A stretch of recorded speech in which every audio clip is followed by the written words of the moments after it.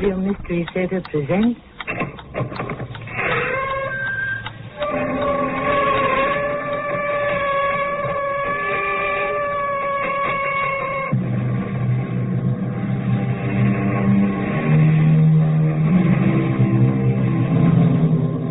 Welcome. Come in. I'm Tammy Grimes. Life, says Mr. David McCord, is the garment we continually alter, but which never seems to fit. Perhaps, then, the lesson we should learn from this is both clear and simple. Instead of trying to alter the garment, we might do better to try to change ourselves.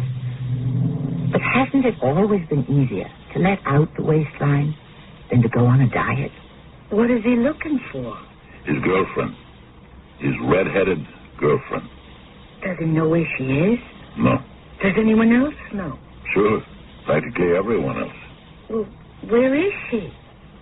She's dead. Hasn't anyone told him? Everybody's told him. He just won't believe it. Maybe he knows something we don't.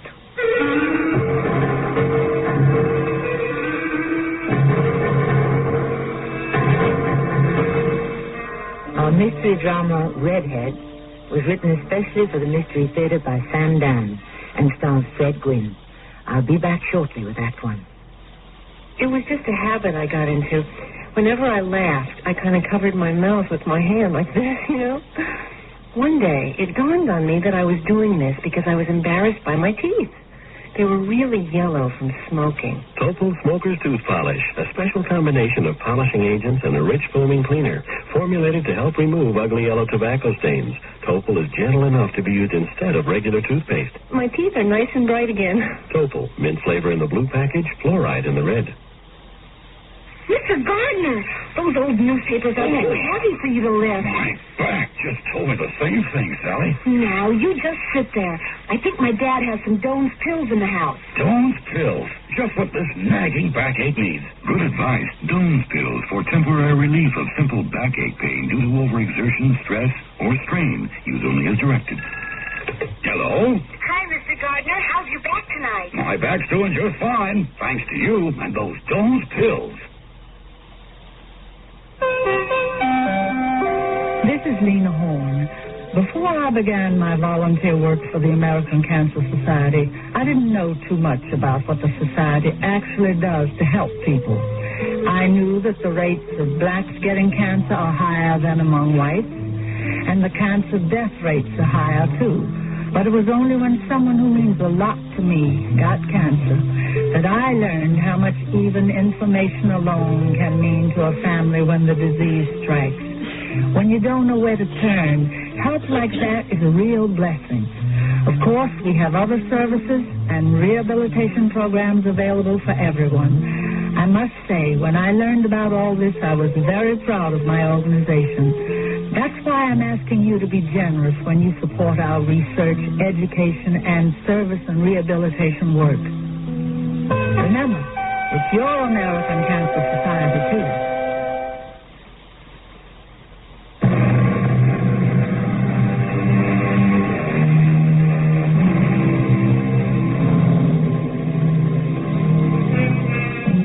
People get themselves killed for a variety of reasons, or perhaps for a variety of no reasons. Our story begins with the plans for the evening of a Miss Maddie Wilton. Miss Wilton is 26 years old. She is a secretary. She would love to have her own apartment, but rents being what they are, she lives with her widower father. Maddie Wilton is going to be murdered tonight. Do you know why? I dyed my hair. Yeah, I finally went and did it, Ellie. Well, I thought it would be a light red, but it turns out to be kind of auburn. I sort of like it. Okay, so you tell me. Where shall we go? So how about that place, Harrigan's? Well, let's give it a whirl. About 10:30. Gee, well, we may run into some cowboys. Although with our luck, they'll probably be rustlers. Yeah, I'll meet you there.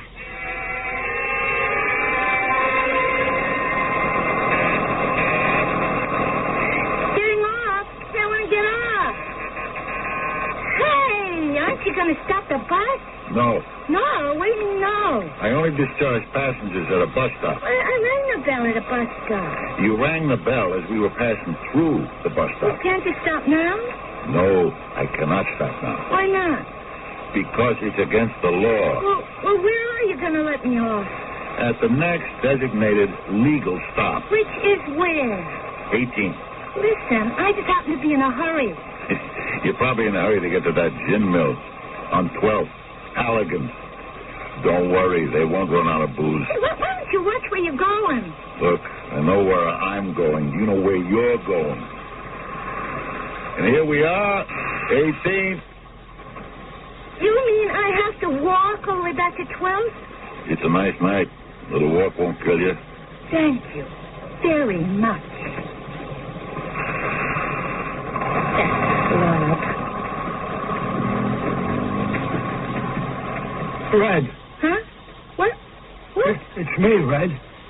It's me. Who are you? It's me, Joey. Huh? I've been looking all over for you, Red. Oh, I'm sorry. What do you mean you're sorry? Well, you must have me confused with somebody else. Oh, no, don't say I'm confused. I don't like it. Okay, so you're not confused. You're just mistaken. Everybody says I'm confused. I know what I'm doing. Where you going? You're not going to walk out on me again, Red. Wait, would you please excuse me? Look, Red, you don't know how much I love you. Look, please. I need you, Red. I swear to you, I need you. Red, please, don't leave me again. Hey! Red. Hey, let me go! Look, Red, I just want to talk to you. Let me go, I'll scream. No, don't do that. Help! No, don't do that. I only want to talk to you. I don't want to hurt you. Why are you fighting me all the time? You make me so mad. You make me so mad I could kill you with my bare hands.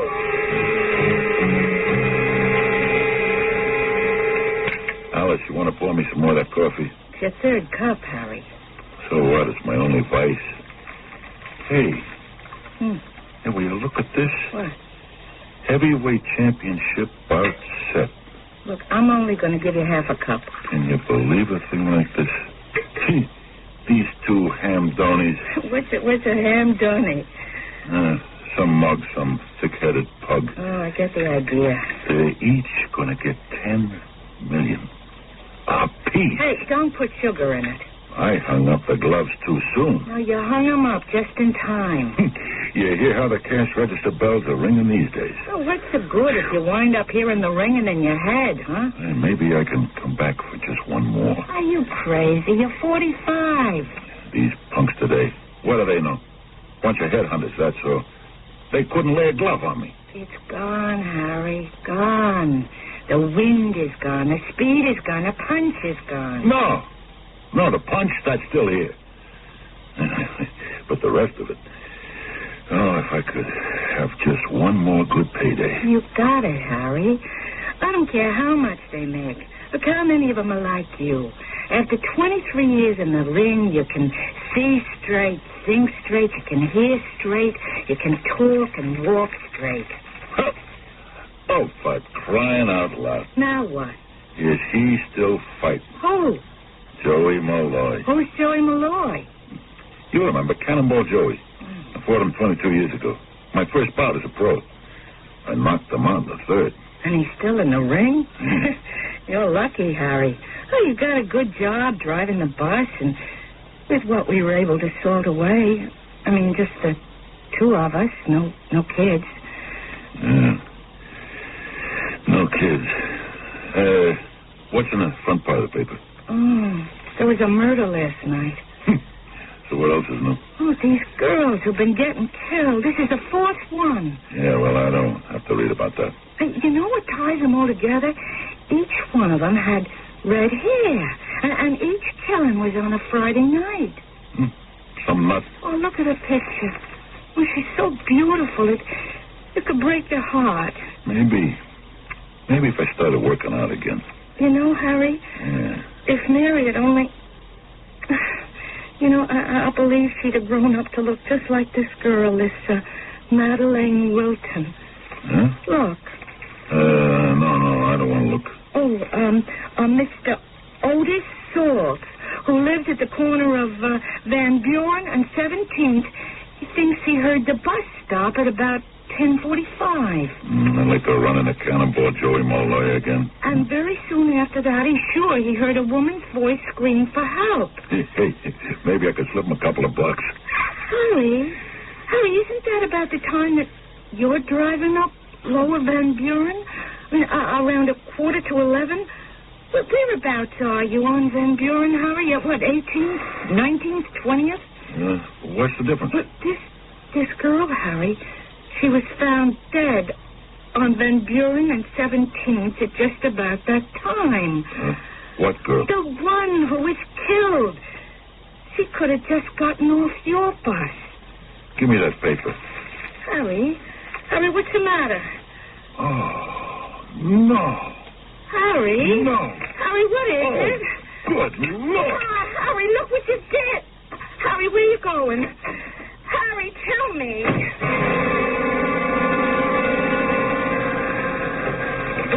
Homicide, Lieutenant Lawson. Yeah. No, not a thing. I know it's the fourth murder in just over a month. Look, you guys are getting mileage out of your Jack the Ripper angles, Jerry. Now, as soon as we get something, we'll slice it up, and all you media types will get a piece. Now, get off my back, will you? Lieutenant Laufer? Yes? Who are you? They said you were in charge of the red-haired lady killings. So? I know who killed this one. This Madeleine Wilton. Yeah? Who? Me. Oh. All right, I'll get a stenographer in here. First, I want to read you your rights. You are not required to... Wait a minute. Just a minute. I'm not some nut that runs around confessing the murders. Well, what are you? I'm a bus driver.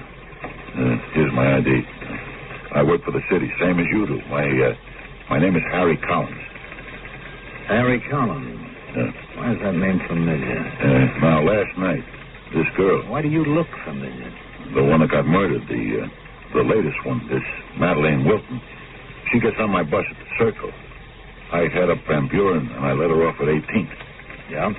And then I drive away. Well, then how did you kill her? Because she didn't want to get off at 18th. Where did she want to get off? 12th. Why didn't you leave her off at 12th? Because she didn't pull the bell in time. And I was out of the designated stop. If I'd let her off at 13th or 14th, 15th, even 16th, she'd still be alive. But, no, I made her ride to the next stop, the next legal stop, and that's where he was waiting for her. You don't know that he was waiting for her? He was waiting for somebody like her. See, if I'd left her off where she wanted, she'd be alive today. Mm-hmm. Well, it wasn't your fault. You know what she said to me when she got off? She said, "You mean I have to walk all the way back to 12th?" And then you know what I said? I said, "It's a nice night. Well, the walk won't kill you?" Yeah, that's what I said. Now, go ahead. Tell me it ain't my fault. Go ahead, tell me. Look, these things happen. What does that mean? Now I recognize you, Harry Collins, the old fighter. The old fighter, yeah. Sure. Many's the time I saw you at St. Ambrose Bowl in the city arena. You always gave the crowd their money's worth. Hey, you look great. Boy, you sure knew when to quit. Well, it's a pleasure to meet you personally, Harry. Yeah. So what's going to happen now, Lieutenant? To me? To you? Well, on account of me, she's dead. Isn't there some way I should have to pay for that? Look, Harry, all you did was obey the law. Had you stopped on any block other than a designated, any cop could have given you a ticket. Any spotter for the bus line could set you up for a fine. So she's dead because I obeyed the law. That's crazy. Look, we're doing everything we can. We generally get guys like this after a while. Lieutenant, what am I going to do? Well, first thing, you better go home. How can I go home? Life has to go on, Harry. Yeah. Now, listen, anytime you feel you want to talk to somebody, come on in and we'll shoot the breeze. If you get close to this guy, you let me know, too, huh? Sure, Harry. Sure.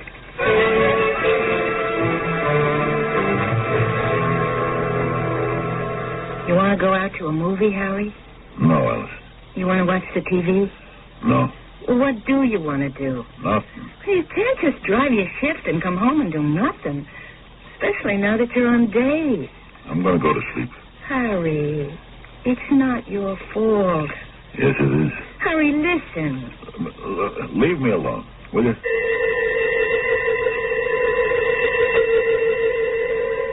Here we are. 18th Street. You mean I have to walk all the way back to 12th? It's a nice night. A little walk won't kill you. A little walk won't kill you. Harry? A little walk won't kill you. Harry, are you all right? Oh, you were tossing around. You woke me up. You all right? Yeah, I'm okay. You sure? Yeah. It's, go back to sleep, Alice. Just, will you? Go back to sleep, huh? Let me off. I'll let you off at 18. I don't want to get off at 18. You have to get off at 18. Don't make me get off at 18. Why not? A man's waiting there to kill me. I can't help that. Let me off here. At 13th, at 14th. I can't let you off here. You have to let me off here. It's not a legal stop. Please. I can't let you off. It's not a legal stop. Harry. It's not illegal. Harry, wake up. I can't. Harry, wake up. Oh, yeah. Harry. Yeah. Harry, you gotta get hold of yourself. Yeah, I know. Look, Harry, you want to see a doctor, huh? Maybe I should see a priest. If that'll help. No, it's no good. I couldn't tell him either. What couldn't you tell him, Harry? I couldn't tell him the real reason why I didn't let that girl off at 12th Street.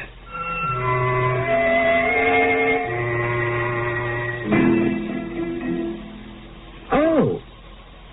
And here all along we thought we knew. Obviously we don't. Well, Harry may balk at revealing the real reason to a doctor and even to a priest. But you know he is going to tell it to us just as soon as we return with Act 2.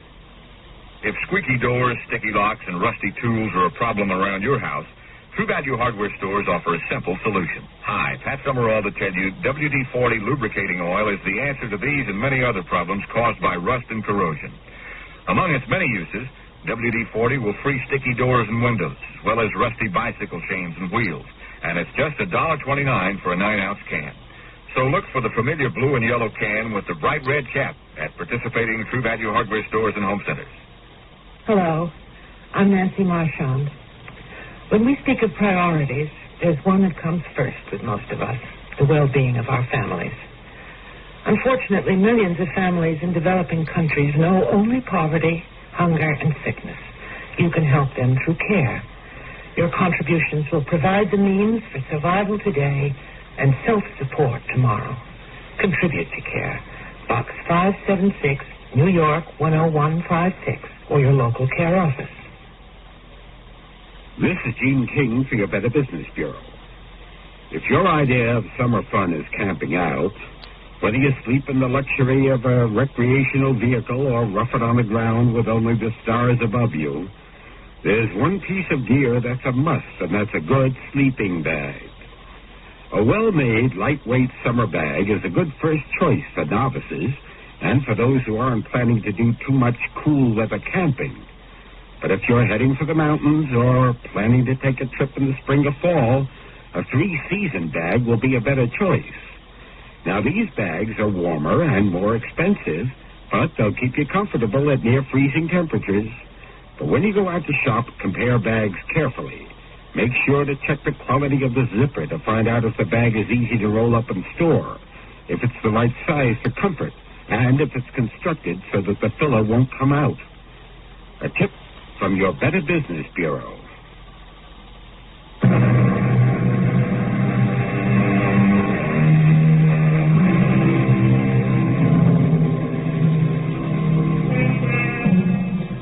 A society in which everyone broke the law all the time would be impossible. But a society in which no one broke the law occasionally would be unbearable.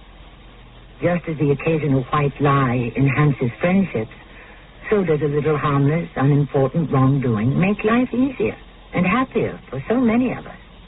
Within reason, of course. You said you didn't let her off before 18th because There was no designated bus stop. Well? Yeah. Well, that's what I tell you. Harry. And that's what I tell myself now. Do you mean you had another reason for refusing to stop the bus and let her off? Yeah. What reason? You looked at a picture in the paper.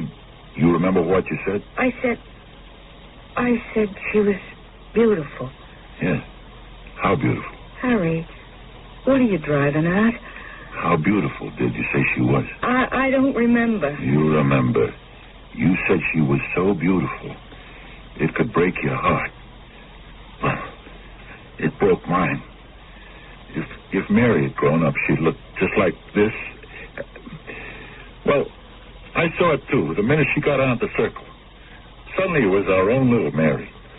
The same pretty face, but on a girl in the 20s, and that red hair. It's all right, Harry. When she wanted to get off at 12th Street, I knew where she was going. Halligan's. And I just didn't want a daughter of mine to go to a joint like that. Oh, Harry. I just didn't want my daughter to go to Halligan's. Why not? I understand it's just a singles bar. All young people go to places like that today. No. Not my daughter. No, she'd have been different. Wouldn't you have wanted her to be different? Oh, Harry, listen. Do you have any idea how I feel? Yeah, but where do you go from here? Are you going to burn up the rest of your life in useless anger? Alice, I did something criminal. Stupid. I can't let it rest. Don't let it rest. Try to make up for it by doing something wise and decent in her memory. Like what? Like you could help somebody to... Hey, Harry, the morning we read about it in the paper, you remember there was this item about that poor punch-drunk pug, that guy Joey? Malloy. Yeah, you felt so sorry for him. You wanted to give him $100. Did you? Well, I guess with all this, I just forgot. Do a good deed, Harry, for her. Give him the 100. Give him more, Harry. Help him. The two of you started in the ring together, and look at both of you now. You have so much, Harry. He's got nothing. Do a good deed in the world. Let him be your penance, huh? Poor Joey Malloy. Yeah, I'll find him today. And I'll help him all I can. And Alice, maybe I'll be rewarded for it. Huh? Maybe the good Lord will lead me to the killer.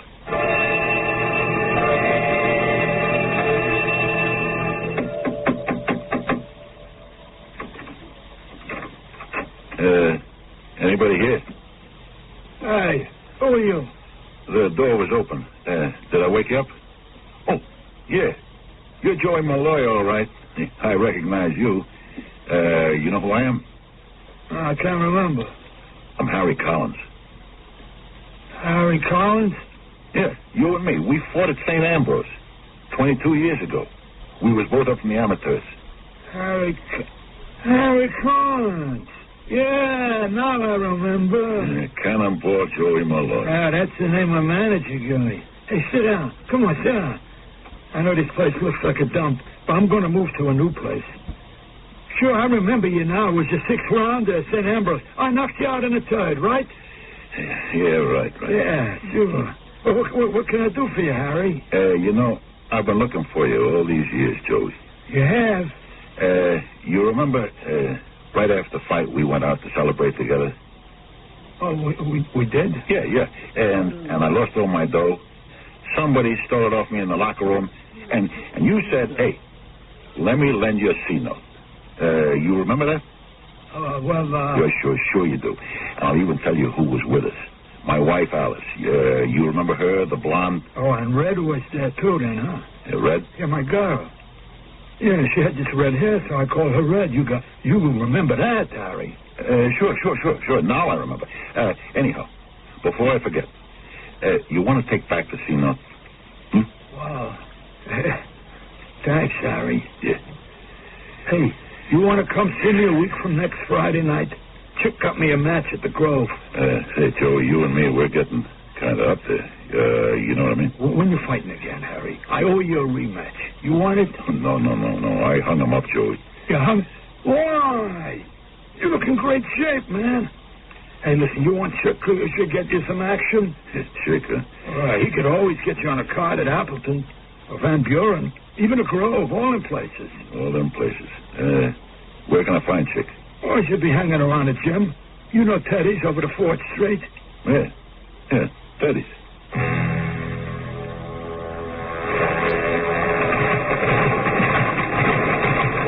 Hello, Chick. Hey, it's Harry Collins. You trying to kill Joey Malloy? What's that supposed to mean? He got no more business in the ring than I have.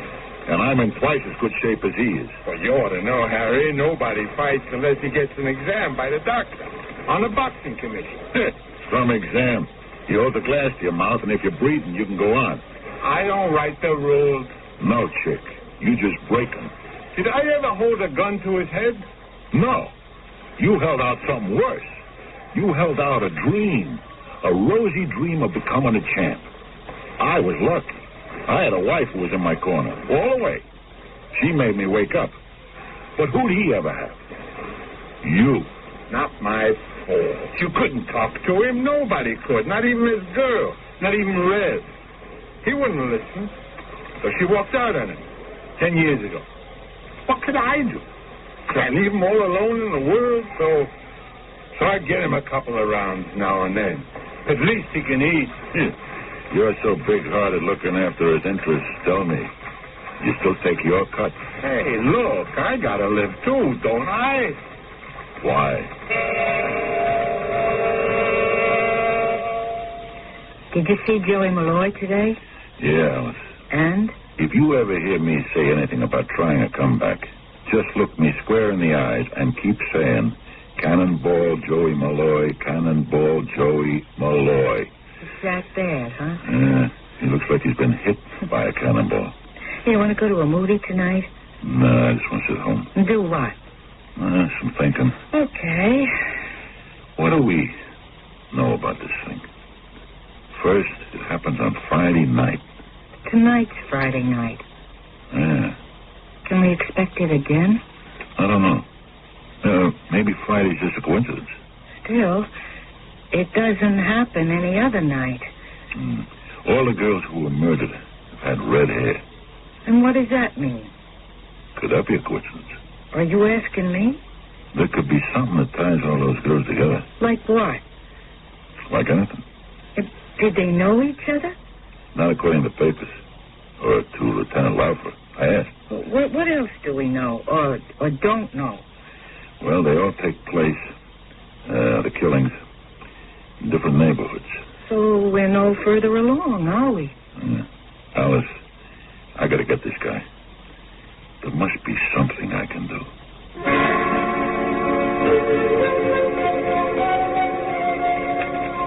You want to pour me another cup of that coffee? Yeah, sure.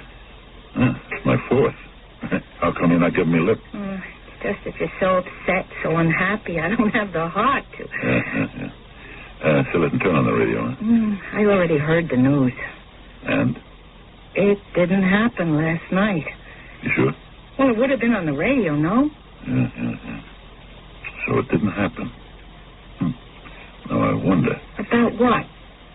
What else didn't happen last night? What do you mean, what else didn't happen? Let's say this guy, whoever he is, goes out and kills because certain conditions are there.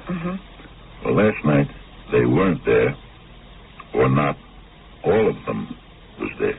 Like what? Okay, this isn't it, but like maybe he needs a full moon. Oh. Yeah. Take a look at this. Maps. What? Where all the murders happened, see? See, this was the last at Van Buren. Yeah. And the one before at Nostrand. Before that at Appleton. And before that, see, right here, Grove. Yeah, okay. So what? I don't know. So what good are those maps?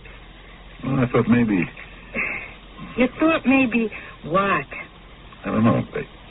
If only there was a connection between those girls who were killed. But there's no connection with anything in this whole business. Hey, wait a minute. Maybe there is. What? Or maybe it's just a coincidence. What is? Those 4 neighborhoods. Hey, they all got one thing in common. Can you spot it? No. See, each one has a fight club. What? Yeah, the Van Buren Velodrome, No String Gardens, Appleton Arena, and the Grove.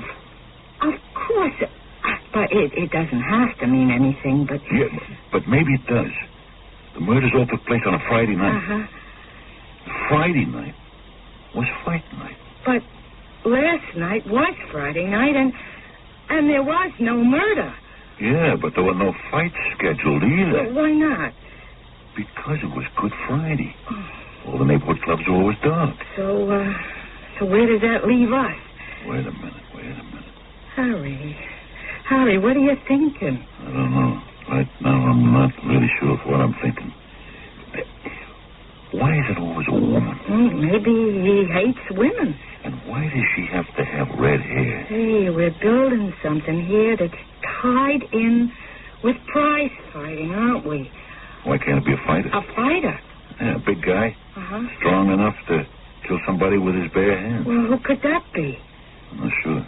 What do you mean, you're not sure? You mean you actually have an idea who it could be? Forget it. Forget it? I might have said too much.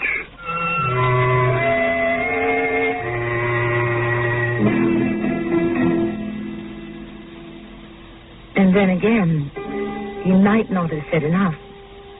We know who the murderer is. That's because we were witnesses to the crime. But our Harry Collins has nothing to go by except, well, he does have quite a bit to go by if you pause to review the evidence. Meanwhile, we shall pause a while and then return for Act 3. Saturday on CBS TV. Go ahead. Your monster? I go picture something. Burgess Meredith, the science teacher who's excited by his first monster on film. But not everyone's jumping for joy. You're a monster. And what about the two strange characters his favorite students have seen? What is The Strange Monster of Strawberry Cove? A special 2-hour Walt Disney. Saturday at 8, 7 Central and Mountain on CBS TV. That ridiculous story about seeing the monster. I'm Lorette Rupi, Director of Peace Corps. In 60 countries around the world, Peace Corps volunteers are sharing their skills and knowledge with people who really need them. But we need more volunteers, and we need them now. Volunteers are urgently needed in agriculture, math, science, and biology. Call Peace Corps now for more information. 800-424-8580. It's the toughest job you'll ever love. A public service message of this station And Peace Corps. Edna? Do you have the key? Oh, Never mind. We forgot to lock the door. I'll hang up the coats, Melvin. Good girl. Ooh. Melvin, Mm-hmm. take a look in the closet. Edna, Yes, Melvin. there's a dog in the closet. Hiya. Hi. Don't worry, it's me, McGruff, the crime dog. He talks. Of course. How else could I tell you not to leave your door unlocked? Oh, you're McGruff, the crime dog. Edna, you're talking to a dog. I'll say it again. Lock your windows and doors. Use a timer to turn lights on and off. And tell your neighbors to keep an eye on your house. Good idea. By the way, you got a neighborhood watch program? Neighborhood watch? What's that? That's where you and your neighbors learn how to protect each other and your neighborhood. But find out more. Write to McGruff, Box 6600, Rockville, Maryland, and help take a bite out of crime. Edna, lock the door. Gotcha. A message from the Crime Prevention Coalition and the Ad Council.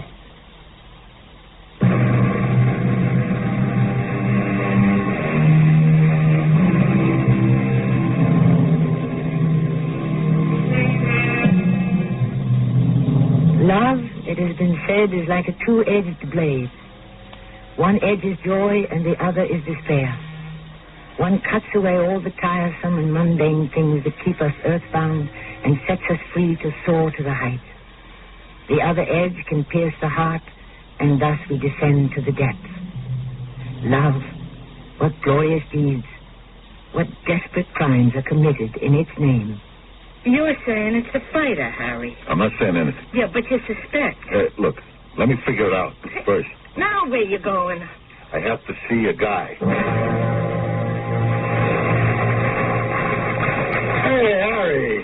What do you want from me now? His last 4 fights, Chick, he was knocked out in every one, right? It's a matter of record. What happened to him after? After what? After the fight was over.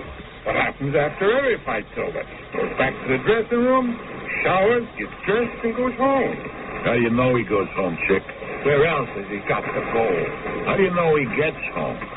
He's been knocked out. Out. He takes his count.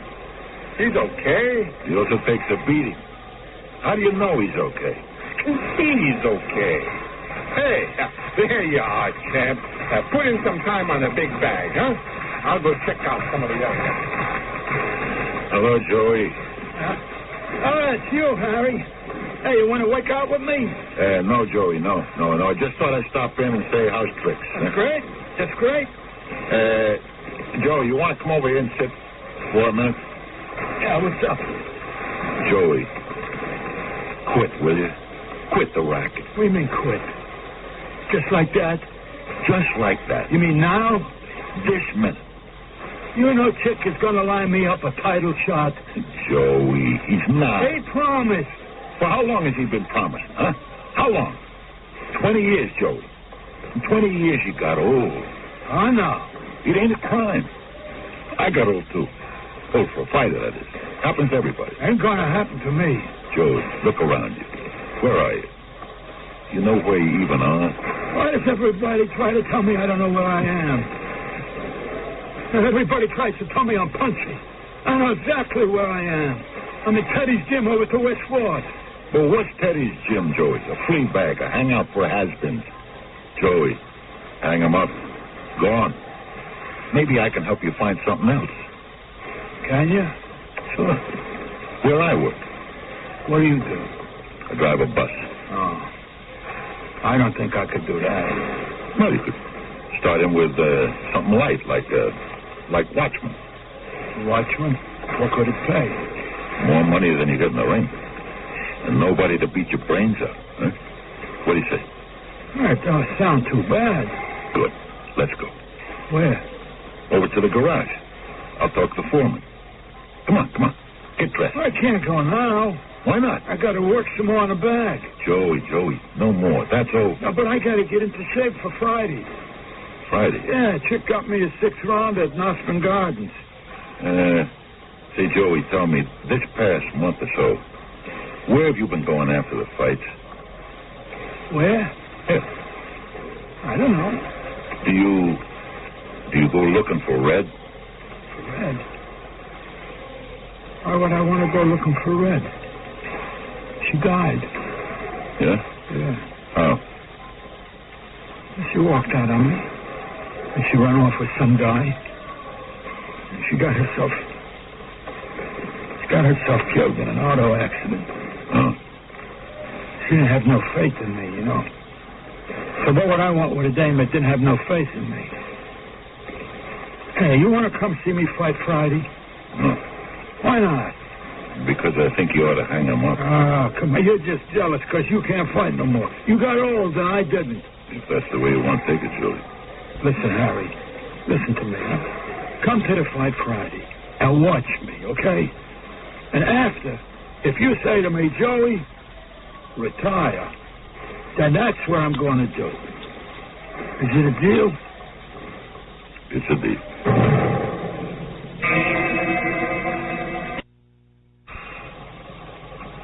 Hello, Harry. Hey, Lieutenant.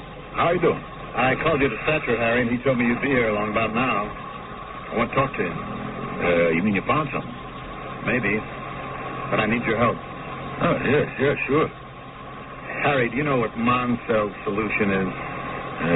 Sure. Cut man will use it on a fighter to stop bleeding, especially around the eyes. That's right. What else do you know about it?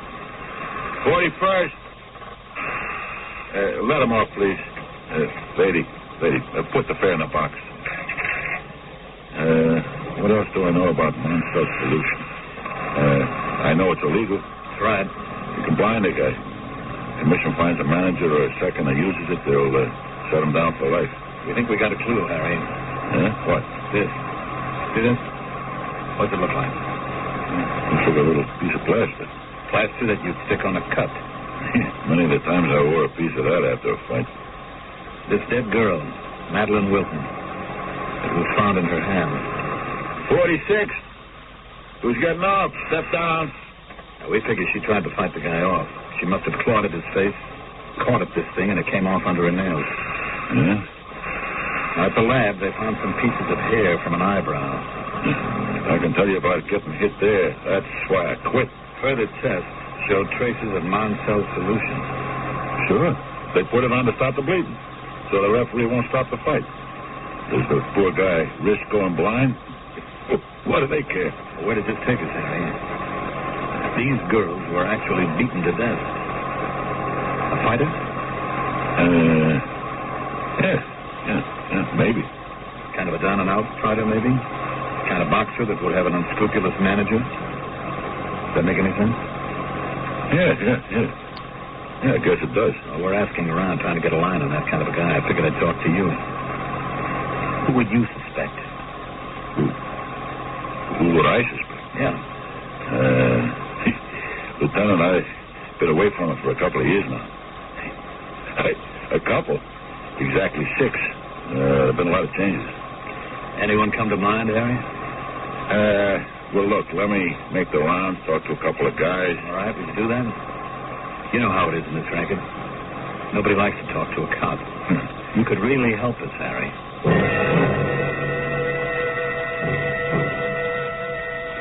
You ready to go, Harry?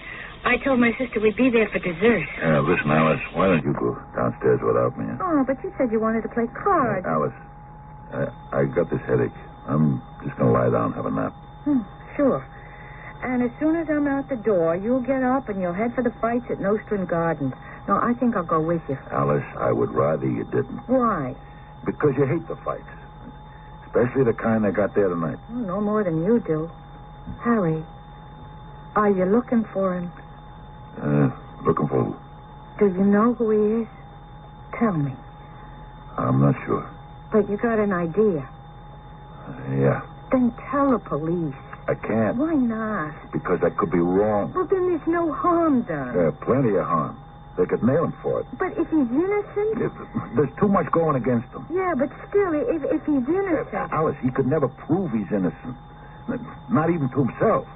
So what can you do? I want to give him a chance to prove it to me. One way or another. Innocent or guilty.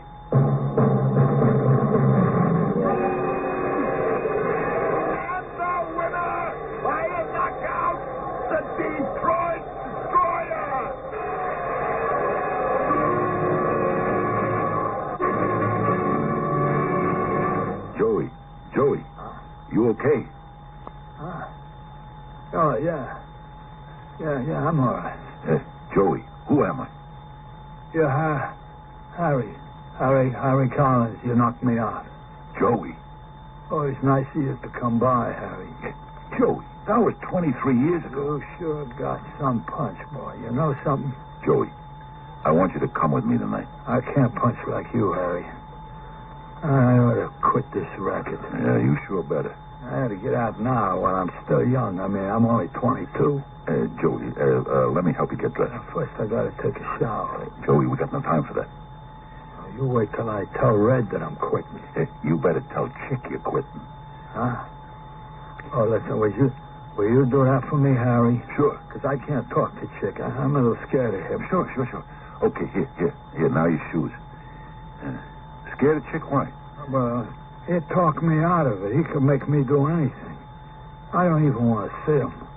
Will you take care of it for me, Harry? Sure. Look, I'll be back in a couple of minutes. You just sit here. Wait for me. Don't go anywhere. You hear? Yeah, sure.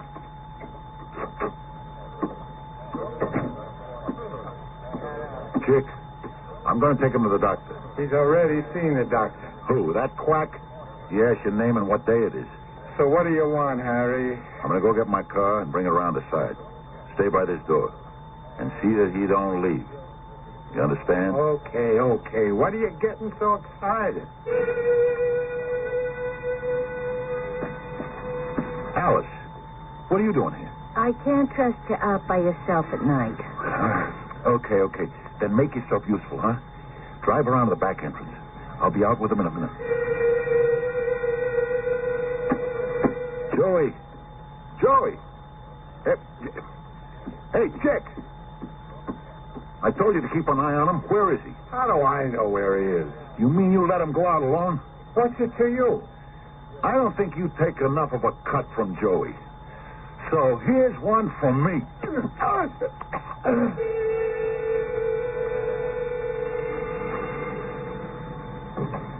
He's gone. Where? He can't be too far.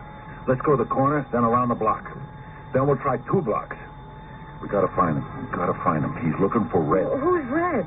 His wife. She's been dead 10 years. But then why does he keep looking for her? He wants to tell her he'll quit the ring if she'll come back to him. Oh, but if he knows she's dead. After he takes a bad beating, he goes back to when he was young and when he had his red head. And now he's looking for her. And that's why they all had red hair, all those girls, huh? Yeah. We better find him before he runs across another one. Or before the cops get him. And they're close, Alice. I think they're onto him. Well, then why don't we let him... Because you'll put up a fight, and they'll have to kill him. Maybe I can bring him in alive. Alice, the end of the block. Look. Red, I love you, Red. Just come back to me. You can't leave me, Red. Joey. I won't let you run away from me again. Joey, let go of her. Joey, it's me, Harry. Harry? It's me, Harry.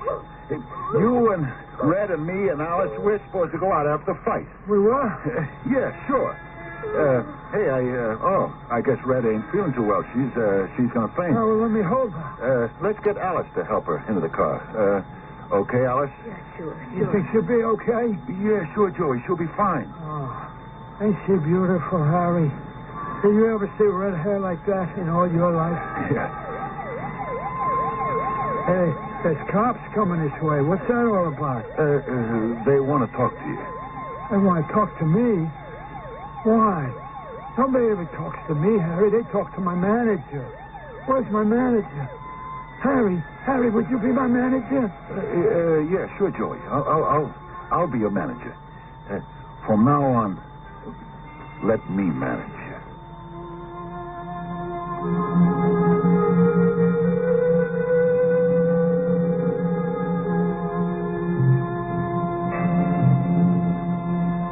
And he did. Of course, there was very little to manage, ring-wise, that is. But Harry saw him through the trial where the verdict was guilty due to insanity. And he visits Joey regularly in the sanitarium where society endeavors to correct its mistakes. Of course, there's no hope for Joey. It's all too far gone. And so I suppose we can say that the punishment fits the crime. Except, of course, that Joey wasn't the only criminal. I shall return shortly. If you'd like to take advantage of the current high interest rates in today's money market, but want your money available when you need it, take a moment now to call this toll-free number, 800-228-5000. Ask the operator to send you information on Dreyfus Liquid Assets. Find out just how much income growth you can get from one of the world's largest money market mutual funds. With Dreyfus Liquid Assets, you have the advantage of making withdrawals by phone or paying larger bills with free redemption checks and continue earning high yield, compounded daily till your check clears. You can put money in or take it out anytime with never sales charge or penalty. But call now, 800-228-5000 for free information and a prospectus, including management fee, charges, and expenses. 800-228-5000.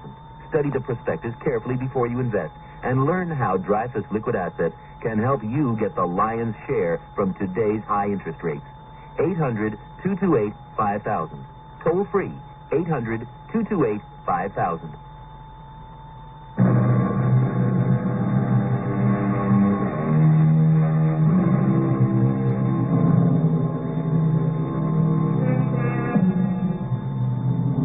They end up that way, so many of those boxers.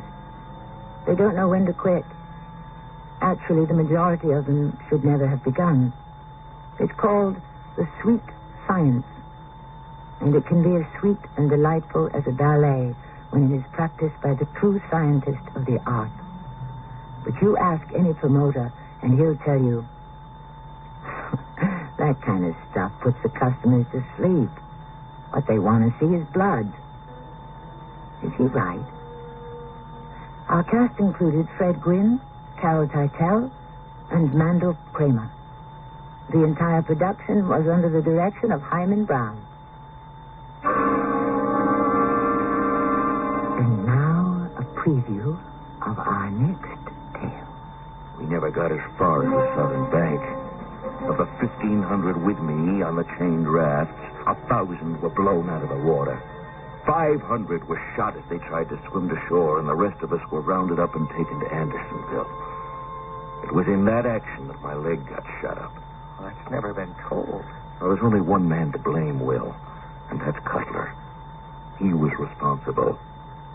When you're locked up and you see 500 men dying of scurvy, no food worth eating, mush for days, weeks, months. I understood it was pretty fierce. You don't know the half of it, Will. My men, the best men in the world, dead and dying all around me. Because one man gives an order against all common logic and common sense, he orders 1,500 floating, sitting ducks to their death. This is Tammy Grimes inviting you to return to our Mystery Theater for another adventure in the macabre. Until next time, pleasant dreams.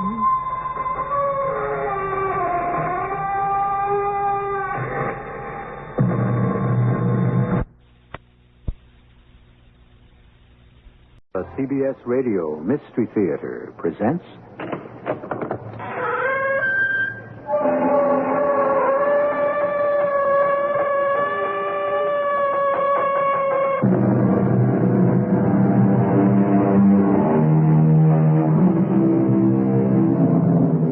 Come in. Welcome. I'm E.G. Marshall. No man, said the historian, lives without jostling and being jostled. In all ways, he has to elbow himself through the world, giving and receiving offense. Is that what it's all about? Jostling, hustling, elbowing, shoving? A series of never-ending confrontations? In many ways, it seems to be true. And yet, we are told, the meek shall inherit the earth. What a world we live in. So filled with contradictions and infinite possibilities. Melisande, I had to see you. But it's dangerous for us to be seen together. It doesn't matter now. She knows the whole story. Edward, you have to be calm. Calm? I tell you, she's got us. Well, I don't care how bad it looks. There is a way out. No, she's got us. The old lady has got us dead. Oh, you're wrong. She's got us alive. Dead? She hasn't got us at all.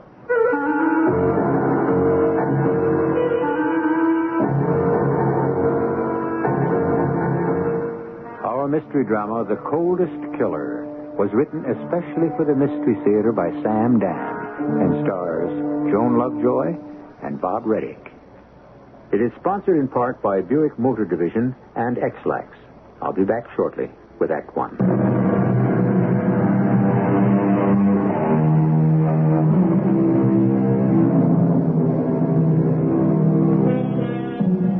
We die only once, and for such a long time. And so you would think that there would be nothing casual about death. Seemingly, we ought to go to any length to avoid it. But we're getting ahead of our story. In the beginning, we have Joseph Nafferton and Edward Coffin, lifelong friends. Now in their late 30s, closer than ever. As a matter of fact, partners in business. And they're having dinner together, as usual. A happy party of three. Joe, Edward, and Melisande Nafferton, Joe's wife. No dessert for me. Well, that's the first sensible thing you've said all night, Joe. You tried to get Joe to go on a diet again. No, somebody has to do it. Really, that somebody should be you. Oh, I've given up. Oh, but it's your wifely duty, Melisande. I think my wifely duty is to be pleasing and loving to my husband. Which she is. And if you're constantly badgering and nagging at a man to do the right thing, you are well on your way to becoming a shrew. Now, the reason I'm not having dessert tonight is, A, I don't have time, and B, I'll have it later. Later? Oh, I have a boys' club thing tonight. Again? Well, it's a special tonight. They're giving me an award. And you didn't tell me. You didn't ask us to come. Well, how would it sound? Come to the boys' club tonight and watch me get an award. But I'd want to go and see you get a medal. Well, it isn't exactly a medal. More of a citation. Well, why didn't you tell me? I'd have canceled my duplicate bridge session. Well, that's just it. After all, Edward, bridge is like a religion to you. And this is just some little boys' club thing. Joe, you give your time, your energy, and your money to help these kids. Now when a gesture of appreciation is being made, you call it nothing. Well, I'm going to phone Aunt Emma and tell her I can't stop by and see her tonight. Oh, but she's sick. Aunt Em? Oh, she's always sick. I'll get out of my bridge game. No, please. Listen, there's no need. It'll just be coffee, cake, and ice cream, and some dull speeches. Oh, but Joe... This award business is the least important, and the most important thing is the kids. To light one little candle in the darkness, Mel. It's more important that you visit your Aunt Emma tonight, and Edward, you really don't want to miss your bridge game. Well, you seem determined to go by yourself. Well, it's just that... If I were a jealous, suspicious wife, which I am not, I might suspect an ulterior motive. What do you mean? Why do you want to be alone? Is there really a boys' club awards meeting tonight? Now, Melody... A meeting, yes. But with a blonde, brunette, or redhead? Not even in a joke. I can vouch for Joe. So can I. Well, the thing starts at 8, and it's almost that now. It's on the south side. Can you drop Melisande off, Edward? Sure. Will it be in the papers? Well, I don't think so. Why should it be in the papers? It isn't as if I killed anybody. Well, I'll see you at home, Melisande. Good night, Edward. Now, why do you think he doesn't want you or me at that meeting? Anything fishy, do you suppose? Oh, hardly. As far as Joe is concerned, what you see is what there is. He's extremely modest. He doesn't like to be the center of attention. If you or I were there, he'd really be embarrassed. Well, darling, it's a bonus. A bonus? Well, I didn't figure we'd have a chance to be together tonight. So, why don't we leave here right now and make the most of it?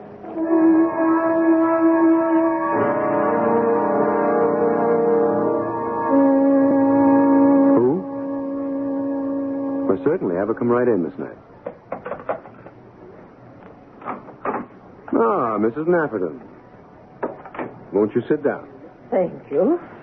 Joseph isn't here. He left to attend the Chamber of Commerce luncheon. I am aware of that, Mr. Coffin. I am not here to see my son. Oh? Well, what can I do for you?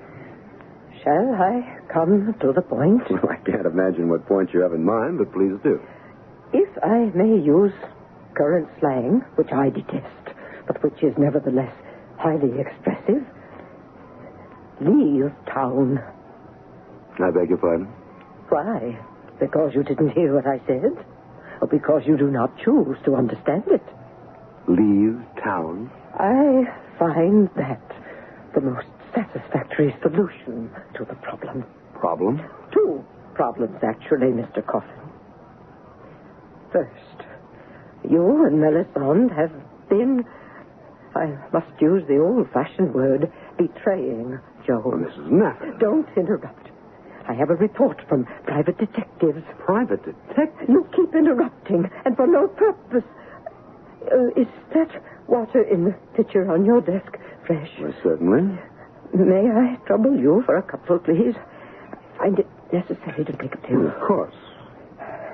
Thank you. Well, you become all excited, and with your heart condition, that certainly is unwise.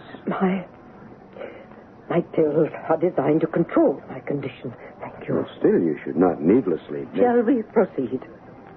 Well, you must take care of your heart. Why should you be concerned? After all, to you and to my son's wife, I am a nasty, meddlesome old witch. Oh, now, Mrs. Knapp. Oh, yes. But to return to matters of substance. My detectives can furnish a list of places, times, motels, etc., etc. Proof positive. Proof of your dalliance with your partner's wife. Do you wish to deny it? Where are we headed? Into, I fear, even deeper and more troubled waters, Mr. Coffin. In addition to your many attainments, you are also, I see, a student of history. Oh, you flatter me. You have constructed a Potemkin village. Now you lost me. The Russian Empress, Catherine the Great, had a prime minister named Potemkin. Is he somehow involved in our little problem? Only as he served as your inspiration. It seems that he and his friends were, as you would put it, robbing the Empress blind. Therefore, he decided to convince her that the nation was happy and prosperous. Mrs. Nafferton, I wish you would come to the point. This is the point. And he said to her, Your Majesty, let me show you how wisely your money is being spent, how prosperous your people are. Come, let us tour the realm. Well, surely this can have no bearing on what... He prepared for that trip, Potemkin did. Now I know why Joe's father died. You talked him to death. All along the route, he constructed villages. Prosperous-looking villages, only they weren't really villages. The homes and buildings that lined the road the length of Russia were false fronts, like Hollywood movie sets. But you still haven't told me... And so have you. You have constructed Potemkin villages. What are you talking... You know what I'm talking about, Mr. Coffin. My son cares only about manufacturing, engineering, turning out those stupid plastic containers, the marketing, the distribution, the finances. Bore him. He leaves that all to you. Let any accountant examine the books of our firm. Oh, that is bravado. Why, you have set up 4 warehouses, north, south, east, and west. Each is a Potemkin building. Now, that is... A lie? Well, they're false fronts. They neither receive nor ship merchandise. But you charge rent and salaries and expenses on the books. I notice you don't interrupt me now. And, Mr. Coffin, it all goes into your own pocket. You have been systematically looting this company for years. Fraud, deliberate fraud, embezzlement. Very well. What do you propose to do? And I haven't come to the worst of it. You and Melisande, you have been making plans to murder Joseph.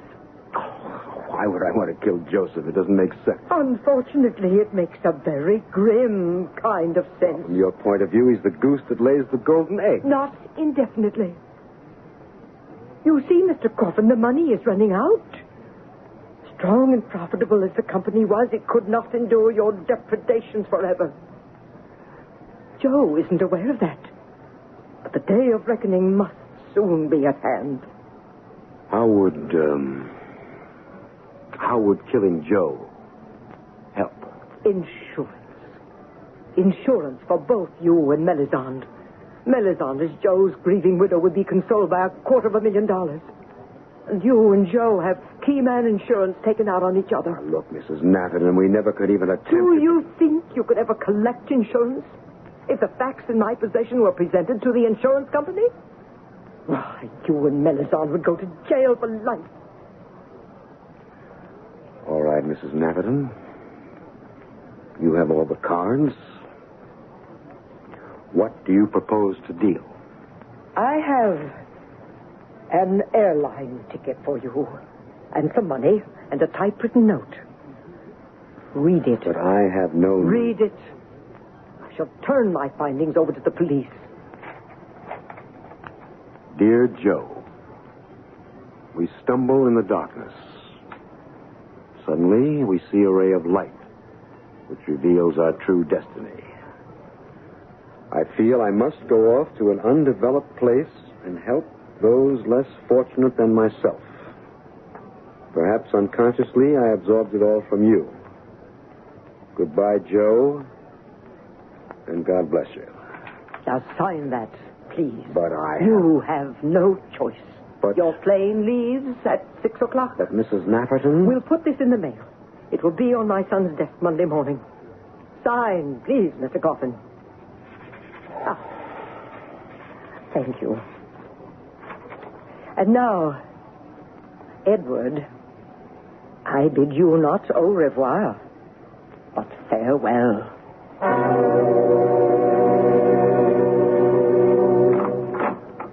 Edward. What are you doing here, Melisande?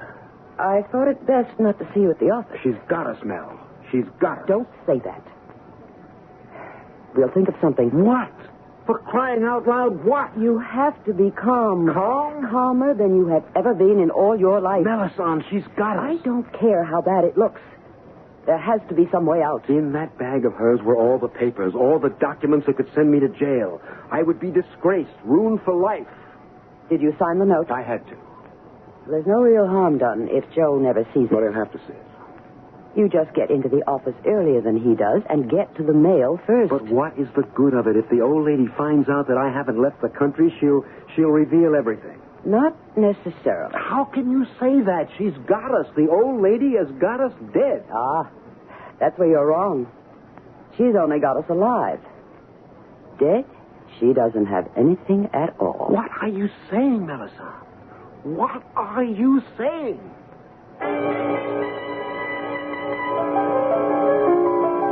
Oh, come now, Edward. You know what she's saying.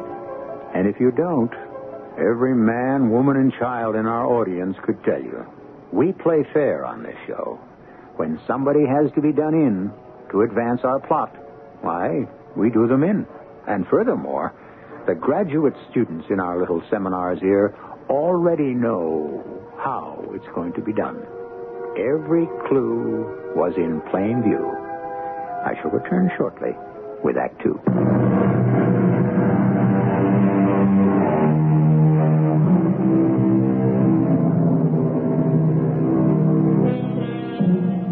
Hatred comes from the heart, contempt from the head. And neither feeling is quite within our control. Well, now, a man who is having an affair with his best friend's wife is surely a man who has plenty of hatred and contempt. And so, for that matter, does the wife. And when you get enough hatred and contempt going for you, the natural result is usually murder, isn't it? What are you saying, Melisande?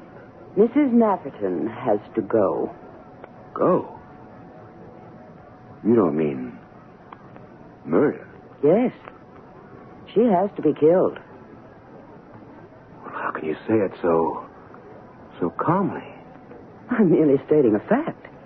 There's no point in getting emotional about it. But to kill somebody? We've already decided we have to kill Joe.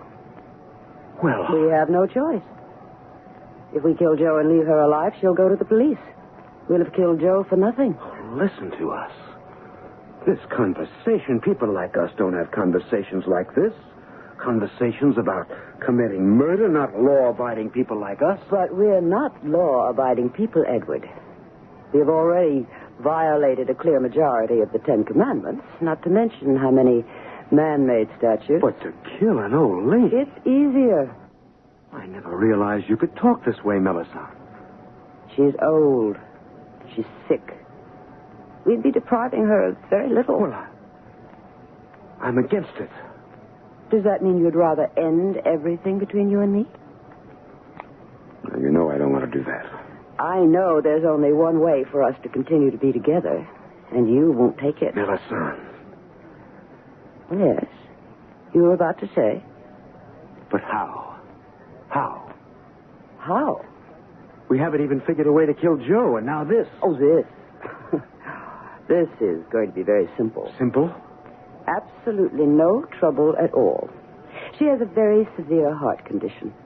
The slightest shock, or stress, or strain could trigger an incident. You know that? Yes, I know that. Well, she's fortunate. She keeps her condition well controlled with her special medication. I don't know exactly what it is, but it's a pill. I still don't understand. She carries a vial of those pills constantly in her handbag. Well? Suppose we could substitute other pills. Poison. Sugar. There's nonsense about poison. Don't be a fool. If there's an autopsy, do you want it to reveal poison? No. Sugar. Instead of the real thing. And it will appear that one of the attacks just carried her off, despite her pills. But, Mel... These things do happen. And we are in the clear. But how do we substitute the sugar pills? Oh, I've already taken care of that. What? I've already made the substitution. You have? How? When? Mother Nafferton invited me over for lunch today. She informed me of her plan for you and me. At that split second, I knew it would have to be done. But when? Fortune, as the saying goes, favors the brave. She was called to the telephone. That instant, I took the vial from her purse and emptied the pills into my own. But where did you get sugar pills with which to replace them? My darling, don't I always carry a little bottle of saccharin tablets? Now, if anything should trigger another attack, and she takes one of what she thinks is her pills, it won't... Precisely. It won't do her a bit of good. But it will do us all the good in the world. Then all we have to do is wait for an attack. No. No, we can't afford to wait. She may be days, weeks, even months without it. Well, what can we do? We can give her one. Now, what are you talking about? We'll go to her and make sure she has one. Well, it's murder. Of course. Well, why do we have to go? I want you to have your share in this murder.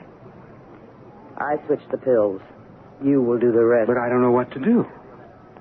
I'll spell it out on the way home.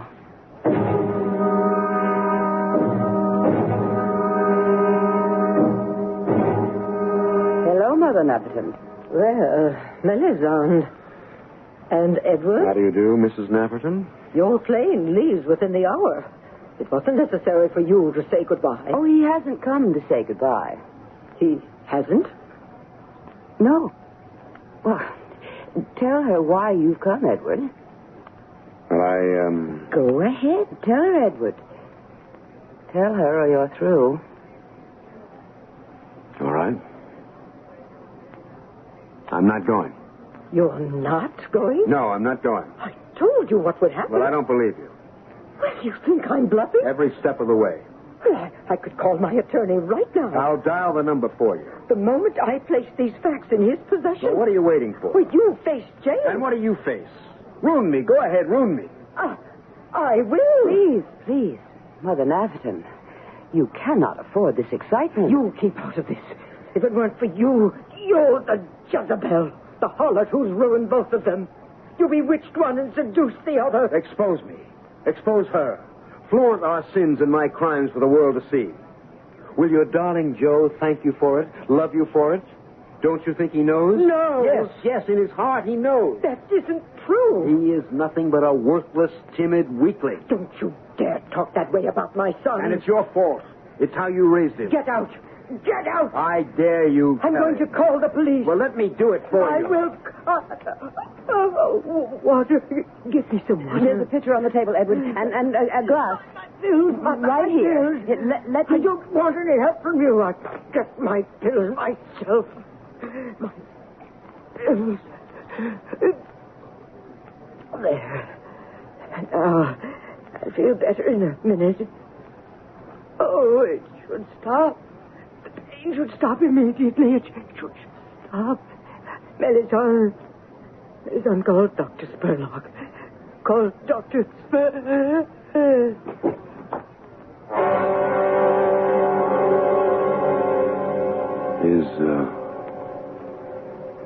Is she dead? Yes. How can you tell? The old bag, she was dead before she hit the floor. Well, what do we do now? Edward, you are magnificent. You killed her. We killed her. Always remember that, Edward. Always remember that. Now, what do we do? Well, my darling mother-in-law has had one of her attacks. I'd better call Dr. Spurlock. Melisande, I happen to remember. Dr. Spurlock is also the coroner for this county. She died of a heart attack. Oh, I'd better take care of the pills. The pills? Well, in the very unlikely event that Dr. Spurlock might look at the bottle, I'd better put the real ones back. You think of everything, Melisande. In the game we're playing now, Edward, we have to think of everything. Be ready for anything. and overlook nothing.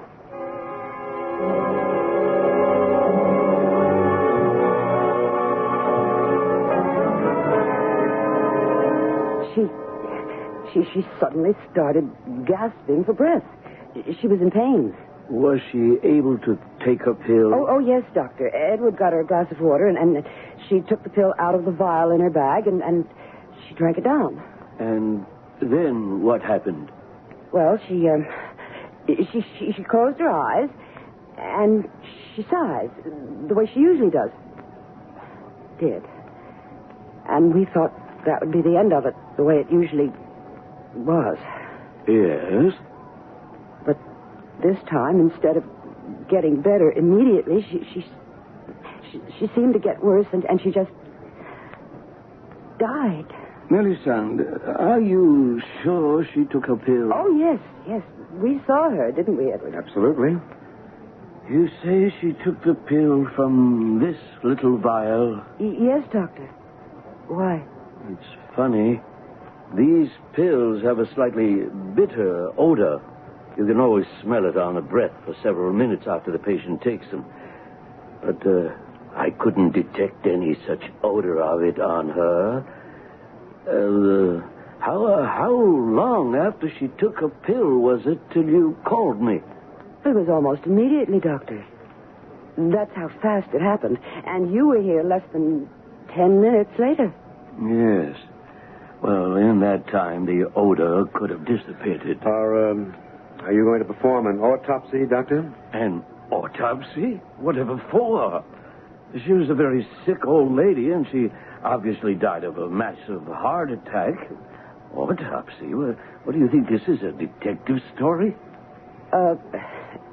Shall you need us for anything else, Doctor? No. This must have been a traumatic experience for both of you. Edward, why don't you take her out for a breath of fresh air?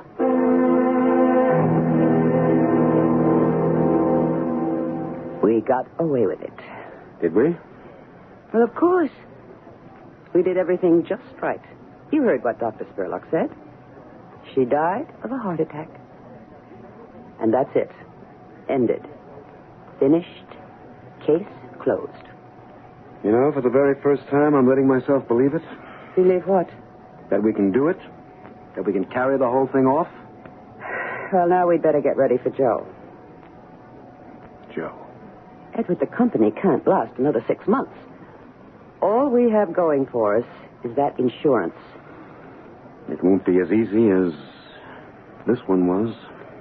The best way to do it is to do it. What do you mean? With a gun. A gun? At night, late. Shoot him. Well, I couldn't do that. Take his watch, his ring, and wallet. The police will write it off as a robbery. What's the idea of a gun? What'll I do if it won't go off, if I miss him? Look, the best way is the most simple way. All we have to do is make it look like a robbery. But it won't work. Edward, I know you're frightened. Maybe, but I'm also being smart. Let me tell you something about the police. You don't know anything about the police. Whenever a man dies in suspicious circumstances, do you know who the police suspect automatically? His wife. His business associates. But we have to kill him. We have no choice. It can't be murder. How else can we kill him? Maybe it could appear to be an accident. What kind of an accident? Well, I don't know. Wait a minute. I know how it has to be done. I know the only safe, sure, and successful way to kill Joseph.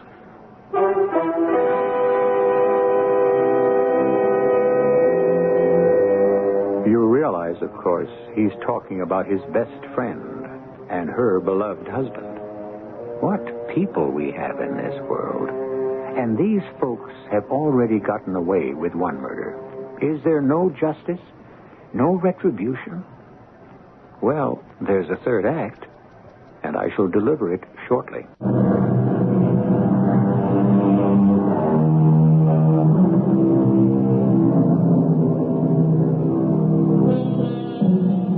Practice, they say, makes perfect. Or if you want the original quote, practice is the best instructor. Well, Obviously, practice improves practically everyone. Tennis players, golfers, piano players, doctors. Oh, yes, doctors. They practice all the time. But what does practice do for murderers? We'll get someone else to do it. Are you talking about a hired killer? That's the way it's usually done, isn't it? By whom? By people who need to have a murder committed. Do you realize that such a man could blackmail us for the rest of our lives? How? It's a job. We pay him, and that's the end of it. How could he blackmail us? He'd have to admit his own guilt. No, I've thought this out very carefully. It's the only way that makes sense. But you yourself said when a man dies in suspicious circumstances, the police are bound to suspect his wife and friends. Ah, but since neither you or I will have to be there to pull the trigger, we can arrange to be somewhere else. You really are quite inventive. All right, let's arrange for this thing immediately. Arrange? Yes, let's hire someone. I'm convinced it's a splendid idea. Yes. Well... What's the matter? Well, it's a splendid idea, all right. And nothing is the matter, in theory. Then what is the problem? All we have to do is get a hired killer. Yes, I understand. But how do we hire one? Well, the underworld is full of them. Yes, but where is the underworld? Well, it's all around you. Gambling, loan sharking, protection rackets. It's even taken over respectable businesses. But how do I find it? What I'm trying to say is we've got a practical problem. We want to hire a killer. We can't advertise in the classifieds. Well, just Just what? Ask around? Go looking in some shady dive? Approach some villainous-looking character? Are you telling me it's impossible to hire a killer? I'm telling you we don't know how to go about it. But we have no other way. The business insurance policy Joe and I have on each other is only good if the business is ongoing. In 6 months, we'll be bankrupt. All right. The idea of having someone else do it is basically good. Now, if we can't get someone to do it, why can't we get someone to be blamed for doing it? You mean to, frame somebody? That's as good a word as any.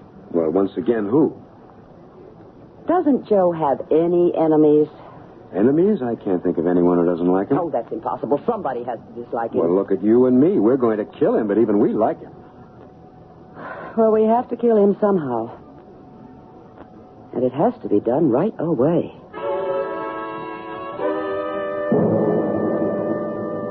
I like the club at this hour of the morning. Yes, it is nice, Joe. You know what I like best about it? No one's here. The pool is empty. You can play tennis without anyone getting edgy about you taking extra time on the court. And the locker room is nice and quiet. Well, I always thought you liked to be with a lot of people. Maybe I've changed. Ever since Mom died. Well, now what do you say we have a drink? Well, let me call Pete. No, he's never around when you need him. Pete? Hey, Pete. He's probably goofing off somewhere. No, he's around somewhere. Joe, what's wrong? I don't know. Losing Mom took something out of me. Like what? Oh, like I used to do a lot of things because I figured Mom would like them. I got all involved with community projects and stuff like that. And you seem to enjoy them. I didn't really. I don't enjoy them now. They all feel like a waste of time. Didn't you say light one little candle in the darkness? You know what happens to that one little candle? The wind blows it out. I understand how you feel. Empty because of your mother. No, I'm going back to being me. Thinking about myself, my wife, my business. I've been neglecting them. Shamefully, Eddie. I don't even know what shape we're in. Well, we're in pretty good shape. Oh, it's a disgrace. We've had those new warehouses. I've never even been to see them. We ought to go on a trip next week. Okay. You shouldered too much of the load. From now on, I'm doing my share. Well, you don't really have to You feel... gentlemen called me? Oh, Pete. Yeah, we called you about 5 minutes ago. Well, Mr. Napperton, I was in the kitchen. No, it wasn't 5 minutes ago, Joe. Pete, the usual for Mr. Napperton and me. You can skip me, Pete. Is something wrong, Mr. Napperton? You're going to make drinks? Look at your hands. Those fingernails. Well, Joe, part of Pete's job is to shine everyone's shoes, too. Well, I wash my hands All before right, I all make right, drinks. take off.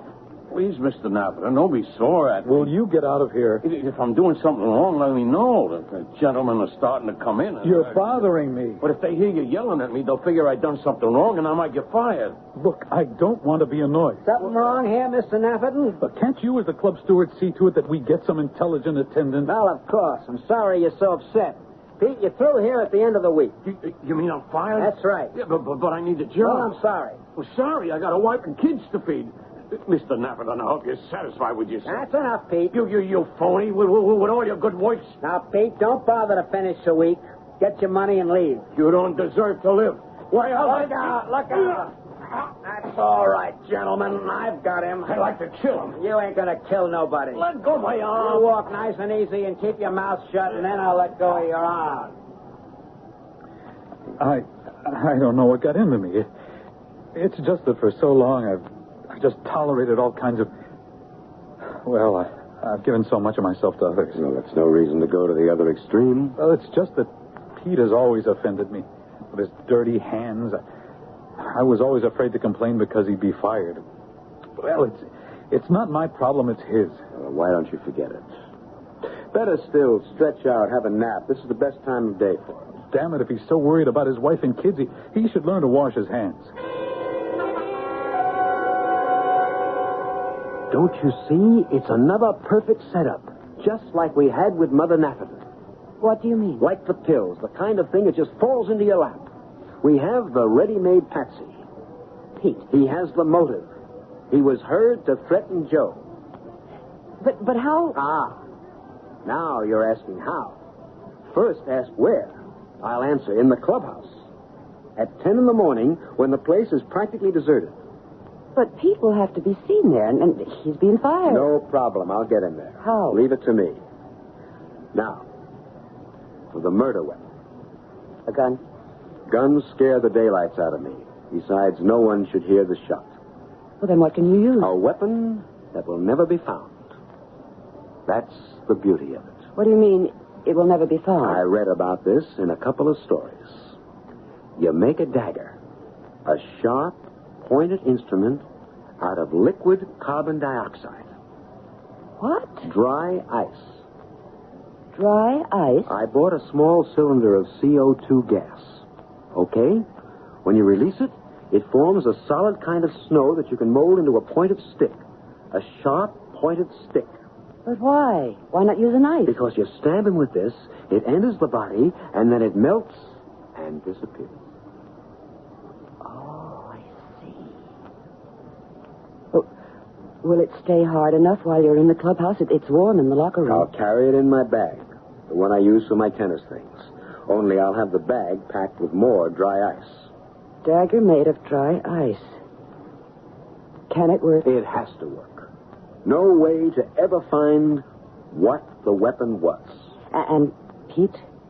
The fact that they'll never find the weapon will only make them grill him harder. Make them more positive he's lying when he claims to be innocent. But you still have to get him to the clubhouse. That's no problem at all.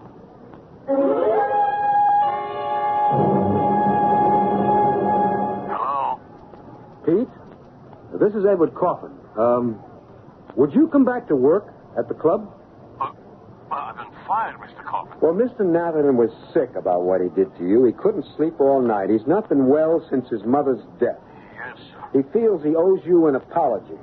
Could you come by the clubhouse this morning at 10 o'clock? Mr. Napperton will fix everything up. Well, thank you, Mr. Coffin. Thank you. You just saved my life. Not a bad game. Well, I think you overextended yourself, Joe. Yeah. Well, I think I'll stretch out on the bench and just grab a nap. Go ahead. Well, don't let me sleep more than 20 minutes, will you? No, I won't. You're a good friend, Eddie. Best friend a guy could have. Joe? Joe? I'm not going to wake you in 20 minutes. Nobody is ever going to be able to wake you again. Hi, Mr. Coffin, the usual. All right. Mr. Nafton been along soon? I don't know. He likes a little nap after playing. He'll be along in a couple of minutes. Hey, Pete, what are you doing here? I thought I told you... Mr. Nafton, he says he wants to see me. He says maybe we can work something out. Well, Pete, he's back in the locker room. You might tell him to hurry if he wants to ride back to the office with me. Oh, yes, I will. What got Mr. Nafton so sore, Pete, anyway? Just nerves, I guess. I wonder what's keeping Joe Nafferton. Listen, I have to make a phone call. Would you mind going back there? Oh, sure thing. Any minute now. We'll hear a yell that could awaken the dead. If such a thing were possible. Police! Police! Someone call the police. Mr. Nafferton's been murdered. A late news bulletin. Pete Mulray, clubhouse handyman, wanted for the murder of Joseph J. Nafferton, has been captured by the police. The accused insists he is innocent, that Mr. Nafferton was already dead when he found him in the clubhouse. Asked why he ran away, Mulray said he lost his head and feared he would be accused of the crime. Mulray was heard to threaten Mr. Nafferton's life the day before. The police are still searching for the murder weapon. Well, now, that's a neatly tied package. I never realized it would be so easy. He was fast asleep. I took the pointy little dry ice rod out of the bag and just stabbed it into his heart without even thinking. The part that went in broke off. The other part I put back in the bag, and that's all. You expecting someone? No, I'll see.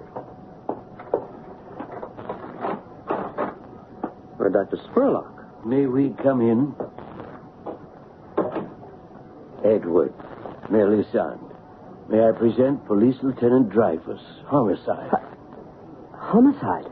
He's here to arrest you for the murder of Joseph Nafferton. What? A shame. We can't have you also for the murder of Mrs. Nafferton, his mother. But we could never prove that. What are you talking about? You said she took that heart pill. She never did. But there was nothing I could do about it. But here we've got you, if you'll excuse a bad pun, cold. Why didn't you use an ordinary knife? No, you had to be fancy. I don't know what you're talking about. Dry ice. You're a fool. Tissue that's been pierced by ice shows a different traumatic pattern than tissue pierced by steel. You can tell it's been frozen. Well, I deny it. I don't know what you thought you had some super device, some foolproof way. But Pete Mulray killed him for revenge. I asked Lieutenant Dreyfus here to get a warrant to search this place. Edward, do you know what he found?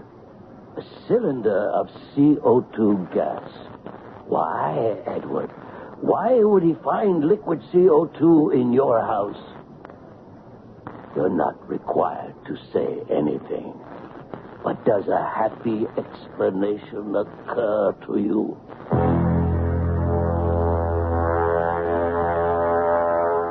No, sir. Not even an unhappy explanation occurred to him. They were very quiet, Edward and Melisande. What a fumbling, stumbling pair they were. But isn't that all to the good? After all, if all murderers were clever, none of them would ever be caught. I'll be back shortly.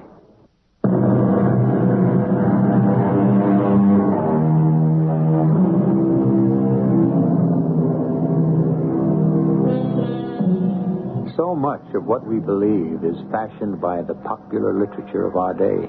And so crime and punishment are usually images of reality. In many cases, fantastic shadows of the actual thing. The truth is, if you're an average person who wants to commit a murder, you would hardly know how to go about it in real life. And if you imitated art, well, just remember, the gimmicks you read about in books and see on the screen and hear on this program are parts of crimes that have already been solved. Our cast included Joan Lovejoy, Bob Reddick, Lloyd Batista, Joan Shea, and Gilbert Mack. The entire production was under the direction of Hyman Brown. This is E.G. Marshall inviting you to return to our Mystery Theater for another adventure in the macabre. Until next time... Pleasant dreams?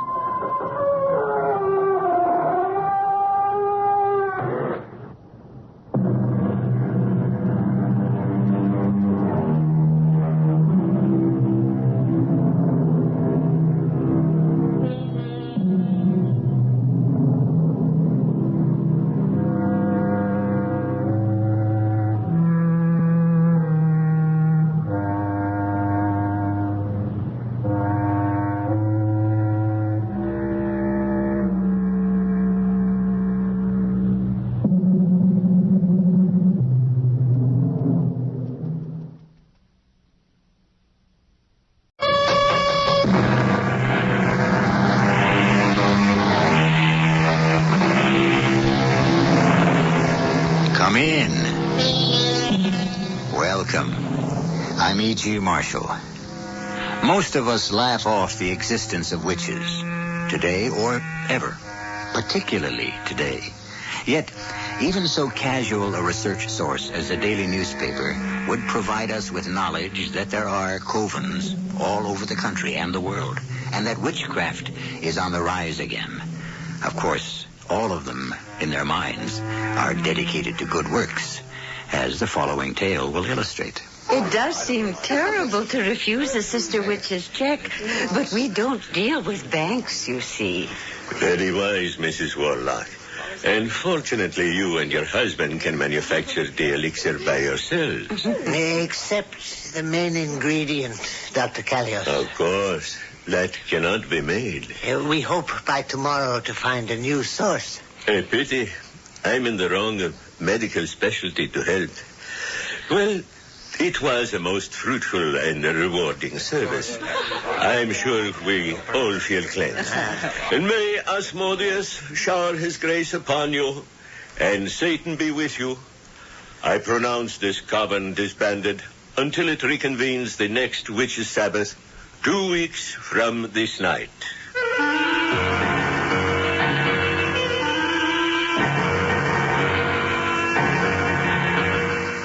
Our mystery drama, The Witch's Almanac, was written especially for the Mystery Theater by Ian Martin and stars Virginia Payne and Robert Dryden.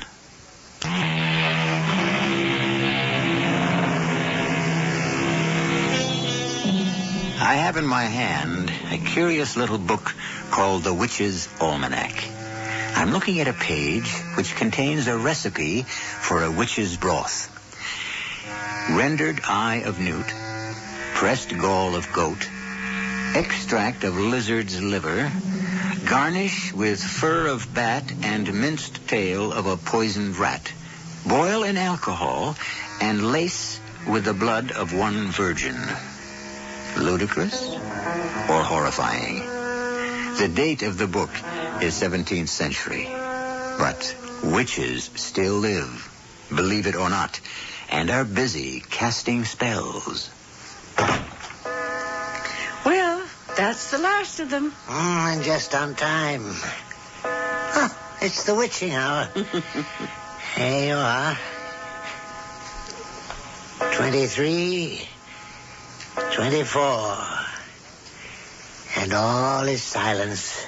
12 midnight on the nose. What are you up to? So, just checking over tonight's sales while I wait for the kettle to boil. We gotta have our own special toddy before we go to bed. Oh, I'd have made that. I always do. All right, lovey. I got to get a particularly good night's sleep tonight. Why, hon? It's gonna be a real busy day tomorrow. Oh? Now we've got most of the supplies in. I've got to start on a brand new batch of the elixir first thing tomorrow. At least get to preparing the mash. Mm-hmm. We did land office business tonight. Pretty near cleaned us out. Was it that good? All we're going to be able to do to meet the demand. Only one's trouble me is that Connecticut crowd. They're real backsliders. Oh, who needs them? We get more and more from Staten Island and New Jersey. Oh, it's the bat fur, Mother. Connecticut's our best source for it. I sometimes think I'm not a very good witch. You know, I've never really seen a bat that I remember. Yeah. I've often wondered if we couldn't substitute mice, but I don't know. Oh, no. You got a good receipt. Don't make any changes. I learned that from my mother. Well, maybe so. She was a fine witch in her own right. I'm proud of her and her heritage. Yeah, no more than I am of yours. Yeah, there's the kettle. You get the toddy made. I need a good rest. A lot of work tomorrow. I sure hope we find a nice young boarder. Read me the ad again, darling.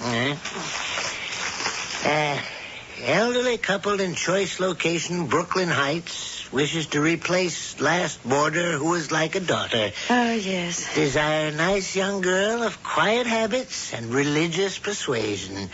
Denomination no object. Lovely sunny room, full kitchen privileges, right, box 13, etc., etc. Here's your toddy. Oh. Which of the answers did you like best? I don't know. It's hard to tell. We'll find out tomorrow. It's a pity we just can't come right out and ask the question directly. I just hope we don't make another awful mistake the way we did with the Godfrey girl. I'd have sworn that she was as untouched as a lily. Not only untouched, but what'd she finally have? Quadruplets, wasn't it? Well, triplets, actually. One of them died before it was born.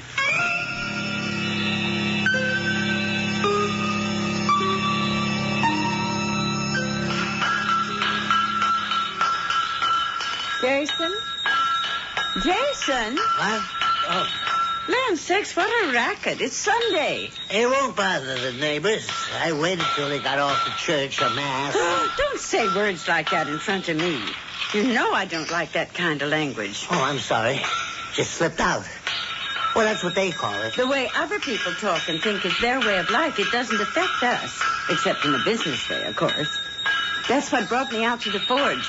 It's about time for the, you know what, to be arriving. Yeah, well, I'll just finish off this andiron here and be right with you. Did you start up the still? There's no point till we get the blood. But the mass is all ready for it to be added. Suppose we don't find the right girl. Oh, we'll find her sooner or later. Why don't you get on back and maybe start some weeding out?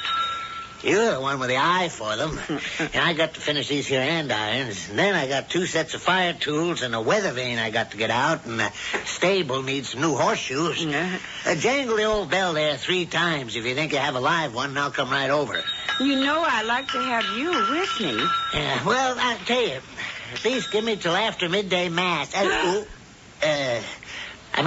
Till the midday services are over, and I'll be over by 1.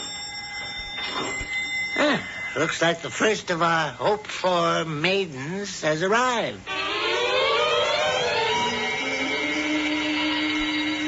Won't you just come right in, my dear? I'm Mrs. Warlock. And I'm Kathy Pryor. I hope I'm not late. Oh, no. As you can hear, right on time. 1 o'clock, as we agreed on the phone. What a lovely old clock. But doesn't it stop striking? Well, it's very old. It was left to me by my father. How strange. It has 24 numbers instead of just 12. Just like the Army. The Army? Well, my father was a captain. He died in Vietnam. Oh, I'm so sorry. It was at the beginning of the war, I mean. Oh, now I see. 1 o'clock is 1,300 hours, like Dad would say, just like your clock. Yes. For 1 p.m., it strikes 13. How unusual. Come now, I'll show you the room. It's upstairs. And as we go, you must tell me about yourself. You're very young. Yes, I guess so. 18. Not so young these days, but... But? Well, after Father was killed, Mother was... Well, she wasn't very well, so since I was the only child, I had to take care of her until she died recently. I've lived a kind of sheltered life. It's that door over there. Here in the city? Oh, no, I'm from a little town in Ohio. You wouldn't even know the name of it. Do you have more family? No, I'm the last of the Pryors. Oh, how lovely. And the sun streaming in the window. All chintz. Dotted Swiss curtains. A big 4-poster bed, just like home. There, Kathy. I'm just going to call you that. Maybe you found a new home here. Oh, I just love all of it. Well, what does your husband do? He's a forger. A what? I'm just teasing you. Although he really is, that's the name for it. Here, come to the window. You see our other building in the backyard? Yes, with the smoke coming out of the chimney? Oh, it won't bother you. We have a fan that blows it off toward the river and away from the house. That's Jason's smithy. He's an iron worker. And still, occasionally, a blacksmith. How fascinating. There's my husband, Jason, coming now. Tell you what, dear, you look about, and I'll go down and bring him up to meet you. Pretty as a picture, and I'm certain quite perfect for our purpose. You sure she's a virgin? Well, I can tell you one thing. None of the others were. You could tell that at a glance. That's why I didn't ring the bell. Let's hope this one does.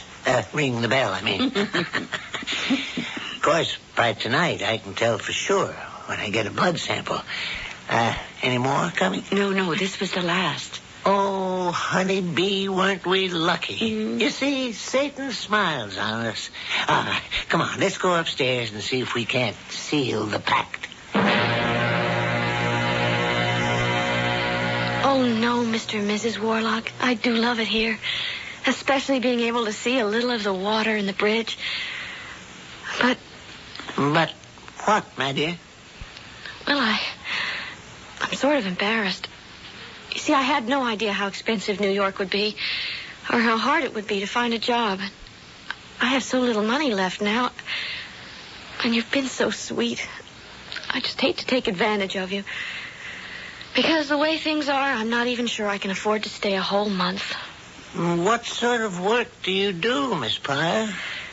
Well, back home, because I couldn't leave Mama alone too much, you see, I did part-time work for Mr. Jeffrey at his hardware store. See, we lived right over it. And a lot of the typing and bookkeeping I could do at home with Mama. You can type and keep books? Oh, yes. And take dictation and file. You know, anything a secretary has to do. I took a secretarial course after I finished high school. Land sakes, if you aren't the one. Didn't give you much chance to see much of the boys, did it? No, but that's all right. I'm not ready to be married yet, and I wouldn't want to date too much till I am. Boys today take, well, a lot too much for granted. And I don't know how to handle that. Godfrey, if I had a daughter, I'd want... No, sir. We're not going to let you get away from us. Tell you what, make your proposition. You be my secretary, straighten out my accounts for a half a day in exchange for room and board here. The rest of the days you can spend looking for a job in New York. Oh, Mr. Warlock, that's too much. I couldn't. Oh, of course you could, Kathy, dear. We want you to. I only want one promise from you in return. What's that? That till you find that Mr. Right, you'll keep on making this your home. Oh, you're wonderful. Of course I want to, but... No, that's the end of buts.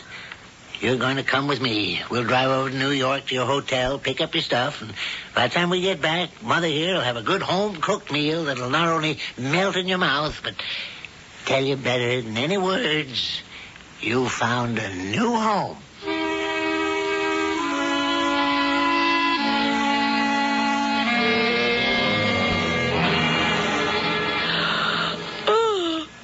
I don't know what it is. Ever since we had coffee after dinner, I just can't keep my eyes open. Now, what you need is a good night's sleep. Good night now, dear. And sweet dreams. Good night, both of you. You're absolute loves. And I know I'm going to sleep like the dead.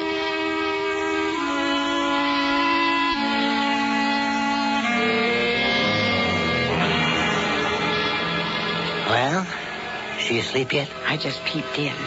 She's asleep, but tossing and turning and moaning a little. Oh, dear me.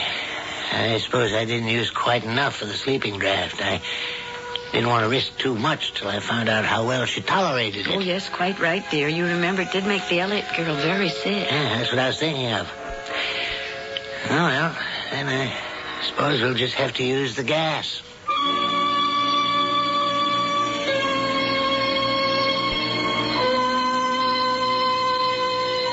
Will you walk into my parlor? Said a spider to a fly. It's the prettiest little parlor that ever you did spy. Well, we all know what happened to the trusting fly. But Kathy, what is in store for her? I'll return shortly with Act 2.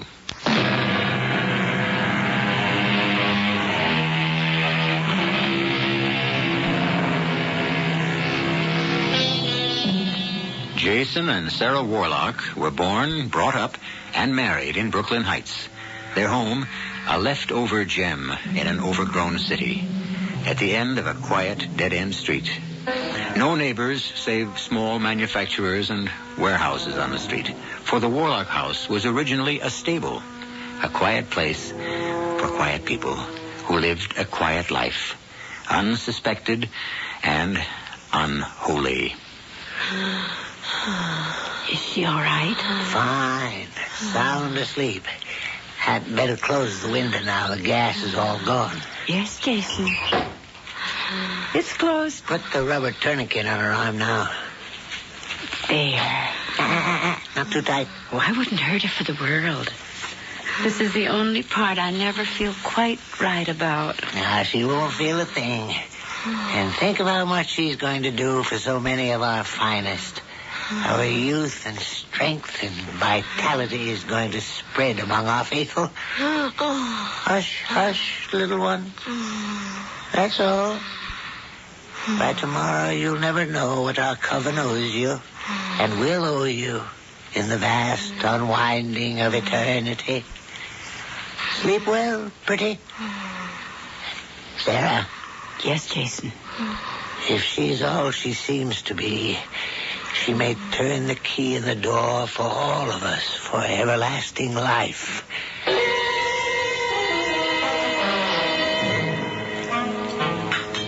Breakfast just about ready, Jason. How were the tests? Where is our Vestal Virgin? Still asleep. Then the tests were... As pure as any alchemist can devise. Oh.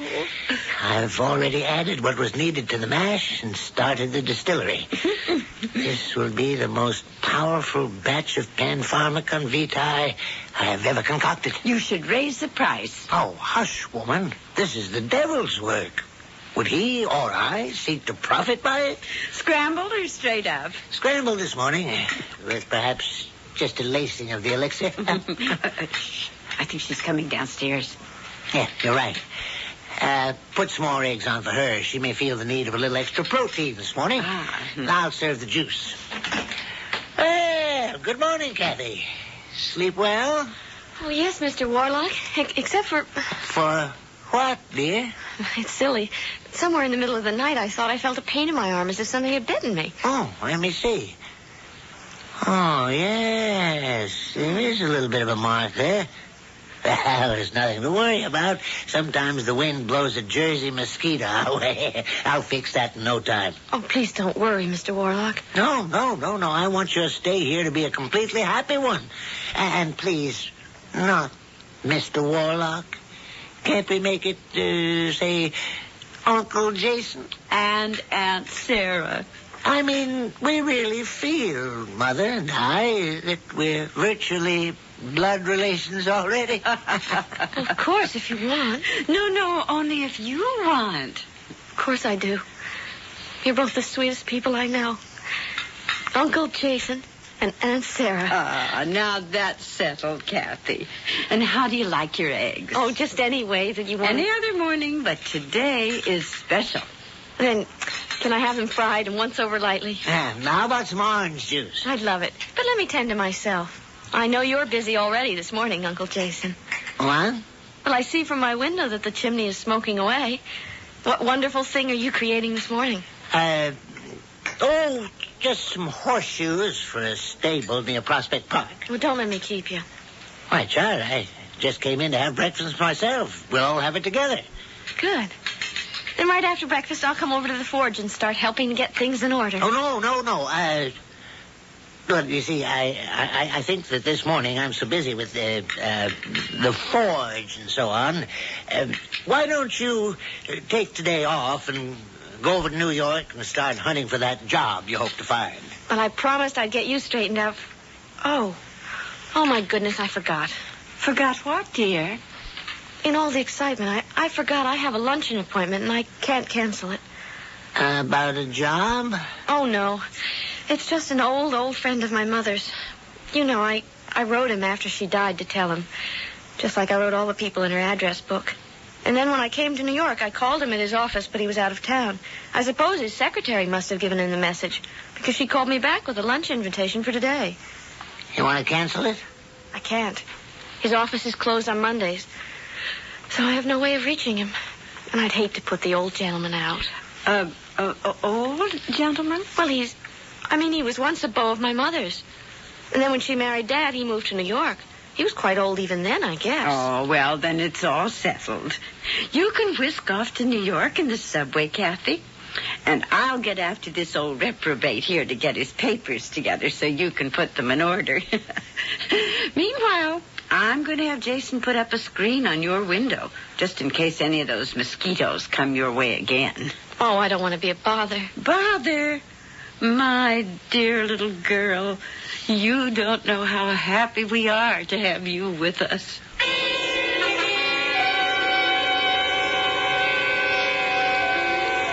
Yes, mademoiselle. May I help you?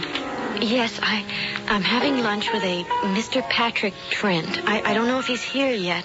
No, not yet. But let me take you to his table. This way, mademoiselle. Henri, a chair for the lady. Oh, thank you. Oh, pardon, mademoiselle. Monsieur Trent has just arrived. That's Mr. Trent? Yes. Excuse me? Miss Pryor? Yes, Mr. Patrick Trent? Junior. I guess not that anymore. My father died in Florida 4 days ago. I just came back from his funeral. Oh, I'm so sorry. What can I say? Oh, please don't. Mind if I sit? Of course not. Dad he knew it was coming. Not so soon, of course. And he wasn't all that young. But he was meticulous about everything. And he told me he had this appointment with you. So I'm trying to fulfill all his promises and round things off. Can I order us a drink before lunch? Oh, I don't know. I'm not a drinker. I wouldn't know what to order. Well, why not leave that to me? I'll take it easy. But we really ought to celebrate. Or at least me. You know, in a period of absolute despair, suddenly you were there, one bright, shining light through the murk.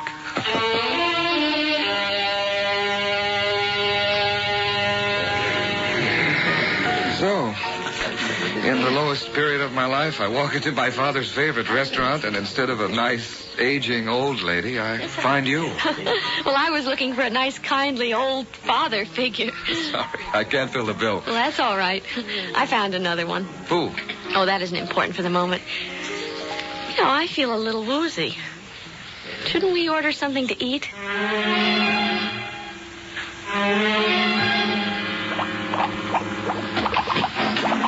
Sarah, what are you doing here? You scared me.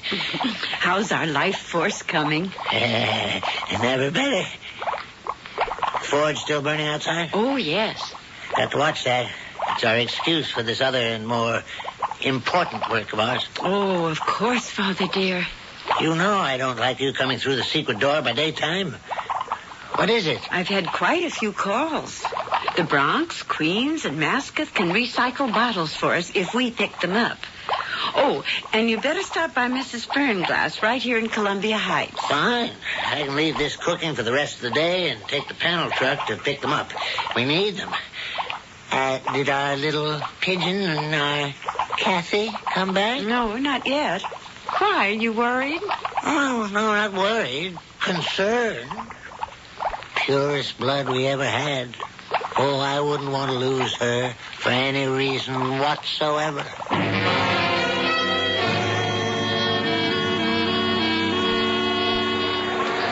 So, now you've seen the lady herself, the Statue of Liberty. Feeling more unfettered and free? I guess I would, if I didn't feel so guilty. Well, what do you have to feel guilty about? Well, I should have been looking for a job. Well, you told me you kind of have one. Oh, that's just part-time. And also, Yeah?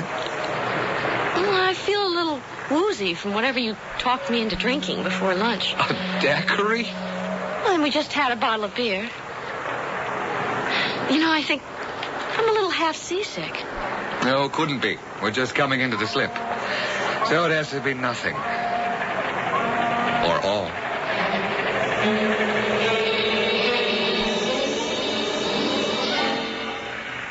What did you mean there on the boat? Or all? Oh, it's just a feeling I have about us. Come on, let's get the subway for Brooklyn. You don't have to take me home. I can manage. I know, but I have to go to work. I'm not a lawyer like my dad, just a reporter. Lowly police precinct duty, it's that. Come on, we both have to get off at the same station. Clark Street, right? Well, that's my stop. But for you? Before I get there, I get your phone number and address, I hope, for future reference.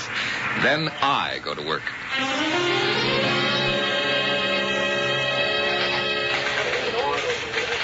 Hey, Pat, what do you say, boy? How's the world treating you? Oh, great, Sergeant. I just met a girl. Do they make them anymore? I thought they threw away the old mold when they created Mez. You better believe this one is no mess. She's Miss all the way, Jim. Well, she sure seems to have made a hit with you. Oh, bullseye. I'm kind of late, Sarge, so before I have my editor on my tail, what's new on the blotter? Well, you didn't miss a thing. Just the usual. Woman receiving obscene phone calls, 3 minor muggings. Nobody hurt, thank heavens. An old booze hound overdid it and kicked off from alcohol poisoning. All the run-of-the-mill stuff, not worth a slug of type. Oh, just one social note, you might say. What's that, Sarge? I'm not a sergeant anymore, buddy. You're talking to a lieutenant. Hey, Jim, that's great. Now, we got to find you a headline case to bust wide open.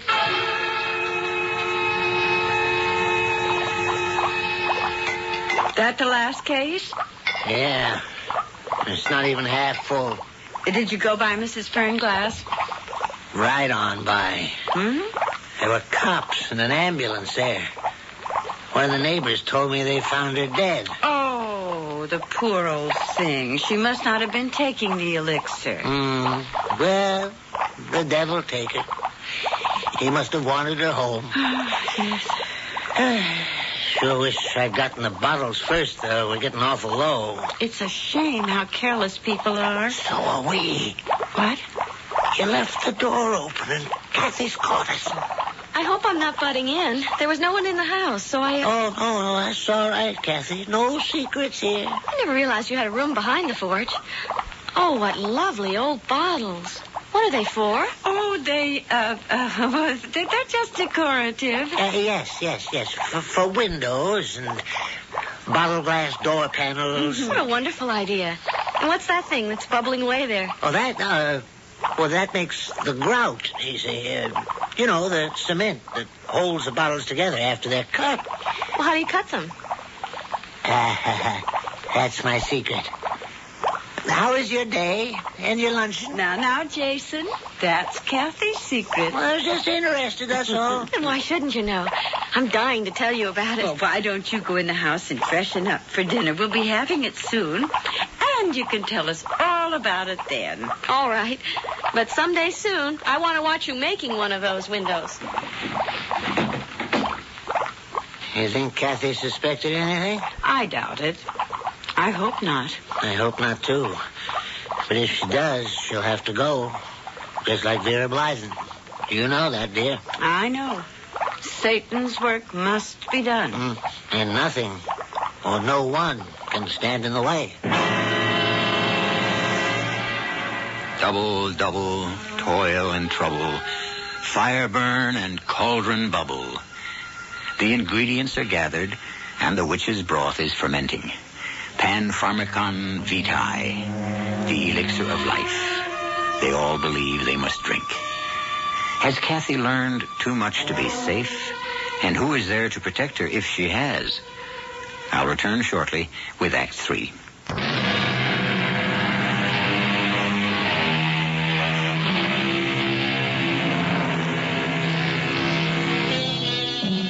There is nothing more inexplicable than an obsession. Otherwise charming and sensible people can do the most outlandish things in the name of some irrational belief. And the terrible danger of witchcraft is that it is a hidden belief, secret and unknown. In their wildest dreams, no one who knew that dear old couple, the Warlocks, could have suspected the havoc they are capable of. Least of all, Kathy, as she prattles away about her day in town with her newfound aunt and uncle. Now, you're sure you won't have some more cherry cobbler, Kathy? Oh, no, thanks. It was yummy, but I couldn't hold another thing. Tell me, dear, are you going to see this young man of yours again? I don't know. He did take my address and phone number before he went to the police station. What? The police station? Yes. He's a reporter for the Brooklyn Journal. Oh. I would be a little careful of those reporters. They're a wild lot, they say. Oh, not Pat. He's very kind and quiet and thoughtful. Still, the ones that work the police beat get pretty hardened by the things they see. Yes. I'd be very careful about a young fellow like that. Why, you two dears. You're protecting me like I was your own flesh and blood. So you are. Now we got you.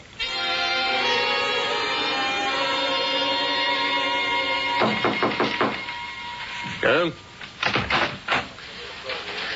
Couldn't wait to show off your new office, huh, Lieutenant? That's what you had to call me? Forget it, Pat. This is strictly business. I have a story for you.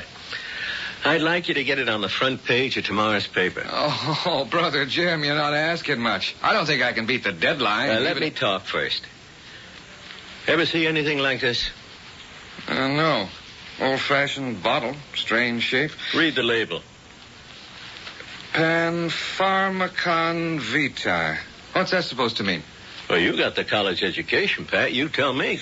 Well, it's gobbledygook. I mean, it's part half-baked Greek, half Latin. Roughly, I guess you'd say all the medicine of life. Or like maybe all the drugs you need to sustain life. What is it, some kind of patent medicine? Unlicensed. I sent the rest of the bottles to Food and Drug to have them analyzed. But meantime, all I need is my nose to tell me what it's mostly made of. Smell it. Phew, smoke, right, Jim? Loaded with wood alcohol, I guess. Alcohol, anyways. Where'd you get this? Remember I mentioned earlier today some old booze hound got knocked off from alcohol poisoning? No, not particularly. Oh, yeah, I guess. Well, she was poisoned, all right. But she wasn't any booze hound. When we followed up on the story, we found she was a Mrs. Fernglass, local librarian, very well respected, but very quiet and kept very much to herself. And we found a whole case of this gook, most of the bottles empty. Some lousy con talked an old lady afraid of dying into buying her own death. And I want him. How do I help? First of all, get me a story in the papers so anyone else who has this stuff doesn't also knock themselves off. Build it up so maybe we can get someone who bought it to tell why, how, and where. There's no instruction on this label. It's homemade. Now, whoever makes or sells this stuff is a ghoul. Paper come, Sarah? Just brought it in. Here you are, dearie. Thank you, sweetheart. By God. Jason, you're swearing. Never mind that. Come out to the forge with me. But I'm getting breakfast and Do as Kathy I will be say. down. Come on. Yes, but Jason, I never heard you. Don't talk, just follow me. Morning, Aunt Sarah, Uncle Jason. They're gone. Uncle Jason? He must be out in the forge. Maybe it's for me. Hello? Kathy? Yes? Pat? True Blue. Oh, I thought you weren't going to call me when you didn't call last night. Oh, I'm sorry. I got tied up with a big story. But forget that for the moment. When do I see you again? Tonight? Oh, yes. Matter of fact, how'd you like to come and meet these two gorgeous old people who are taking such good care of me? No wonder the police were at Mrs. Fernglass's yesterday. Oh, poor old thing. If she had only been taking the Panpharmacon. She took too much. You know, I always warn everyone against that. Now this witch hunt is on. I may have to get rid of all the bottles I filled. But why, dear? We're not doing any wrong. Yeah, we know that, but the rest of them, they outside, the unbelievers, they'll want to persecute us. But how can they find us? Nobody in the coven will come forward. No, but Kathy might. It's a chance we can't afford to take. She's got to disappear. Oh, do we have to, Jason, darling? She doesn't have to see the paper. It's on every newsstand with that big headline. How can she miss it? Well, we'll just have to keep her home. It's dangerous. I'd have to be sure there was some way she'd never get wind of this story.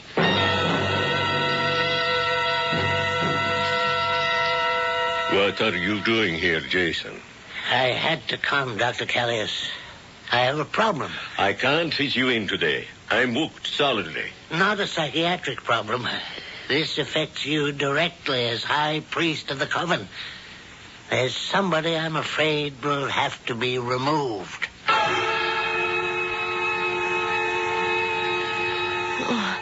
I don't see how it could happen so suddenly. Hit me right after breakfast. No, dear. Just let me make you comfortable in bed. And I want to see a doctor. Hush, baby.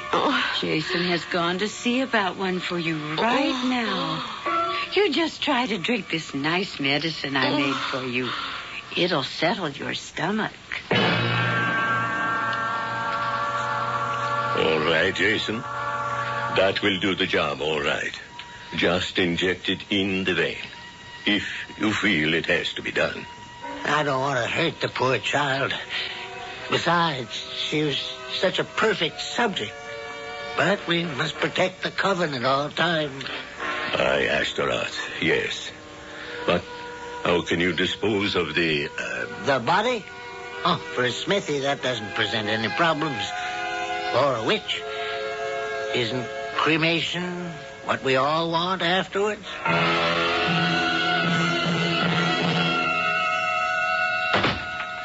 Jason? Yeah, it's me. Where's the girl? Upstairs, sound asleep. I gave her something in this glass as well as the small dose of arsenic. When the young man calls, we'll tell him she suddenly left. And if he doesn't believe us? Well, what can he do? We open no doors, and he can't break his way in. As soon as it's dark, I'll do what has to be done, and by midnight there'll be nothing left of our poor little girl but ashes. Oh, dear. Oh, dear, dear.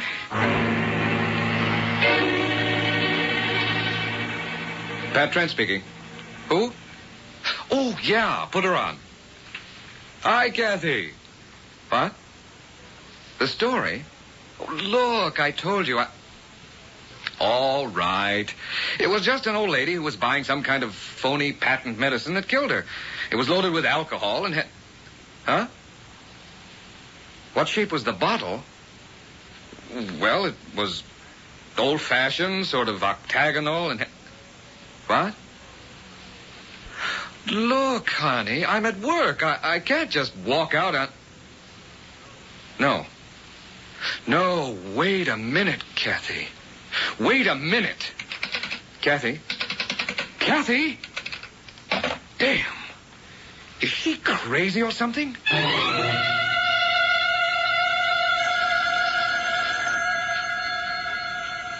Kathy's still asleep?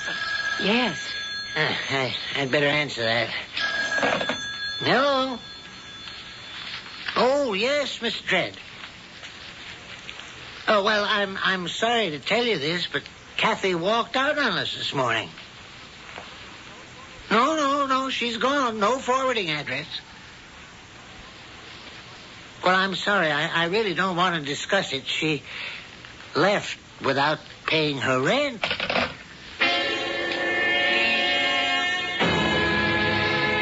Jim, you've got to help me.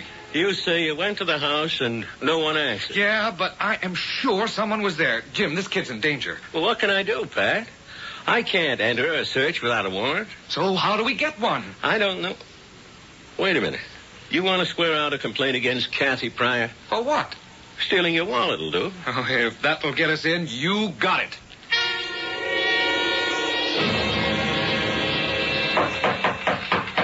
Open up. This is the police. Open up or we're coming in. Oh, dear me, what is it?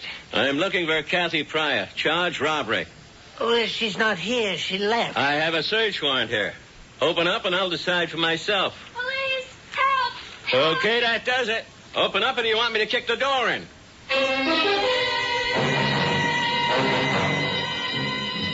It was all just too much. I never get sick or sleep that heavy.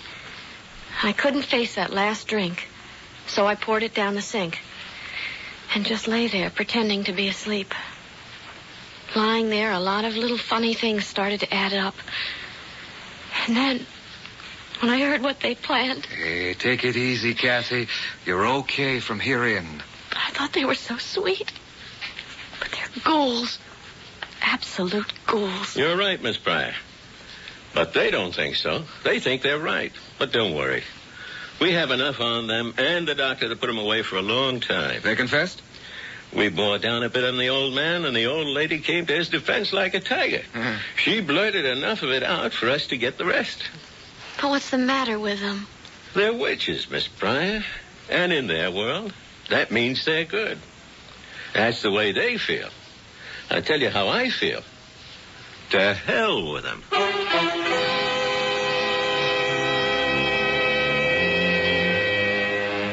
To which I can only add, from ghoulies and ghosties and long-legged beasties and things that go bump in the night, good Lord deliver us. As he did Kathy Pryor. I'll be back shortly. State Farm is there with a discount for drivers 50 and older.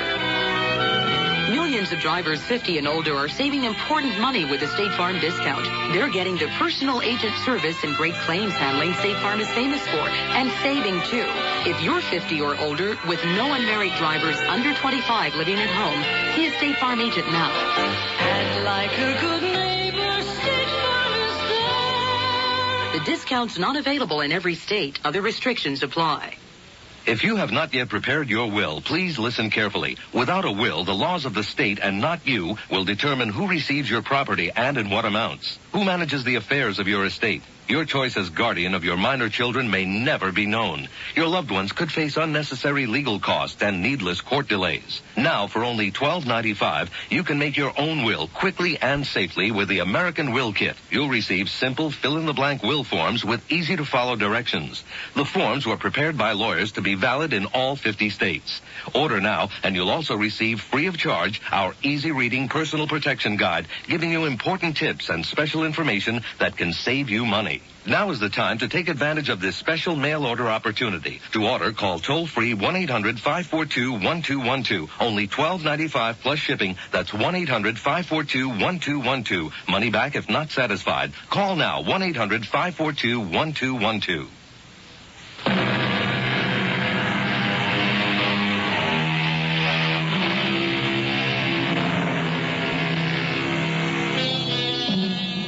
Sarah and Jason were put away for life, and all existing bottles of Pan-Pharmacon Vitae were located and destroyed, and the coven dispersed.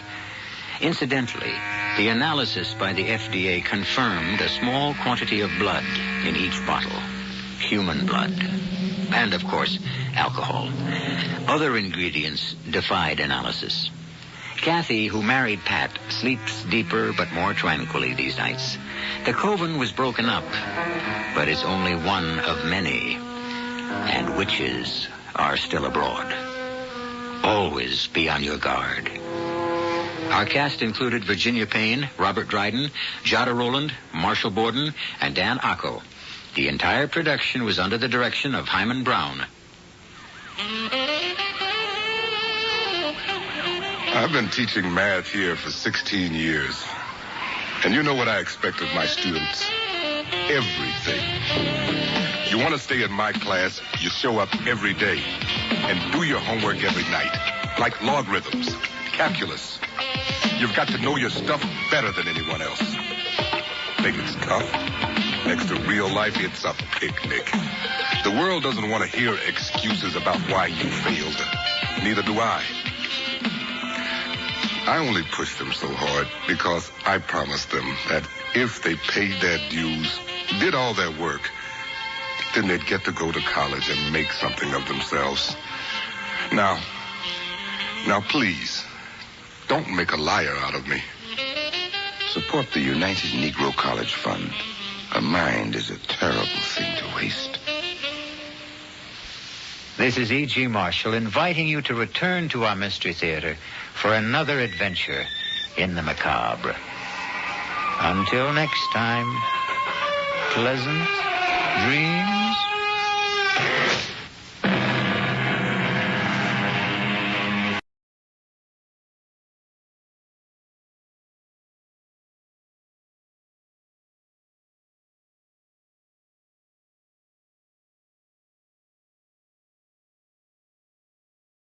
Afternoon Theatre presents a play specially written for quadrophony by J.C. W. Brooke.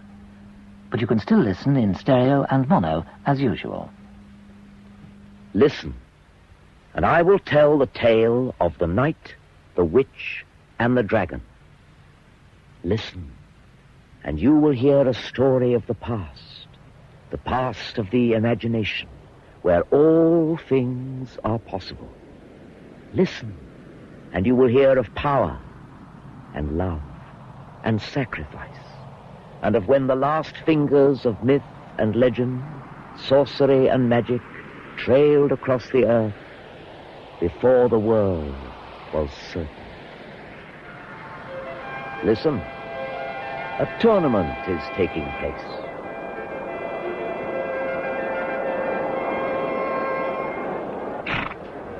Steady there. Steady, steady. My lance, Ian. Sir Knight. Steady, steady. May God go with you, Sir Hugh. May I hit him clean and fair. Sir Edmund, are you ready? I am ready. Sir Hugh, are you ready? I am ready. Steady, Then steady. my lord the king bids you fight. Fight fair and well. And may victory go to the strongest and most skilled. My Lady Edith will give the word. Sir Knight, prepare. Sir Knight, begin.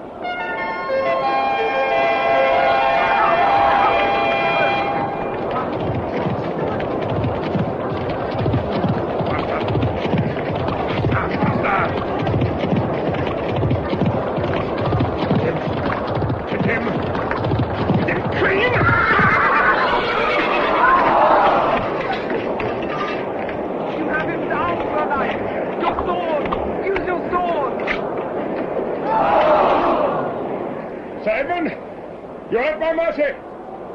You yield? I yield, Sir Knight. My liege, Sir Edmund yields.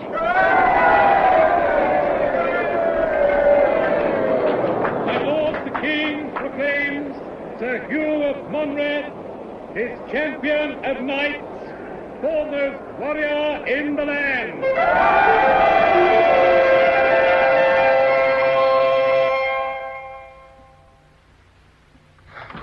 You did it, Sir Knight. You did it. I did it. You swept him from his charger like a fly. And then your sword. His helmet was dented, all out of shape. Ian. When you struck, I thought you would cut his head off, but no. Stopped in the throat. Had him helped. Ian, my armor. It needs removing. Oh, yes, Sir Knight, of course. It was such a noble sight, Sir Knight. You were magnificent. Magnificent. No, I did my business better than he, that is all. Oh, they say he has a broken rib. Oh, do they? But he will heal and grow strong, while I get fat and weak. Time marches with him, not me.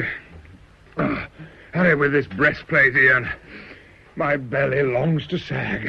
I am very proud to be your squire, Sir Knight. Well, make the most of it while you may. Sir Knight? I aim to retire. Retire? But why? I cannot understand it. Wait until you reach my age. Wait until you start feeling tired. The breastplate. Oh, yes, sir. Oh, that's better. Now, bring me wine. Sir Knight? When I stood there, Sir Edmund at my mercy, the world at my feet. I knew in my heart I would have to retire. Follow other dreams. Dreams I've put aside for too long. Even so, Sir Knight, Here, I have been fighting and jousting for 20 years. This afternoon, I gained my ambition in that direction. Champion knight. Oh, I will revel in it for a few months. The winter, perhaps. But when the spring comes and Sir Edmund and his like start sniffing at my heels... Nope, better I go in my own time, with good grace. There is nothing more pitiful than an old man not accepting it past his prime. Dreams. Dreams. How old are you, lad? 17, Sir Knight. And what do you dream of? Oh, lots of things, Sir Knight. Knighthood, glory, riches. Yes, indeed, sir. Women. In what way, sir? In what way? I warrant you see women the same as I did at your age, in terms of beauty, objects to be worshipped from afar. But I no longer look for that. All I wish for now is a comfortable matron with ample curves, childbearing curves. A woman who will give me... bit of a shrew, if you ask me. A shrew? Bad features, all scrunched up together. Shows a spiteful nature. Sir Knight. I pity the man she marries. Cross-eyed, too, I shouldn't wonder. Sir Knight, her loveliness was so apparent that you should know when I jest. Jest? Of course. More people this afternoon were watching her than me. You don't have romantic thoughts of the princess, do you? No. No, I just thought it was an observation only. An observation only. You observe all you want, Ian, but remember, she is out of reach for you, completely unobtainable. But... Never let your ambition truly fly that high. Never. Jane? Jane? My lady? Oh, what are you doing? Turning your bed, my lady. Oh, Jane, turning beds. Needed turning, my lady. But today, with the grand tourney just over and a feast tonight, how can you think to turn a bed? I thought it looked a little damp, my lady. Oh, Jane, you are so beautifully down to earth. Perhaps it's just as well my head is in the sky and my heart is pounding. I can feel it. Tonight, I must look my best. Oh, dear. My very best. My blue dress, I think, the one cut low, and my gold chain around my waist, and slippers. Yellow slippers. My lady, yes. My lady, who is it this time? Keep a secret? I always have done, my lady. His name is Ian. Ian? The squire of Sir Hugh. The squire, not even a knight. He kept looking at me all afternoon. I swear his eyes are blue. My lady, you did not look at him. Oh, no. Well, out of the corner of my eye. Otherwise, I was terribly distant and aloof. I should hope so. I should think he hardly thought I noticed him. But I did. My lady. Oh, do not worry. Nothing will come of it. He is too far beneath me. Oh, but one day, Jane, one day soon, before I marry, I will have an adventure. I have everything, Jane, including boredom. Do not begrudge me a little excitement. Well, no harm will come of it, I suppose. You have been in love before and fallen out just as quick. Not with Ian. Ian I will love forever. And each of the others you swore you would love forever. Oh, did I? Ah, but that is the beauty of love. You always think it will last forever. I know. Even when you know in your heart it is only pretense. I wish I had some companions, Jane. Someone of my own age, my own rank. I wish that too, but... Oh, I will go and prepare your clothes for this evening. The blue dress, Jane? The blue dress, my lady, and the yellow slippers. Tonight I shall dance. Dance with my father's aging courtiers. And they will tread on my dress and catch the hem. But I will not mind. Because tonight, in my imagination, I will be dancing with Ian. A cozy world, at peace, where war is make-believe and people know their place. A set, defined, established land of order and tranquility, where evil only lies in the past. But listen, that past approaches fast.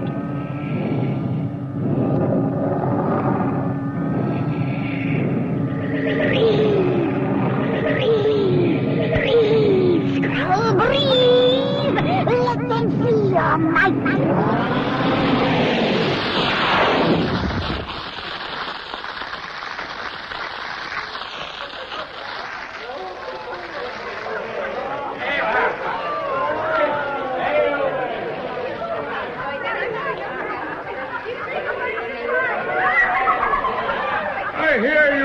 Broken rib, Sir Edmund. Bruised, badly bruised, not broken. Oh, I am glad of that. And I'll be after you again next year, Sir Hugh, never fear. I know.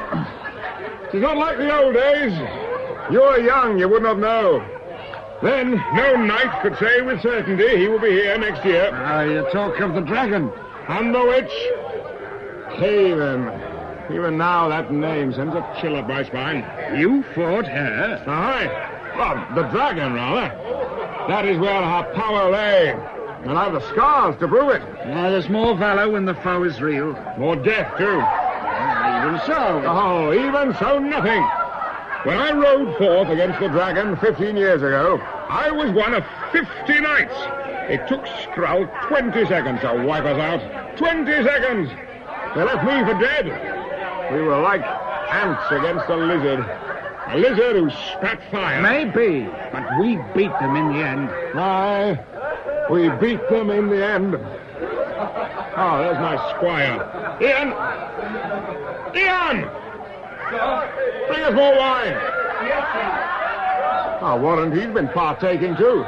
He looked a trifle fuddled. No wine, sir. Well, pour it for us. Oh, yes, of course. Oh, sorry, sir. Not on the table, Ian. Sorry, sir. What are you looking at, Squire? I'm trying to see if she has arrived. She? He has taken a fancy to the Princess Edith. Well, I don't blame him. She's too beautiful to describe. She is like the sun. Oh, like the sun. I have composed a lay for her. Would you like to hear it? He's seen her once from 30 yards. Her nose, like porcelain, gleams forth from between her shining eyes. It needs some polishing. What, her nose? Poem, sir. I've not composed much. You have poured our wine, Ian. You may depart. No, let him stay. I want to hear more. His foolishness reflects on me. Ian, leave us. Yes, Sir Knight. And... Yes? Tell your poem to none else. No, Sir Knight. I'll keep the wine away from him in future. Our nose gleams forth. He should have happened to him what happened to me when I was... It was a long time ago. A red-haired woman in a tavern. She ripped my back open. Claws like a cat. I lost my virginity, my innocence, and my romantic notions of women in the space of one night. I never even found her name. Nor have I ever seen her since. Going to a convent, I expect. A last fling before the doors closed. Aye, that would explain it. Drink up!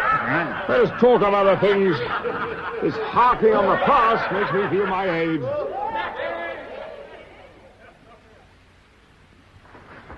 There. How do I look? You look lovely, my lady. Yes? Yes, I think I do. Oh, my father sends for me. Enter. My lady, the king. Father. Edith. My lord. Sire. You may leave us, if you please, madam. Sire.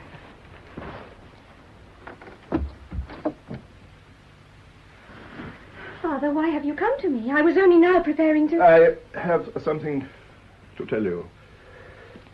It is not easy. Yes, Father? I am an austere man. I have sacrificed emotion because I must rule.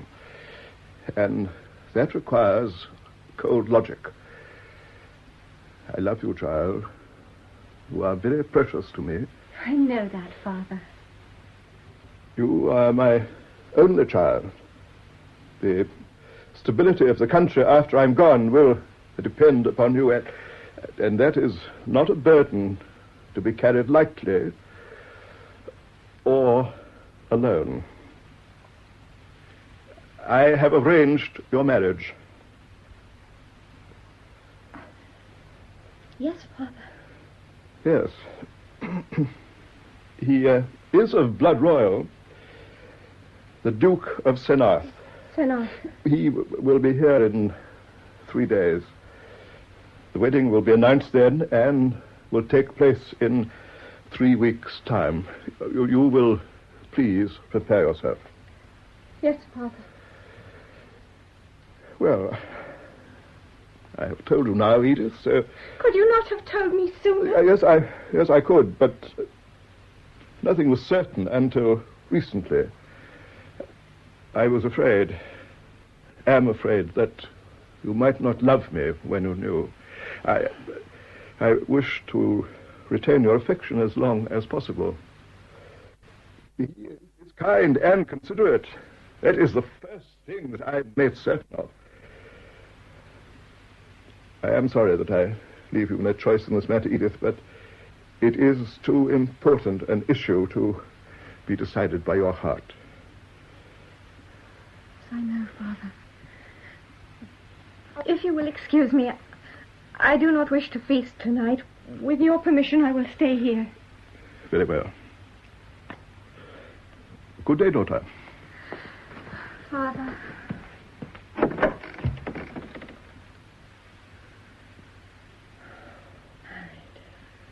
Sire. Married. My lady, what has happened? I am to be married. Oh. To the Duke of Senarth. I have heard he is very kind, my lady. Yes, it would seem so. And noble. Yes. Leave me, Jane. My lady. I cannot dance tonight, and I do not feel like eating. I have 3 days left of... childhood. 'Tis a sober thought. You will learn to love him. And not a fleeting passion, either. Yes, I expect I will. Leave me now, please, Jane.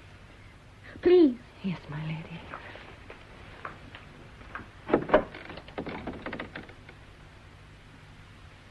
Oh.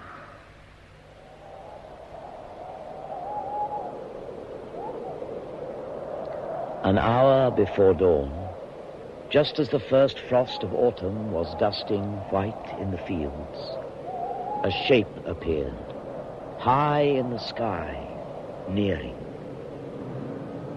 They had traveled far from out of the cold east, but they were not tired, for malignant power needs no rest.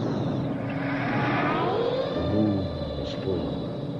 The thin, cold light etched vast wings, glittering, golden, claws like steel, cruelly hooked, a tail barbed, dipped in poison, teeth of red, a tongue of fire.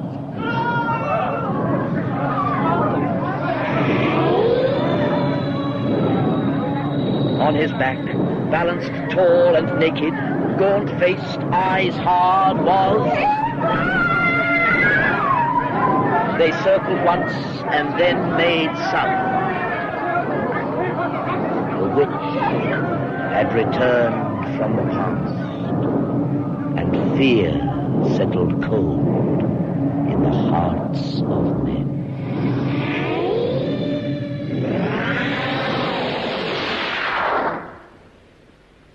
Sir Hugh of Monred, my liege. You sent for me, sire? Yes. Walk with me a while, Sir Hugh. Sire. You are well? I am, sire. Yes. I hear Sir Edmund is not so. He will heal? Yes. I am glad that you are my champion. Thank you, sire. Look at these roses. They have lasted well, but Already the frost begins to blight them. I'm no gardener, sire. I have something to ask of you, Sir Hugh. Sire. Caven and Skrull have returned. I know that, sire. You saw them? I saw them. Skrull seems bigger than before. It was a challenge, Sir Hugh, directed at me when they flew over the castle. It was a challenge, Sir Hugh, that you must accept. Aye. You are my champion, and you know them from old. Sire. What is in your mind? I had hoped my fighting days were over, sire. If you destroy them, I will not be ungrateful. If I destroy them, sire, you know you send me to my death. Yes, do not think that I have not thought on this. I would not lightly send you. This time, Sir Knight, we have no trial. When do you wish me to depart? Today. Today? Rumor is already growing. It must be seen that I act and fast. I would that I could send another, and others I know would gladly take your place, but you are the most fitting. Sire. I leave your route to you, and I grant you powers to parley as if you were me. But I will grant the witch no land, or title, or respect. I will not have sorcery in my realm again. Parley? I parley with nothing. She must see that I will have no truck with witches. Cleanse this land of her for me, Sir Hugh. I beg you. I have served you all my life, sire. And where you send me, I will go. I hope that we will have your courage when it is our turn to face her. May God go with you, Sir Knight. Sire.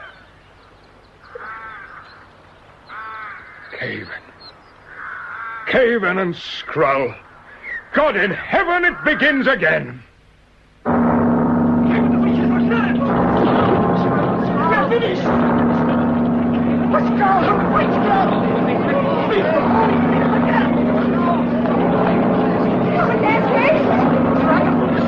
My lord, the king decrees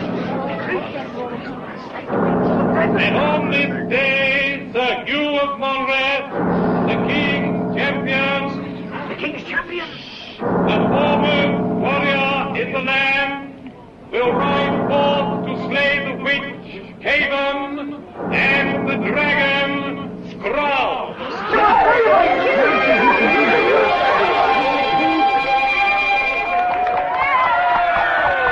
We will do it! We will slay the witch! We will save you! Stop waving your hat, Ian. This is serious business we're about. Sorry, sir, but listen to them cheer. They cheer only because they lack our place. Does not your heart lift, Sir Knight? At what? By their trust and confidence. Who needs the trust and confidence of fools? Skrull could burn this moat dry with 2 breaths, had he a mind to. I wonder if the princess is on the battlements. Yes, there she is. Do not fear, my lady. We will chase the nasty witch and dragon away. Do you think she heard me? All others did. She's waving. And now she's gone. She waved to me, sir. She waved to me. The Princess Edith waved to me. She could do little else.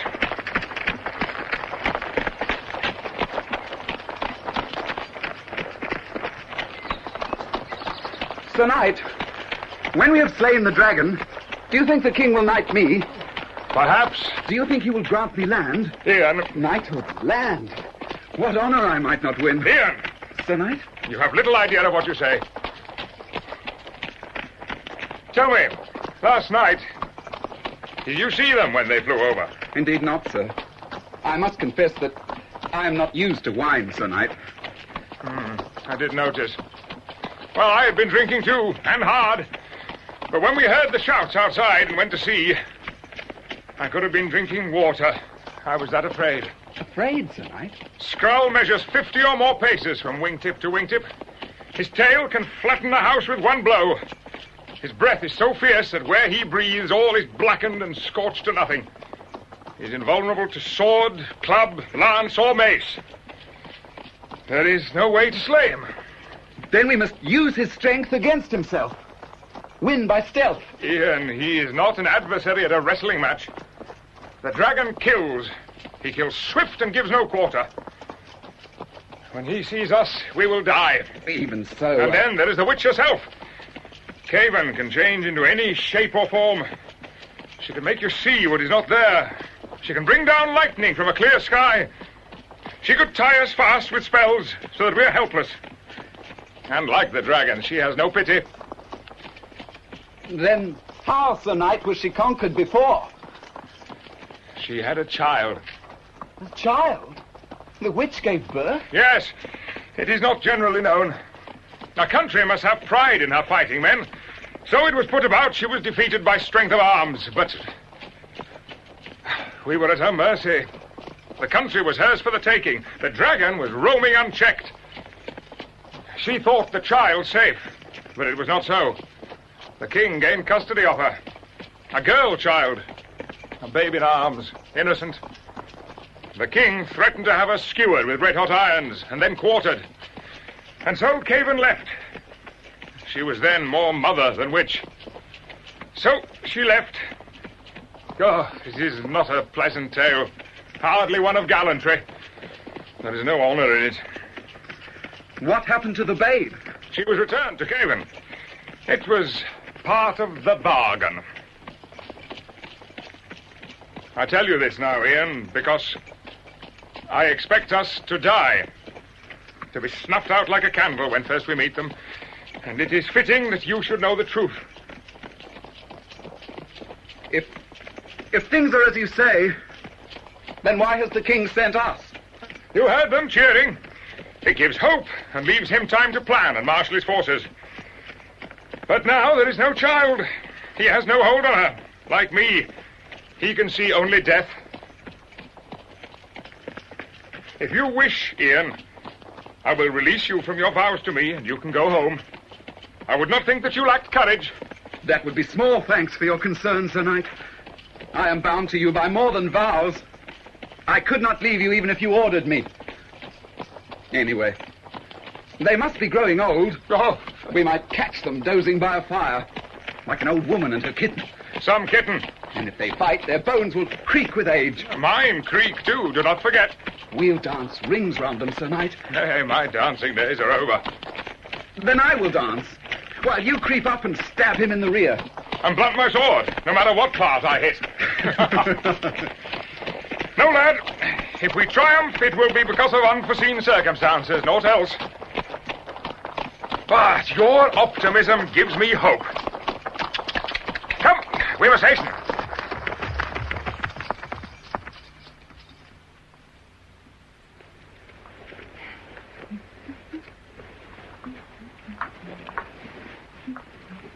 My lady, what are you about?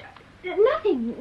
A few clothes only to give to the poor. May I see? There is no need. I have finished. Your wardrobe is my concern, my lady. I tell you, there is nothing here. A few shifts, nothing more. Then I will have them washed and aired. A few shifts, my lady. These are boys' clothes. A page's. My lady, what are you planning? My lady, please, trust me. Oh, then I must take the clothes to your father. No. My lady, I saw you watch Sir Hugh and his squire leave and saw you cry. I know you were fearful of your coming marriage, but, my lady, if you have planned what I think you have planned, then you are being very foolish. Oh, Jane, I love you like a mother. But what I have planned is very little. I intend only leaving the castle for a day, and perhaps the night. The night? One night only. A small adventure before I wed. I will take my mare and ride as if for sport. And then, once out of sight, I will become a boy with my hair under a cap. And then I will gallop like the wind. I will gallop south. South? Oh, not too far. Just enough to circle beyond the ruined convent of St. Agnes. And at the ruins, I will spend the night. I see. And tomorrow I will be back, no longer a boy, back to await my betrothed. What could be more harmless? The convent ruins, my lady, lie directly on the route Sir Hugh will be taking. Oh, really? And he and his squire will doubtless spend the night there. I only wish to to meet them, to join their talk. My lady. They are going to die, Jane.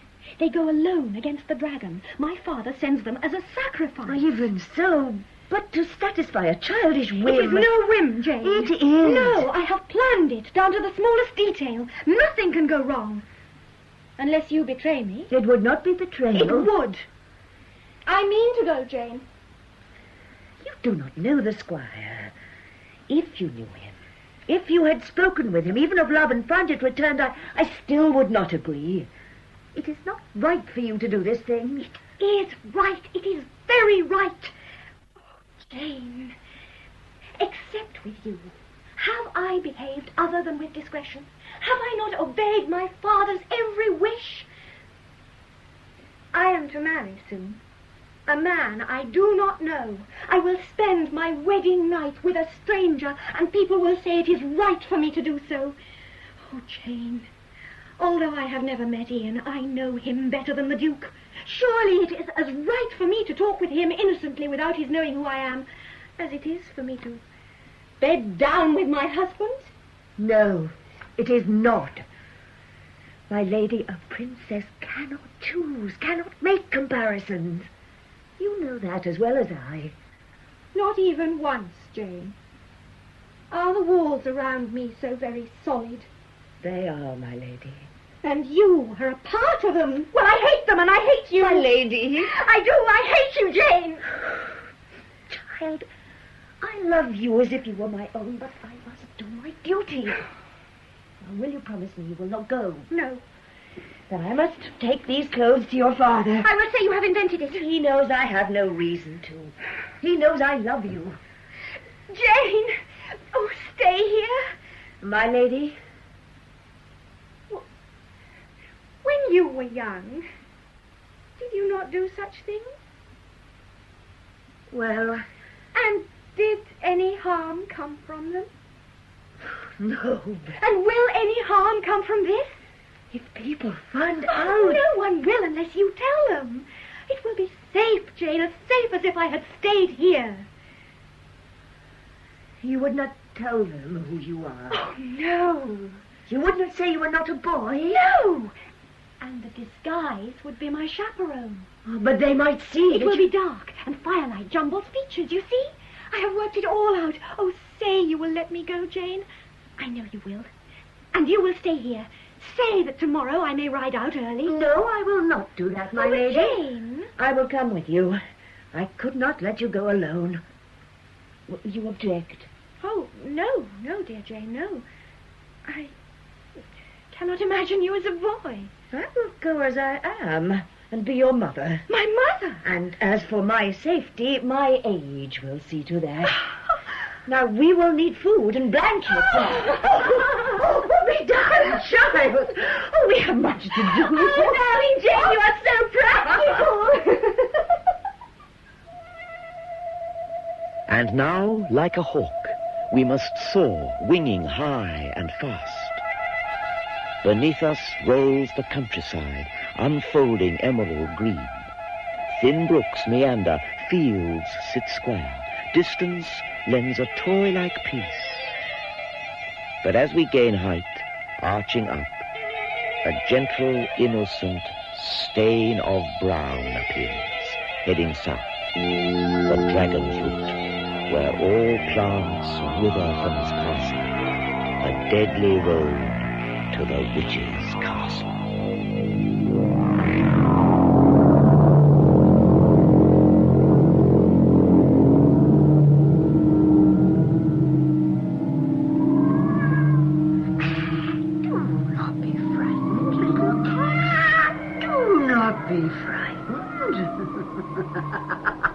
Marianne? Marianne? Yes, Mother? Is the turret room prepared yet? I think so, Mother. It must be done by night, for without the pentacle, I have no eyes. Yes, Mother. Did you see the cat? Cat? Did you see him run? A stray, I think. But he felt my power and was frightened. A small black cat with white on his chest. Yes. You'll not see him again. I gave him some food this morning. He rubbed up against me. and purr. You are soft, daughter. No fit child to me. I'm sorry, Mother. And for you, I break my word. I did not ask you to. All this should rightly belong to you. None else. But I do not like it here. Damp. Cold. Damp, cold. If you would but use your powers, child, you could order it as you wished. I do not like these powers, Mother. They give much for little effort. I gain small satisfaction from them. You will learn. Once I thought I could try to live a natural life, but men hate what is beyond them. Like the cat. They could sense the difference, so they turned on me. You will learn.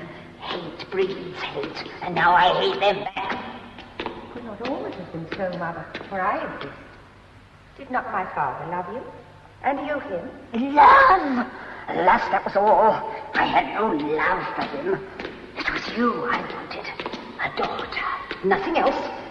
Even I cannot create life without a man. Let me see what you have done. The king will move fast, I know. Men already will be traveling here, and I must be prepared. But Skrull will frighten them away. Skrull is my affair, not yours. I'm sorry. The dragon grows in strength. It worries me. Oh, he would do as I require. Doubt not that. Once I unleash him, he will waste this land to dust. But his control is not for unskilled hands.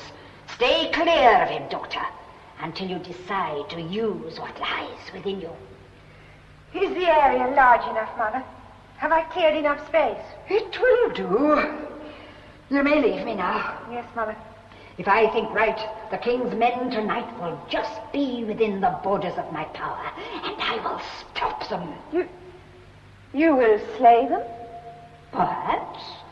Perhaps. I will see how fancy takes me. Leave me now.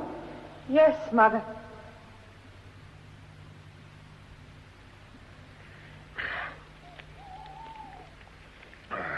More wine, Sir Knight? No, lad. And you'll not touch it either. Put more wood on the fire. Yes, sir. Will the witch know where we are, Sir Knight? She might. Depends if she looks. What do you mean? She can spread her power like a spider's web. Sense all that lies within. Oh. Think not on it. No. It grows dark. Aye. I begin to think the ruins change shape. It is the firelight. They say that when the witch is near, the air freezes. Aye. Even in summer or autumn, the air freezes. Ian. It is cold now. Do you think the witch... If she be near, Ian, you will know it. How? It gets dark and cold, but too dark to be natural, too cold to be normal. But... It is not that now. Grasp in your mind what you know is real and dwell on nothing else, or you'll be like a cat that jumps at shadows. Yes, Sir Knight. What now? It is nothing. Ian? It is nothing. I thought I saw a rock move. Then walk over and sit on it, but do not think.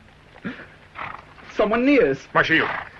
2 horses, I think. My shield and sword, boy. Yes, Sir Knight. You stand to my back. Watch for me there.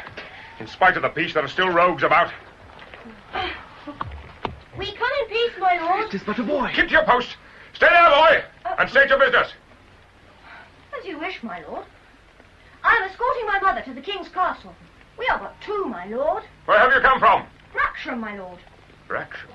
My mother is tired with travel, and we both are cold. Come closer, both of you. Yes, my lord. Come along, mother. Let me be here. Tis not mother. They're unarmed. Yes. Take their horses, Ian. Tether them with our own. Yes, Sir Knight. Sit down and join us. You're welcome. Thank you, my lord. Thank you. May I offer you food, wine? Mother? Oh, a little wine. I am Sir Hugh of Monret. My squire is called Ian. You are... My father was John Preen, sir, of Wraxham. Was? He's been dead for some years. Ah. Madam. Oh, thank you, Sir Knight. And for you, Edward, sir. Wine? Oh, no. Let me serve myself. It's not fitting that you should wait upon such a lad as I. Thank you. How could I have suspected you rose when he's so well-mannered? Oh, he has been well brought up, sir. I can see that. Oh, take more, lad. You've hardly enough there to fill a thimble. The bottle is empty, Sir Knight. Ian, another bottle. And help the lad to wine. Yes, Sir Knight. Here, let me help you. Oh. Oh, thank you. You have no man with you for protection? No. We cannot spare them, sir. The harvest is late this year. Ah, I see. Let us draw closer to the fire. You have many men working for you, lady? Oh. My mother has no head for figures. We have some land, sir, about 9 hides. A steward assists us with the running. 9 hides, eh?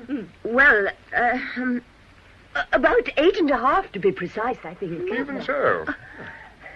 And there are more sons, daughters? I am an only child. Oh, yes, an only child. Well, this is timely.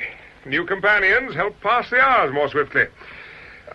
Your land, lady, it's all good pasture? Oh, yes. Yes. Yes, why not? Good. Well, your health, widow. Your health. And your health, too, Sir Knight. May you live long. May we all live long, lady. Drink, all of you, drink. I feel the future drawing near.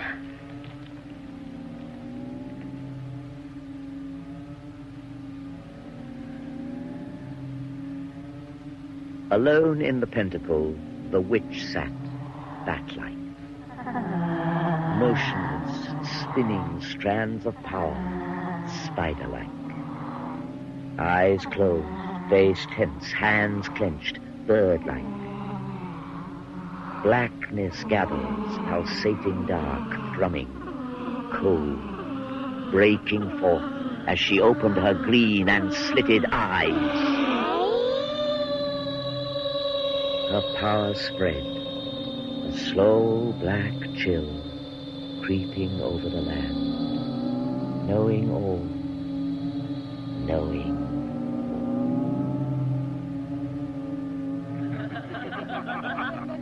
Oh, it is good to talk like this. Spin tales, even if one exaggerates a bit. More wine, Sir Knight? No, I'll need a clear head on the morrow, and you'll not have some either.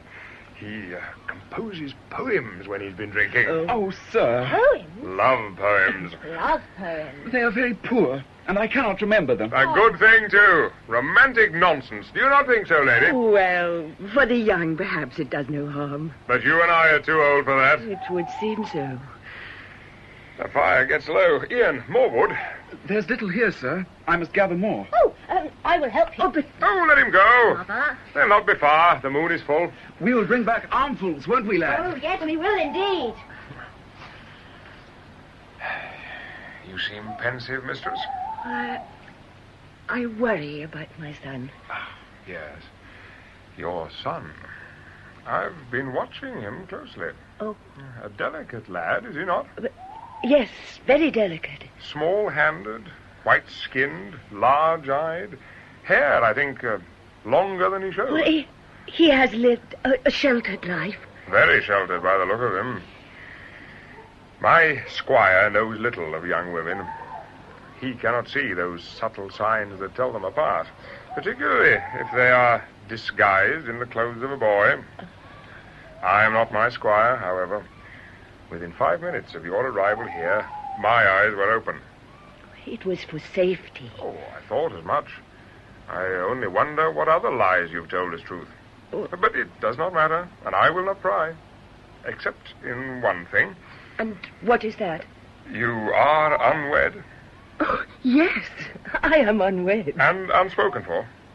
That, too. I will not ask of land. I would not wish to stretch my luck. Be glad that you do not, sir. You know we go to fight the witch. Yes, you have said.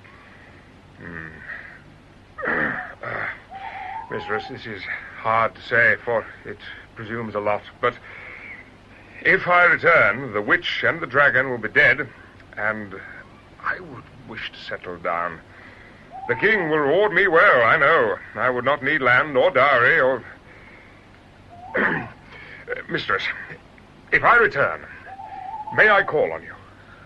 You may, Sir Knight. You would be welcome. I will do my best to do so, then. Storm is gathering.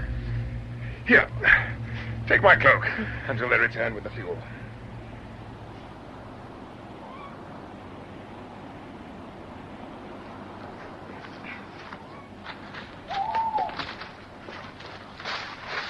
The wood is dry here. Ah.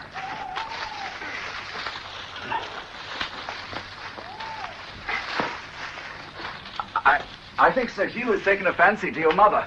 Really? I did not notice. You're fortunate. How so? Oh, come, lad. He is champion knight. Foremost warrior in the land. He could have his pick of noble widows. Ah. And, you? Could you have your pick of the daughters of those widows? I'd not thought on it. But anyway, my heart is taken. Oh, who by? You could not expect me to tell you that. Was she so very great, then? Among the greatest in the land. Oh. We'll need more wood than this, lad. Look over there. Oh, yes, sir, yes. I have heard the King's Castle is very grand. Oh, it is. Very grand. And the people there are very clever. Some are, some aren't. It depends on who you meet. You have met many? A few. Being squire to the champion knight does not allow much time. Tell me, did you meet the princess? Edith, I think she is called. In passing, a few words, nothing more. Oh. When was that? You're very inquisitive. I am going there. I wish to know how I should behave should I meet the princess. And you, sir, are obviously used to meeting such great people. Are you playing with me, lad? No, sir, not I. They say the princess is quite presentable. Presentable? She is too beautiful to describe. Oh. Tell me, is she among the greatest in the land? Of course she is. You are astute for one so young. 'Tis the princess that you love. It is. Does she love you? I do not know. I would not let my fancy ride that high. When you spoke with her in passing, did you not tell her of your love? No, I did not. But you intend to when next you meet her in passing. It is possible. I shall see how I feel. Here, hold your arms out. Let me load you up. Certainly, sir. Tell me, if the princess were here now in front of you, would you tell her of your love? We must hurry. Oh, please, sir, tell me. All right. I would not. Why not? I would be afraid she would do no more than sport with me. And anyway, you know we go to fight the dragon and the witch. I do. It is not likely that we will return, and dreams are too precious to throw away. I would not have her use me as a plaything. I think you think her very cruel. Thoughtless, rather. And vain, perhaps. Imagine for a moment that you were the princess, boy. Would you not have fun with me? What was that? Nothing. The storm gets close. Oh, it's so cold and dark. Clouds over the moon. Clouds, but there are no clouds. What? A boy. 2 boys.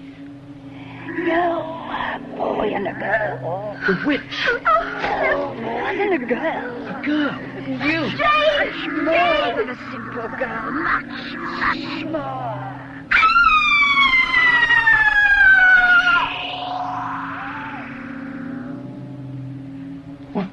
What have you done? A girl? Where is she? Ian! Ian! The knight! Over here! What has happened? Where? The witch was here! The witch! Oh. Haven! Even so, Sir Hugh. Even so. What have you done with her? Quiet, Ian! Caven, where is the boy? Boy? I know of no boy. Girl, then! She is in that castle. My lady! Lady! She was highborn. The highest. What? Caven! Caven! Behind you, Sir Knight. Caven! Still behind you, Sir Knight. Caven, let the girl go. She is no concern of yours. No concern, Sir Knight. Ask my lord, the king. The king? Red-hot irons. For his daughter, my red-hot irons will be the dragon's teeth. His daughter? Edith. Ask the woman. Ask the mother. And then come and fetch her. If you dare, come and fetch her from the dragon's mouth.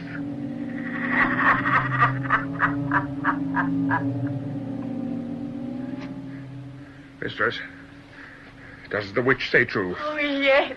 She was my lady, the Princess Edith. The Princess? Sir Knight, what can we do? We cannot go back without her. We will rescue her. I will rescue her. Do not be foolish, Ian. But Sir Knight... Put your sword away. But... Ian! Yes, Sir Knight. Now, go and see to the horses. Make sure they're well tethered. Yes, Sir Knight. Now, mistress, why did you come here? She is to marry. She wished... Oh, she has had little excitement. Oh, why did I let her? She twisted me round her finger like a ring. The king does not know that she came here. No. When he finds out, he will have your head for this. I would have naught else. I would that I could exchange it for her safety. Oh, Sir Knight, we must get her back. Yes, we must. Though, I see nothing but to go on and hope. And I must come with you. No, you must not. Oh, but... Women have taken too great a hand in this affair already, madam. 3 leagues from here, I know a family. They will care for you. It is on our road. We will leave you there tomorrow. But Sir Knight... The matter is ended. Yes, Sir Knight. Mistress, what I said before when we were alone still holds. But for now, I must not think on you. And you must keep your place.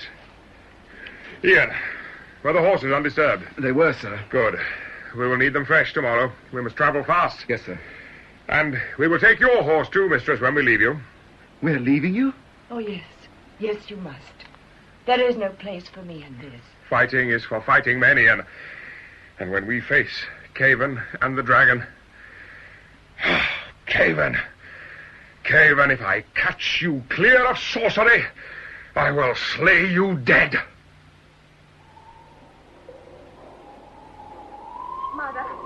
Mother, what have you done? Done? The girl in boy's clothes, sleeping in the turret. No girl, child. She is the Princess Edith. The princess? Last night she strayed too near. I reached out and took her. It was easy. What will you do with her? Use her, as once the king would have used you. She will be a pawn. I will gain for you what I wish, and then... And then? That pawn will never be a queen. Skrull will make sure of that. Oh, do not do it, Mother. I beg you. You have no right to beg. I have every right. You do this in my name, as if for me. Yet I do not want it. You will turn all men against me if you continue. Oh, I cannot leave you, Mother, for I know you love me. But better I were dead than be like you. Daughter, you know nothing. I do, Mother. I know what is within me. Clear and still. An ache, a void, a need for love. You have mine. More than yours, a different kind. Soon I know I will need a man to love. Soon I know I will want a child. But I do not wish to have to do as you. I want to gain no man's love by sorcery. You touch me, daughter. But you are wrong. No, I am not. Oh, please. I plead with you. Give up this scheme. Release the girl. Let us leave. We can go away, find another land, and live once more in peace, even if alone. We cannot. Why not? It is not possible. It is. We could leave today, within the hour. No, Skrull will not have it so. Skrull? Yes. The dragon lies at the center of our being here. What? He would have the old days back. He knows not of love or peace. Skrull has the power, Marianne, more so than I. If we had not come here with him, he would have turned on us. So you aid him? I had no choice. My spells may have him mute and sleeping now. But when he wakes, Marianne, believe me, we have no choice but to ride upon his back. No choice. None.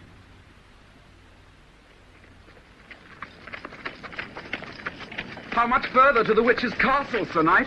Less than a league now. Once we top this hill, we should see it.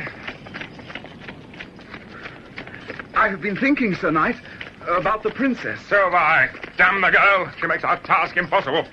I was thinking why she came to the ruins. Why she would wish to meet us. Maybe she was taken with me, Sir Knight. Do not flatter yourself. She would have come had it been Sir Edmund and his squire that rode against the dragon. That I do not see. We're marked to die, Ian. Last night was our last on earth. She came to share it. That was kind of her, then. Had she come as the princess, perhaps, it would have shown concern. But as a boy, it was romantic nonsense and cruel. She was using you, Ian. Using both of us to gain a brief and spiteful pleasure. On the surface, what you say is true, but that cannot be the whole of it. It makes her out a vulture. I prefer to think she was thoughtless, nothing else. Had not Cavan taken her, we would have seen her true concern, I'm sure of it. You may be right. It does not matter. Only one thing stands clear now. We've got to get her back. That is our first consideration. How will we attack, Sir Knight? I do not know. I hope that she will let me prepare. Let me get my armor on and ride properly into battle. I do not want to be crushed like an insect before I've drawn my sword. There's only one thing I know from the past. The witch likes drama, set-piece battles. That would be fitting for champion knight, foremost warrior in the land. I have been thinking, sir. Let us suppose that the witch and the dragon ride forth for battle. The castle then would be undefended. Could I not circle behind and reach the princess unseen? Ian, you forget that she sees all. For the princess, there is no safety until the witch is dead, and the dragon too. But surely, sir, my plan gives some hope. No more hope than mine, which gives none. Ian, I say again, fortune must take a hand in this affair, and soon, or else all has been lost since we began. Listen. The witch. Steady, steady. Oh, it is different. But sorcery all the same. You're ready to defend yourself? Yes, Sir Knight. At first, the figure they saw was ghostly, pulsating red, uncertain. A girl! Hold your place. Then it condensed, became solid, real. A girl with softly flowing hair, gentle shape, sweet face, sad, sad. She faints. Stay here. You think it is the witch? A witch for sure. Who are you, child? I am Marianne, Sir Knight. Marianne? Yes. My mother is Cavan the witch. The witch? You're Cavan's daughter. Yes, oh, please. Might I beg a little water? Oh, I do not often use my power, and it makes me weak. Water? Here is water. Oh. Come, take it from my hand. Oh, thank you. Oh, thank you, Sir Knight. I have you now. One move, bitch, and I'll cut your head off. Sir Knight. Dismount here and put your dagger to her ribs. But, do it! But, sir... And if she move at once, strike home and deep. Yes, Sir Knight. If she be what she says, we have something Cavan treasures. We must not let her slip. Hold her fast, Ian. I have, sir. And if she is not, she is still a witch and must die. Now, bring her here. Watch her close. Keep your dagger firm. Now, bitch, we may talk. Only no deceit, either by your tongue or witchcraft, or my squire will kill you. Now, what do you want with us? I come to offer aid, to put my powers at your service. Do you? You hear that, Ian? The witch's daughter offers aid. Oh, not against my mother, sir, but against the dragon. My mother I could not harm, but Skrull, I would have him destroyed. The dragon destroyed? That strikes at the witch. You're not consistent. Oh! So, tell the truth about your being here. Oh, it is as I say. My mother cannot control the dragon now. I would have him dead so that we may depart. Depart? Oh, yes. Well, why else should I come here? Why else should I place myself so easily in your power? 'Tis not enough. There must be more. Oh, no more, Sir Knight, I swear it. Oh, no more. I stake my life on it. Your life is forfeit anyway. Oh, please, may I have the water now? Here. Oh, thank you, sir. Stay close, Ian. I do not trust her yet. I will not flee. Even so, why would you help us? Why would you turn against your mother? Oh, Sir Knight, once you discovered my identity, you called me bitch. You would have slain me, would slay me now, except you think I might be useful.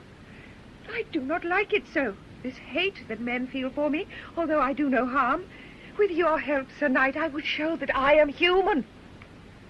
Ian, do you believe her? I do, Sir Knight. Why? She is too beautiful to be false. Beautiful? Ian, beauty means nothing. When will you learn? I do not trust her. I dare not. It is too simple and convenient to be other than Caven's work. 'Tis not so, sir.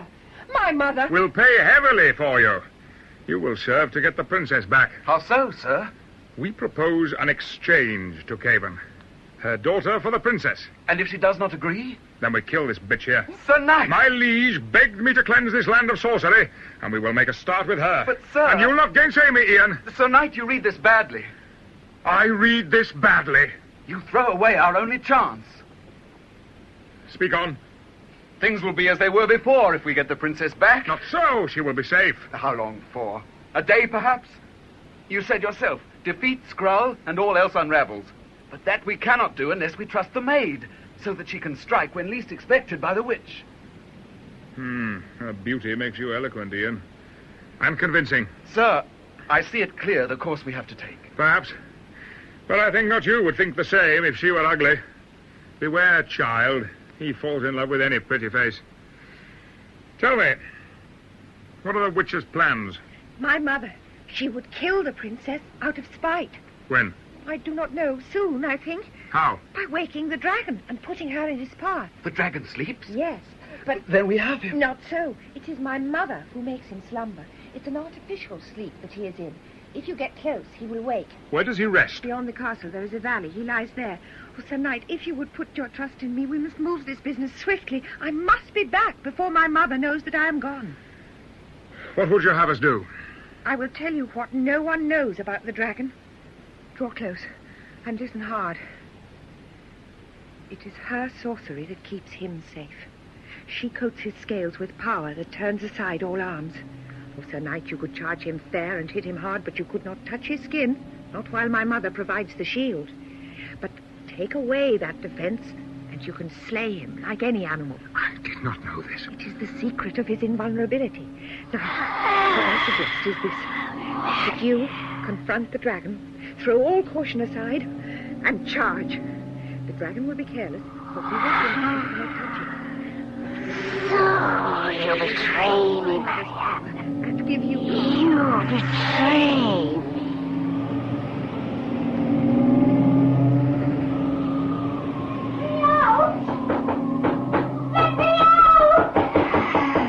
The princess wakes. Her last awakening. Ian! Hello!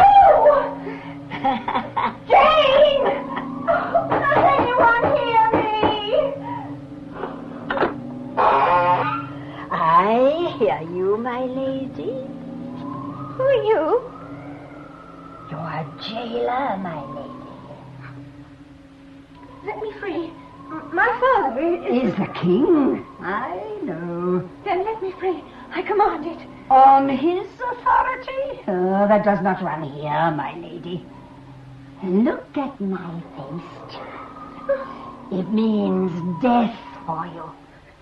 Oh, even so, my lady, even so. What do you want with me? You will see. Where is Ian and Sir Hugh? They are plotting. They think to be heroes, but they plot their death. And my daughter, she plots with them. With her help, they force my hand. I can no longer wait to put the king upon the rack. Blame them, child, for what is about to happen. And what is that? Your death. My father will give anything. Your father is not here. I wish he were.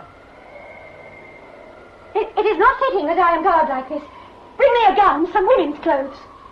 Have spirit. That is dignity enough. I think you jest with me to frighten me. You do not mean it. I mean it, child. Doubt it but not. I am innocent. I have done nothing. You carry your father's love. That is guilt enough. The dragon will eat you, child, eat you whole. Then he will destroy your friends. You will have company in death. Never fear. You're trying to humiliate me. I will not let you. I will not. I'm my father's daughter, the princess. I will not crawl to you. I despise you. You use emotions as toys, not feelings. You think you are being noble now. You are not. There is no nobility in death. When you feel the dragon's breath, you will scream like that. And that. You will be fitting bait for the dragon on the night. When I have placed you as I wish, I will have sport with him again. Your hair is strong. A worthy rope to hang them with.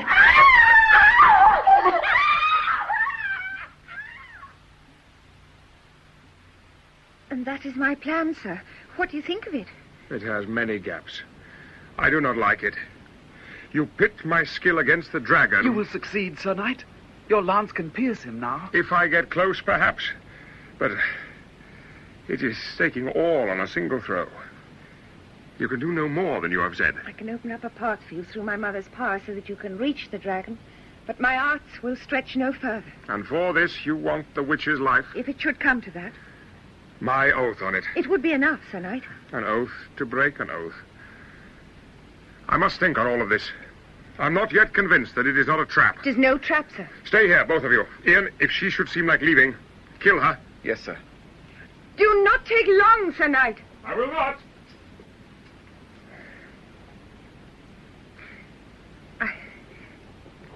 I wish to thank you for your defense of me.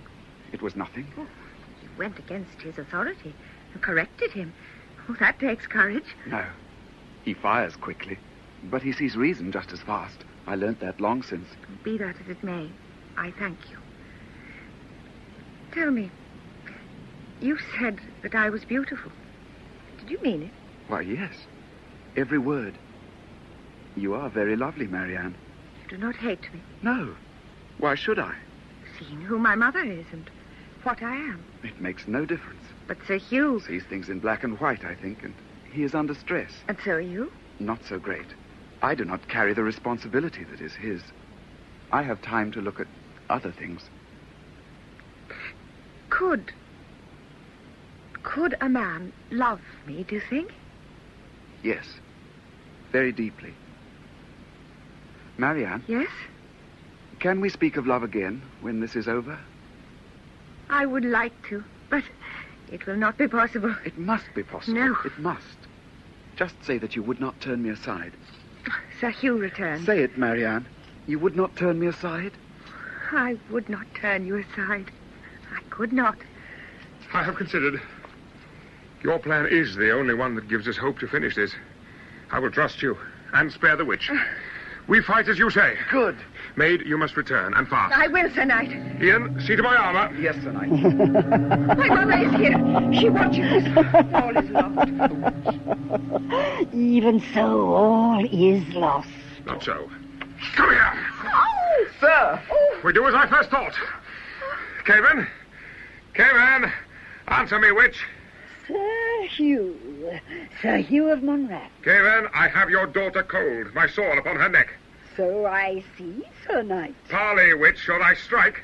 You think I value a daughter who would betray me? I know you value her, witch, from 15 years ago. So parley. What would you have of me? The princess. Nothing more. And your departure. Only that? And the dragon's death. Say on, Sir Knight. Oh, there must be more. My head, perhaps, upon a block. I swear, witch, that if it were so, then I would gladly cut it off. You set a high price. Too high. Sever her neck, Sir Knight. I do not care. You care, witch. You care. You gave up all before. A thing I will not do again. So go on, Sir Knight. Why don't you strike? Curse you, witch. You push me too far. Mother, help me! He will not kill you, and he knows it. I will, and you can watch. You must not, sir. She leaves me no choice. I will not let you. Stand clear. No. I will cut through you to reach her, Ian, unless you move aside. Then cut, sir. For if she die, we all die with her. Be not too hasty, sir. Think on what you do. Cavan, my lowest price is the princess for your daughter. I thought it would come to that. Bring her here, Cavan. Bring the princess here. And if I do not, Then your daughter dies. you had better stop him, little squire, for I will not bring the princess here. She seeks to trick you, Ian. She will barter. Cavan, no more talk. Fetch her to us. Cavan, answer me. I am thinking, Sir Knight, about the past. The past? Do you remember a woman, Sir Knight, in a small tavern? Do you remember a woman, Sir Knight, with flame red hair? What of it?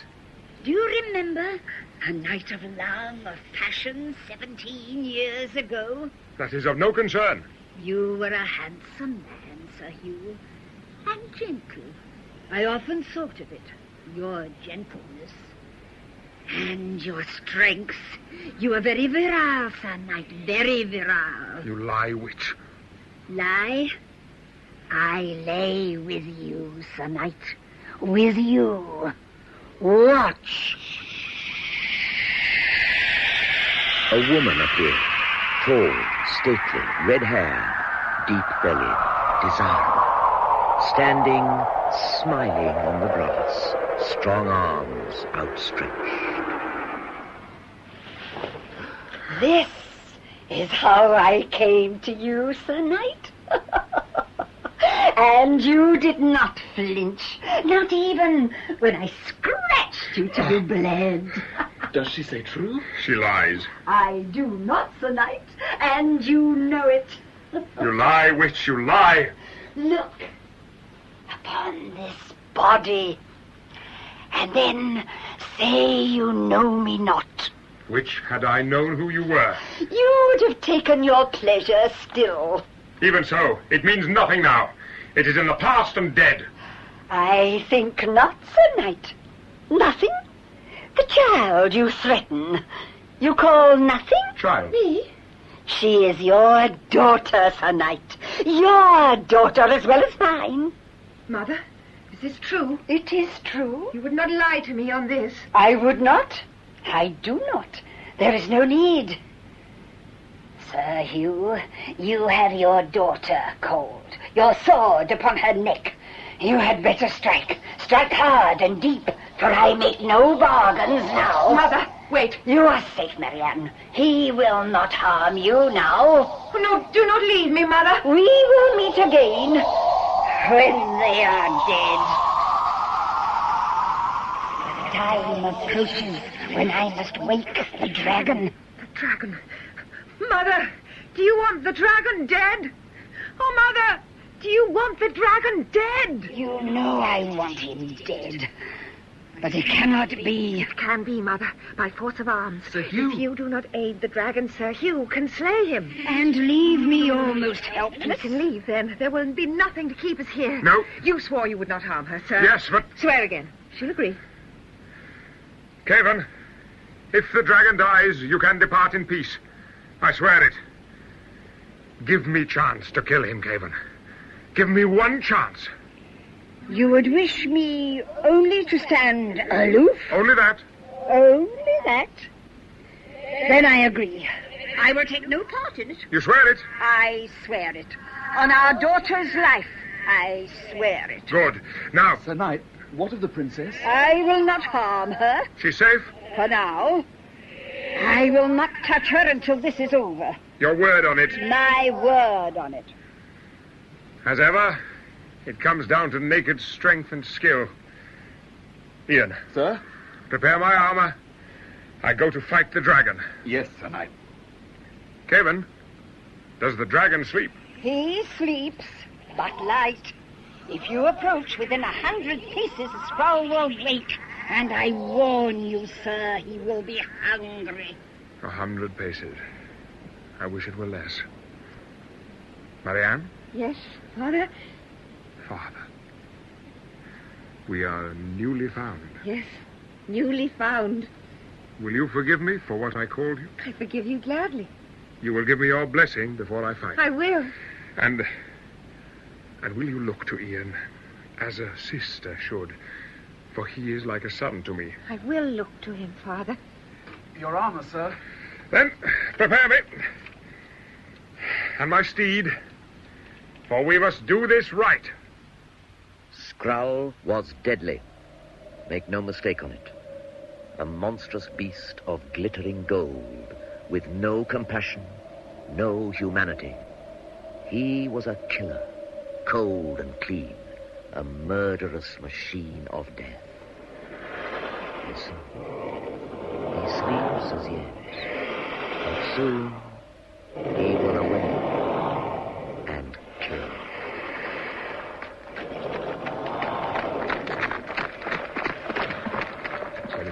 Steady. There he is, Ian. Skrull. He is so large, Sir Knight. Now you know why I've always said we were marked for death. You will kill him, sir. If I do not, then... Where stands the witch? She stands on that hill there, sir. She would watch this. I know, a set-piece confrontation. And Marianne, where is she? She stands with her, sir. Then give me my lance and go and join them. Here, sir.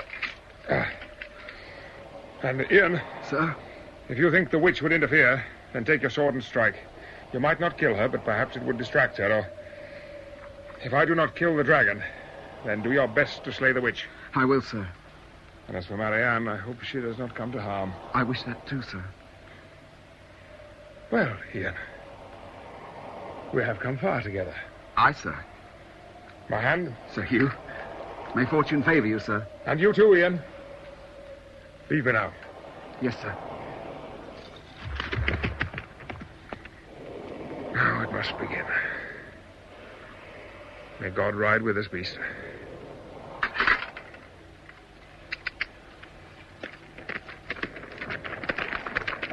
100 paces.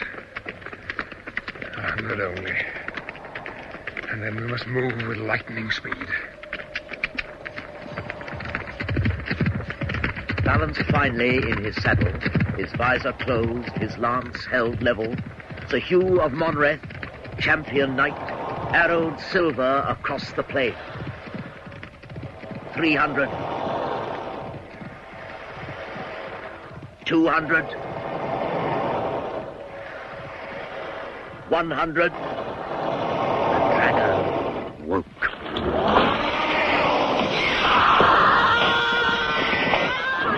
The princess is there. I swore only that you would be safe from me. Skrull will kill her. Even so, daughter, even so. It was a trick. A trick with words. They would have done the same to me. It is ironic, is it not, that the knight should cause her death? Mother, did you plan this? You talked too much of leaving, child. I grew frightened. I would never have left you, Mother. But I must do so now. If the princess dies, then I do not wish to live. Marianne! Goodbye, Mother. Goodbye! Marianne! Marianne! Marianne! She was a shard of amber splintering down. And the dragon saw her, turned his head, and spat out flame. Marianne! The witch, bat-like, hawk-like, black, swooped down and landed at the dragon's side. Skrull! Skrull! Stop! Stop! The dragon saw her, Skrull! lowered his head, Stop, Skrull! and bit.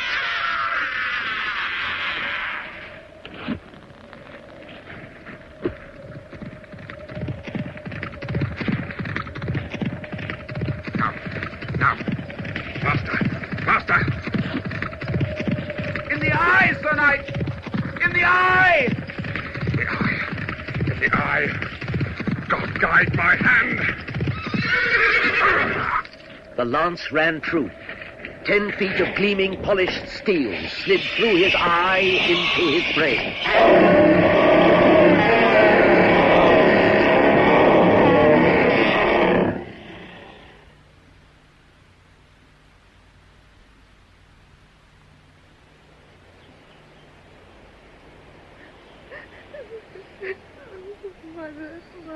Mother. Marianne, I have brought you water. Mother. Let me tell you. You are so burnt. Oh. But at least we are alive. I lost my mother 4 years ago. I know your pain. She thought to love me, and she did. Too much, perhaps. I know that now. We have all learnt much from this. Yes. I thank you for what you did, in my name and my father's. I am to marry soon and will have my own court. I would be honored to have you as my companion and my friend. Ask me again in a little while. For now, I cannot think. I will do that, for I need a friend like you.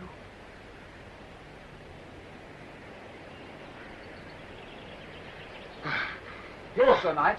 I have brought you wine. Good. But first, take off this breastplate. Yes, Sir Knight. Ow! Oh.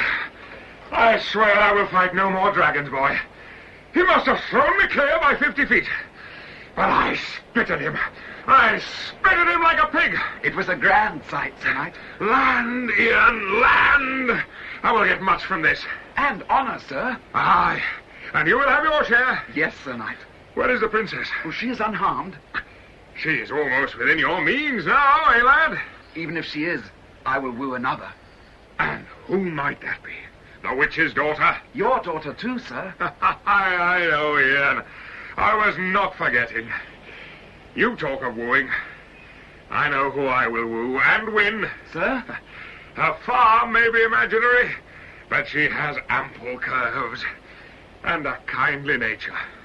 It'll be enough. Ian, this thing turns out well. It turns out well. Indeed it does, Sir Knight. Not even old age can fright me now, after this. Nor death, too. For Skrull was death. And I killed him, boy. I killed him clean. In our story, the dragon died and did not live again. But our story was set in the imagination. And in our fancy, dragons can always exist. Listen. You can hear them, and hear them forever. Their wing beats echoing across the sky, casting dark shadows in a moonless night.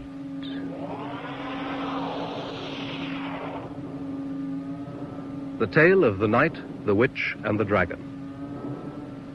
The Knight, Sir Hugh of Monreath, was played by Patrick Stewart. The Witch, Caven, by Peggy Page. And the Dragon was created by Peter Howell of the Radiophonic Workshop, who also composed the sound score. The King was played by Anthony Newlands, the Princess Edith by Elizabeth Proud, Sir Edmund by Gavin Campbell, and the Herald was Henry Knowles. Ian, Sir Hugh's page, was played by Marcus Campbell, Jane, the Princess's Gentlewoman, by Sheila Grant, and Marianne, the Witch's Daughter, by Kate Binchy. The King's subjects included Kenneth Shanley and Jonathan Scott, and Scrimp the Storyteller was played by Timothy Bateson. The studio managers were David Greenwood, Peter Novis, and Lloyd Silverthorne. The Tale of the Knight, the Witch, and the Dragon was written by J.C.W. Brooke and directed by Ian Cotterill.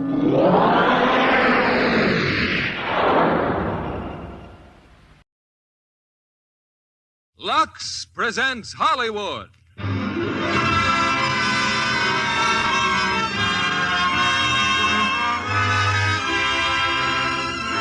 Lever Brothers Company, the makers of Lux Toilet Soap, bring you the Lux Radio Theater, starring Judy Garland in The Wizard of Oz. Ladies and gentlemen, your producer, Mr. William Keighley.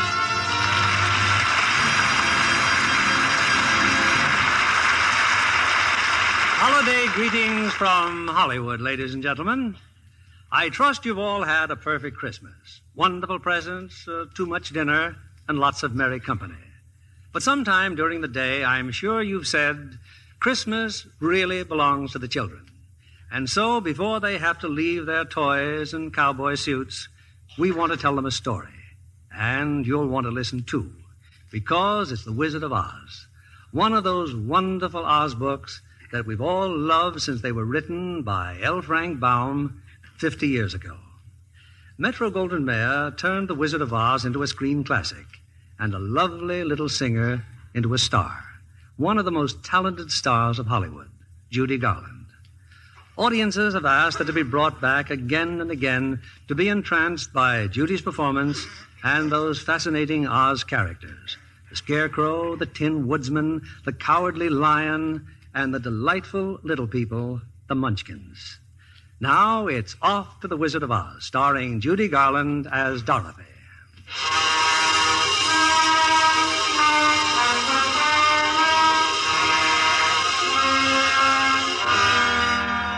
This is the story of a girl named Dorothy, who lives with her aunt and uncle on a farm way out in Kansas. Her dearest friend is her dog, Toto. But Dorothy has other friends, too. The farmhands, for instance. Zeke and Hunk and Hickory.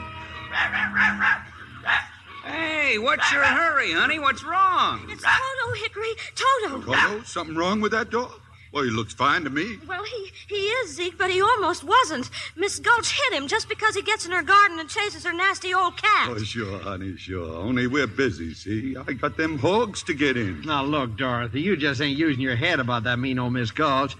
You'd think you didn't have a brain at all. Hunk, I have so got brains. Well, use a man. When you're walking home with Toto, just keep away from Miss Gulch's place. Your head ain't made of straw, you know. Gosh, Dorothy, that Miss Gulch ain't nobody to be afraid of. Have a little courage, that's all.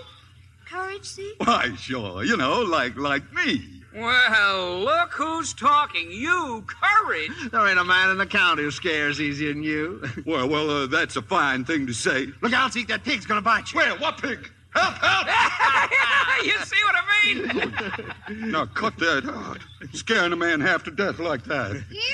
Here, what's all this jabber-wapping when there's work to be done? It's about Toto, Auntie Em. Miss Gulch says she's going to go and get the sheriff, and then... I thought you and Hickory was supposed to be fixing that wagon. Oh, we are, Miss Gale. Hammer that wrench, Hickory. And feed them hogs, Zeke, before they worry themselves into anemia. Yes, ma'am. Now then, child, what's your trouble? Auntie Em, really, do you know what Miss Gulch said she was going to do to Toto? She said she was... There you go again, imagining things. You know, you always get yourself into a fret over nothing. Oh, but this time... Now, you just help us all out this afternoon. Find yourself a place where you won't get into any trouble. I got to get back in the house.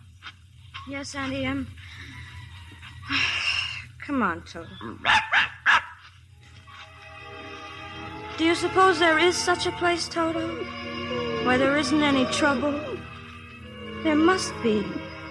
Not a place you can get to by a boat or a train, but it's far, far away.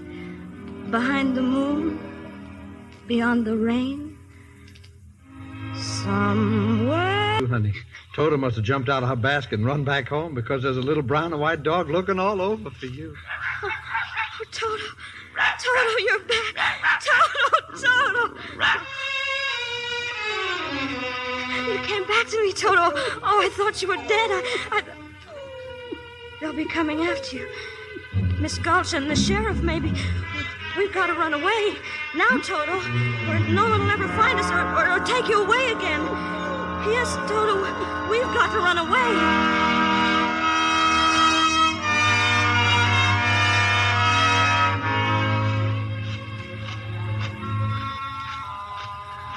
It's getting dark, Toto. I think maybe there's a storm coming. But we'll just keep going, won't we? We're not afraid. It's just like Zeke said. Courage. I see what you mean. A wagon. A horse and a wagon and a man. And there's a big sign on the wagon. Wait, I think I can see what it says.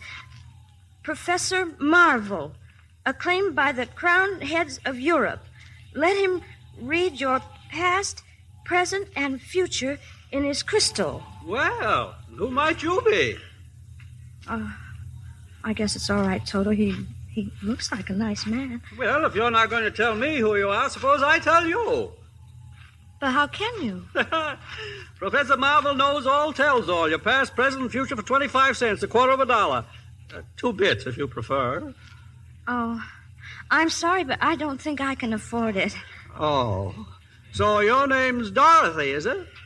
How did you know that? Well, on the one hand, perhaps I saw you in my crystal, and on the other hand, perhaps a fellow named Zeke passed by a while ago looking for you. Oh, I see. But don't you think for 1 minute I couldn't have figured it out for myself, why Professor Marvel and his magic crystal have amazed royalty and peasantry alike the world over. Oh, please, Professor, can't we go with you and see all the crowned heads of Europe? Oh, do you know any?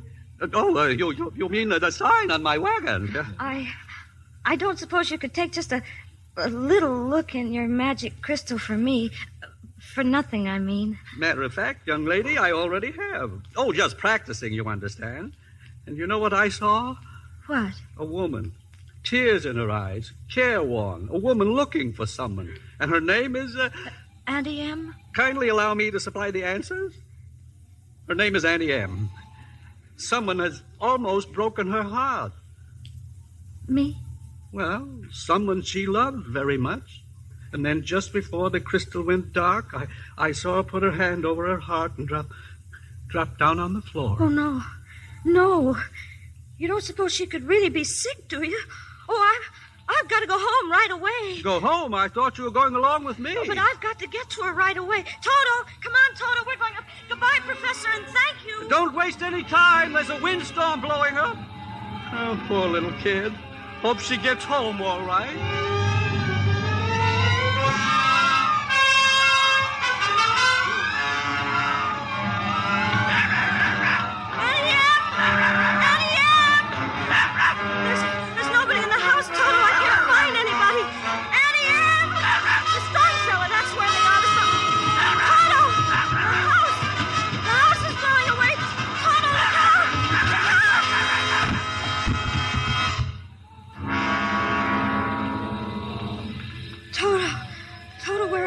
What's happening? We're in the house, but the house is up in the air. Everything's moving. Everything's rushing through the sky. Barns and buggies, and there goes our chicken roost.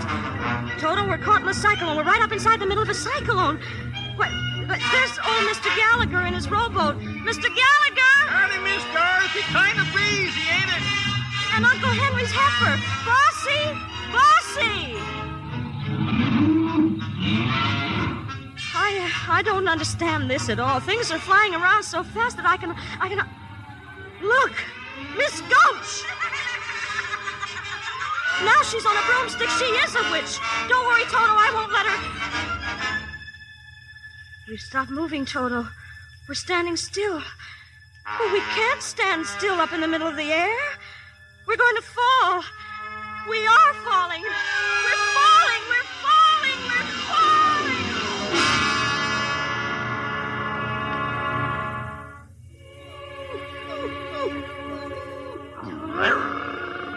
We've landed.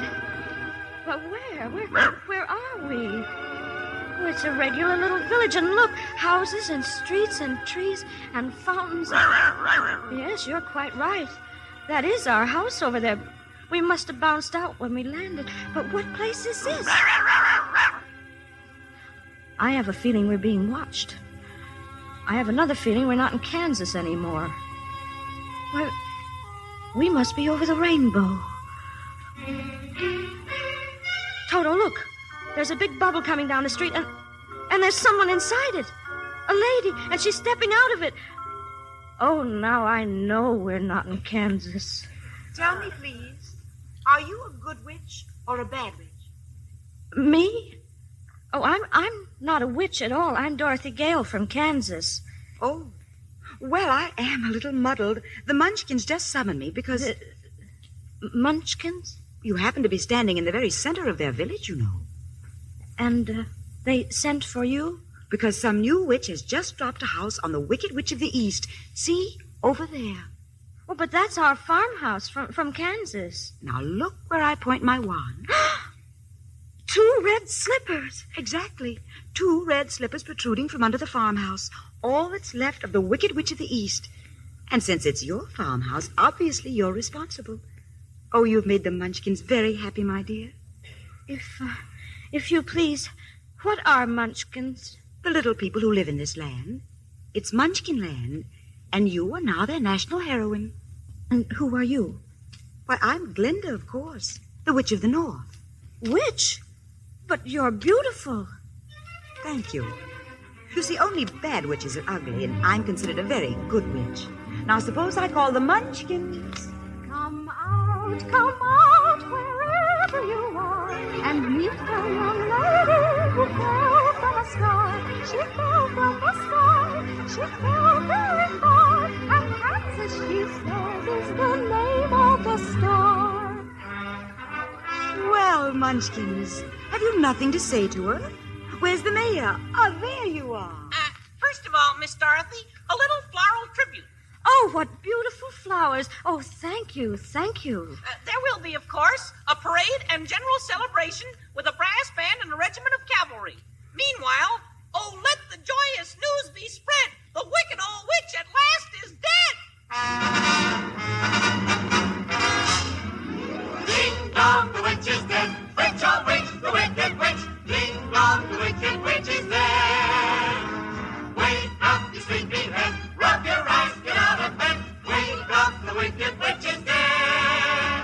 She's gone where the goblins go. Below, below, below, yo ho. Let's open up and sing and ring the bells of ding dong, the merry o. Sing it high, sing it low. Let them know the wicked witch is dead.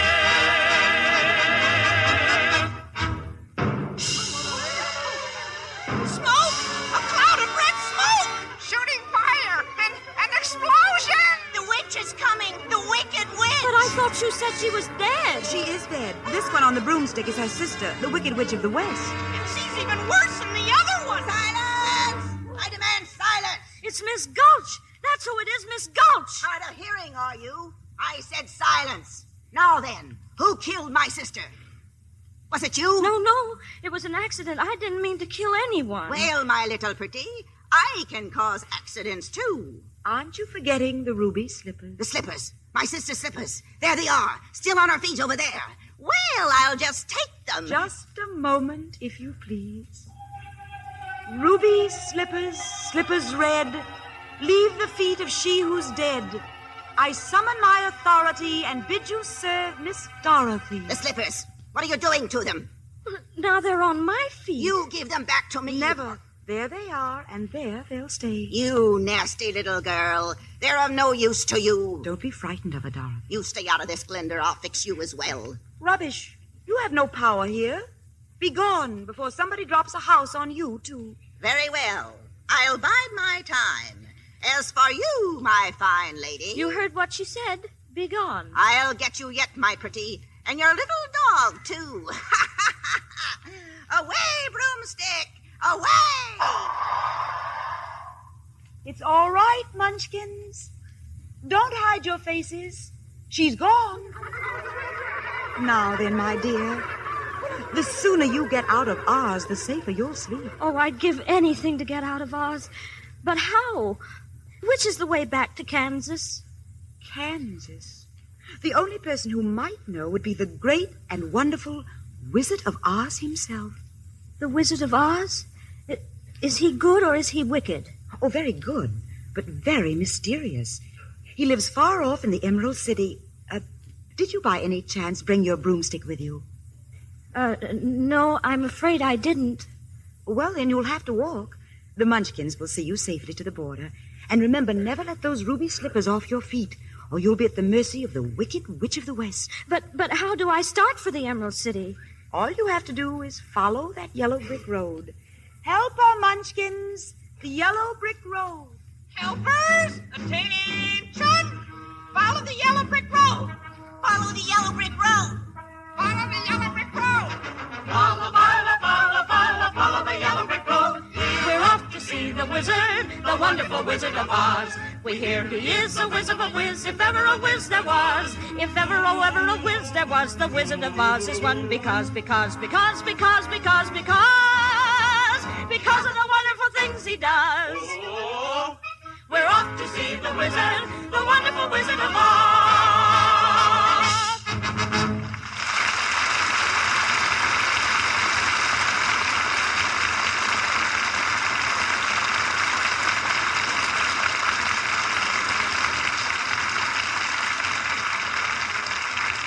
In a few moments, we'll bring you Act Two of The Wizard of Oz.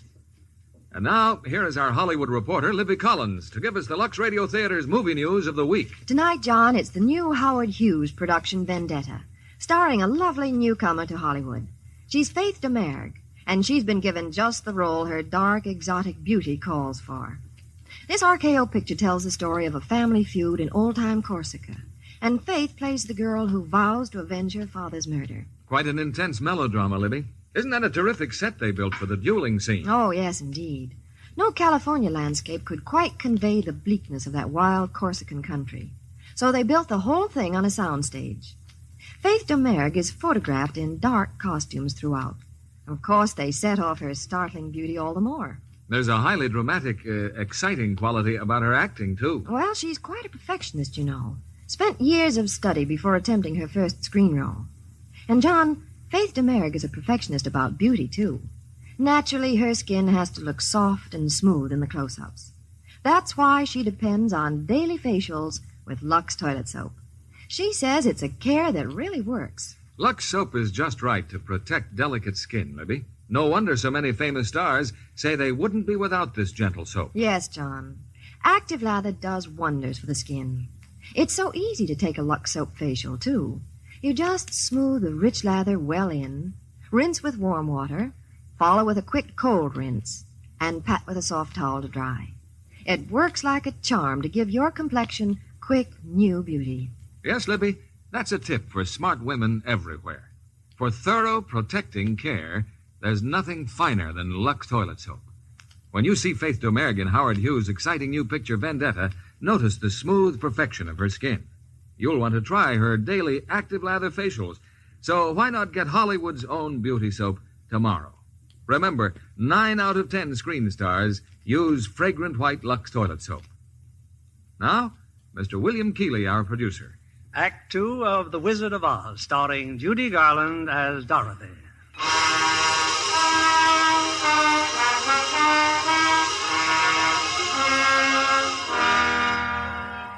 With the magic slippers on her feet, her dog Toto at her heels, and the little munchkins marching on ahead, Dorothy is on her way to the Wizard of Oz.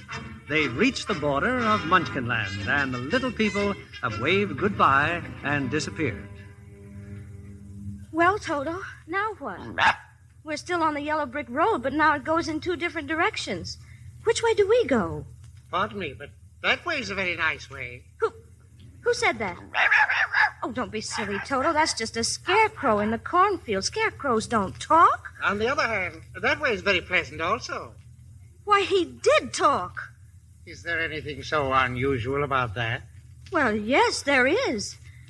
And why do you shake your head? I mean, both yes and no at the same time. Oh, that's my trouble. I never can make up my mind about anything. Oh? The fact is, I haven't got a brain. Take a look at my head, you see? It's straw. Just straw like the rest of me. But how can you talk if you don't have a brain?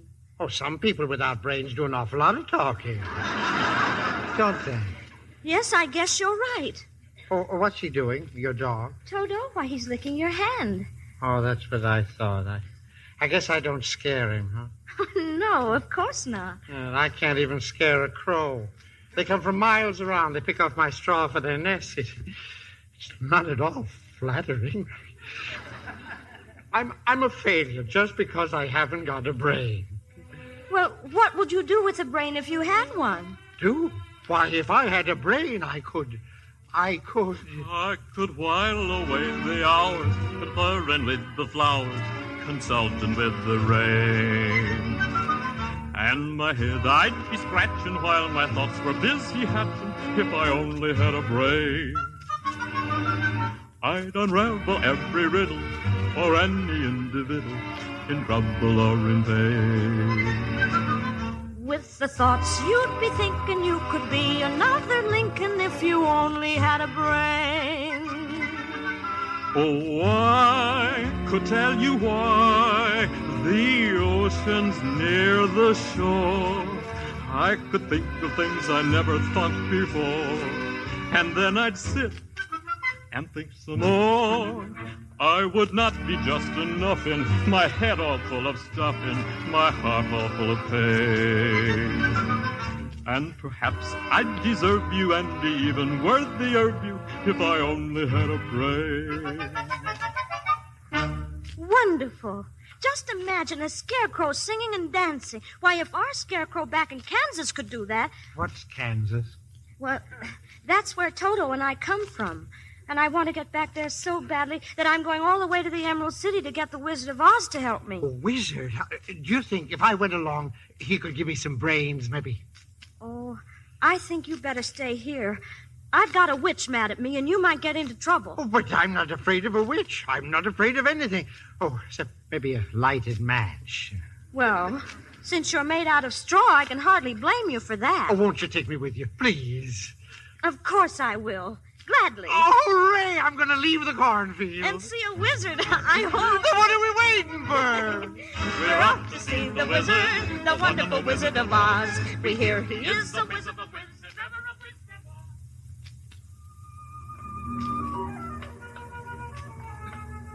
Scarecrow? Huh? Do you see what I see?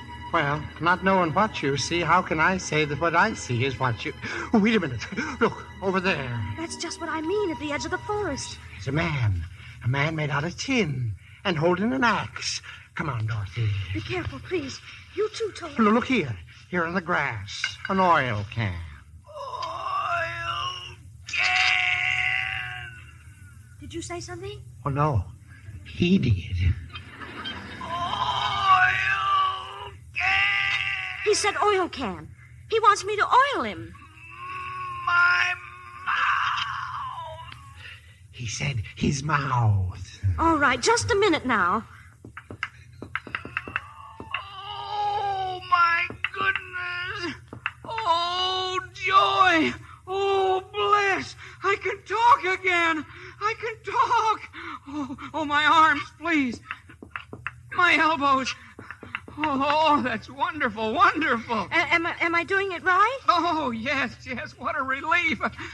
I've held this axe up for ages. But my goodness, how did you ever get like this in the first place? Oh, well, about a year ago, I was chopping that tree when suddenly it began to rain. I rusted so solid, I haven't been able to move since. Well, you're perfect now. Perfect. Just bang on my chest if you think I'm perfect. Go ahead, bang on it. Beautiful. What an echo. You see? Empty. The tinsmith forgot to give me a heart. No heart? No heart. Oh. All hollow. And believe me, not having a heart, well, presents problems. When a man's an empty kettle, he should be on his mettle, and yet I'm torn apart. Just because I'm presuming that I could be kinda human if I only had a heart. I'd be tender, I'd be gentle, and awful sentimental regarding love and art. I'd be friends with the sparrows and the boy that shoots the arrows if I only had a heart. Picture me, a balcony above, a voice sings low, wherefore art thou, Romeo? I hear a beat, how sweet just to register emotion, jealousy, devotion, and really feel the part. I'd stay young and chipper, and I'd lock it with a zipper if I only had a heart. Well, I certainly see what you mean. You were whispering, you and him, while I was singing. Well, we were just wondering if you'd care to go with us to the Emerald City. Then you could ask the Wizard of Oz for a heart. But suppose he wouldn't give me one when we got there. Oh, but he will. He must. We've come such a long way already. Ah, you call that long, my pretty? Why, you've just begun. Who's that? Who's laughing? The witch, the wicked witch. Well, my two fine gentlemen, helping the little lady along, are you? Well, stay away from her. Oh, yeah? Stuff a mattress with you, you straw man. And you, I'll use that tin carcass for a beehive. Gosh, what a witch. Want to play ball, Scarecrow? Well, here, catch. No, look out, it's a ball of fire. Fire, no. Stand still. I'll stamp out the fire with my 10 feet. There, you can move now. Oh, much obliged, Tin Woodsman. Oh, yes, we both are. But I'm still not afraid of her. I'll see that you get safely to the wizard now, whether I get a brain or not. Stuff a mattress with me. Ha! And I'll see that you reach the wizard whether I get a heart or not. Oh, you're the best friends anybody ever had. And it's funny, but I feel as if I'd known you all the time. You're just like Hunk and Hickory.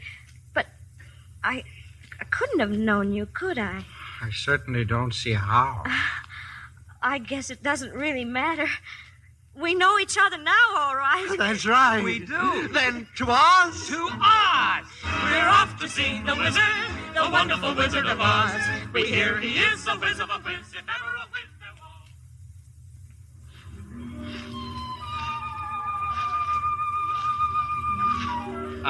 was. Does anybody happen to know where we are? That's easy. We're in a forest. And I don't like it. It's so dark and creepy. Toto, come back. Stay on the path. He sees something behind that bush. Yeah, and so do I. I think I do, too. It's a lion. A lion. He's coming this way. Stay where you are.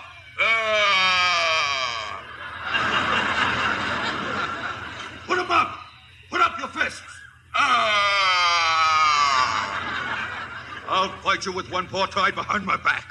I'll fight you standing on one foot. Stand up and fight. I'll swallow you first, you little peewee dog. Shame on you. You let that little dog alone. Let him alone.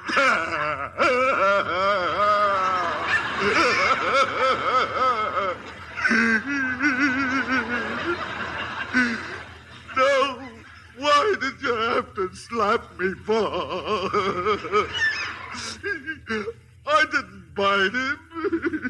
Look, the lion. He's crying. Well, you tried to bite him. Well, you didn't have to go and hit me, did you? Is my nose bleeding? Oh, of course not. My goodness, you're nothing but a great big coward. You're right, I'm a coward. I haven't any courage at all. Do you suppose the wizard would help him to... I don't see why not. Why don't you come with us, Lion? We're on our way to see the Wizard of Oz and get the Tin Woodsman a heart. And him a brain. And I'm sure he could give you some courage. Well, wouldn't you feel degraded to be seen in the company of a cowardly lion? I would. No, of course not. Here, you better take my handkerchief. Thank you. You've been so nice to me. Now, please stop crying. I'll try. But how did you get this way in the first place, Lion? Well, if you can spare the time, it was like this. Yes, it's sad, believe me, missy, when you're born to be a sissy without the vim and verve. But I could show my prowess, be a lion, not a mouse, if I only had the nerve. I'm afraid there's no denying I'm just a dandelion, a fate I don't deserve. I'd be brave as a blizzard. I'd be gentle as a lizard. I'd be clever as a gizzard. If the wizard is a wizard who will serve, then I'm sure to get a brain, a heart, a home, the nerve. Then let's be on our way without any more delay. That's just what I was going to say. Hip, hip, hooray. We're off to see the wizard, the wonderful Wizard of Oz.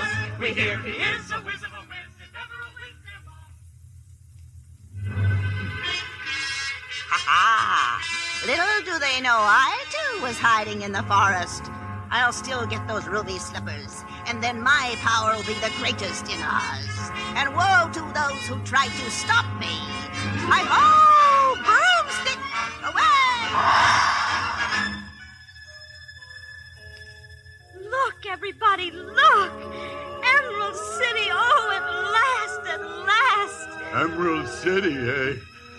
Gosh, it's all green.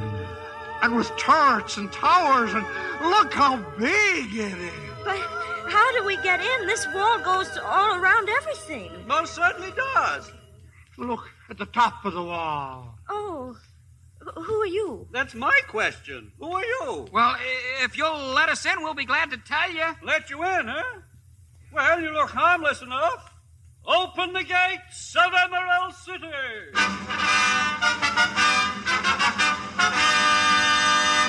We can go in. The gates are opening.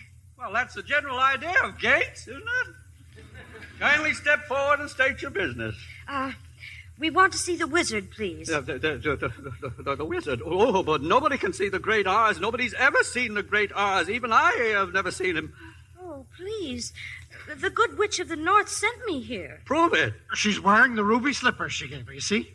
Well, bust my buttons. So she is. Then you'll take us to the wizard? There you go again. Wizard. Yeah, of course, wizard. Meanwhile, you'd all better wait. I beg your pardon, sir? Well, what is it now? Good grief, man, can't you? You're wanted, sir, in the public square. Who wants the me? entire population of Emerald City. There's something going on, sir, and I don't like the looks of it. No. What's everyone so excited about? Don't you see up there in the sky? Huh? Well, that's quite a trick, isn't it? Dorothy, it's skywriting. Letters of black smoke all across the sky. Well, what does it say? It's the Wicked Witch. It says, surrender, Dorothy. Dorothy? Who's Dorothy? The wizard will explain it. To the wizard. Here. Nobody's going to bother the wizard now. The great and powerful Oz has the situation well in hand, I hope, so you can all go home. Go on, scatter. You draw flies. But if you please, sir, we want to see the wizard right away. Certainly not. Not nobody, not no how. But she's Dorothy. The witch is Dorothy? Nope, not even you. Oh, please. Please, it's the only way I'll ever be able to get home. Not nobody, not no how. Auntie Em was so good to me, and I never appreciated it. Running away, hurting her feelings. What's that? Professor Marvel said she was sick. She may be dying, and it's all my fault. I'll get you to the wizard somehow. He's crying, too. Oh, you see, I had an Aunt Em once myself. Oh, this is all highly irregular, but just follow me.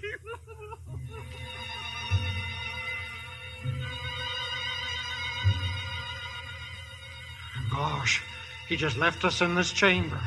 It's so dark and echoey, huh? He said the wizard would be waiting for us. I'm closing my eyes. Just tell me when it's all over. Silence! Who was that? I am Oz, the great and powerful. But we can't see anybody. Silence! You shall never see me. But if you please, we must tell you something. Nobody ever tells me anything. I know everything. You're a little girl who wants to go home. And you, Tin Man? Yes, Your Honor. Clinking and clattering for the harp. And you? Me, your wizardry? A billowing bale of both means breakfast food, begging for a break. And you, Ryan? He's fainted. Lion, wake up. The wizard will be awfully mad. Oh, you ought to be ashamed of yourself. Frightening the poor cowardly lion like that when he came to you for help. Silence! The beneficent Oz have every intention of granting your request, but you must first prove worthy. Oh, we will. We'll do anything. Very well. Bring me the broomstick on the wicked witch of the west. Oh, but if we do that, why, we'll have to kill her to get it. Bring me her broomstick and I'll grant your request. Well, what if she kills us first? Silence! Leave the great gate of Emerald City. Follow the arrow-marked haunted forest and hence to the witch's castle. Now go, and return if you can. The haunted forest, the witch's castle. Well, I guess there's nothing else to do but go. That's the spirit, Dorothy. Come on, Lion. We're not afraid. We'll get that old broomstick.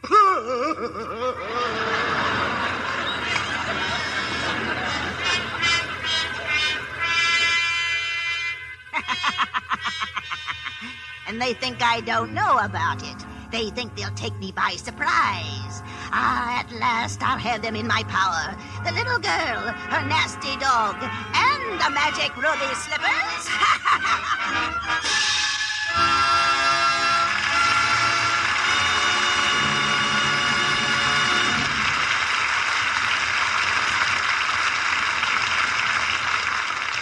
In just a few moments, we'll bring you Act 3 of The Wizard of Oz.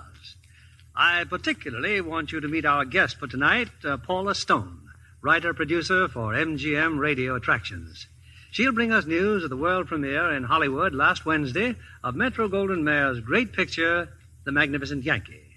As commentator at the premiere, you interviewed the many stars who attended, didn't you, Paula? Yes, I did, Mr. Keeley. It was one of the most thrilling evenings I've experienced. Over 100 stars were there. To cheer for Louis Calhoun and Anne Harding, of course. Oh, yes. Everyone was so enthusiastic about the picture. And the superb performance turned in by Louis Calhoun as Justice Holmes and Anne Harding as his devoted wife. There's a picture as rousing as a brass band. The distinguished career of one of our greatest men is presented in the authentic atmosphere of our nation's capital. Why, you actually feel the march of stirring events. It's an exciting treatment of our recent history, but it's also a beautiful love story. Yes, indeed. The deep attachment of Justice Holmes for his wife is something to warm the heart. Anne Harding brings dignity and beauty to her role in The Magnificent Yankee. And she's completely charming and very lovely, too. Of course, as you might expect, like so many famous stars I interview from time to time, she gives credit to Lux Care for her skin and just keeping it right for the cameras. Well, after all, Miss Stone, it's Hollywood's own beauty soap, you know. Oh, yes, Mr. Kennedy. And Lux soap in the big bath size is just as popular. I know I wouldn't be without it. There's nothing more luxurious after a busy day than a refreshing Lux soap bath. There's something special about the lather. Rich and creamy, even in hardest water. Yes, it leaves skin really fresh, fragrant, too, with a nice, delicate perfume. No wonder screen stars prefer this satin-smooth bath cake. Thank you, Miss Paula Stone, for being here tonight. Now, here's a shopping hint for the ladies in our audience. Get the generous bath-size Lux toilet soap tomorrow. Enjoy its luxurious lather and delightful perfume. You'll discover why screen stars say it makes you sure of all-over Lux loveliness. 9 out of 10 famous Hollywood stars use fragrant white Lux toilet soap. We pause now for station identification. This is CBS, the Columbia Broadcasting System.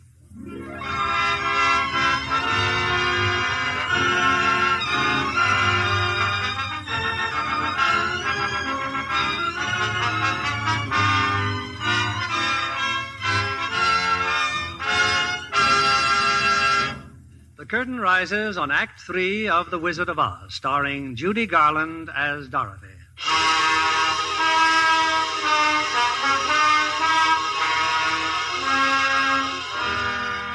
Well, if Dorothy is ever to get back home to Kansas... And if I'm ever to have a brain... And me a heart... And me courage... Then Dorothy must first get the broomstick of the Wicked Witch and bring it back to the Wizard of Oz. But if the wizard knows everything, The Wicked Witch, unfortunately, knows quite a lot herself. Now, in her bleak and dismal castle, she gloats over a newly captured prisoner. Excuse me for laughing, but it was so easy to capture you that I can't help it. At least my friends got away. Toto, too. What do I care about them? It's you I wanted. You and the magic ruby slippers. I had every warrior slave in this castle on the watch for you. Now give me those slippers. No. The good witch Glinda told me not to. Fool that I am. I should know the slippers will never come off as long as you're alive. You mean... Now how shall I do it?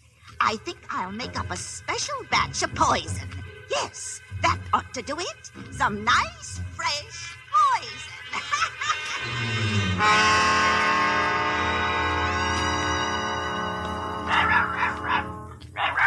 Look, it's Dorothy's dog. Tin Man, Lion, look. Oh, we're goners now, all right.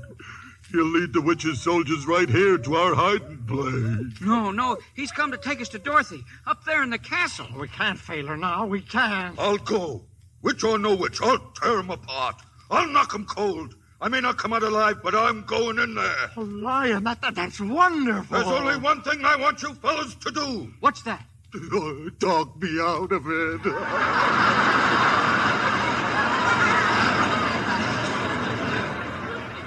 Oh, no, you don't. Come what may, we're going to rescue Dorothy. All right, Toto, show us the way.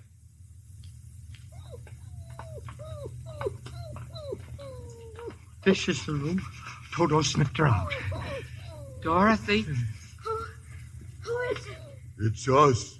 We've come to save you. Open the door. I can't. She's locked me in here. Tin Man, your axe, chop down the door. But that'll make a noise, and the guards... Who cares about the guards? We'll save you, Dorothy. We'll save you. She'll be back any minute. Hurry, please. Here goes the door. Stand back, Dorothy. Oh, I knew you'd come. I knew it. And Toto. Oh, we'll have you out of this castle before you can say Jack Gruff. The witch, the wicked witch. My little party's just about to begin. Guards! Seize them! Seize them! Thought you were being pretty foxy, huh? Now I've got the whole lot of you. Let's see. How shall I start the fun? You first, Scarecrow. How about another ball of fire? No, not fire. The hell, I'm burning. I'll help you. This bucket of water. Here. No. Put down that water. Oh, thank you, Dorothy. Thank you. Oh, you cursed brat. You've killed me. You've killed me. Nonsense. I just happened to splash some water on you, too. Oh. Look, the witch. She's melting. Oh, what a world, what a world. Who would have thought that a good little girl like you could destroy my beautiful wickedness? I'm going fast. Oh. She is gone. Look, nothing but a little steaming puddle. She's dead. You've killed the wicked witch. But I didn't mean to kill her. I didn't know that water would... You don't understand. Now we're all free.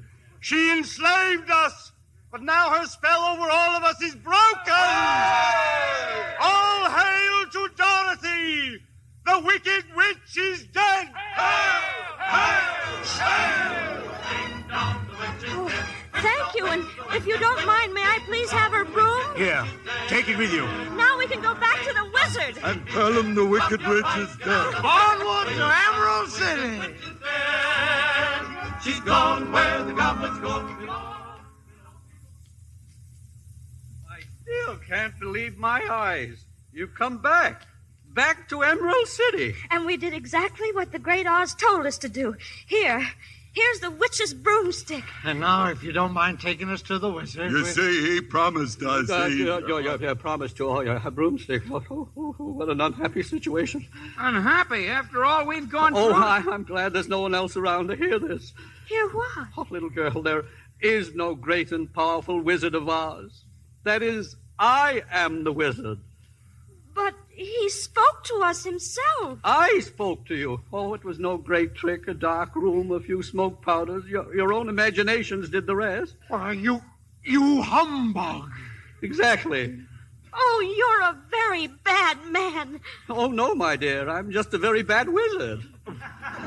What about the heart you promised Tin Man? And Scarecrow's brain. Well, anybody can have a brain. That's a very mediocre commodity. Well, I don't have one. Then listen a moment. Back where I come from, we have great universities where men go to become deep thinkers. And when they come out, they know how to think just fine. And with no more brains than you have. What? But they have one thing you haven't got, a diploma. Therefore, by virtue of the authority in me vested by the Universitatis Committee, I hereby confer upon you the honorary degree of Ph.D. Ph.D.? Doctor of Thinkology. Here's your diploma. Oh, Scarecrow, how wonderful. But what about me? I'm still a coward, I think. Of course not. You are merely under the unfortunate delusion that because you run away from danger, you have no courage. A simple matter of confusing courage with wisdom. Oh, joy, oh, rapture, I've got a brain. Back where I come from, Lion, we have men who are called heroes. Yet they have no more courage than you have. But they do have one thing you haven't got, a medal. Medal? Therefore, for meritorious conduct and conspicuous bravery against wicked witches, I award you the Triple Cross. The Triple Cross? Oh, shucks. It was nothing. You are now a member of the Legion of Courage. As for you, my galvanized petitioner, you want a heart. You don't know how lucky you are not to have one. Hearts will never be practical until they can be made unbreakable. I still want one. Back where I come from, there are men who do nothing but good deeds all day long, and their hearts are no bigger than yours. They're called philanthropists. But they have one thing you haven't got, a testimonial. Testimonial? Therefore, in consideration of your kindness, I present you with this small token of our esteem and affection. A heart. It is a heart. Just remember that a heart is not judged by how much you love, but by how much you are loved. Listen, it ticks. My heart even ticks. But what about Dorothy? You still want to go back to Kansas, Oh, I do. I do. I wish I could help you, child, but I can't. You mean I'll never get home? But it's really rather pleasant here once you get to know the place. And we want you to stay, Dorothy. You see, we love you, you and Toto. And I love you, but what am I to do? What was that? Look what's coming. A bubble. Who's been blowing bubbles around here? Hey, there's somebody in it. It's Glinda. Glinda the Good Witch. Oh, help me. Help me. But you don't need my help, child. You've always had the power to go back to Kansas. I have? Then why didn't you tell her before? Because she wouldn't have believed me. She had to learn by herself. Have you learned, Dorothy?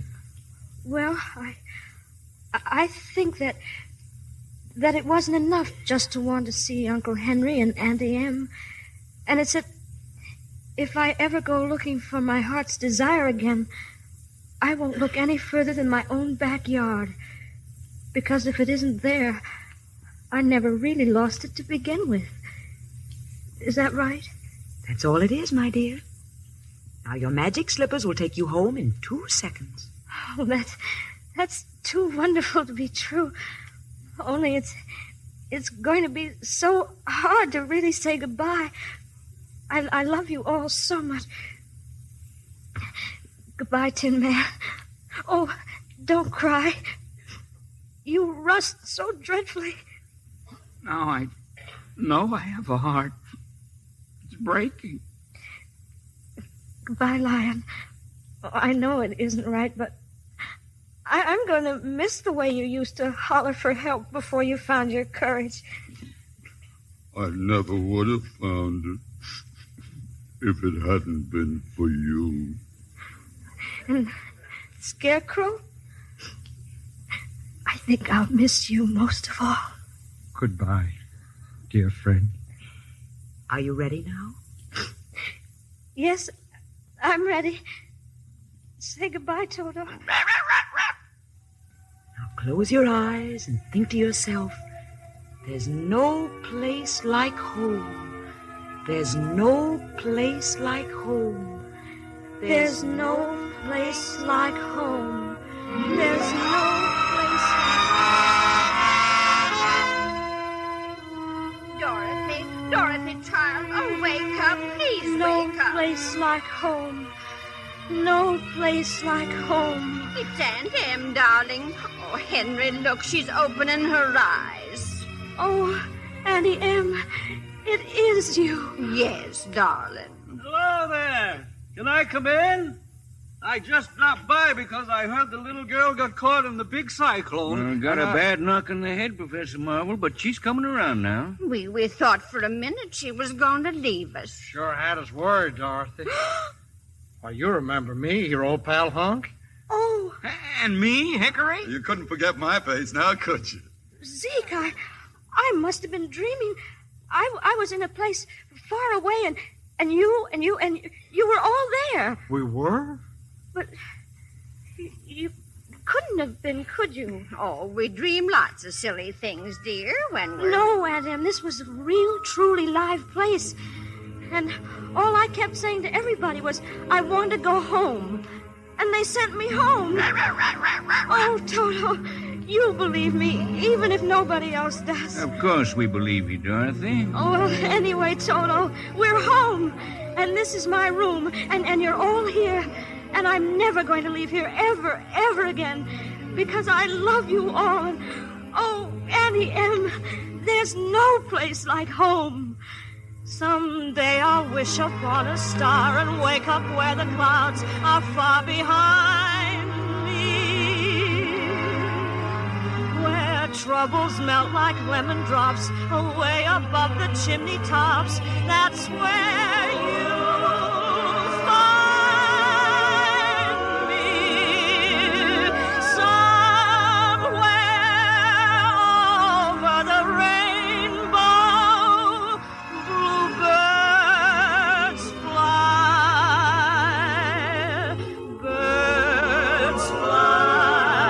over the rainbow. Why then, oh, why can't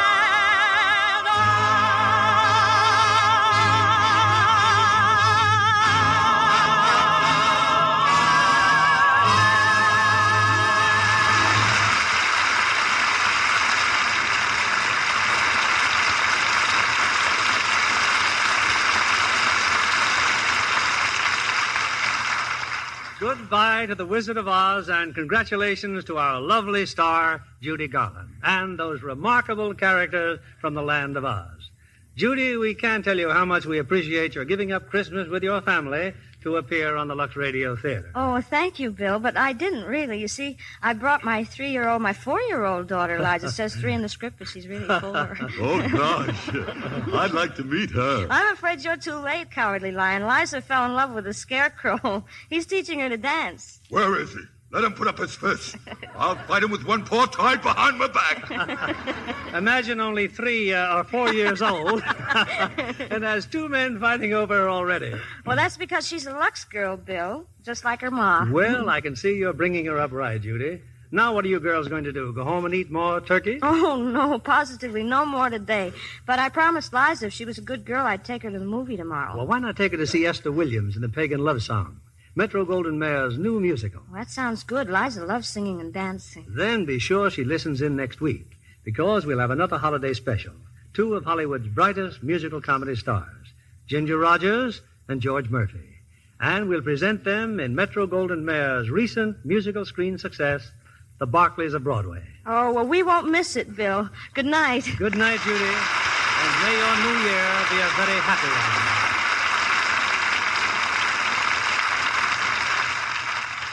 Who is this Hollywood star? One of 3 beautiful sisters. She's written a best-selling book on charm.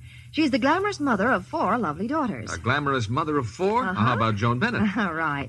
And the girls are always as perfectly groomed as Joan herself. Of course, she insists on Lux care for all their washables as well as her own. Everything from dainty party dresses to 2-year-old Shelley's gay cotton play clothes. Hollywood stars love gentle Lux because it keeps colors new-looking so much longer. Take a tip from Joan Bennett. Get a big box of Lux Flakes tomorrow. Give all the children's Christmas washables that lovely Lux look. Lever Brothers Company, the makers of Lux Toilet Soap, join me in hoping that you've all had a joyous Christmas. And be sure to join us again next Monday night when we'll present Ginger Rogers and George Murphy in The Barclays of Broadway. This is William Keeley saying good night to you from Hollywood. Our play was adapted by S.H. Barnett, and our music was directed by Rudy Schrager. Stay tuned for My Friend Irma, which follows over these same stations. This is CBS, the Columbia Broadcasting System.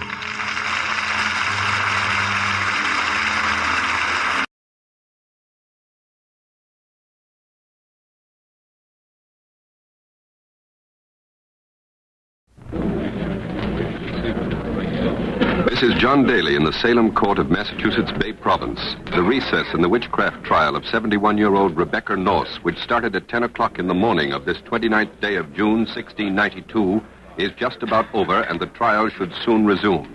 As you know, Rebecca Norse, great-grandmother and mother of 8, whose husband owns a 300-acre farm not far from the Crane River Bridge, went on trial this morning as a witch. The penalty for witchcraft is death. This courthouse on Townhouse Lane is jammed to the rafters. Salem, Massachusetts, June 1692. CBS is there. A Salem court tries a woman as a witch. CBS invites you to believe that our microphone is there waiting for the verdict. All things are as they were then, except for one thing. CBS is there. This broadcast, the fourth in a special summer series produced and directed for Columbia by Robert Louis Cheon, is based on authentic historical fact and quotation. And now, Salem, June 29th, 1692, and John Daly. We'll tell them how this trial is progressing. The tension with which this day opened here in Salem has grown greater, if possible. In this trial, second in the biggest roundup of suspects these colonies have ever seen, 2 key witnesses for the prosecution this morning testified that the defendant, Rebecca Norse, was responsible for fits, seizures, and the unnatural torment which have been plaguing a dozen or so Salem girls for the last few months. Another woman named by these girls, Bridget Bishop, has already been hanged, and waiting in jail at this very moment to be tried by this same court on these same charges of witchcraft are 150 local residents who were seized in their homes in nearby Lynn, Topsfield, Marblehead, Amesbury, Andover, Wells, as well as Salem, and as far off as Boston. This morning, a prosecution witness, the Reverend Mr. Samuel Parris, minister of Salem Village, testified that the alleged unnatural activities of Rebecca Norse against the afflicted children are actually part of a much larger plot against the government. Is that correct, Mr. Parris? If that plot had not been discovered, the plotters would soon have succeeded in sinking this government. On the stand this morning, Mr. Parris, you spoke of proof. They have been holding meetings, sir. They have been holding meetings and plotting to root out the Christian religion from this country. I see. You said, too, that they were prepared to blow up all the churches and wreck our government. And set up instead their own diabolism. So, well, I'm told, sir, that before you came to this church, you were a merchant in the Barbados Isles. I gave up commerce for the ministry. You brought back with you some slaves, sir. 2. Is it true, Mr. Parris, that there has been a dispute going on between you and members of your congregation as to what were the terms of your salary agreed upon 2.5 years ago? When I accepted the call to this parish 2 years and 7 months ago, my salary was clearly determined. But there is a dispute, isn't there, as to whether it gives you permanent ownership of the parsonage or merely the use of the ministry and the pasture. The salary for my services includes full and permanent ownership of the parsonage and surrounding grounds. Those who have disputed it are simply not in possession of the facts. I see, but is the prisoner's husband, is Francis Norse, among those who have disputed your claim to permanent ownership, Mr. Parris? Francis Norse is not in possession of the facts. Just one more question, Mr. Parris. About the committee charged with furnishing you with firewood last November, when you tried to have them brought to law. The committee had stubbornly and for a long time been derelict in its duty to furnish the parsonage with firewood. But it was argued then that an extra sum had been added to your annual salary to compensate you for finding your own firewood. But that Mr. sum- Paris, Rebecca Norse's husband, the husband of the woman against whom you testified this morning, is on the firewood committee, is he not? Rebecca Norse has been plotting the destruction of our government. Thank you very much, Reverend Samuel Paris. Also on the stand this morning, we heard Dr. William Griggs, village physician, testify that a number of his patients had been bewitched. Dr. Griggs, you said that you yourself had seen evidence of their unnatural affliction. I saw the ministers, the Reverend Mr. Paris's own niece, try to fly up the chimney. You described how she was picked up by an unseen force. An unseen force hurled her through the room so that she flew from wall to wall. Then she began to show every evidence of starting to fly, stretching up her arms as high as she could and crying, wish, wish, wish. This morning, Dr. Griggs, you testified that the girls were under the baleful influence of an evil eye. Now, speaking as a medical man, what is the explanation of the evil eye? When a witch turns her evil eye on a subject, an invisible and impalpable fluid darts from the eye of the witch and penetrates the brain of the bewitched. From then on, the witch can do with the bewitched as she pleases. Thank you, Dr. Griggs. The excitement over the witches brings to a head the anxiety and unrest which has been disturbing these people of Salem. Dissatisfaction with a succession of governors, high taxes, a high cost of living, and lately rumors of war make it easy to understand why the distracted Salemites feel, as one put it to me this morning, that Satan is loose in New England, and why they're not surprised to learn that 150 of their own neighbors and even friends have been plotting with the devil against them and their government. The judges are coming in now. Judges Sewell, Sargent, Winthrop, Richards of Boston, Corwin, and Gedney of Salem. And here comes the deputy governor, the Honorable William Stoughton, who has been acting as Chief Justice during the trial. This is the sign that the recess is over, the prisoner is about to be brought in, and the trial resumed. The crowd grows quiet. Attorney General Thomas Newton has walked over to say something to Deputy Governor Stoughton. Here she comes. Oh, here she comes. Here comes Rebecca Norse, accused witch. She's flanked by George Herrick on the right, another constable on the left. Her husband is standing up. Francis Norse is waving to his wife, trying to get her attention, but the elderly prisoner seems to be either too indifferent or too tired to look up. That was her daughter's voice. The voice you heard was Sarah Norse's, the defendant's 28-year-old daughter. She called out, "Mother," and her mother seems to have heard her. She raises her head. She looks a little bewildered. Judge Stoughton is pounding on the desk for order. The trial is about to start. In the front row, the afflicted girls, Ann Putnam and Abigail Williams, who are here to testify against Rebecca Norse, are staring at her. The marshal helps the prisoner to the platform where she stood this morning. Apparently, Rebecca Norse is still not going to sit. She's going to stand through this session. She's standing about 8 feet from the judges now, facing the judges. Attorney General Newton has opened the trial, and he tells Rebecca Norse, "You are now in the hands of authority." I adjure you to answer the questions of the court truthfully and not to lie. He warns her not to lie, and now I'll throw open the microphone on the witness stand and let you hear the proceedings. Rebecca Norse, why do you hurt these children? I do not hurt them. If you are guilty of this fact, do you think you could hide it? The Lord knows. Ann Putnam, have you seen this woman hurt you? Yes, she beat me last night. Despite the fact that Rebecca Norse was locked in the Salem jail last night, 12-year-old Ann Putnam accuses her of having beaten her in her own home, thereby implying that Rebecca Norse can be in two places at once and is therefore a witch. Abigail Williams, have you been hurt by this woman? Yes. Now, Rebecca Norse, here are two, Ann Putnam, the child, and Abigail Williams, who complain of your hurting them. What do you say to it? I do not hurt them. This morning you heard read the confession of one Abigail Hobbs, confessed witch. She named you as the queen of a witch's feast. What do you say to it? How could she say that? She is one of us. What do you mean by that? By what? What do you mean by one of us? She is like the rest of us, innocently imprisoned. Didn't you say you would tell the truth? Who hurts these children now? Look upon them. They are go to prayer. We have not sent for you to go to prayer. Why did you stop coming to church when the girls were seized with fits? It made me ill. Why didn't you visit them in their affliction the way the other neighbors did?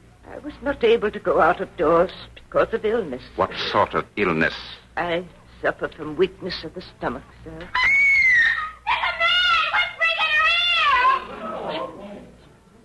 he say to you? We mustn't believe everything these distracted children say. There is no one whispering in the ear. You dare to lie before this whole assembly. You are now before authority. I expect the truth. What did the man whisper in your ear? I ask anyone here to tell me they saw anyone beside me. You can see I am all alone. Next time is the sacrament day, but they do not be there. There has been talk among your neighbors, Rebecca Noss, that your illness is of a supernatural character. What do you say to that? Well, I've had difficult times, sir. I am the mother of 8 children, and I suffer with the weakness that any woman would, my age and condition. Do you have any wounds? Attorney General Newton has asked the defendant perhaps the most dangerous question of all so far. Do you have any wounds? Referring to those marks found on the person of a witch which betray that she is in league with Satan. But Rebecca Noss, being slightly deaf, he has to repeat the question, do you have any wounds? I have none but old age, she answers. 71-year-old Rebecca Noss is beginning to tire. Her white hair, somewhat disheveled, is clinging to her forehead. She's wringing her hands, nervously clasping and... Something strange is happening. 12-year-old Ann Putnam is screaming. She is pinching. She is pinching. And now Abigail Williams is screaming. She is choking me. Both of these girls seem to be having some kind of a spasm. They're writhing on the floor, clutching at their throats and crying that Rebecca Noss is choking them. Deputy Marshal Herrick and another constable have run over and are each holding one of the prisoner's hands to keep her from pinching and choking the girls, who are at least 10 feet away from her. They're now manacling her hands behind her back. The turmoil is dying down. The spectators are taking their seats. Attorney General Newton again turns to the prisoner, who seems visibly... You see, Rebecca Noss, what a great condition these girls are in. Why do you hurt them? I do not hurt them. But when your hands are freed, the girls are pinched and choked. There, sit down. Do not feel well. You are strong enough, Rebecca Noss, to bewitch these girls. You are strong enough to stand at your trial. Do you think these girls suffer voluntarily or involuntarily? What do you say, Rebecca Noss? Do these girls suffer voluntarily or involuntarily? No. The court is not able to hear you. May my husband come up to wipe me forehead, sweat from me forehead. My hands are bound. These girls charge you with hurting them. If you think they suffer involuntarily, then you admit that what they say is true. And if you think they suffer not willingly, then you are calling them murderers. Which do you say, Rebecca Noss? I do not mean to call them murderers. I don't know what to make of their conduct. Answer the question, Rebecca Noss. Do you think these girls suffer against their will or not? I do not think they suffer against their will. Rebecca Noss is showing extraordinary courage. Old, alone, pitted against men of superior education and legal training, with no lawyer to defend her, she nevertheless sticks to her point that the girl's fits are not involuntary. Now Ann Putnam's mother, Mrs. Thomas Putnam, takes the Tell stand. the court what happened. One morning, Rebecca Noss came to me. What time was it? It was very early morning. Just as it grew light. She was still in her nightgown. She came to me, and she brought a little red book in her hand. She tried to make you sign it? She said if I wouldn't, she would tear my soul out of my body. What happened then? Then there appeared to me 6 children in winding sheets. And they called me Aunt. Who were these children? They told me they were the children of my sister Baker, who lives in Boston. And they said that Rebecca Noss had murdered them. And they told me to go and tell it to the magistrate, or they would tear me to pieces. The testimony piling up against Rebecca North has become more serious, if possible. And now another neighbor of the accused, Sarah Pepper, a widow, takes the stand. Now, without fear, will you tell the court, Sarah Pepper, whether anything ever took place between the prisoner and any member of your family? Yes, sir. About this time, 3 years ago, my dear husband, Benjamin Pepper, now dead, may the Lord bless his soul, was as well as I ever knew him in my life. Yes, go on, please. He was healthy and happy till one Sunday morning, Rebecca North. The same Rebecca North who now stands charged with witchcraft? The same Rebecca North who now stands charged with witchcraft. What did she do? She came to our house and fell to scolding and railing at him because our pigs had gotten into her fields. Your fields are close together? Yes, sir. And we're only supposed to keep half the fence mended. It's up to her to mend the other half. That was the agreement. What happened then? Her side of the fence was down and our pigs got through. We told her we'd kept those pigs hobbled, but there wasn't a thing you could say to quiet her down. She railed and scolded, calling on her son Benjamin to go and get a gun and kill the pigs. How did your husband answer her? My poor husband never said one word amiss to her. And it was right after that he was taken with a fit. Was his seizure the same kind as the afflicted girls have been having? His seizure was the same kind as the afflicted girls have been having. Did your husband have any seizures after that? My poor husband was never the same again. The day before he died, he talked very cheerful. But he was seized at midnight, and this fit lasted till the next night. And then he died. The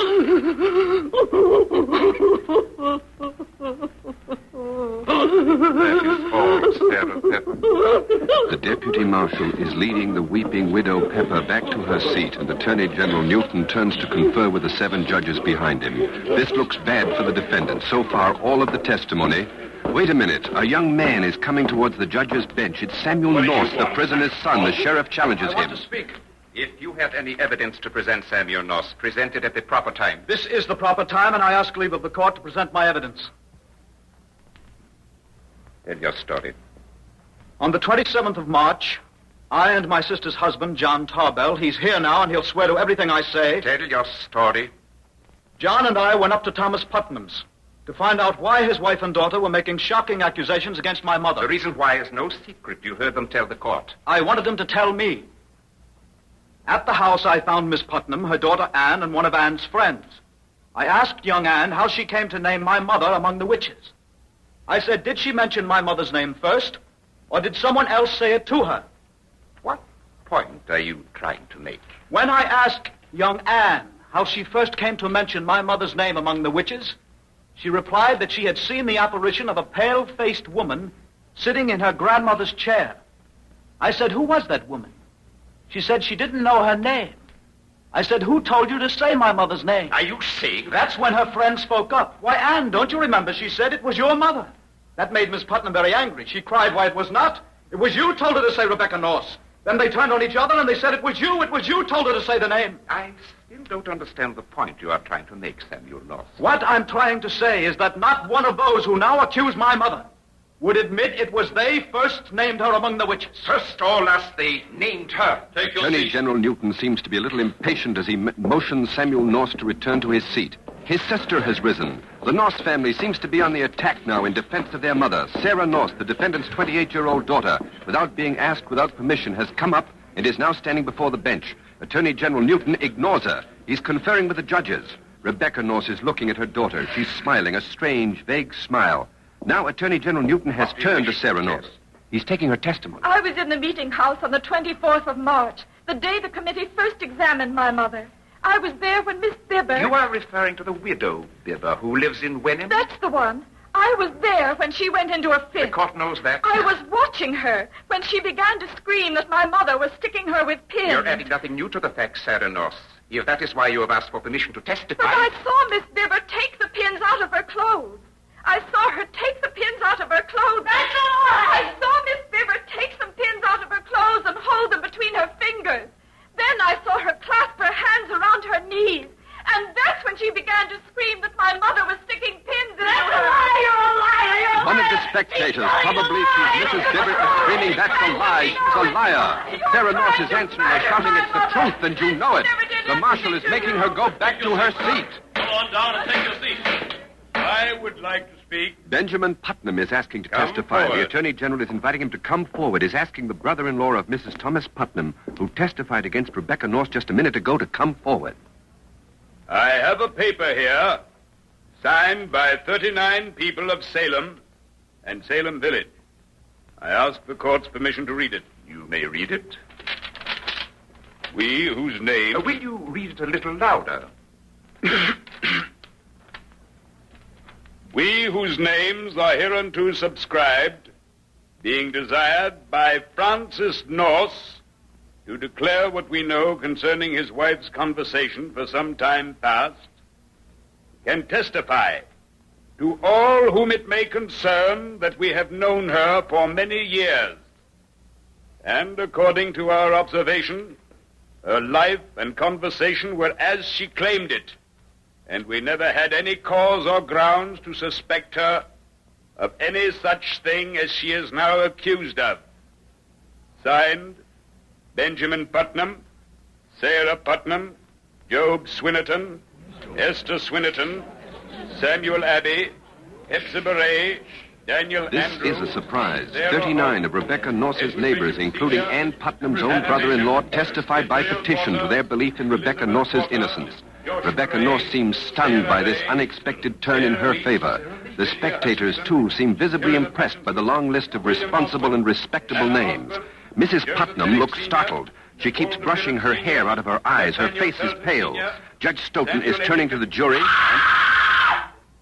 Rebecca North! Didn't you bring the devil with you? Didn't you tell me to test God and die? How often have you eaten and drunk your own damnation, Rebecca North? That was Mrs. Putnam. She's screaming, "How often have you eaten and drunk your own damnation?" She's hysterical. She's becoming violent. She's ripping her clothes. Her husband has received the court's permission to take her outside, and he's lifted her bodily. He's carrying out, kicking and screaming out of the courtroom, and has taken her out now. The trial can start again. Rebecca North seems to be on the point of fainting. It doesn't look as if she can keep standing on her feet much longer. Once again, Judge Stoughton... Wait a minute. Something else has happened. A woman among the spectators threw her shoe and hit Rebecca North in the face. There's a red streak on Rebecca North's right temple where Mrs. Pope's shoe hit her. Rebecca North looks white and shaken. The courtroom is quieting down. Judge Stoughton turns to the jury. Apparently there's going to be no more testimony. He's going to send out the jury for a verdict right now.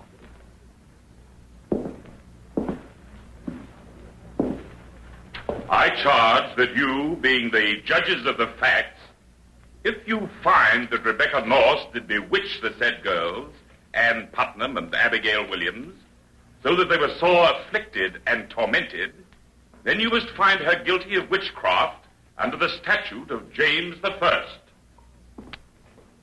The jury has risen now and is filing out of this courtroom to consider the verdict. The judges are leaving too, and Deputy Marshal Herrick is taking Rebecca Norse from the courtroom. Some of the spectators are leaving for a breath of fresh air. The jury is out of the courtroom now. Of course, there's no possible way of knowing how long they will be. They may return momentarily, and if they do, we will switch back here to the courtroom immediately. Meantime, there are about 150 other suspects, as we told you, who have been rounded up in this drive and who are now in nearby jails waiting to be tried by this same court. My colleagues Harry Marble and Ken Roberts are at this moment in two of those prisons, Boston and Ipswich, with CBS microphones, and we switch you first to Harry Marble in Boston Prison.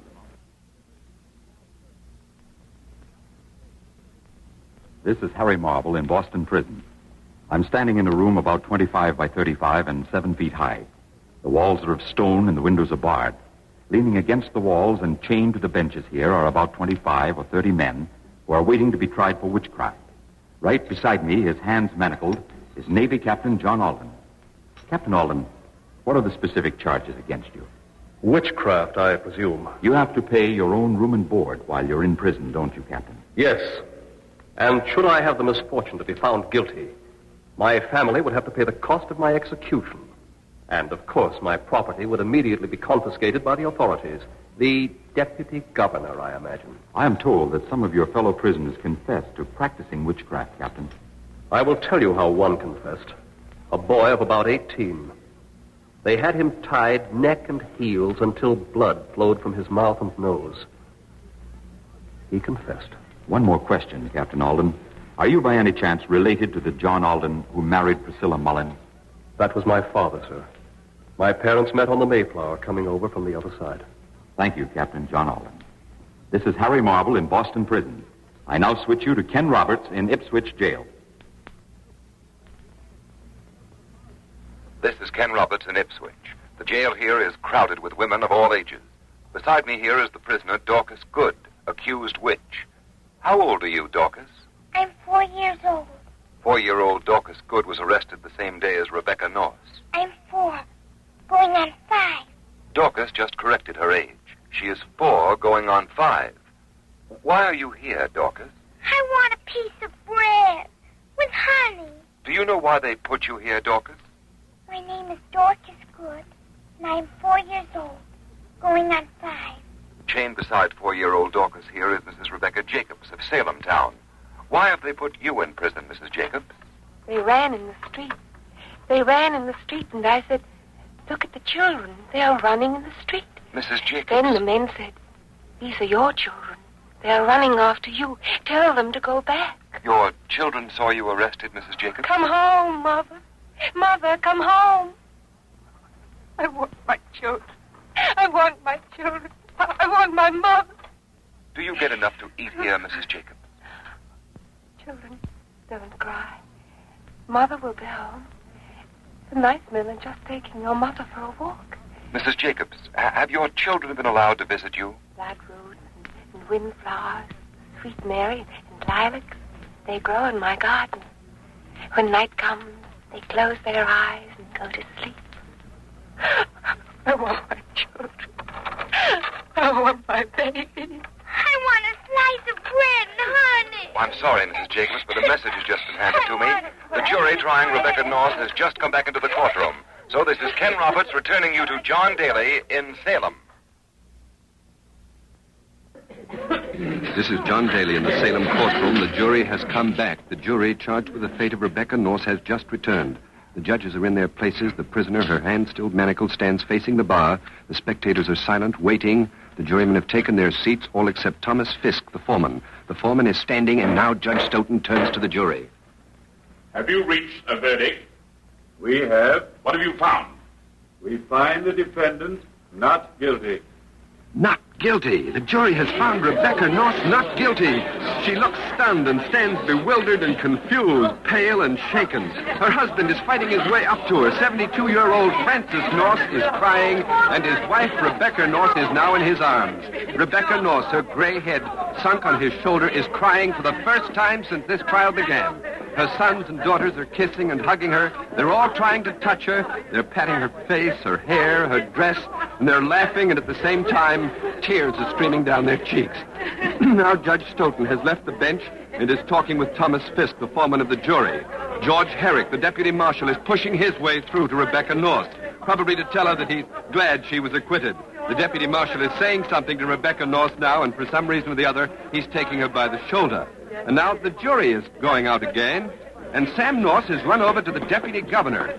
He seems to be having a heated argument with Judge Stoughton. I'm going to get over there to find out what's going on. There's something going on. There's a great deal of confusion all around here. Do this to my mother. I did not impose on the jury. I've merely given them a fact which they had overlooked. Mr. North, what has happened? They're making the jury convict my mother. The jury comes back with a verdict of not guilty, and Stoughton sends them out again. They come back, and he tells them that they have misinterpreted the facts. They have my mother on the stand, and they tell her Abigail Hobbs said she was a witch. And she says, how can Abigail say that? She is one of us. Now the judge says that when my mother said she's one of us, she admitted she was a witch, too. But he heard my mother say she didn't mean that. She meant Miss Hobbs was just one of the prisoners. Why, what Stoughton's done is tell the jury to hang her. But why? Why should Judge Stoughton do this? Because they've got some people in office around here who are scared of being pushed out. There are too many people who don't like them. So they find themselves some scapegoats. They take women like my mother. They say she's a witch. They say they're trying to bewitch our children and sink the government. All they're trying to do is save their own necks, and for that they're going to hang my mother. Sam North is angry, frenzied. He seems to be absolutely sure the jury will change its verdict. I've never seen anything like this happen in a courtroom before, and it's hard to believe. But we'll see. The jury is coming back already. They've only been out a short while. With Tom Fisk leading them, they're coming back into the jury box. Their faces are grave. Judge Stoughton is banging his gavel for order and has turned now to jury foreman Thomas Fisk. Have you reached a verdict? We have. What is your verdict?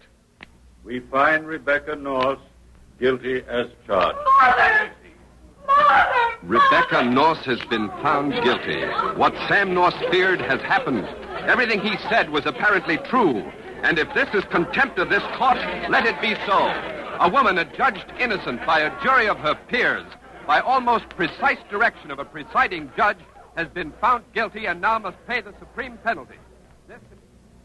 Salem, June 29, 1692. Rebecca Norse is guilty, and the witch hunt goes on. You have been listening to CBS Is There, the fourth in a special summer series of broadcasts of famous events. Next week, July 29, 1588, the English Channel.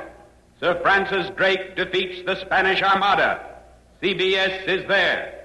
CBS Is There is produced and directed for Columbia by Robert Louis Cheon. The Salem Witch Trial was written by Sylvia Berger. This is CBS, the Columbia Broadcasting System.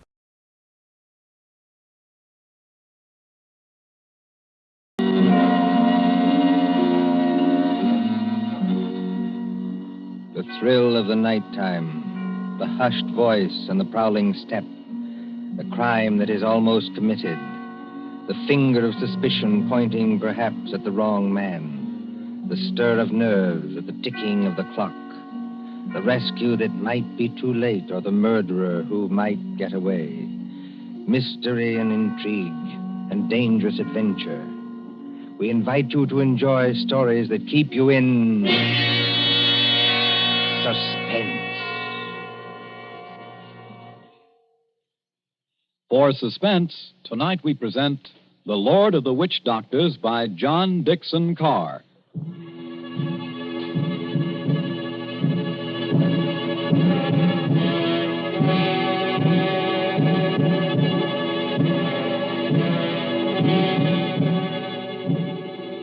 The drums were beating that night. The Lord of the Witch Doctors was on his way. 20 miles off the East African coast, fanned by the blistering heat of the Indian Ocean, lies the island of Zanzibar. Here, many years ago, To be exact, in the year 1889. 3 nations were rivals for imperial German eagle. At Mogadishu were the Italians. A mixed population boiled along that coast, Portuguese, Arabs, Swahili. On the island itself, Sayed Khalif, Sultan of Zanzibar, ruled the remains of a once mighty empire. Mohammedan Bantus of the tribe of Zeng. Look over there, in the moonlight. That white building, patched and rotted, was the palace where Sayed Khalif lived with his fat wives and his captive lion. Not far away on the hill overlooking the harbor stood the British Residency. The British resident, or crown official, held uneasy sway against German and Italian influence. And at the Residency on that hot night long. Martha. Yes, Father? Come away from the windows, please. But, Father, those drums are on the mainland. Never mind. 20 miles from here. I'd rather you stood back. It's the fires I don't like, sir. You can see the red light all this distance. They're having a beano of some kind. You better stand back, too, Mr. Harris. Look here, sir. Yes, Mr. Harris? I've been your diplomatic attaché in this place for 3 years. Couldn't you call me by my first name in private? Just as you please. Lower the sun blinds and turn down the wick of that lamp. You don't think there's any danger? There's no danger whatever, but... Nero seems terribly restless tonight. Only natural, my dear, with the drums going. Everybody seems restless. This has been going on for days. You begin to get in your nerves. So you feel it too, eh? And I do wish Sayed Khalif wouldn't tease Nero. Jab at him with the meat fork and that kind of thing.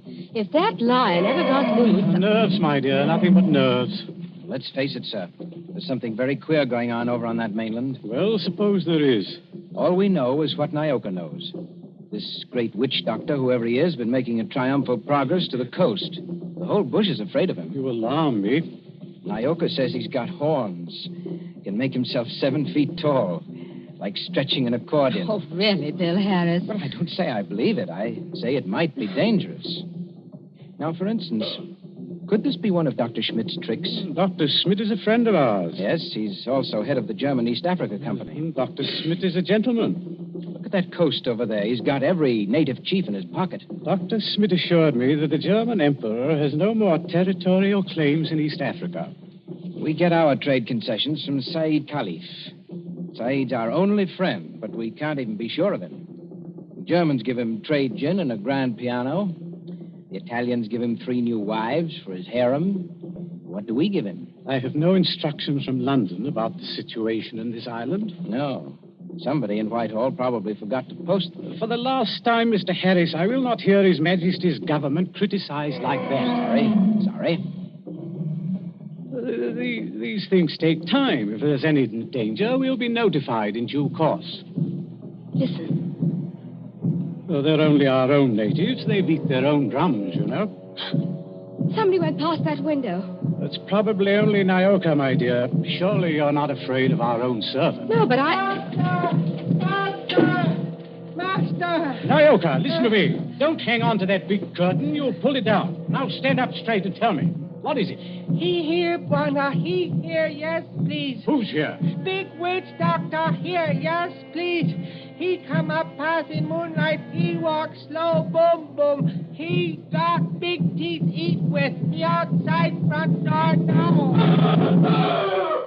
What was that? The drums have stopped. Nyoka's right, sir. We have got a visitor. Are you English? That's right, miss. Born and bred in Streatham. Which of you is the British consul? I am the British resident, sir. My name is Richardson. May I ask the meaning of this tomfoolery? Well, that's just what I'm here to tell you. Or maybe I'd better show you. Now, observe me right hand. I hold it up so, and as I live, a lighted cigar. But perhaps the lady doesn't like smoking in the drawing room. Now, look here. There's nothing up my sleeves. I wouldn't deceive you for the world. I turn over my hand, and would you believe it? A glass of water. Is this man insane? Father, I think he's trying to tell you he's a magician. That's right, miss. Direct from the Egyptian Hall, Piccadilly. Animal taming and magic. That's my line. Then you're the famous witch doctor that's got all the natives in an uproar? Nobody else, young fella. Yes, well, you tell us what you mean by this nonsense. Scaring everybody when there's no danger. No danger? I suppose you haven't heard about Said Caliph and his Gatling guns? Gatling guns? Kindly presented by Dr. Otto Schmidt. And believe me, all you've got is an appointment with a Gatling gun, unless my nonsense steps in.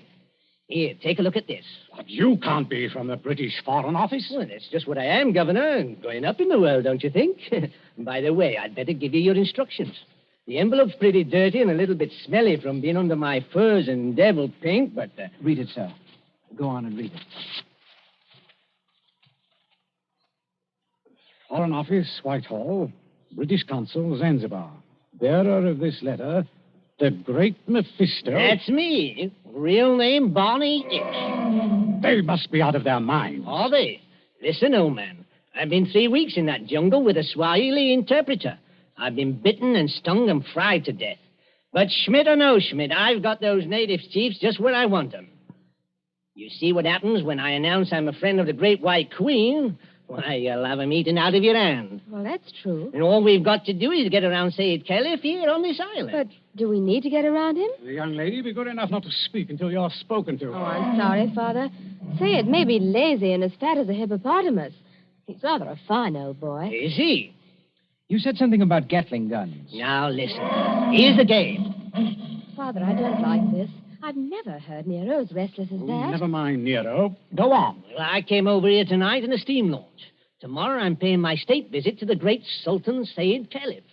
Now, you present me as your friend and a friend of the Great White Queen, and I do my best tricks at it. Is anything wrong with your native boy? Nyoka, be still. You're not afraid of our witch doctor friend, are you? No, I good Christian. Here, what are you doing? Come out from under that sofa. But, Bwana, I see something. I look out through window slats. See Bwana Baldhead coming up, Pa? Well, a baldhead? That's Dr. Schmidt. Dr. Schmidt. Well, he mustn't find me here. Yes, I quite agree. This is most irregular. Is there a back way out of here? Yes, through that arch. Stay in the back room. Naoka will show you. Me go with which, Doctor? Yes, hurry, please. I know like. Never mind what you like. You go. All right, Master.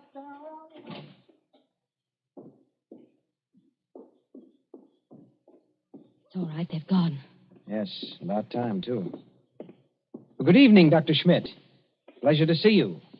Always a pleasure to see you. Ah, my friends, I wish I could say it was such a pleasure to see you. Isn't it, Doctor? This at any time but now. Do not mistake me, I beg of you. No, it is that confounded lion, Nero. Always I say it will happen, and now it has happened. What about Nero? My friends, I regret. He has made his kill. He has tasted blood. What's that? You permit that I sit down and take off my sun helmet. I am not young, and I'm tired. It's not Sayyid Caliph. Yeah, it is so. He has teased that lion once too often. Oh, poor old boy. He was our friend. He's not dead. Yeah, I regret. Yeah, he is dead. Sultan of Zanzibar is dead. Oh, Gad. But how did the lion ever get at him? He drank too much puma. That was his trouble. He got drunk and think he can do too much. So he opened the door and went to the lion's cage. Into the cage? Yeah, would you believe it? Not easily. But it is true. Over to Paris, there's what you call gnashing of teeth. His son Nobi is in tears. Did you see this happen, Doctor? No. I go there later and they tell me. It's all the worse because of some foolish toy, a doomhead toy, that he has been struck over the head and thrown into the cage by someone who did not like him. That's more likely, if you ask me. My friend, it is foolishness. Everybody liked old man. He was a father to his people and a kind friend. Doctor, are you telling us that Said may have been put into that cage unconscious? It is what one African soldier says, yeah. Well, then he may still be alive. Alive? It is impossible. It's more than possible. A lion may maul an unconscious man, but it doesn't often kill him. This is vital. Vital to Said himself and others as well. You're a doctor. Can't you go and make sure? My friend, I regret. I am not that kind of a doctor. Harris, you may be right. I think I'd better go myself. Yes, that's a good idea, sir. I'll stay here and entertain Dr. Schmidt. Unless, of course, he wants to go, too. No. I think I do not like sights of that sort. I have a tender heart and I have illnesses. Besides, you can do nothing. I tell you, he is dead. Yes, we'll see. Martha, you'd better come with me. Your nurse's training may be of some use at last. Of course. Hadn't we better go the back way and speak to Naoka? Yes, Naoka mustn't be troubled in that back room. A very good evening to you, Dr. Schmidt. Ah, Mr. Harris, they have good hearts, but they're so foolish. I would give my own right arm to that poor man. But, well, we must have philosophy. We must cheer up, bear it. Yes. Now, Doctor, we're all alone. So we are. We must sit down and have a nice, comfortable chat. Yes? Definitely, yes. Oh. I wanted to have a word with you anyway. Ah, so? About what, Mr. Harris? Oh, various things. I am happy to give you all the time in the world. I like talking to young people. It makes me feel young again myself. Like Nobi? Nobi? Said Caliph's eldest son, the new Sultan. Ah, one fine young man. Or a savage. Yes, but weak, easy to manage. And very fond of his father, too. It's a wonder he didn't have the lion shot after they got the body away.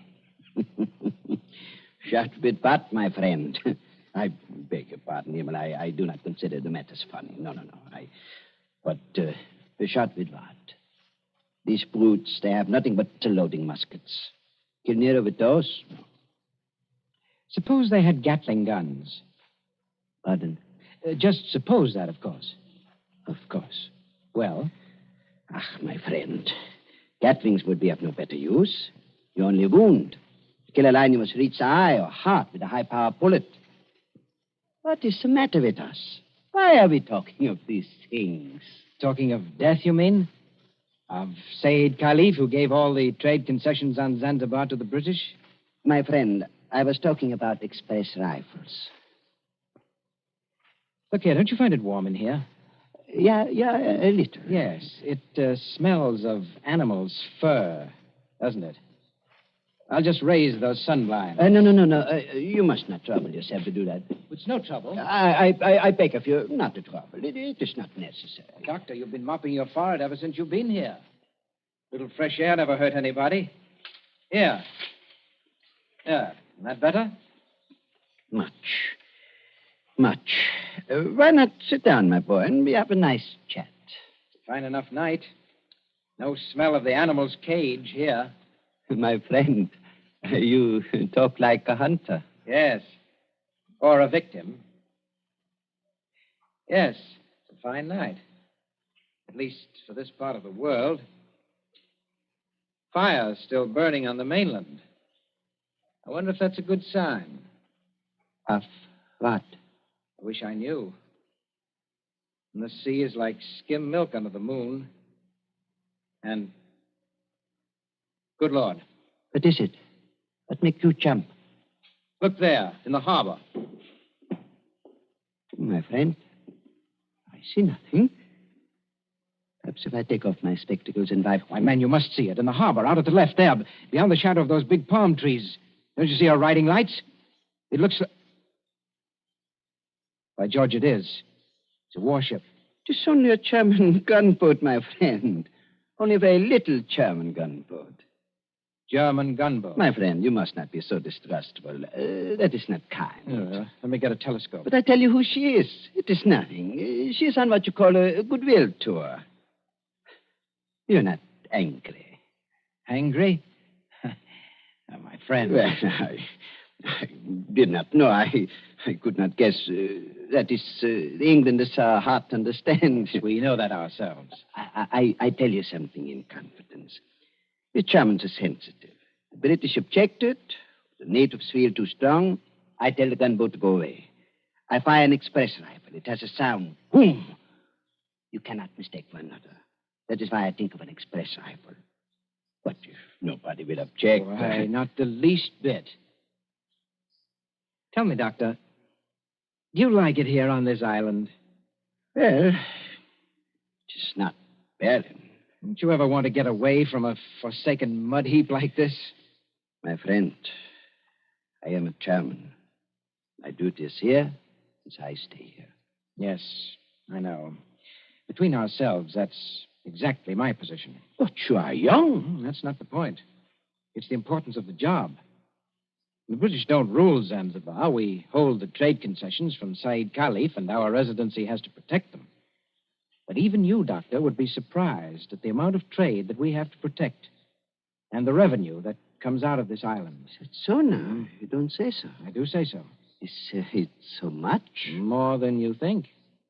Of course, I'm not allowed to give you any figures. No. Of course not. I would not dream of asking you. How much would you say it comes to, roughly? Oh, come now, Doctor. As one gentleman to another, you're not asking me to give away secrets. Oh, no. It was only a joke, you understand? Please do not try to up-trip me. I would try to pull your leg, and it was only a joke, believe me. Yes. It's all in the game, as it were. Yes, all in the game as gentlemen. Oh, Doctor, you're quite a humorist. You're not offended? Not at all.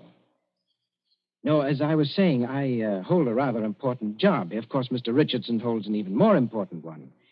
He's been very friendly with old Said Khalifa on this job. Of course, you know what that job is? Of course. He's the British consul. What is the matter with you? You're not smiling any longer. Why are you looking at me like that? So that's it. That's the game. You made exactly the same mistake that he did. Yes, who did? Dr. Schmidt, have you met the great lord of the witch doctors? The maker of spells and the tamer of lions? I am a good Christian. I pay no attention to what natives say. I do not believe in witch doctors. No, neither do I. Not in this one, at any rate. What one? The witch doctor who came here tonight and said that he was on a mission for the British Foreign Office. He's an imposter from the word go, and you're working with him. Oh, don't upset your chair like that, Dr. Schmidt. Because if you fall on it, you may hurt yourself. I have not hurt myself, young man. Oh, yes, you have. The fellow who came here tonight addressed Mr. Richardson as the British consul. That might have been a slip of the tongue.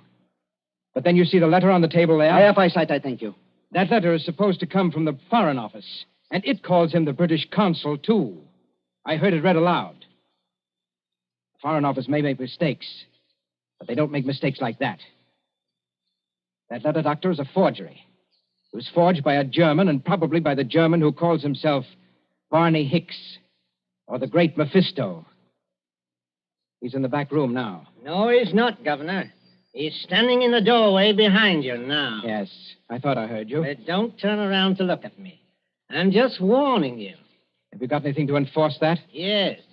I've got a 500 express rifle that could smear you all over the opposite wall. Karl, hast du auch immer tust? Ja, Und keinen... Well, if you fellas are going to shoot me, I wish you'd speak English about it. Karl, I beg of you. No. Don't fire that rifle. Exactly. You see, Carl, I'm turning around. This is all very... now, Karl. You see what the doctor means, Carl? If you fire that rifle, you'll send your gunboat out of that harbor just when you need it. Isn't that the signal, Doctor? To send the gunboat away? Karl, I beg of you. Yes, it is. Very simple, economical German signal. So, you two killed Said Khalif. That is slander. That cannot be proved. Had to do it, I imagine. Said was the one chief that you couldn't buy or frighten with your witch doctor, so you got rid of him. Tomorrow morning, the witch doctor would have appeared. He'd have scared the daylights out of a weak and superstitious son, Noby. I told you I was fairly good at my work, Governor. And I am. Yes, and then the witch doctor would have taken over everything. The British resident had to be bamboozled for 24 hours to keep him out of the way with a ghost story about a British agent. And there was a gunboat in the harbor in case of trouble. Slight mistake there, Governor. There is a gunboat in the harbor. Yes. It's really worked out beautifully. The Emperor should be pleased. I don't think your White Queen will be very happy, though. I'm the great witch doctor to that frightened mob over there. Said is dead. And there's a German gunboat in the harbor. Listen. I think I hear something. Whoever's out there, stay back. Whoever's out there, stay back. Bill, listen to me. Sayed's alive. He's alive. This is impossible. We can see him breathe. We don't even think he's badly hurt, but he's still in the cage, unconscious. Still in the cage? You mean they can't get him out of there? If he wakes up or they attempt anything, Nero will tear him to pieces. The whole crowd over there is nearly crazy, but they don't dare go into the cage. Well, gentlemen, you should have been more careful. If they do get Said out of there alive, you're done for. Be quiet. Listen. Noby and the rest of the natives are coming up here now. See here, miss. Are you talking about the old boy's son? Noby, yes. He wants to see the witch doctor. The witch doctor? This puts you in some slight trouble, Carl. Listen to me, miss. I couldn't get that old buzzard out away from him, that line, even if I've got to get out of here. Too late now, my dear witch doctor. The natives have surrounded the house. Who's that? It's Noby. He's coming down the hall.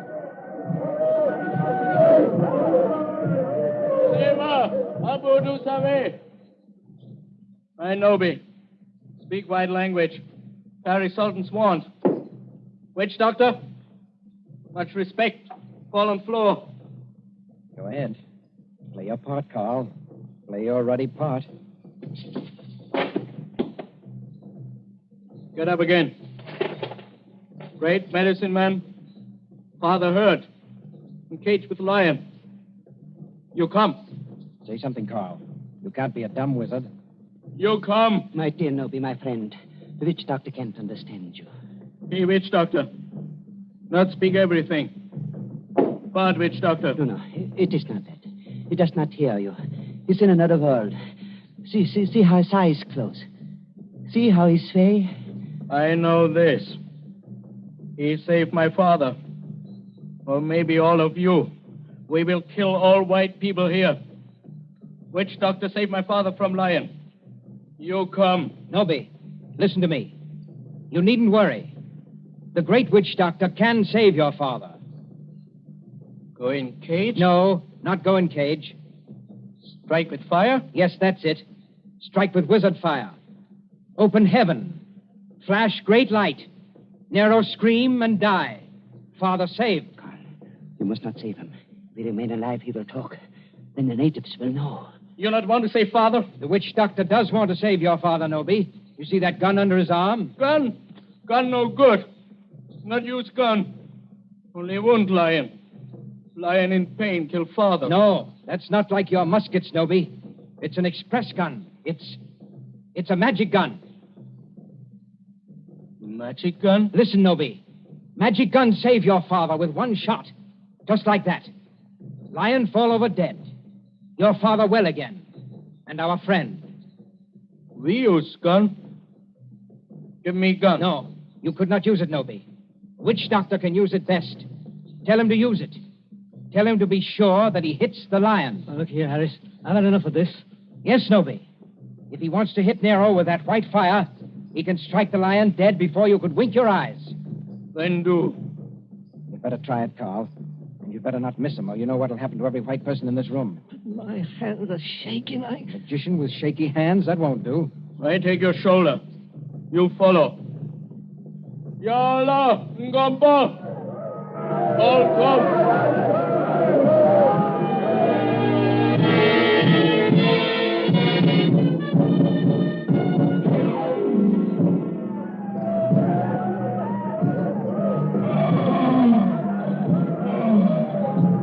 There is cage by palace door.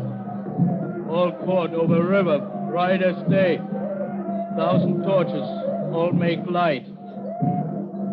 Now do. Now do. See how quiet they get when Noby raises his hands. They're praying. So are we. Won't do it. You better. I told you that. They're out of hand now. If you miss, you're no witch doctor. And if you had any thought of hitting Saeed instead, just imagine what they do to you. I can't see. These torches blind me. You do. I think the old man's moving. If he stirs, the lion will kill him. You know what that means. That's right. Up with a rifle. My hands are shaking. Be careful of your sights. It's a point-blank shot.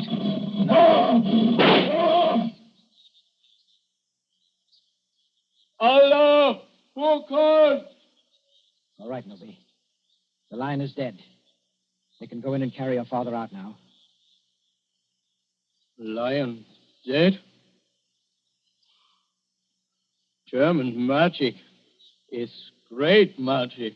Yes, Noby, it is. But English magic is greater. English magic better than German magic? Yes, Noby, and I'll prove it. Turn around. Look out towards the harbor. I stand here. I wave my hand, like this. Nothing up my sleeves. I wouldn't deceive you for the world. I wave my hand towards the gunboat in the bay. The gunboat sails away. English magic, Noby. English magic.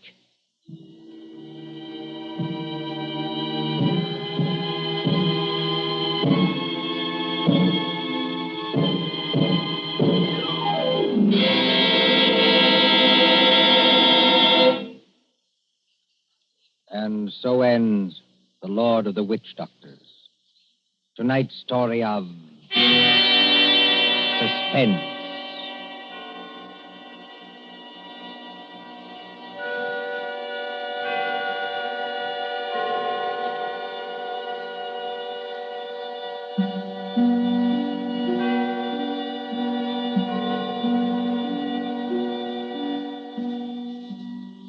Next Tuesday, when CBS again brings you Suspense, our story will be The Devil in the Summer House. The broadcast for next week only is scheduled for 10 p.m. Eastern Wartime, a half hour later than usual.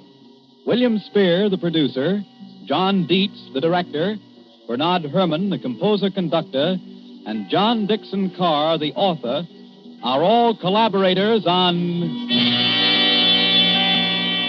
Suspense.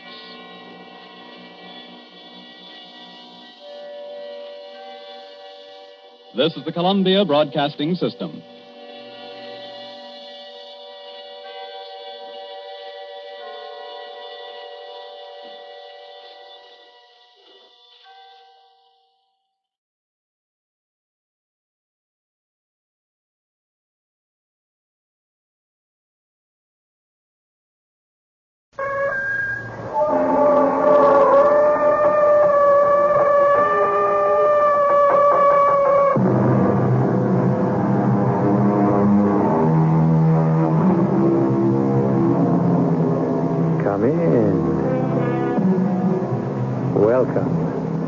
I'm E.G. Marshall. And at midnight, according to the old chronicles, there would be a convocation of sorcerers, devils, demons, goblins, and ghouls, and they would thereupon proceed to hold an orgy in a manner and fashion too sinful even to contemplate. And woe to the unfortunate mortal who would be compelled to participate in these hellish rituals that were profanely called a witch's Sabbath. A witch's Sabbath. You say it's superstition, an old wives' tale, a throwback to a more innocent era. Don't be too sure the era you live in today isn't the most innocent era in all history.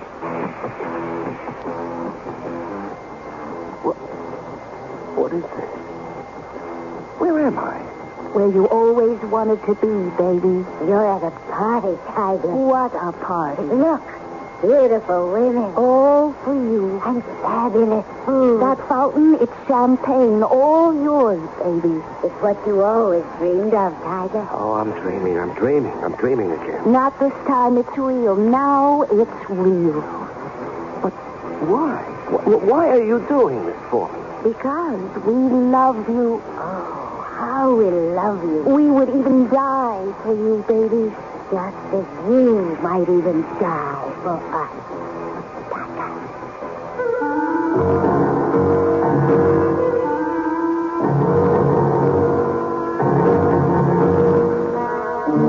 Our mystery drama, Witch's Sabbath, was written especially for the Mystery Theater by Sam Dan and stars Larry Haynes, a kind of amused contempt for the superstitions of our ancestors.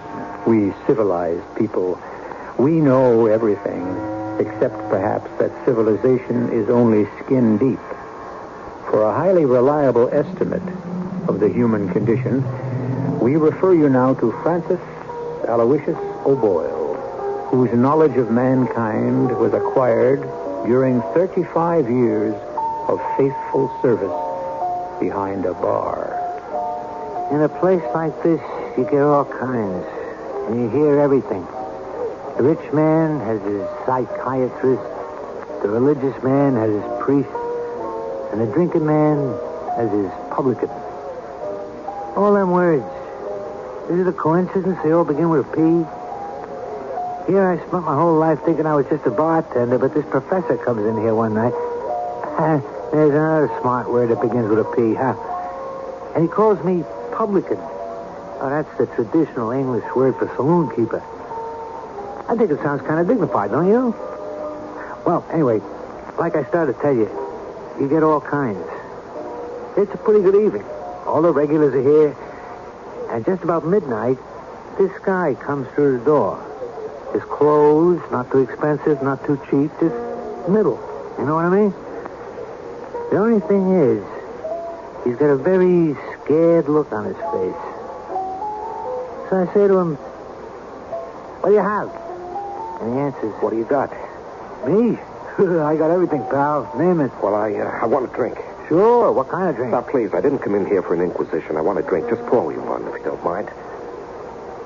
So I reached for the nearest bottle and poured him a glass. He made a very, very sour face as he drank it down. You could tell he didn't like it. Yet for a guy who didn't like it, he kept putting it away. So I said, don't you think you had enough? No. Well, he still seemed perfectly sober. It was just that he appeared to be more scared than ever. Now, in my business, you make it a rule, never start up with a customer. But this guy was so frightened that I felt I just had to break that rule, just this once. And I did. You okay? Yeah, I'm fine. The reason I'm asking, you don't look too good. You know something? You should mind your own business. You know something? I think you're right. Well, I forgot all about it until about 1:45 when I give everybody in the place the usual warning. All right, last call. Last call for what? I don't need a comedian in a joint this hour of the night. It's the last call for what do you think? Well, I'm not sure.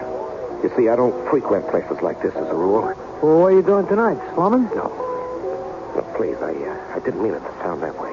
You decided you want to rub shoulders with the peasants? No, I Well, you've been pouring down that juice. Where do you usually go first? Well, you see, I'm not really a drinker. Is that a fact? No, the reason I came in here is because I'm so upset and I'm so frightened, you see, and it's so light in here and it seems so safe. Like I said, last call. If you want to have another drink, one more is all you can buy. Well, what do you mean? I mean 1 o'clock. I close the joint and go home. Close? Oh, no, you can't close. You can't do that. You have to stay open. As it is, I stay open 16 hours a day. It's enough. Just tonight, please. Stay open a little longer. Now, look, we got a state law that says lock the joint at 1. But I don't want to leave here. I do. No, I'm afraid. I'm afraid to be out in the street. So call a cab. No, that won't help. Call a cop. It's no use. They'll find me. They'll find me. Who's going to find you? They will. Well, that's what we're trying to establish. Who is they? The witches. Oh, the witches. Yeah. I see. The witches. You're the kind of guy who gets his load on, then he sees witches. No. I saw them. I saw them even before I had my first drink. I've been drinking to see if I could get rid of them. Oh, that's a switch. Oh, please, don't humor me. I wouldn't think of it. You don't believe me? Sure, I believe you. Now, don't tell me the customer's always right either. You've got to listen to what happened to me tonight. If you can tell it before 1 o'clock, you got 10 minutes. All right, look. Every word I'll tell you is true. My name is Harry Harnischbecker. I'm a computer engineer. I design computers. Oh, yeah? Uh-huh. So tell me something. Why do them computers always keep fouling up? Oh, they don't. They can't. It's the people who use them. Yeah? So how come I keep getting bills? Forget about it. No, forget about it. These clowns want to take me to court because I didn't pay them for a piano. I never even bought it. And you say forget about it? Look, the reason I told you I was a computer engineer was to impress you. That don't impress me. With the fact that I'm a reasonable, sane, and practical man. If I'd known who you was, I'd have thrown you out of the joint. No, a man like me. I should be the last person in the world to be upset by my primitive superstition. So you must hear me out. Well, I warn you. Better not take more than 9 minutes. Okay.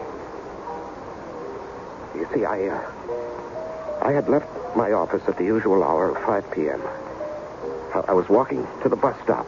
I commute, you see, from Blairville. We own a house there. It's a split level, and we were able to buy it very... Is the house important to this story? I'm saying this for your own good because all you got left is 8.5 minutes. Is it important to the story? I don't know.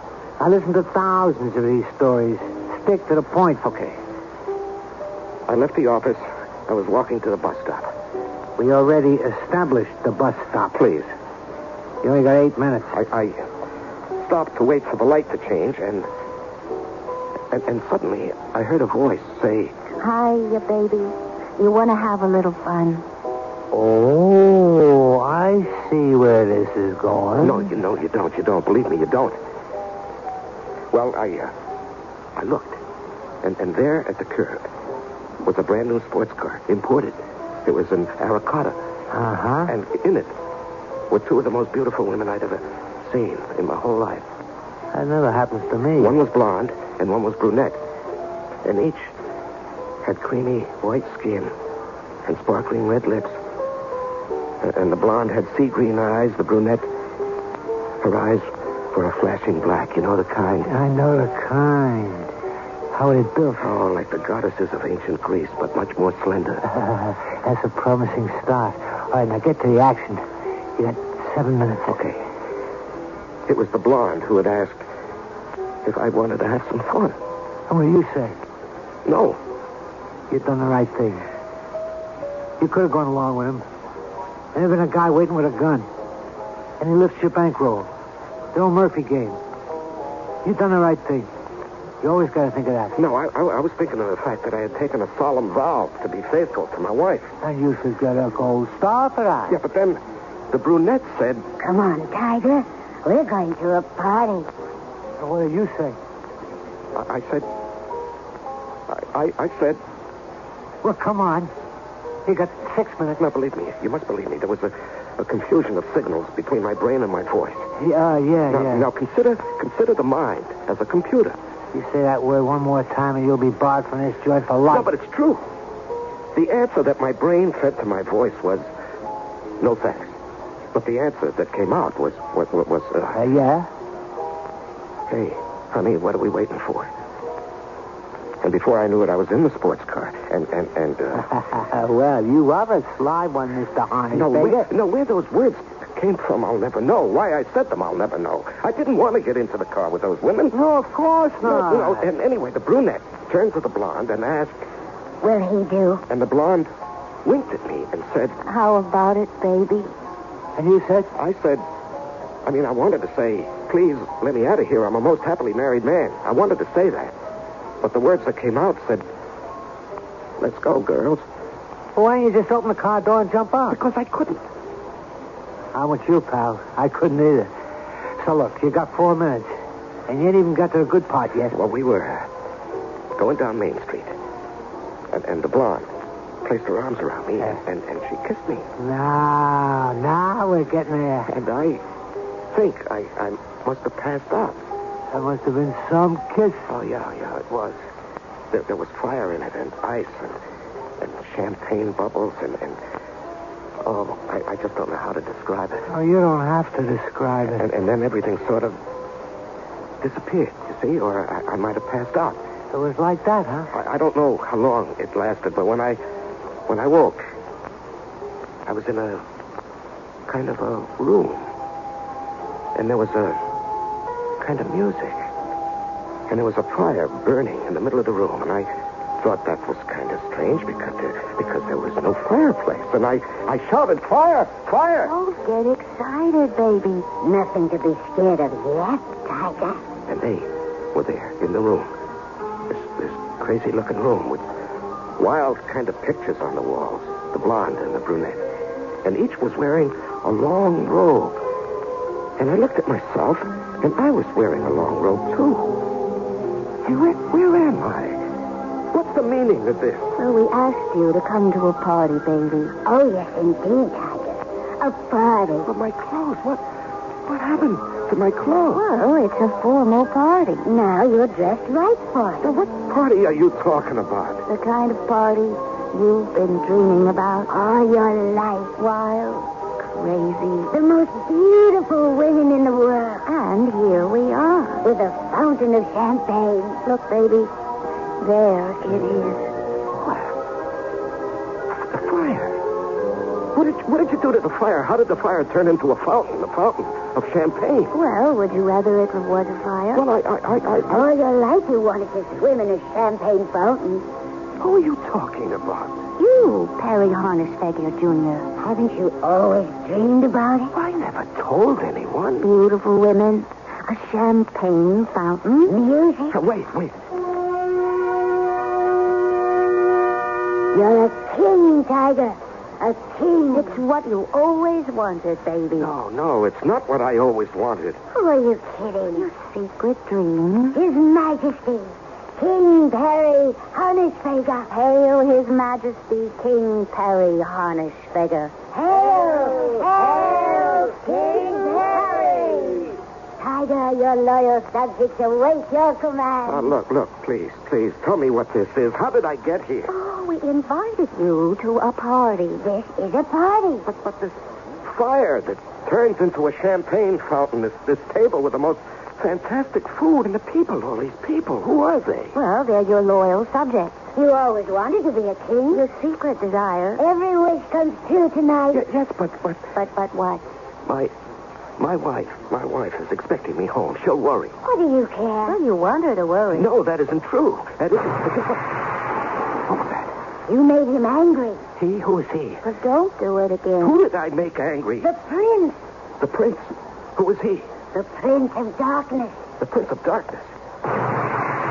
Who spoke my name? What? Where did he come from? Who is this? This is the Tiger Prince. Yeah, the guest of honor for the party. He doesn't look like much to me. That's true. A meek little watery-blooded clerk, if you ask me. Well, that's what he looks like. But he's a tiger inside. A lover. A killer. Ruthless. Reckless. Fit to be the guest of honor. Then, let the party begin. Let the party begin. The lights. What's happening to the lights? It's getting dark in here. Who shall speak the invocation? That's you, baby. Recite the prayer, Tiger. What prayer? The Sabbath prayer. Let the Sabbath begin. Sabbath? I thought this was a party. Well, it is, baby. Say the Sabbath prayer. What kind of Sabbath? A witch's Sabbath. A witch's Sabbath. A Sabbath for witches.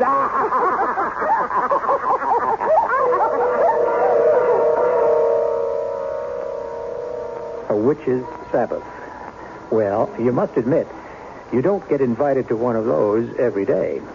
And the question you might be asking yourself is, how did our rather prosaic Perry Harnish figure get invited to this one in the first place? Well, by this time, you know perfectly well you don't get any of the answers in the first act.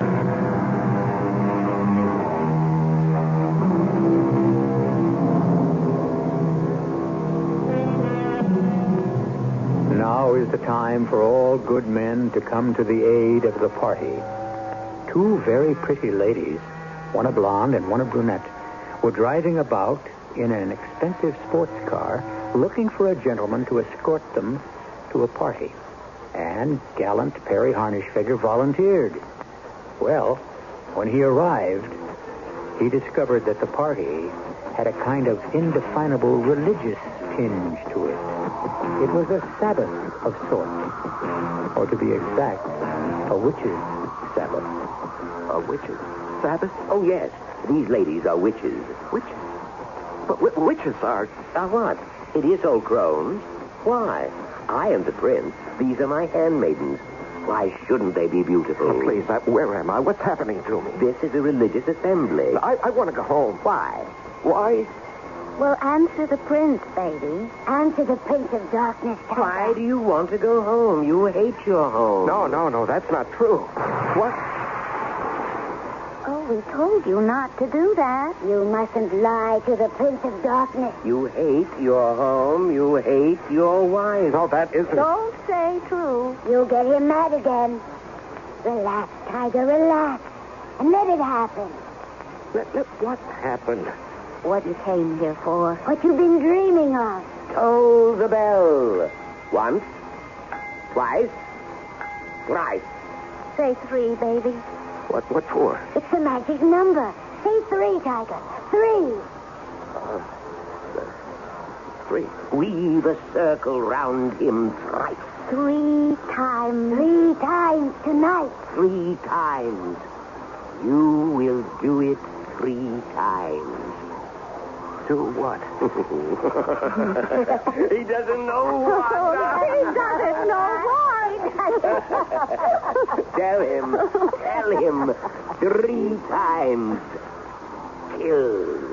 Kill. Kill? What do you mean, kill? You know what we mean.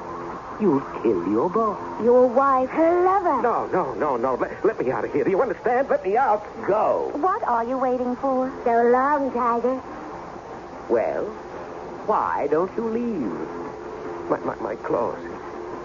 I don't even know how I got into this robe. What did you do with my clothes? You're wearing them. What? How did you do that? I can do anything. I'm the Prince of Darkness. Look, please. I'm just a very quiet, ordinary type of person. Don't talk like that to him, baby. You know what happens when you lie. You're a machine. You make computers and you become one yourself. Your boss steals your ideas. Your best friend steals your wife. They laugh at you. 3 people laugh at you, Tiger. Your boss, your best friend. Your wife. Now kneel and pray with us. Oh, but... Kneel. Pray. Speak that same prayer. What same prayer? The prayer that was in your heart when you were walking to the bus station. I wasn't praying. Don't lie. Well, I wasn't. Look out there. Where? See, baby, that's the street. That's you, walking to the bus station. Listen to what you're saying to yourself. Listen, Tiger. I'll kill that smirking, thieving who does he think he is? That's you. I designed this circus. I alone worked out every production problem. It's mine. He stole it from me. He made millions. I'll kill him. One day I'll kill him. That's you, Tiger. Now you see us in the car. And we hear what you're saying. Loud and clear. It's a prayer. But I didn't mean what I was saying. You didn't? No, it wasn't even true. A man says a lot of things he doesn't mean. A man means every word he says. But that's not why we picked you up. The streets are filled with human beings who want to kill once, but you wanted to kill 3 times. No, that's not true. Well, look at yourself walking down the street. Listen to yourself. Talking to yourself. Who do they think I am? I'm not blind. I'm not stupid. I deal in facts. Facts. You feed facts into a computer, you get answers. What answers were you getting, Betty? How did you know what I was thinking? I know everything. Why do you want to kill your wife? Because I see now. Yes? What do you see now? My wife. I see now. She must have always had a roving eye. But why with Joe? Why with my best friend? Well, you know why, baby. Because he was there, Tiger, and you weren't. The French, they have a saying. The one who is absent is always in the wrong. Listen to the French. They know all about love. Summon the demons. Summon the devils, the ghosts, the specters, the phantasmagoric spirits of murder and death. Summon the incubus of revenge, the evil genius of retribution. Come, all, pray. This is the witch's Sabbath. Repeat after me. Death and the fires of hell. Death and the fires of hell. To the unholy three. To the unholy three. Death to all 3. Toll the bell 3 times. And now, Eddie Harnish Failure, do you shed blood tonight? Do you want to kill them? Your boss? Your wife? Her lover? Do you want to kill them? It's wrong. That's not the answer. Do you want to kill them? Search your mind. Search your heart. Your soul. Do you want to kill them? Answer. Rejoice, my children, rejoice! Now he is one of us. You will kill them. Kill? Yes, tonight. This is the night of the witch's Sabbath. The service needs one thing to be complete. Blood. My children, how wonderful are our prayers tonight. There will not be one victim, but 3. But I can't kill. I don't know how. I shall teach you. I don't have the nerve. I will steady your hand. I will harden your heart. You will kill, and then you will be free. Free? Free of the hate that poisons your mind. But I'll be a murderer. You will only murder those who murdered you. Haven't you been cheated and disgraced? Your life is empty. Your world is dead. Oh, you have to kill, baby. 3 times, Tiger. My son, I know the anguish of your soul. I have also been cast out. My rightful place is now held by others. My patrimony has been stolen. Here is the revolver. No. Would you rather use a knife? The gun is quicker, Tiger. Surer. Better. The gun is in your pocket. Now close your eyes. When you open them, you shall be in a room. The room where your boss sits in his palatial home. A comfortable room. There he counts his money. Your money. You will kill him. You must. It is a ritual that must be performed on the holiest of all nights. Now, when I say, open your eyes, you will be with your boss. Open your eyes. I opened my eyes, and I was there, in the den of his home, my boss's home. He was listening to that high-fi of his, which must have cost a small fortune. listening to that classical music. He pretends to love. I say pretends because all he loves is money. Perry, I didn't hear anyone announce you. Do you like Mozart? Excellent recording it. But you don't go in for classical music, as I remember. But why did I send for you? You didn't send for me. No? Then what are you doing here? Well, don't I have the right to visit you? Perry, I see enough of you all day. Too much. Well, you won't see me anymore. Why? Are you quitting? No, but you are. You're quitting this world, this life. Oh, really? I hadn't given it much thought. Yep, I know, but I have. I came here to kill you. You what? Oh, no. Not you. Not Perry Hornishfager. With this? Perry, you're a comedian. Put that cat pistol away. Oh, you think I won't do it? Why should you kill the goose that lays the golden eggs?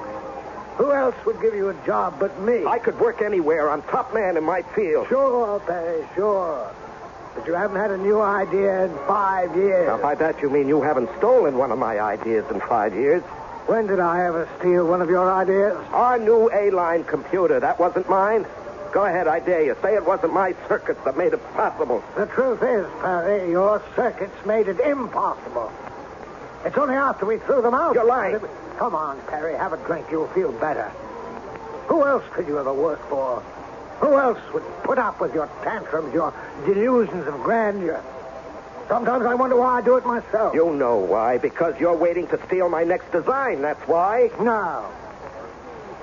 No, that's not why. It was for your mother's sake. Don't you mention my mother's name. I guess I must have been in love with your mother. I said don't mention her name.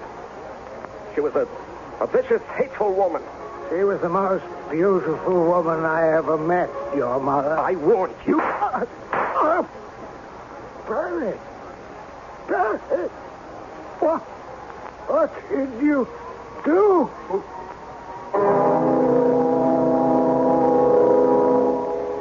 Well, what has he done?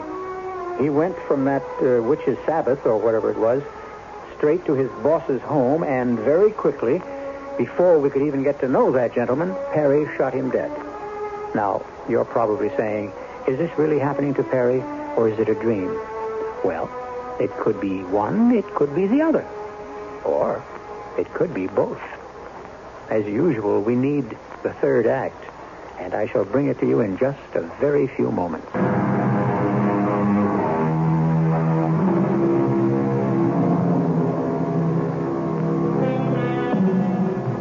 Perry Harnischfeger is telling a story to a rather cynical bartender in a saloon. Perry is almost milquetoast in appearance, speech, and manner. But that's on the outside. Inside, he seethes and boils and seems to be a potential volcano.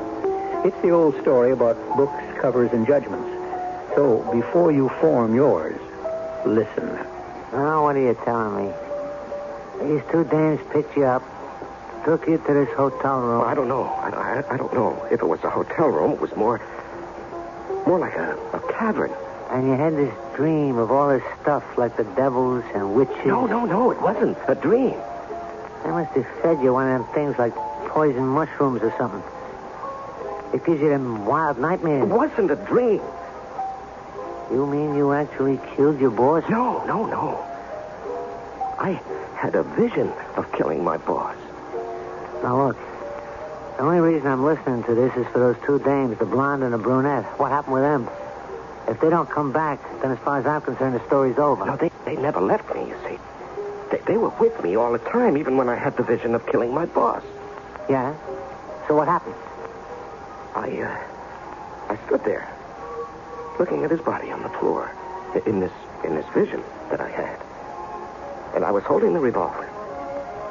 And the blonde stepped forward and removed the gun from my hand. I'll take that, baby. We have to reload it. The prince is very proud of you. The service can now continue. You brought us blood. Are you ready to go home? No, I don't want to go home. I don't feel it's my home any longer. It's because she shut you out of it. He stole your home. A man's home is his castle. What right does another man have to live in your castle, Tiger? What right? Get your home back. Kill them. Oh, but... Look at him. Now on the floor, the man who robbed you of your standing as a scientist, the man who used to be your boss, you killed him. So now, for those who robbed you of your standing as a man, kill them also. The pistol is in your pocket. Will you speak the word to him, Prince? Close your eyes. When I say open your eyes, you will be in your own home. At least it's the place you pay for. But another man enjoys. When I say open your eyes, you will be home. Kill them both. Open your eyes. So, Perry, I see you finally got home. And I see you're here as usual, Joe. Usual. I wish he'd come more often. Oh, you do? Why? Well, it beats being alone. Hey, Joe, why don't you get yourself a wife of your own? Why don't you mind your business, Perry? Oh, but this is my business. It's very much my business.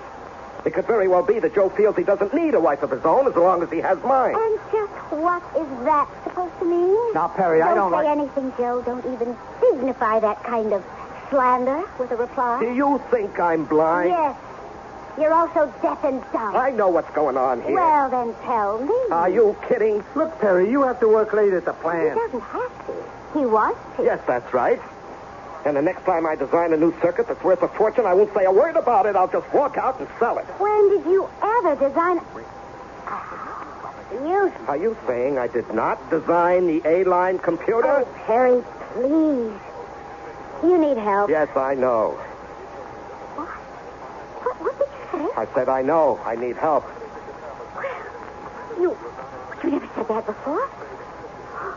Hey, darling, don't you see? That's half the battle to face yourself squarely, to admit you need help. But don't you agree, Joe? Yes, it's really true. We'll find you the best psychiatrist. I don't need a psychiatrist. But you just said you need help. I have the best help, the truest help, actually. The only real help there is. Religion. Religion? Oh, sure, why not? If belief helps you, it's the most wonderful thing in the world. Did you have a religious experience, Perry? Yes.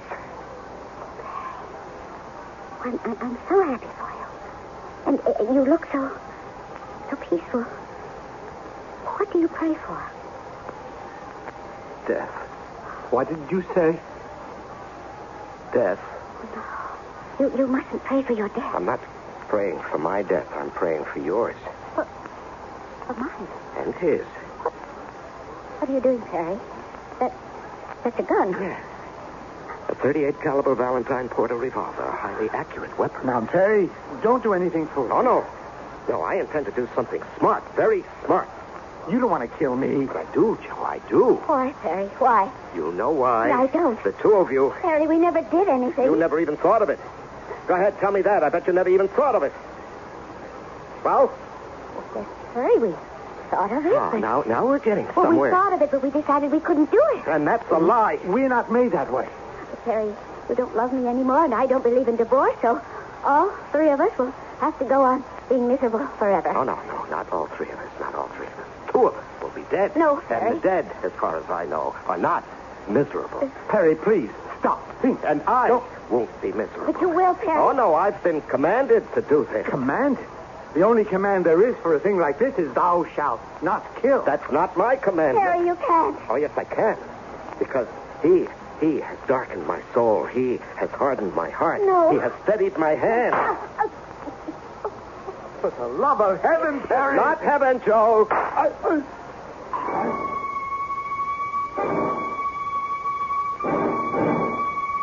They were on the floor. Dead. My wife and her lover, who had also been my best friend. I closed my eyes for a moment as if I couldn't believe what had happened. And when I opened them again, I was back. Back in that other place.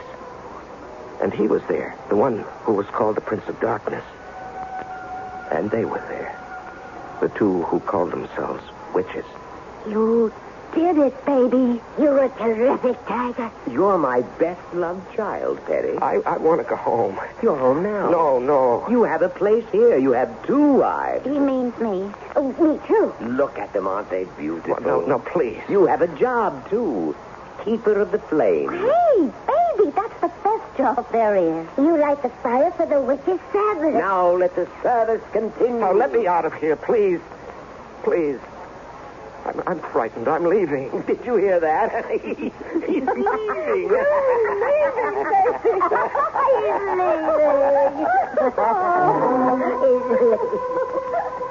I ran from that place, and from the sound of the laughter, that terrible laughter.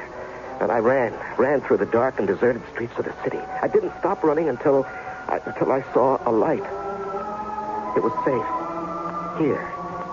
With the bright lights and the soft music and the friendly faces. Here. I'm safe. So? What happened?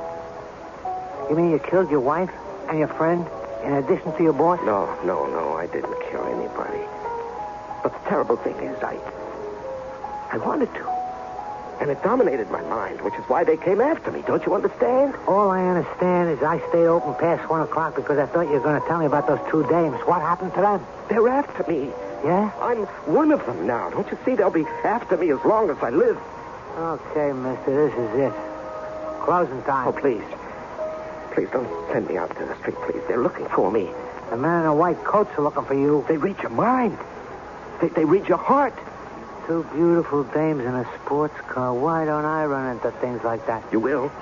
You will if there's evil in your mind. If there's murder in your heart, they'll find you. Oh, for crying out loud. Did I say guys in white coats are looking for you? 2 guys in blue coats are looking for me. On account of you, I broke the law. I'm open.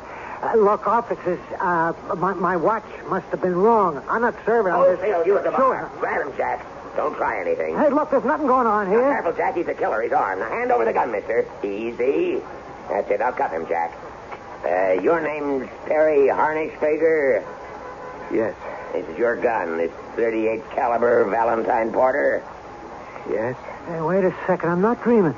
This is for real. You mean he killed somebody? 3 people. The unholy 3. Let's go. Officer, wait. Let me tell you why I did it. Mister, you better tell that to a judge and a jury. So, like I was saying, you stand here behind a bar, you get all kinds. The stories I hear. Anyhow, the reason I bring it up is because I was reading in the paper today, and you might have seen it on the late news on the TV. Perry Harnischfager was found guilty of murder, triple murder. His boss, his wife, his best friend. Yeah. He's going to spend the rest of his life in jail. What's that? Oh, the witch's Sabbath. Now, how could a thing like that be legit? I mean, this here is the 20th century, ain't it? Hey, where'd the time go? It's 1:45. Excuse me, friend. A couple of dames just walked in down the other end of the bar. Hey, not bad looking, huh? Yeah, I'll be right back. Well, ladies, you got time for one more before closing. What'll it be? Hiya, baby. Hello, Tiger. You want to have a little fun? I'm a married man.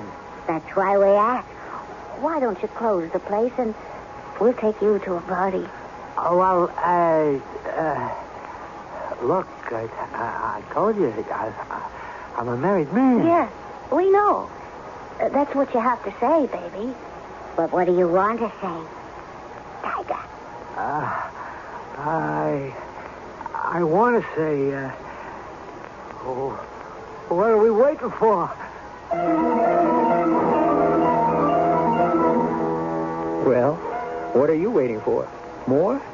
The story's over, isn't it? Or is it? Isn't this a story that has been going since the beginning of the human race? The longest continued story in the world. And if you think about it, between all our characters, we have seen practically every one of the 10 Commandments violated. When we tell you a story about wrongdoing, we present wrongdoers wholesale. I'll be back shortly. The wish is father to the thought. Who said that? Shakespeare. Who else? To which we may add, the thought is father to the deed. Or if you think about doing something, it's because you really want to do it, no matter how strange or violent it may be. And if you think long enough and strong enough, who knows? You may wind up as a guest of honor at a witch's Sabbath. Of course, you can prevent that by listening to Mystery Theater and leave all thoughts of violence here with us. After all, we do it so much better and neater. And you pay nothing in the end. Our cast included Larry Haines, Leon Janney, Marion Haley, E.V. Juster, and Robert Dryden. The entire production was under the direction of Hyman Brown. This is E.G. Marshall inviting you to return to our Mystery Theater for another adventure in the macabre. Until next time, pleasant dreams.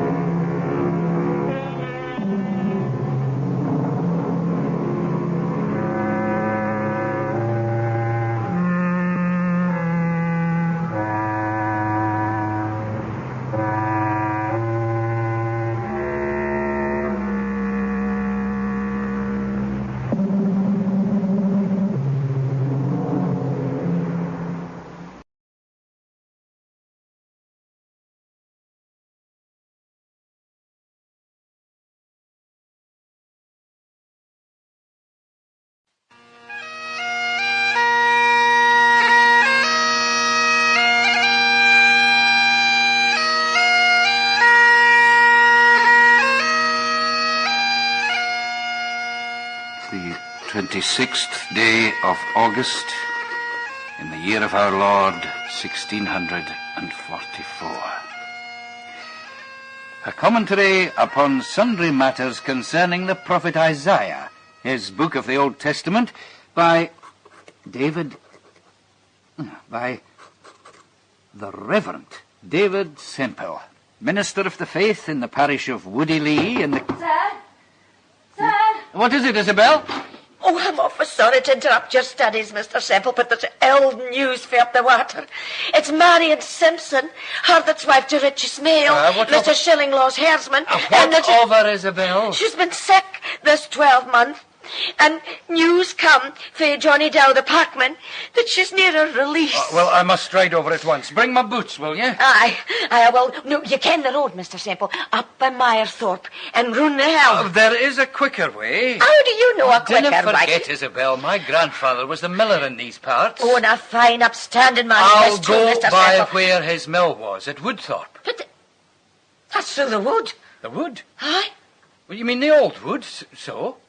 Oh, it's no me that would go through the wood in the night time. Why, Isabel, why? No matter. No matter. But have a care, Mr. Semple. I beg you.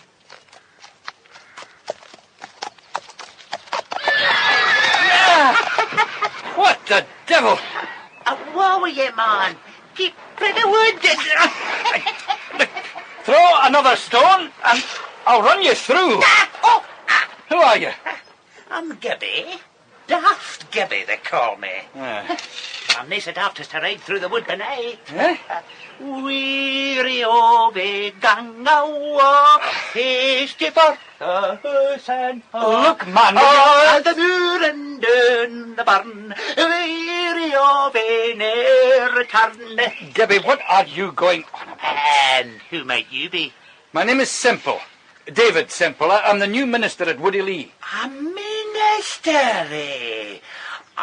Well, it would be different for a minister, no doubt. And where might you be going? To see Marion Simpson.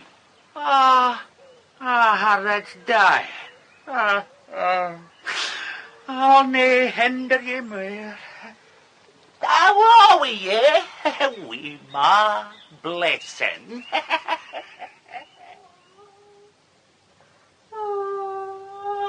Will you no be quiet, woman? I canna abide the noise of the women folks keening. Richie, it has the authority of the book to it. For it's written, the people ululate. Yet mayhap you're right. We should not grieve, but rather rejoice that Marion's gone to her reward. Mayhap. But I'm no repining. The Lord gave and the Lord has taken back. And I'm real glad she had the comfort of yourself at her end, Minister. Man, it was kind of you to max a case. But I'll no keep you. You've a long ride home. I'll pray for you this night, Richie. That's good of you. Ah, who are those carols? Look there, what can they be wanting at this time of night? They look like soldiers. Aye, you'd best stay inside, Minister. Oh, come, Richie, we've nothing to fear from them. Have we no? Well, if you no stay, I'll bid you good night. I've no love for them or their kind. Gentlemen, may I be of any assistance to you? That you may, sir. Do you travel late? Who are you? Well, you see, 3 old soldiers of Leavens on our way north. We be Angus men, and of the General's leave to visit her hames. Do you belong here a ways? I lived here as a boy, but I'm now returned. Well, you can maybe help us with the road, then. Ken you a house of the name of Caledon? Aye, I think I can put you on your way to Caledon. But it's a round ways road, so I'll be your guide myself. Oh, it would not be such a burden on your good nature, sir. The night's fine, and I'm in no haste for my bed. We're beholden to you, sir. My name is Mark Kerr. This is my fellow trooper Sibbald and their groom Jamie.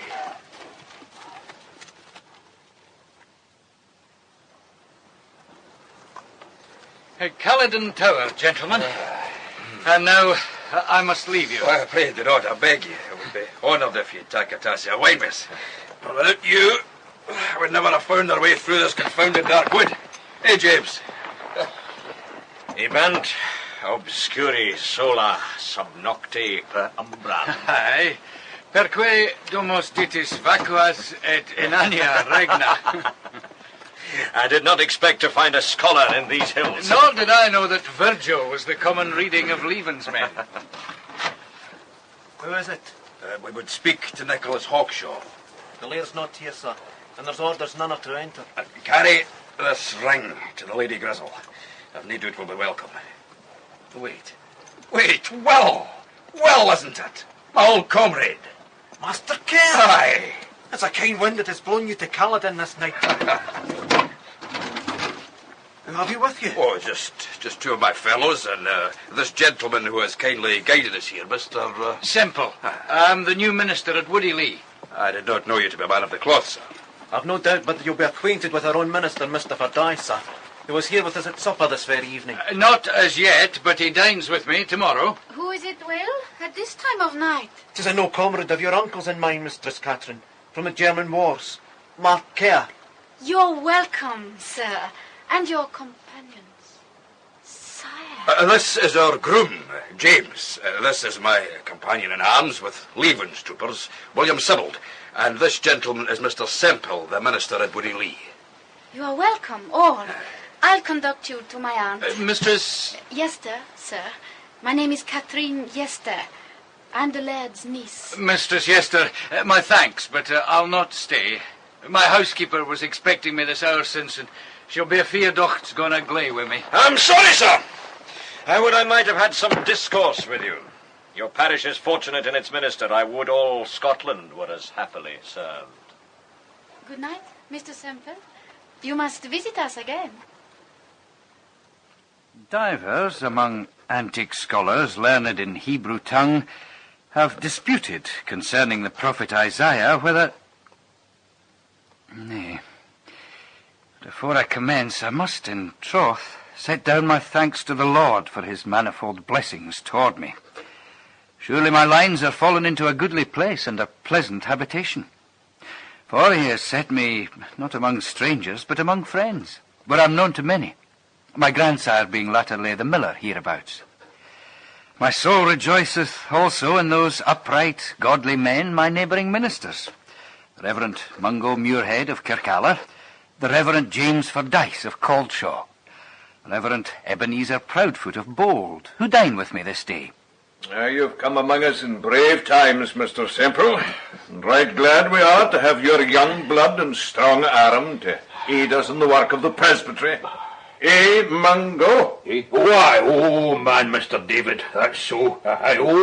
You're a different thing entirely from your predecessor. But look at your table. You've made us a feast of fat things, sir, with your boiled fowls and your moor pouts and your oat cakes and your fine pewter.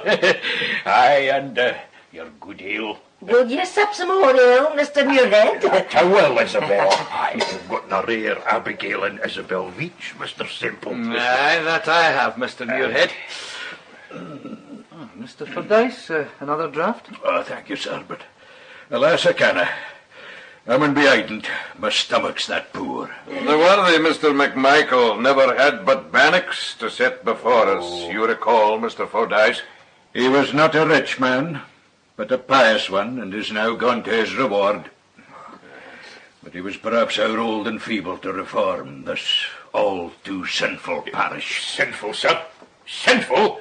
I differ in toto. Woodley was aye famous for its godly elders. Is it not Ephraim Caird and Peter Pennycook and good Amos Ritchie? Aye, and what of Andrew Shillinglaw? Well, no doubt, but that the devil walks about like a roaring lion in Woodley and other bits. But there's men of God to resist him. Is there the Spirit of God in the people, sir? That's what I want to get. There's old stories of the wood. The black wood could tell some tales if the trees could talk. Let's forget the whole thing. You're a scholar, Mr. Semple. Is Samuel you're writing on? Isaiah. Oh, aye. The people that walked in darkness have seen a great light. They that dwell in the shadow upon them has the light shined. There's a text from Isaiah that you may put in your treatise, Mr. Semple. No doubt but that I will, Mr. Proudfoot, though I have yet to commence thereto. What with the plenishing of the manse and other matters attendant upon my taking up my ministry here. Tell me, sir, why that verse in especial? Well, Mr. Semple... Have you not heard, Mr. Semple? But you will not. A post came to Kirkalder yestreen. It seems that 3 weeks since there was a great battle outside York at a place called Marston Moor, where our good Scots wrought mightily, and our own Lord Leven quite overthrew the king's horsemen under that deal, Prince Rupert, and put the king's army to flight. The Lord be praised for his mercy therein. Aye, the good work goes cannily on. What better sign could we have of the Lord's benison than that he brought to naught our own apostate, the malignant Montrose? How so, sir? Seemingly Montrose and his renegade Scots never reached York till the day following the battle. Aye, and well a steer they were too, to have to turn about and hie after Prince Rupert with their tails atween their legs. Aye, you've a notable clock there, Mr. David. It was made for my grandfather by John Atchison of Leith. Was it indeed? Aye, well, it tells us the time speeds apace. My thanks for your hospitality, Mr. Semple. We mun away, gentlemen. We've a long road to wend.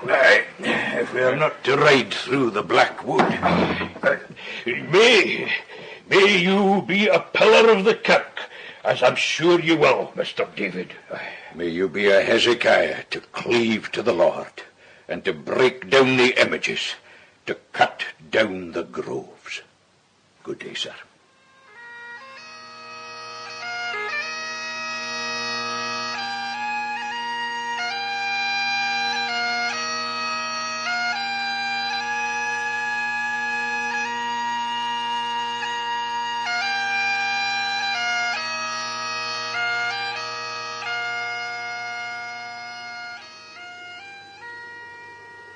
And therefore doth the prophet conclude his 10th chapter so. And he shall cut down the thickets of the forest with iron, and Lebanon shall fall by a mighty one.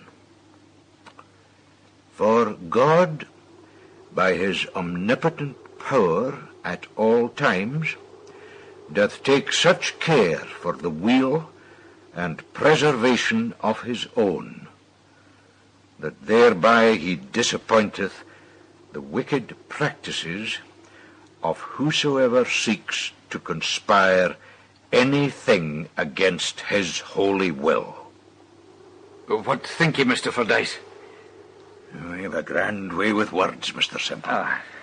And a wise head and young shoulders. Thank you. Oh, Isabel.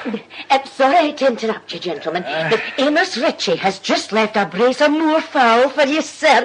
He's been up his garden and sent these by way of thanks for your help with the bear. Thanks, Isabel. He's a good man, is Amos. I must thank him. Oh, aye. I tell you, Isabel, one day Semple on Isaiah will rank with Robert Rollock on Daniel, or maybe even Calvin on the rope. Well, I'll have to finish it first. I could wish I'd chosen a shorter book, sir, or been less busy this winter. Oh, the folk here'd better appreciate the schooling you given their bairns than only tombs you had printed in Edinburgh, sir. And during the great snow, when Mr. Fordyce, Mr. David here was a tour of strength to the whole parish. You're well loved hereabouts, sir. Good evening to you, gentlemen. Thank you, Isabel. There. Aye, sir, it's been a hard winter for us all. You're the first visitor to get to us for 6 weeks. So, what news do you have from Caledon and the great world? At Caledon, Mistress Grizzle and Mistress Catherine are well, and reminded me that you're invited to the house whenever you will. Ah. As for the laird, they've heard nothing. He's still away at the wars. Would he be with the forces against Montrose? Aye, mayhap. Either against or with. What's that? Well, you ken that Montrose with his Irish cairns and his Highland catalogs has won another great victory. Oh, God have mercy, we must have done some great evil that the Lord lets us be so despoiled. Be that as it may, it seems his unholy triumphs over the godly have so moved Parliament we're to have a national fast. Each parish is granted its own day of denial, with some doughty preacher to lead us in self-examination and repentance. Woody Lee's is to be the first Sabbath in March, you may know. And the preacher, sir? The chosen vessel is to be our friend, Mr. Proudfoot of Bold. And I don't doubt that he'll fair roast the folk of Woody Lee. Not that there isn't evil in the parish, ye ken, but it's an evil a deal older and viler than Jamie Graham of Montrose and his fellow recusants. You may look to an eternity of torment.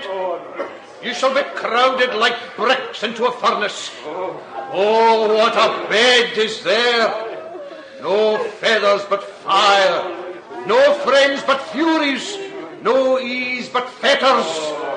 No daylight but darkness, no clock to pass away the time, but endless eternity. Fire eternal that ever burns and never dies away. Oh, my friends, I have given you but a short touch of the torments of hell. 10,000 times 10 million of years doth not one jot shorten the dread miseries of the damned. Will you see to your good wife, Mr. Caird? She seems much affected by the good words.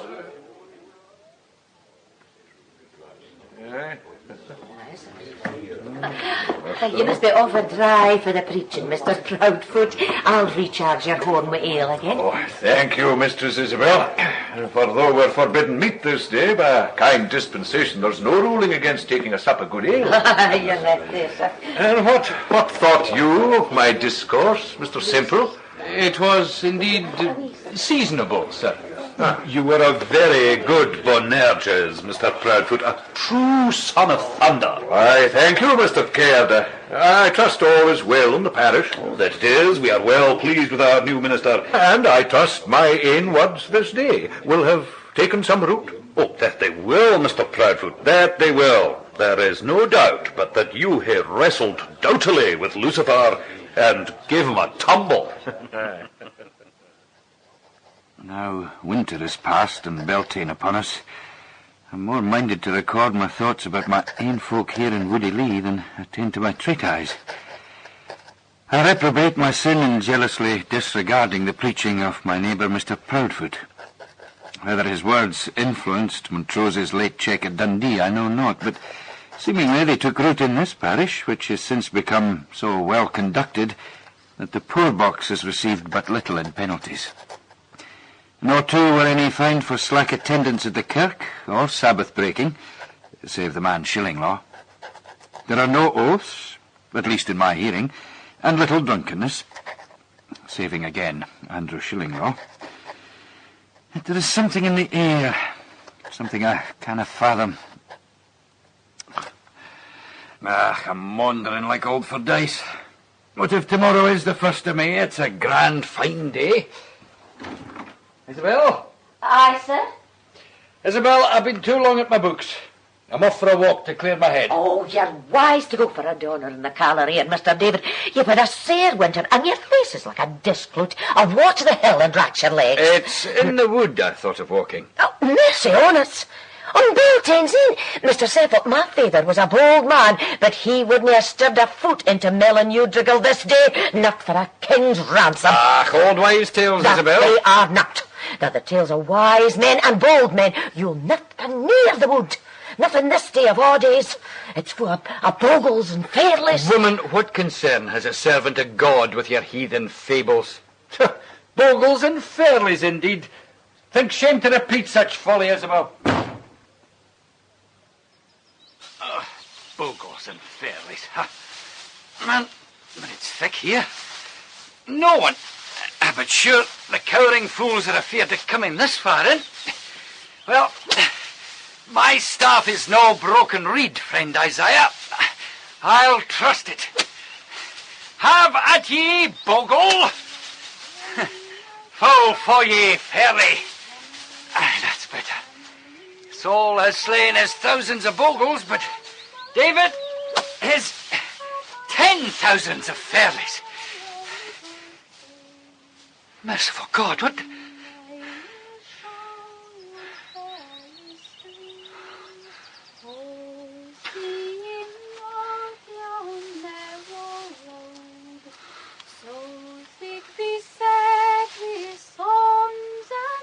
In the name of heaven... Who's there? Who is it? Oh, I never fear, madam. Why? What does the minister of Woody Lee in the wood? Madam, I confess, I thought you were a fairy. And have you so far forgot your sacred calling as to believe in such creatures? I am shamed. And I am flattered. Mr. Semple, is it not? It is, and... Catherine Yester. We met briefly at my uncle's house, Caledon. Of course. You must excuse my singing. I am learning your country songs from the serving maids. You have not been long in this land? Since June last year. This is my first Scottish spring. I have lived mostly in France since my father died at Lutzen. Ah, so that is why your speech is so strange to my ears. I had not thought it would be so beautiful here. I love this glade with its wild flowers. I have named it Paradise. Is that blasphemous? No, indeed, the word does signify a garden. And yet the people hereabouts have some dread of the wood. Poor old Mr. Fordyce is always muttering darkly about it, but he never will explain. He told me a tale of some devilish altar. Did he? He must mean the stone with letters on. I came across it once. What letters? An I, an O, and an M, as I recall. Iovi Optimo Maximo. Hmm? It is indeed an altar, Mistress Yester, no doubt set up by the Roman legions when they were in these parts. It is dedicated to Jupiter. So, Mr. Fordyce was right. But now I must return, and I will carry you with me. But I will brook no denial. My Aunt Grisel will not forgive me if she learns I have met you and not captured you for her table. Madam. She holds herself greatly obliged to you for your kindness. Last year, in directing my uncle's friends to the house. It was but what any man would have done. Besides, now we know this wood of Melon-Udrigal does indeed have a pagan secret. I need your good offices to protect me from the fairies. And the bogles, madam. What, sir? The bogles. My housekeeper was particularly admonitory concerning the bogles. You're teaching me to be a good Scotch woman, are you not, Aunt? Oh, get along with you. Making horrid brews of herbs for her medicine. Well, I've heard Mr. Fordyce say he's had great benefit from your simples, madam. He has many bodily disorders, misfortunate creature. I'm only glad to do what I can for him. I wish you could do something for his sermons, Aunt Grizzle. Such a preachment of dismal texts. Seventhly, my brethren, and in parentheses... Catherine, I'll not have a man of the cloth mocked in my house. He has a very proper mien for a Christian man. But not all Presbyterians have to be gloomy. Mr. Semple isn't. Nor was his grace, yet he's an elder of his kirk. His grace? My niece refers to His Majesty's commander in Scotland, Lord Marquis of Montrose, whom you had the goodness to conduct to my house in August last. Montrose? Yes. I fear his nobility of spirit made his disguise as a lowly groom somewhat transparent. Did you not think? I find that I'd been a very Eliashib to this Tobiah. This excommunicate prince of the malignants was a grave strake. But to me this seems as nothing set against what was to follow. Had not my mind been so confused, thinking of my own folly and of the two good women to whom loyalty to this traitor seemed no sin, I would not have missed my way in the dusk. But lose my way I did, and in time came upon the very stone Mistress Yester had described to me in an empty glade. It is surely an antique altar. Seated on the altar was a horned creature, or Abelins a man guised as such. He played on the pipes, and around him a great throng of figures. The women were half naked, the men masked as beasts, goats, pigs, hounds. The men and women danced back to back, and as they danced, they chanted. I shall go until I hear the sorrow and search. I shall go until a cat with sorrow and such in a black shop. And I shall go in the devil's name. I will come home again. In the name of God, I forbid you. If you are demons, I command you to return to here at If you be mortal, I summon you to repent. Repent. Hear me. Around ye, Satanas. Around ye, Beelzebub. Around ye, Samuel. Around ye, Azazel. I conjure thee, come with us. Shilling Law, if that be you. I conjure thee, come with us. No!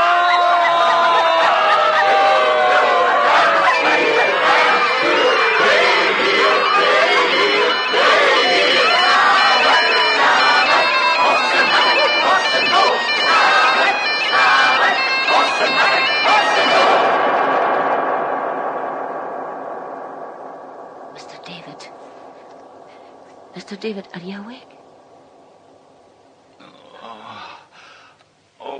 Oh, the Lord be thanked. Here's a fine hot drink for you. Thank you. There's no bones broken, and I've dressed your face with a sure salve. How came I home last night? Just when the clock was chapping 3, I heard steps went by. I didn't dare venture out at first, but when I did, there you were, in the backyard, like a cold corpse beneath the apple tree. Do you know what befell me? I think you were clawed by bogles.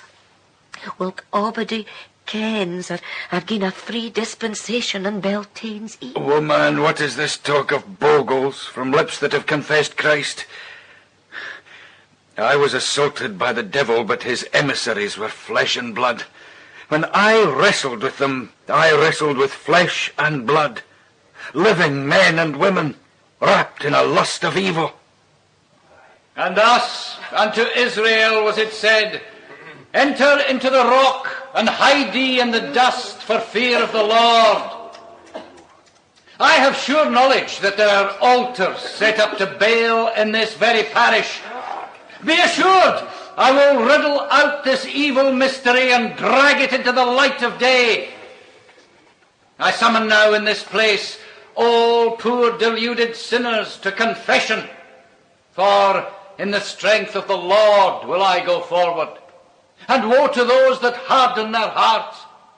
You had a gale on your spirit today, Mr. Semple. Yon was a fine waft to the world you gave us, and it's to be hoped that it will be blessed to many. But none came forward, Ephraim. Minister. Good day. You're new here, you're saying. Trust to conviction of sin, bringing evildoers to repentance. Hey, Minister. Good day. What say you to this, Amos Ritchie? Leave it alone, sir. I read you, leave it alone. In the name of God, are you entangled in this wickedness? Devil a bit. I could never abide that trucking with the wood. Never. But it's clear you knew of it. Ye are all as the men of Israel that failed Gideon by the waterside. Mr. Semple, we are but weak vessels. Patience with us. I ken nothing of these things myself, but hey, you nae thought of questioning Andrew Shillinglaw? I have. There's no more ungodly or carnal man in the parish. I'll visit him at Reeverslaw tomorrow. Andrew Shillinglaw. Minister! Good day to you, sir. Good day. I'm not over happy with these small Cumberland sheep. They're fine for the green braes, but they're nae much use for the heather country. What brings you to these tops? To see you, sir. I called at Reeverslaw, but Ritchie Smale said you were here. Aye. You weren't born in this parish? No. I've been here a dozen years, but I'm an incomer like yourself. Oh, I'm hardly so. I was often here as a laddie. You're still no part of the place, as you found yourself this Sabbath past. Andrew Shillinglaw, I command you to tell me if you are yourself clean from this mystery of evil which scourges the parish.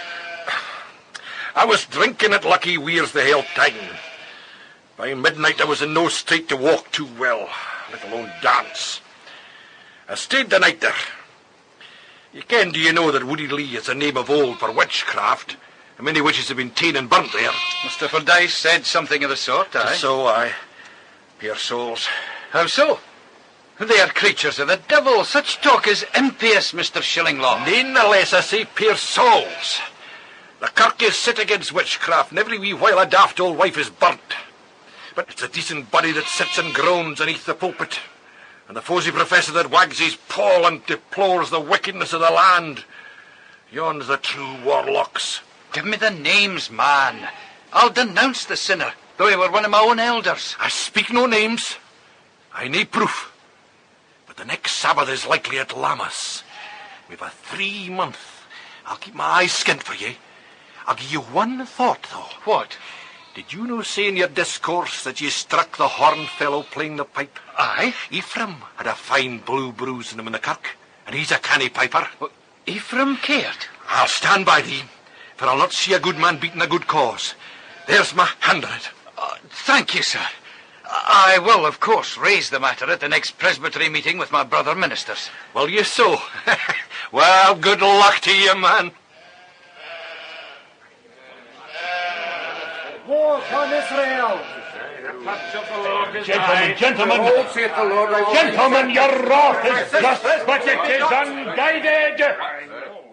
I pray you, before we break bread, let us give thought as to what this presbytery may do in the face of the bitter reverses we have suffered at the hands of the malignant Montrose.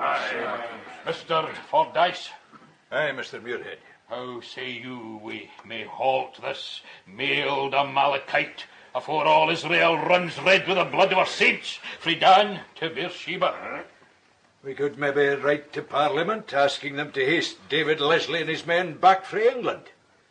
Do you know think? Aye. I agreed, Mr. Proudfoot. It gladdens me, Mr. Muirhead, to hear ye pronounce that word, agreed. For our earlier dissensions did but give comfort to the Lord's enemies.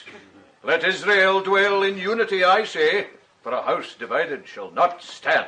A word in season indeed. And now let us go. Mr. Muirhead, after we have dined, shall the presbytery discuss the matter of Woody Lee? No, sir, it will not. But it is most important. David, I applaud zeal in a young minister. But heard ye not the wise words of Mr. Proudfoot of Bold? You've set the whole parish a woodily by the lugs with your wanton accusations. This is no time to sow confusion among God's people when the very temple is threatened. Mr. I Muirhead... say no. Now, if you'll excuse me. I fear you didn't hear the presbytery, were you, in this, David? Seems I do not, Mr. Fordyce. You've gotten me on your side. Not that I'm much of a fighter. Come to Coltshaw, man, if you need speech with a friend.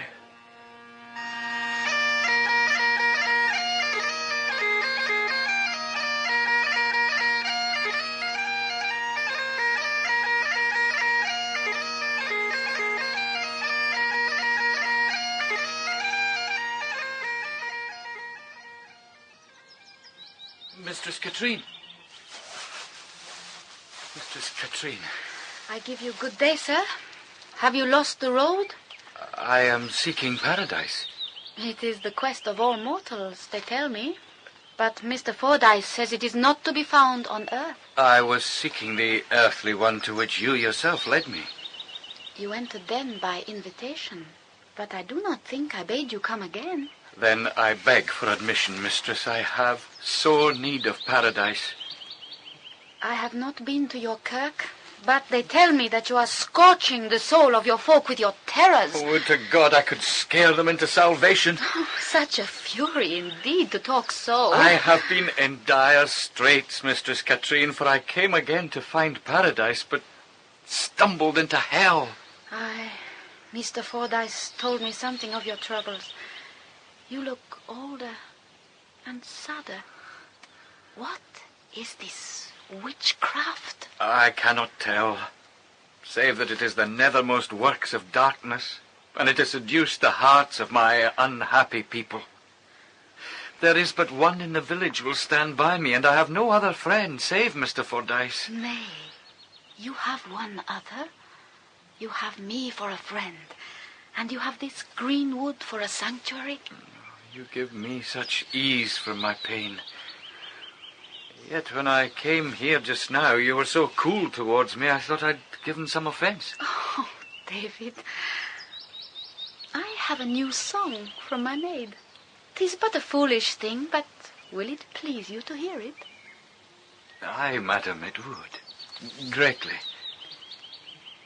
There's comfort for the comfortless, and honey for the bee, and there's none for me but you, my love, and there's none for you but me, and there's none for you but me, my love. Mr. David. Eh? Mr. David. What is it, Isabel?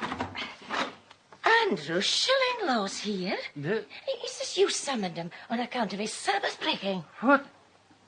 Oh, aye. Aye. Come into my study, Andrew. Aye. This is a very grave matter and most grievous in the sight of the Lord. Aye. Mr. Simple, nae doubt but it is. Sit yourself down, sir. Thank you, Isabel. Aye, sir. What brings you here, Andrew? Aye. You have news? Maybe. It seems Caird's wife's a notable hen wife. She's a red cockerel. There's no the like in this countryside. What has this to do with our business? You'll see. But do you know if there's to be a Sabbath at the Covenant Lammas? Oh, aye, that's certain. I heard them speak of it at Lucky Weir's when they thought I was a dwarm with the ale. And that night, you and I must take to the wood to observe their devilries. Aye, that we must. I've a hidey-hole prepared in the bushes with a glade beyond old stone. The night previous, you'll lie at Reever's Law. Give out you're away visiting. That'll lull them, but you can watch all. Aye. Nae doubt you'll see. And you? I got this wee bottle from a horse dealer in Carlisle. Smell it. Oh. What do you think, eh? Oh, it's a powerful, strange smell. I never smelled the like. It's what they call a drawing oil. Oil of henny seed. I'll wager there's not a phial of the same between here and Embro. And once that's on you, it's a deal to get rid of. So what's your purpose? Anyone I empty it on is sure to reek with the next day. And it's my intention to anoint that killworm with a piper with it. And afore you ask how I get close enough, I've aught else to show you. Here in my satchel. Oh, merciful God. It's a fine mask, is it no? It's a terrible pity the old Reaver Slaw Billy Goat had to die for the making of it. I'll bide in cover with ye. And then when the folk are half demented, I'll slip it on and join with them till I'm near that piper. Andrew, have a care how you tamper with this accursed thing. Beware the power of Satan, my friend. I've seen now or much of the world to take such lightly, minister. But the good Lord will be looking down that night as ever. He'll care our purpose to be just. My oath on it, Mr. Simple. Samael, Goliath, Is this what you saw last time, Davy? No, it's more solemn, maybe. Even is what you would clap their high mass.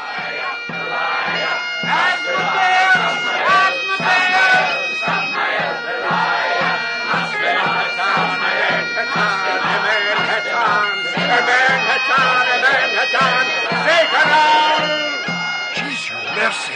What are they saying? They're calling on the demons. First the lesser, then the greater.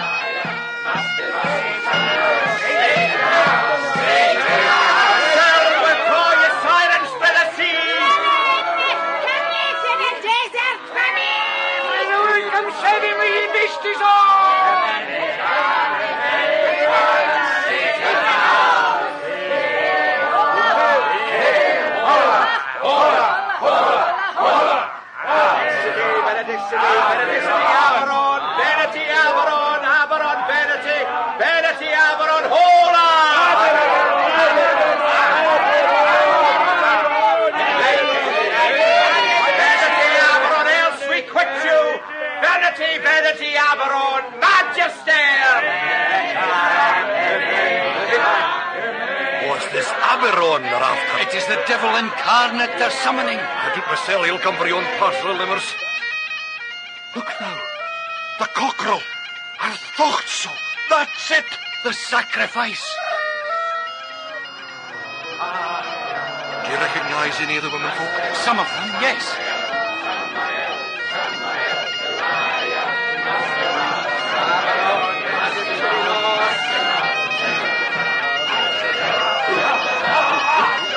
I'm thinking it's time for the old goat to join the jig. If you've any sense, Mr. Semple, you'll hie away now whilst they're busy. If they catch you when they're done, I'll not answer for your life.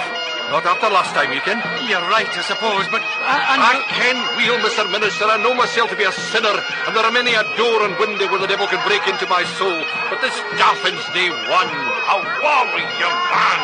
I'll see you at Reaver's Law. And when you get there, hear a prayer, will you, for me?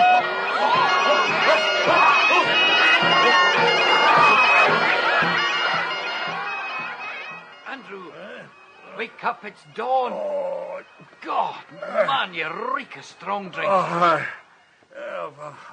swallowed the better part of a bottle of Usquiball. I was back at 4 and I couldn't sleep. I was that wretched. So, you drank instead? Dinna condemn me, man.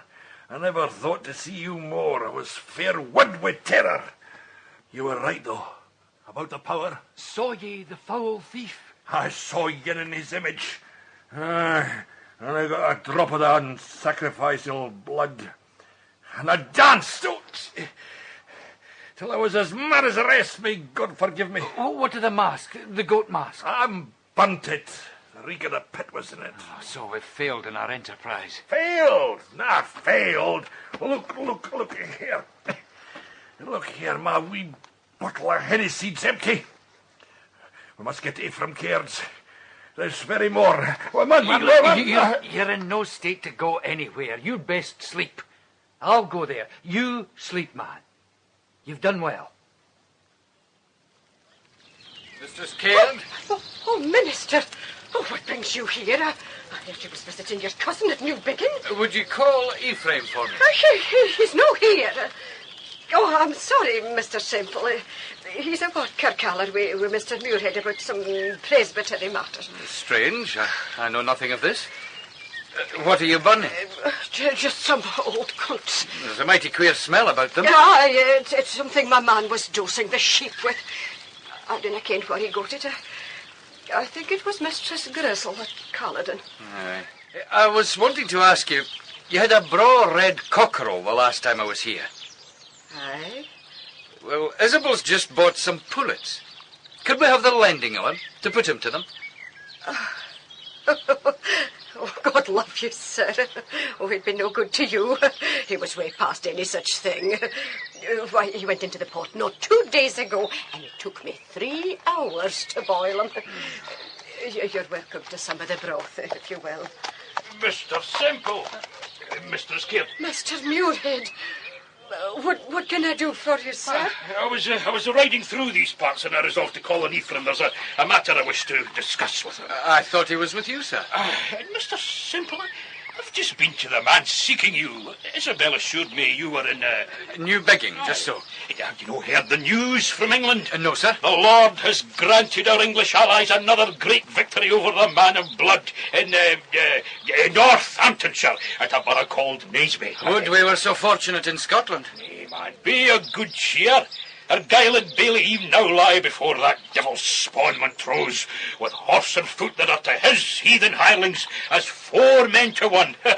Oh, he'll nae escape the arm of the Lord this time. Why did you wish to see me, Mr. Muirhead? Oh, I've a letter for you that I've brought from Edinburgh. Here somewhere in my saddlebags. Thank you, sir. Now, Mistress Caird, would you tell Ephraim that... What is it, man? You've gone white as a sheet. Is aught the matter, Mr. Semple? My father. It says he's grievous sick. Oh, dear. There was plague in Edinburgh when I left. Go to him, my friend. Stay as long as you will. Your place is with your kin. I'll have Mr. Proudfoot see to the needs of the parish.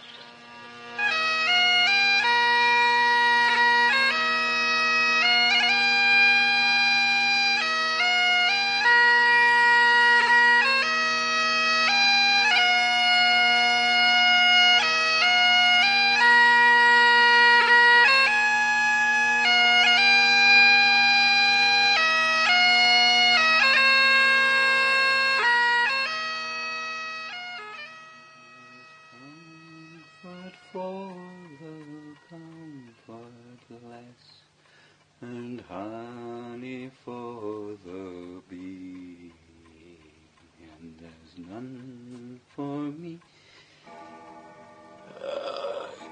2 o'clock of a cold morning, and not well.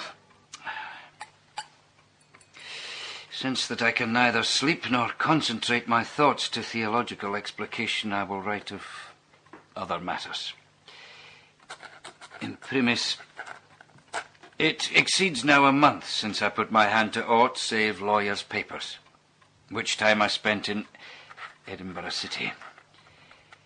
My father died of the pestilence on the 12th day of August.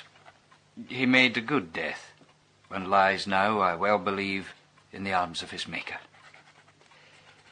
Secundus, that same day, Montrose, now made the King's Captain General, routed Argyll and Bailey at Kilsyth, with a loss to the godly of 6,000 dead. Glasgow is fallen to him, and Edinburgh, too, seemed in like case. Tertius, I saw there Mr. Muirhead, who, with great reluctance, allowed that my accusations against my parishioners will be heard at the next presbytery meeting, though I much doubt such will be held, since the Vale of Aller is become a field of campaign between the Marquess and the forces of David Leslie, new come from England. Hello? Hello? Is anyone there? Who's there? One who comes per incertam lunam subluce maligna. Ubi caelum conditit umbra Jupiter. Et rebus nox abstulit atra colorem. Then it is you. Will the scholarly minister of Woody Lee open his door to a misfortunate soldier? My Lord Marquess. It was rumoured that another had replaced you. I had to be sure. I have but been in Edinburgh for a month. Where I had hoped to be by now. And what brings you to my poor manse when Caledon is so nigh? Caledon is no port for me or mine in this storm. In a nutshell, sir, we were beat. Davy Leslie surprised me on the Yarrow Hawks, and my army is utterly scattered. Which I doubt not gladdens you. Sir. Nay, man, I know you to be of the opposite faction. That's why I'm here, By morning, Davy himself will be knocking at Caledon's door. But you... My lord, I cannot shelter you. Not me, man. My companion.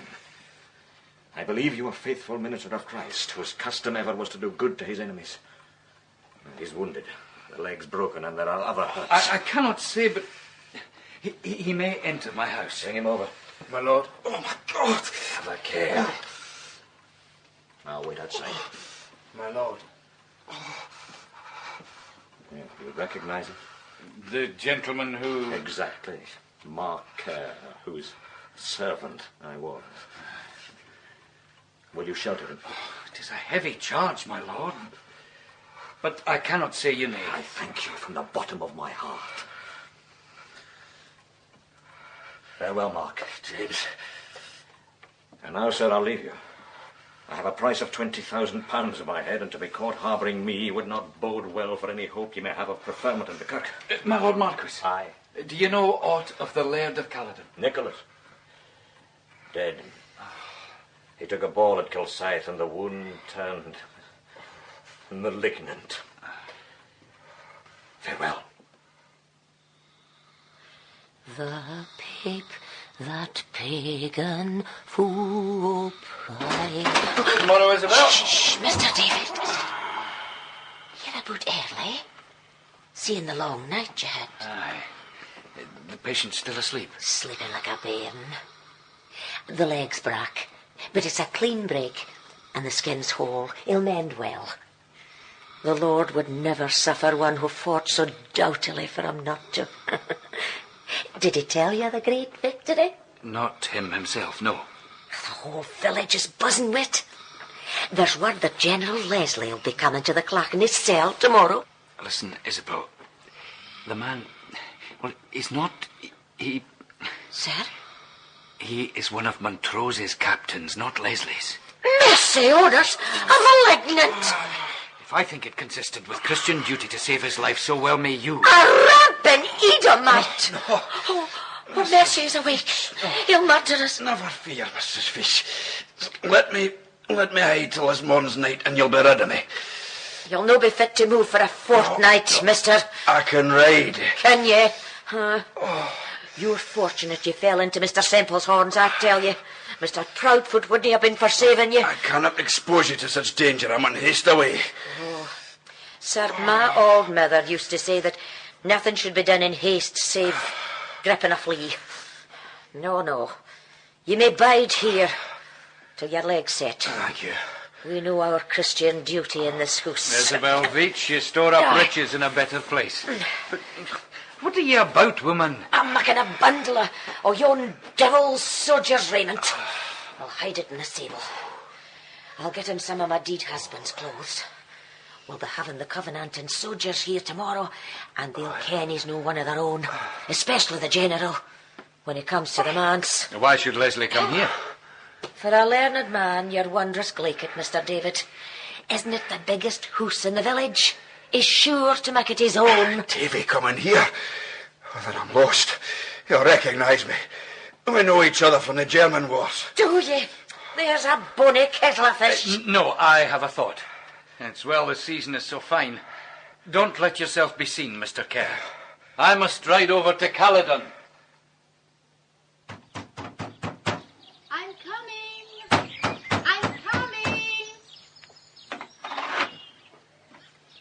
David. Mistress Katrine, are you the gatekeeper? Will and the others have gone off while Leslie's troopers are here. Soldiers here? We must talk privately. Can you come out? I can. What is it? Montrose was at my house yestreen. The Lord Marquis? But what He how? left a wounded comrade with a broken leg. Mark Kerr, one of the men with him here last year. Colonel Kerr. He is the Marquis's most familiar friend. We must hide him. He cannot stay here. The house is full of his enemies. No, not here. I was thinking of... Paradise, of course, yes. It must be done this night. I will contrive to bring him secretly out of the village after sunset. He can sit a horse. Can you find canvas for covering, food, bedding, and other necessaries, and smuggle them to the wood during the day? I can, with all my heart. But I too must come at night. Our unwanted guests must know nothing. No, nor indeed must Aunt Grisel. I have the keys and may enter or leave as I choose. Katrine, I'm sorry to intrude on a house of mourning. How do you mean? Your uncle. Oh. Did you not know he was dead? No. No word has come to my aunt. How do you know? Montrose himself told me.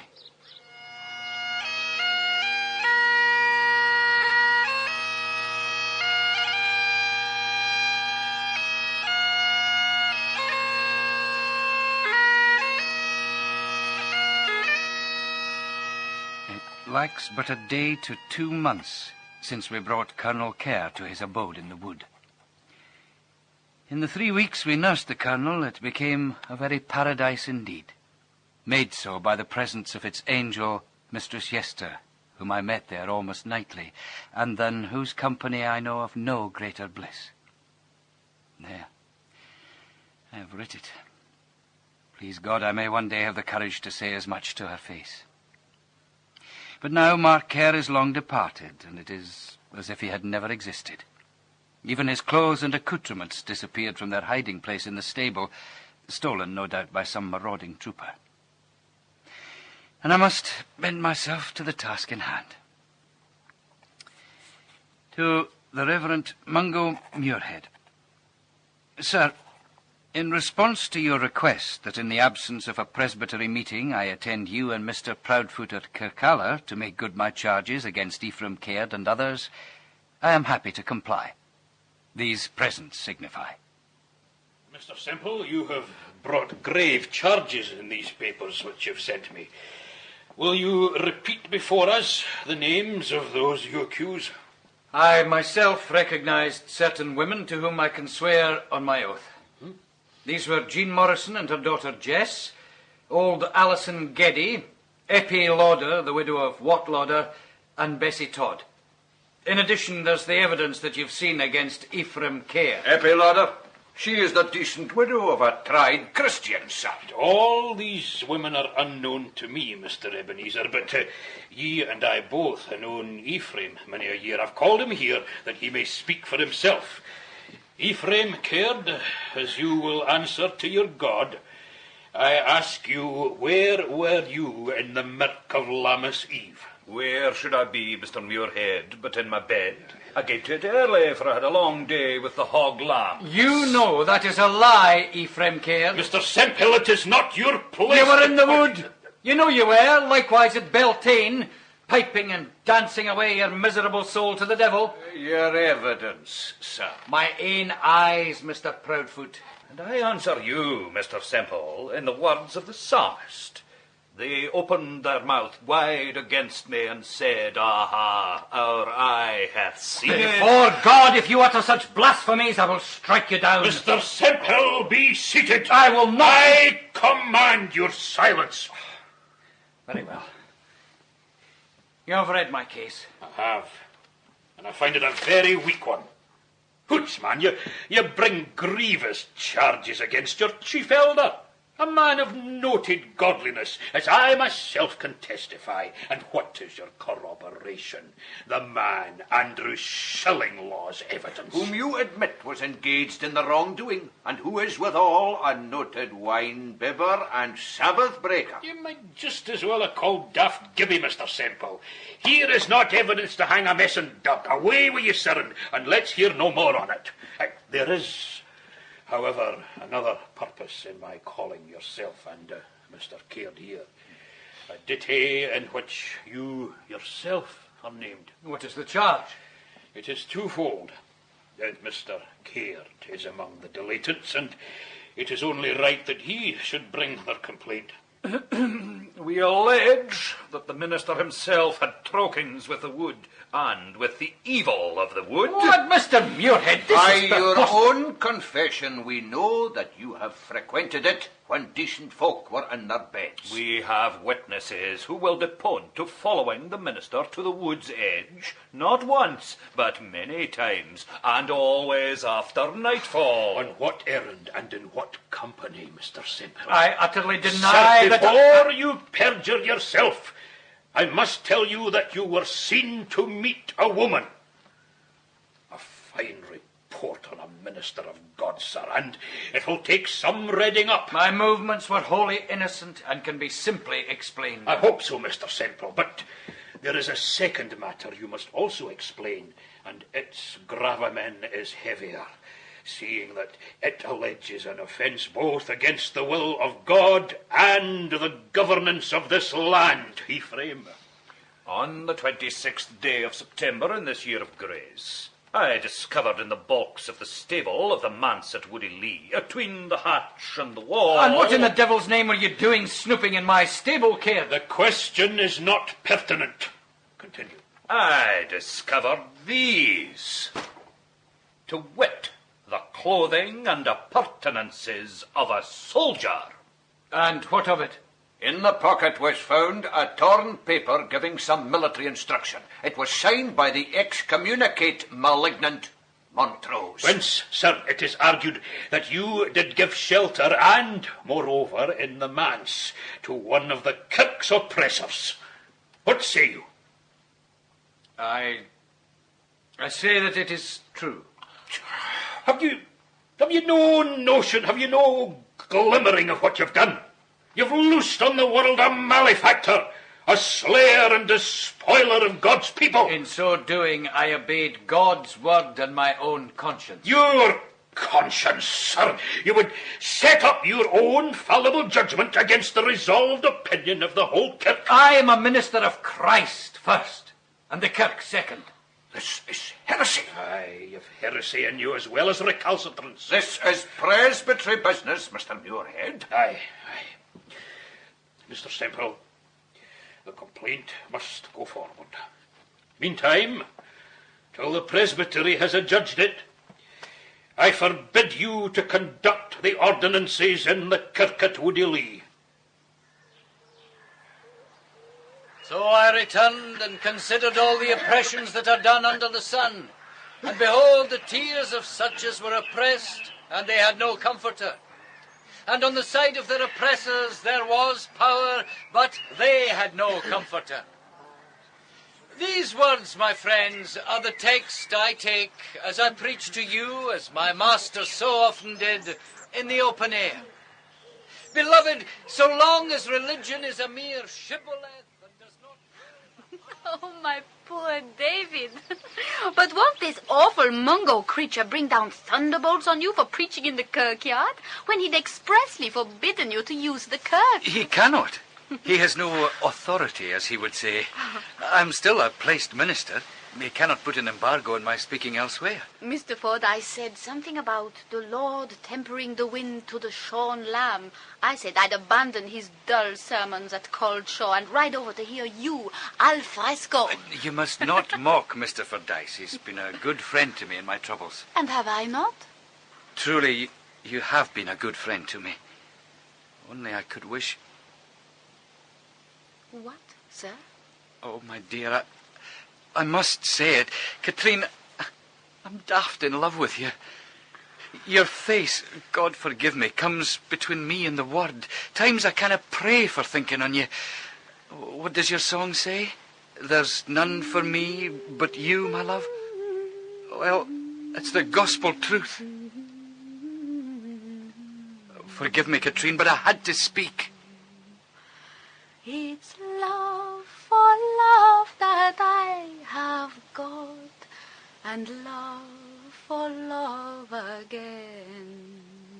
So turn the Reverend Mr. David Semple, minister out of doors to the parish of Woody Lee. Oh, Katrine. So turn your high horse head about, and we will ride for home, my love, and we will ride for home, my love. I 1st day of January in the year of the Lord, 1646. A day to be marked with a white stone, for I am summoned to take meat at Caledon, its mistress's mourning seemingly ending with the new year. Yet my own happiness these months sorts not well with the distress of my people. Shillinglaw, my one ally, is ever sodden with drink. He was so when he came to tell me he'd evidence the coven held their hallow mass in the kirk itself. In short time after, the first child fell ill and died. 4 are now dead, and 8 are sick. Though if by cause of the Lord's wrath against the clachan of Woody Lee or of the unseasonable weather, I cannot say. But a great fear hangs over the village. Well, I thank you for that fine repast, mistress. And this congenial company is a rare pleasure for me in these sad times. Aye, Mr. Semple. They do say a green Yule makes a fat kirkyard. Aye. Half the clachan sees it as a judgment for the desecration of the kirk. There was talk of a pricker being called, but I'd have none of it. No. I forbade it. If they'll not confess their sin to me, I'll not have it wrung out of them. What, pray, is a pricker? A shameful business. A pricker of witches. One of their tricks is to prick the unfortunates with pins and the like. Oh. If they bleed not, they're cried guilty. But that's the least of their villainies. There is no warrant for them in the word, and the law loves them not. And speaking of the blessed word, niece, is it not time you go to your catechism with Mr. Fordyce? Oh, surely. Indeed, it is, Aunt. Come, Mr. Fordyce. I have longed all week to hear your exposition of the sins of Ishbosheth. Oh. Well, aye, yes. Well, pray excuse us, Mistress Hawkshaw. You wish to speak with me, Mr. Semple? Yes, but with your husband's death, my purpose is... Is what, sir? Is to request the hand of your ward, Mistress Yester, in marriage. Aye. I had guessed as much from the lassie. I mun tell you, sir, it canna be. Oh, mistress. Man, do you ken o whom you speak? Catherine's a lady born. There's nae older or prouder stock in Scotland. And you, well, you're the grandson of the miller of Roodfoot. I am a minister of Christ, madam, who did not disdain the cabin of a carpenter. And that's another objection. How would the lassie set with a man's, think ye? She's been brought up among papists and prelatists. Good sakes, what would the presbytery think of her? I am ready to answer to the presbytery. But what if you're turned out of Woody Lee? Now, that's a braw prospect. My father left me comfortably provided. I'll no deny I'd be blithe to see Catherine provided for, but the kirk... I mean, could you no go down the water to the old Yester lands and buy a bit estate and set up Catherine in her forebears' countryside? No, I cannot. I would be going back on my vows. I would be false to my faith. I'd be making terms with the devil. Catherine, I mind well you're listening at the door. You'd best enter. Aunt? Well, I've had a word with your minister. And as in duty bound, I set forth the difficulties, and he answered as he said he would. You're a pair of fools, but there may be worse things in God's sight than fools. Davy, lad, get down in your hunkers, and I'll give you my blessing. Oh, Mistress Catherine. What's this? Mistress Grizzle! Mistress Grizzle! Well, what's the meaning of this? Do you don't mind we're busy? There's a woman here from the manse, Isabel Veach. Isabel Veach? Oh. She wants to speak with Mr. Semple. Says it's desperate urgent. Oh, it's my housekeeper. In God's name, what can have brought her here? She'll never venture out after dusk. Send her in. Oh, Mr. David. What is it, Isabel? I've searched all over for you, till Richie Smale said he saw you riding this way. It's the pricker. Huh? He's come. Where? He was at Ephraim Cairds yesternight, and no sooner were you gone than he started his work. Oh. They've taken Bessie Todd of the mains. Bessie Todd? The pricker found the devil's mark in her, and they burnt her feet with cornels. and they've hung it for the rafters by the thumbs. And I know not what else. Where is she? Peter Pennycook's granary. Minister! Ephraim Caird, a devil's pranker yet. Oh, all has been done decently and in order, sir. This worthy man who has skill in sick matters has come to free the parisheen of the sin of witchcraft. The woman has the devil's mark, sir, and by her confession is guilty of charming. She has cured the cow by taking live trouts from its belly. She's used the charm of the 7 south-flowing streams and the 9 rowan And bellies. how rang ye this confession out her? I dinna ken ye have the right to meddle, Mr. Semple. Ye that stand suspended and under threat of dismissal. You'd best gang him to your bed, sir. I'll no leave without this woman. She'll go back with me to the manse this night, and please God, I will nurse her back into life. That will not be permitted. She goes back to the manse. Whoever opposes me will rue it. Put up your blade, sir. Till becomes a minister of God to behave so. These honest Christian folk have been following the light vouchsafed to them. I'll not put up it. Aye. Well, I know not who you be, sir, but our thanks to you. Who I am is of no import. But here's a misfortunate matter. I've no doubt that this woman is all you say she is, but a muckle mischief shall no be did this e'en. And the wife's well enough. You'll need kill a tough old grey hen so easy. Witches are not as other folk. I heartily hope so, sir. For the law has no cognizance of you prickers. And if well-meaning folk under your guidance compass the death of a man or woman, 'twill be murder under the law. Always done according to custom. Oh, I know you. You're one Kincaid, but you've gone by other names. You've been a dominie, a stickit minister, a thief and a thief-taker, a spy and a witch-finder. Aye, and a warlock you're saying. Who are you? Who are you? Turn your eyes to the light of this lantern. Keep them so. What's in your een? Oh, aye. I see the fires that blaze in hell, and the worm that dieth not. The fires. God, Lord God, the blaze of them is kicking through. 'Tis kicking through. I thought so. Now answer me.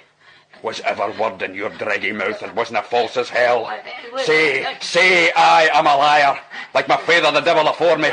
I am a liar. Like my father the devil afore me. Begone from hence, unclean thing. Stop! No, let him go. He flies to his maester. And you as well, for you are tainted also. I protest, I ken what hellish... Bonny man, will you make trial with me? No. I ken what spell the deal has given you, but you'll not lay it on me. Oh, no! There's your king devil, Davy. Or I'm much mistaken. Aye, Ephraim Caird. My heartfelt thanks to you, Mr. Kerr. But what brings you here? I was hiding out at Carladon when you visited. I thought best you should not know, but when I heard of this matter, I knew of Kincaid of old. But I'm in great haste and need the cover of the dark to travel. Before you go, Mark, will you tell me... What am I about? You may as well know. A forlorn mission atwixt Jamie Graham and the King's Majesty in Oxford, if both Oxford and the King be not fallen into the hands of the bold Olaf. No, I was going to ask what you did to conjure the pricker. Well, that was simply done. The trick of the eyes I learned from the Tinkers of Hungary. And the pillar of fire was but a wee pinch of Greek powder in the lanthorn. I'm on away. I'm mighty heartened to learn of your betrothal. It is the only good news I've had this 3 months. He must get this poor creature to the manse, though I'd not give a bodle for her chances. Bessie Todd died that night and was buried decently in the kirkyard. But her death was soon forgotten in the flood tide of death that all but overwhelmed the parish. In January, more children died. Then, in February, Peter Pennycook took sick and died in 8 hours. Alas, his was not an edifying deathbed for so noted a professor. Amos Ritchie's wife, Ally, following, and young Jess Morrison that I'd seen dancing in the wood, and Ritchie Smale. Then it was Andrew Shillinglaw fled the parish. Gibby died, and poor Amos Ritchie, having seen his wife die, then bore witness to the deaths of his 3 children. For 3-4 months the pestilence raged. The bodies lay unburied in the ways. I cried often on God, but thought as often of Katrine. Until one evening in May. Away home with you, my lady. Away home. And keep your mouth tight, stick it till you're out of the hell of here. Who is it, Isabel? Katrine, what madness brought you here? Half the parish is sick and dead. There's poison in the very air. I am your promised wife. Where should I be but by your side? You will not forbid me. But your aunt... Aunt Grisel knows I am come. She has given me this pomander of spices to protect me. But Katrine... David, being soldiers, my family has some knowledge of the plague, for it ever follows the sword. And I will say this to you. You may not cure it, but you may prevent its spread. How, in God's name? You must burn the bodies. Mistress! Fire is the best purifier. Dinna speak of burning, mistress.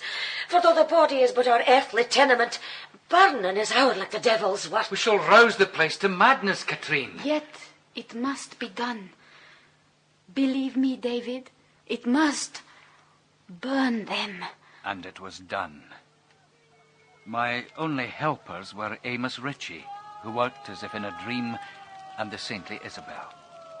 Katrine came often to visit the sick children, and by some miracle came to no hurt. On the first day of June, the pestilence took its last victim. It is now the end of the month, and our marriage vows are to be taken before Mr. Fordyce on the 7th of July. 5 days after, I am summoned before the presbytery to answer my accusers, which ought verily to fill me with trepidation, but which seems of little consequence beside those horrors through which we have lately passed, and the bliss in prospect. This day are to dine here at the manse for the first time my own beloved Katrine, her good aunt, and another friend, whose name Katrine will not tell me, but can only be Mark Kerr. Isabel has been about her baking and broiling 2 whole days, and not a piece of pewter but isn't scoured twice over. Mr. David, oh mercy on us, they're here. Lord, there's 4 of them. The ladies are riding pillion to 2 gentlemen. There's 2 of them, so there. What matter if there are, Isabel? You've enough provender here for the feeding of the 5,000. Oh, you were right, sir. It is Mr. Mark Kerr. But who the other one is, I dinna ken. Mark. David. Mistress Hawkshaw. Katrine, my dearest. David. Oh, David. Now, we'll have none of your French gallantry here, mistress. Such was not the way in our day, hey, good wife Isabel? Will you please to enter, sirs? Ladies. Aye, enter. Good day to you, Mr. Semple. My Lord Marquis, we're honoured, but how are you here so openly? Tis such a tale as I would Will you take wine, my lady? Wine? No. I've heard that well of your good ale, mistress. I'll taste a tass of that. Yeah. Oh, man, Davy, you're looking... Gosh, you look like a ghost. He has done the work of 10 men these many months, aunt. And yourself, lassie. See what you had done to my bairns, sir. Just fair broke with riding the roads and tending the riff-raff of Woody Lee, and the whole parish not worth a hair in her head. You take a sip of the red wine, girl. It'll thicken your blood. I will. My lady. Thank you, Isabel. Well, Mark, you're back to full health? I'm not, David. Well, man, you're naught but skin and bone. Wine, my lord. Do you have a drop of Uskaba? Certainly, sir. Uskaba, a drop of warmth in a world grown cold. Mistress Isabel, I drink to you. I know well the braw service you rendered to my friend Mark. Now, you ask what I do here, Mr. Semple. This paper shall explain. Montrose. I refer you to this trusty bearer, Mark Kerr, for the reasons and manner of my coming to this army. This shall therefore only give you positive commands and tell you real truths, leaving the why of all to the bearer. You must disband your forces and go to France. This at first may startle you. You did that right enough. But you shall always find me your most assured, constant, real, faithful friend, Charles Rex. Coming to this army? What army? The army of Sir David Leslie at Newcastle, to which His Majesty has surrendered his person. I carried the letter under safe conduct. And I ride now to Angus to surrender my sword to your Major General John Middleton of County. Dinna fash yourself, Jamie. The world knows you've done all a body could and more. Come, man. You've toasted one good woman. I'll give you another. Mistress Katrine Yester. Oh, I cannot play. You should not. You... Oh, My lady, my are you unwell? Katrine! Oh, David. The use go by, Mistress Isabel. Eyes. Poor lassie. Dinna ye fear, Davy. Here, my pretty. It is nothing. She's not sick, are ye? Just weary with our heavy task. A long lie in her bed'll soon put her right. That it will. And a change in the weather. This day, the 7th in July, 1646, which was to have seen my nuptials, has become the most melancholy that ever happened to me. This morning, at about 20 minutes after 11, it pleased Almighty God to take to himself my betrothed, Katrine Yester of Caledon, after lying sick of the pestilence 7 days. Her soul is passed into that rest where the body of Jesus and the souls of the saints are. She was a bundle of myrrh, a bundle of sweetness, as a box of sweet ointment which is now broken. O Lord, I rejoice that I had such a present for thee. My poor David, what can I say to you? Save that she was made in the image of her Maker and is now gone to meet him. Aye. You'll not now be going to the presbytery, will you? If you'll give me your papers, I'll do what I can for you, weak vessel though I am. No, I shall go. But before that, I must see her buried. She'll lie in the part of the greenwood which was her own, the place she called paradise. So she would have wished. All earth is hallowed which receives Christian dust. I can see no objection. But, man, if you will go to face the presbytery, we must take thought to your defence, for they'll set a power of pharisaical sophistry again you if I know aught of them. I'll put up a fight, Mr. Fordyce, but I fear it is a foregone conclusion. What for? The presbytery of our, in the name of Jesus Christ, the sole King and head of the church, and by the power committed by him to them, did and hereby do summarily excommunicate David Semple, at present residing in the parish of Woodley, and do hereby enjoin all the faithful to shun all dealings with him, as they would not be found to harden him in his sins, and so to partake with him in his judgments. To the Reverend Mr. James Fordyce.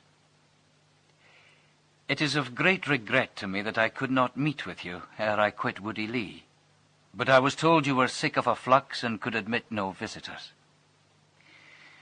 I doubt not that your sickness was much occasioned by the strain of your Herculean defence of my cause at the presbytery meeting, for the which, though it fell on stony ground, I shall be ever grateful. This missive has several purposes, though the expression of my sincere thanks is the chief. I have left with Isabel Veitch, who you must know now lodges with Dame Grizzle at Caledon, my papers on Isaiah. I beg you to have them. I have also left with Isabel my works of Hebrew scholarship, including the lexicon of Bambergius. Pray accept them in token of the esteem I bear you. The final purpose of my writing to you is to acquaint you with a curious occurrence which attended my return from the presbytery meeting. Passing by the wood, I entered it to visit Katrine's grave and Aiblins to commune with her. The night was dark, A great wind blew, and I came nigh to the glade with the pagan altar. There I espied a figure in the attitude, I can only say, of devotion. Ephraim Caird! Ephraim Caird, what do you do here in God's name? Mr. Semple, get you hence. Get you hence. There are powers here greater than you ken of. Say you so? Aye, I do. Ye who meddle with second things. Are you no destroyed quite? Excommunicate, your paramour dead, your grand chevalier thrown into exile. Think you such things came about by chance? Have a care, Ephraim. You totter on the brink of the pit. I defy you. 'Tis not me you defy, man, but a greater far. Pshaw. Here in this temple I have the strength of 10. I could strike you dead if I were minded. Why do you not do so then?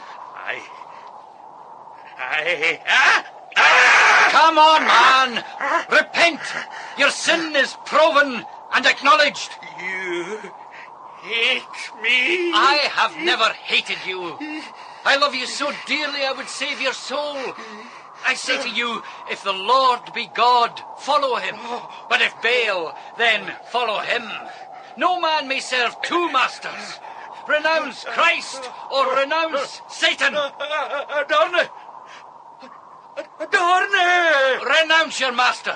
Here in his own temple, say after me, I abhor and reject the devil and all his works, and I fling myself upon the mercy of God.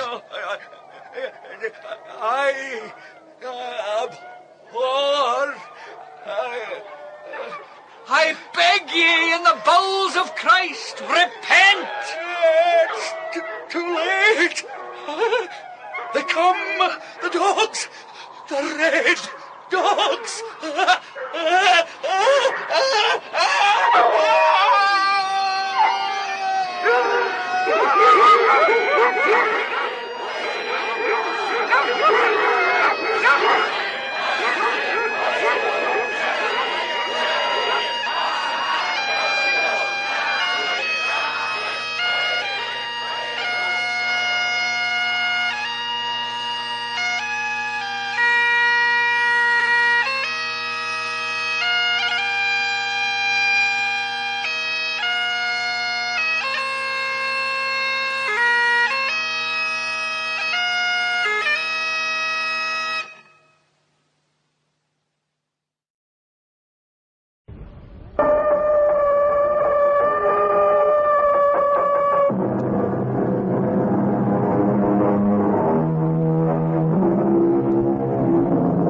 Come in.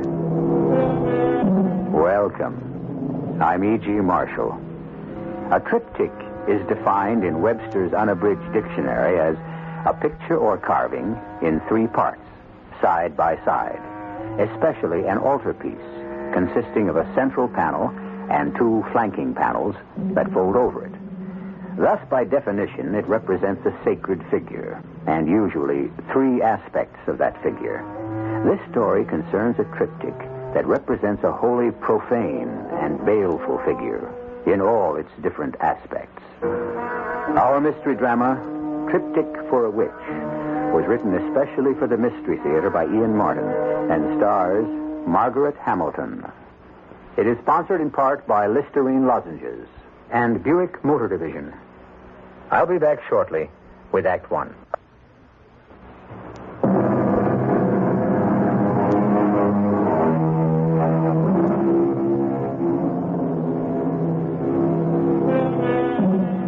In many cultures, the aged had a function and were treated with reverence and respect. Less and less this is true of the Occidental cultures.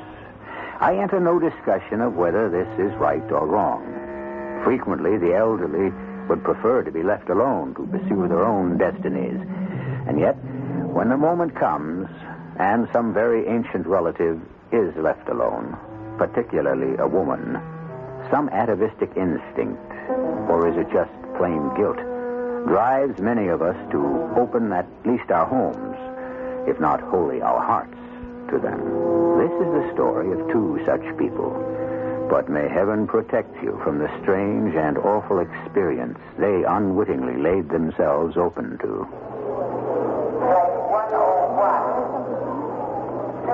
Well, Joan, as the governor of North Carolina said to that other guy, this is just about it. Did I know my great-grandfather was going to get married again just before he died? And here I thought I was marrying an orphan. Now I find out you tricked me. Oh, I just forgot about Charlie. He's 60 years older than me. I didn't even know he was still alive. Oh, but she wrote such a sweet letter. There isn't anyone else who's family. So the least I can do is help out poor old Charlie's widow till she finds out what she's going to do. Okay, no sweat. How old is old Charlie's widow anyway? Search me. Just before our wedding, when Mother died, she mentioned out of the blue that my great-grandfather had suddenly married at the age of 82. Then you came into my life, and every other thought I ever had went out the window. Well, that's why I'm so jealous of anyone horning in. Old Charlie had a real eye for the ladies. The first 3 times he married, only one of them wasn't young enough to be his daughter. This one might turn out to be young enough to be his granddaughter. Well, I guess we're about to find out. Like you said, this is it, for better or for worse. The times you look back and would like to have bitten your tongue for some crazy thing you blurt out. Not that I knew right away. Matter of fact, when we first spotted her, the old gal didn't look so bad. Oh, she was no spring chicken. She was old, all right. With a little round face like a withered apple that still had red cheeks, and sharp blue eyes that glittered like agates, and didn't miss a trick darting out from the shadows of a wide-brimmed hat with a conical crown. It looked a little like it might have been left over from Halloween. But for all her age, she was spry, skipping along like a sandpiper with a pet carrier in one hand and a carpet bag in the other. Joan, I'm her. Your great-grandfather's Hester. And this must be Walter. Oh, hello, dear. How did you know us? Know you anywhere. Spitting image of Charlie, only prettier. Here, let me take those heavy things from you. Oh, then, takes no problem. You can have the bag. I'll hang on to Smokey. He likes to stay real close. Smokey? My cat. Oh. You're almost home again. Just want to get Captain Jack out of my pocket before he stirs up a real... Some of the words... That's a damnation. It talks. Of course it talks. He's a parrot. Well, a kind of parrot. Half moon, they're called. You don't mind about smoking Captain Jack. There won't be any trouble. Oh, of course we don't mind. We're just a little surprised, that's all. Doesn't that bird need a cage? Can't abide them. He sits on my shoulder. Or a perch I have for him in the carpet bag. He won't fly away. Can't. Flight feathers are clipped. Not that he would anyways. You mean you brought that bird all the way from Minnesota in your coat pocket? Of course. He sleeps there. Oh, I take him out when we change planes. He was complaining. He doesn't really like to fly. Oh, that's a switch. Well, shall we get this show on the road? It's all kind of comical to begin with. I mean, here I was, 23, a rookie cop, just off probation after a hitch in the Navy, and already I was married, had a kid. And now I just inherited an aged great-grandmother, plus a cat and a talking parrot. Who needs it? I started off easy, play it cool, just like Joan and me agreed. No ties, except for getting married. But outside of that, just hang loose, enjoy being young, keep all the options open. And before you know it, we're trapped. Or are we? Will you climb off the ceiling, honey? What do you want of me? It's crazy. The whole thing is crazy. Oh, wow. Aunt Hester, a cat that bites, and I'm not giving you any line, but I think that half-baked parrot is on something. You know, that's funny. You know, you really object to her being here, don't you? Oh, what about our vacation on the Cape? Oh, we're going to have to lug her there? Not on a bet. It's just us alone. Thanks to your sister Rosie, who's going to take our child and heir off our hands for 2 weeks. You see? Relatives can be of some use. In time of dire distress. Well, if anything happened to Rosie, Aunt Hester could probably... Who? Well, we decided that was the best name for her. Everything else was sort of clumsy. Anyway, as I was saying, Aunt Hester could always fill in as babysitter. Now, I wouldn't leave Kip alone here in the apartment with an old witch like that. Don't call her a witch. She's a sweet old lady.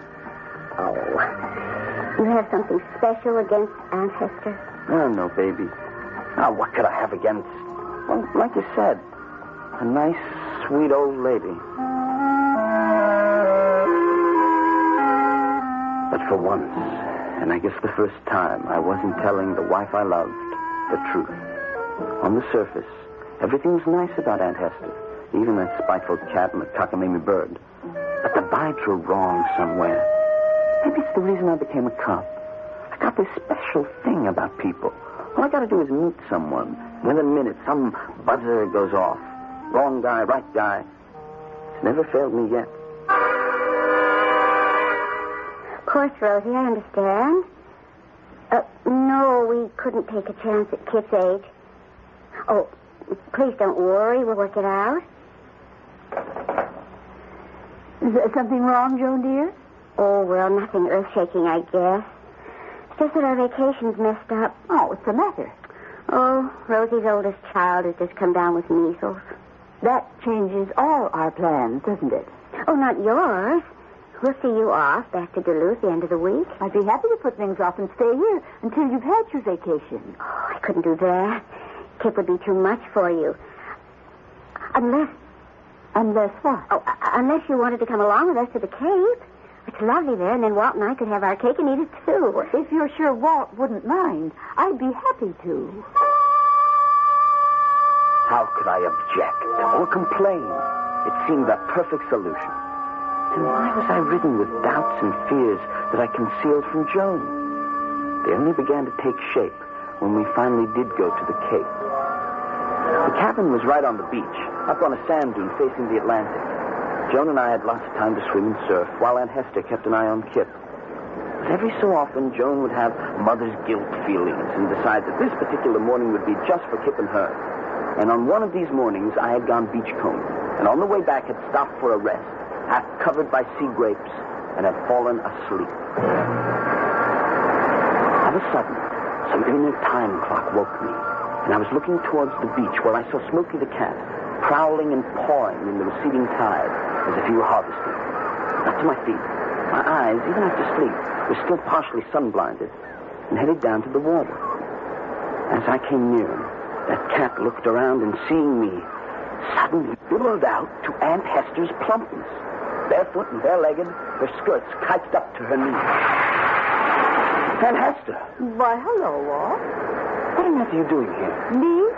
Oh, just gathering some seaweed. Why? Prettiest thing.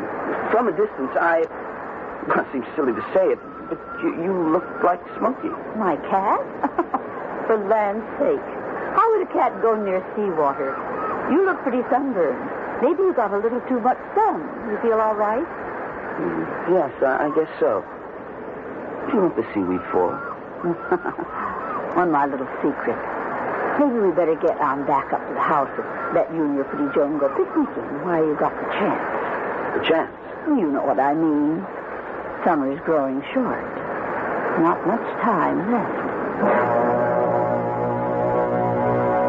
An innocent enough remark, surely. It was growing short, and soon we'd have to get back to the city. But why did it have some sort of eerie significance to me? Why did I feel a long run of cold fingers down my back? The uneasy-queasy feeling a cop gets every time he has to draw a gun to protect himself. Sorry the weather turned sour on us, Joan. We'll be back to shore before the squall. Oh, I don't care about the weather. We've gotten duck before and thought it lots of fun. Don't you want to get home? Me? Sure. How about you? Oh, yeah, well, where else? Well, I don't know. You don't seem to like your home much since my Aunt Hester came around. Okay. You want to lay the cards on the table? I don't. And why not? I don't know how to tell you. I used to read books about the hackles rising on someone's neck. I never knew exactly what it meant. I do now. Well, how could you? You have to have feathers like a bird or hair like an animal. I feel as if I do. Like Smokey or Captain Jack. The unholy three. And now when she puts that hat on, she looks just like a witch. Oh, wow. How can you say something like that about somebody as sweet and helpful as Aunt Hester? I don't know. It just doesn't make any sense. Except like this afternoon, the cat. Well, what would Aunt Hester be doing gathering seaweed? That. Well, maybe you haven't noticed, but the impossible has happened. In spite of vitamins, health pills, everything we take, I've been catching a cold. Aunt Hester says she has an old-fashioned remedy for it. Homeopathic. A tea made from seaweed. Joan? What? I want you to promise me something. What? Don't pick any of that tea. Oh, but darling. I want to promise. On your love for me, don't touch that tea. All right. Don't blow your cool. I'm with you. You're the man that calls the turn. If Joan was puzzled at me, so was I at myself. What was it? This subconscious fear that slowly was invading me. What was I afraid of? A little old lady and a cat and a bird she tended as carefully as our child. But some wild alarm bell was ringing deep in the pit of my stomach, and my police training reacted instinctively. That night, through the precinct station, I put some queries on the wires, and I picked up a sample of the seaweed and airmailed it to the police lab. Duluth police confirmed Charles Harrod Higby died when his house burned down on date named. Also killed in fire was his wife of less than 12 months, Hester Combs Higby, May Channing. Both buried Sunnyside Garden Cemetery. No known relatives. Funeral expenses covered by estate. No residue. My ESP working again. This time when I least wanted it. If Joan's Aunt Hester was dead, who was this stranger in our home? What did she want? And then, the clincher. Hello? Walt, it's Jake. Hi, Jake. What you got? On this junk you mailed me for analysis. Yeah, the seaweed. Well, that's what it is, all right. Seaweed. Nothing but a simple fungus. Is it poisonous? Absolutely not. Wouldn't harm a fly, and unless, of course... Unless what, of course? It's kind of nutty, you know, but it's a special fungus in a way. Oh, now, come on, Jake. Let me have it. I feel kind of silly, Walt. I mean, it's only because ever since Maud died, I'm kind of a, well, like Dickens, an old antiquarian, and I read up on offbeat subjects.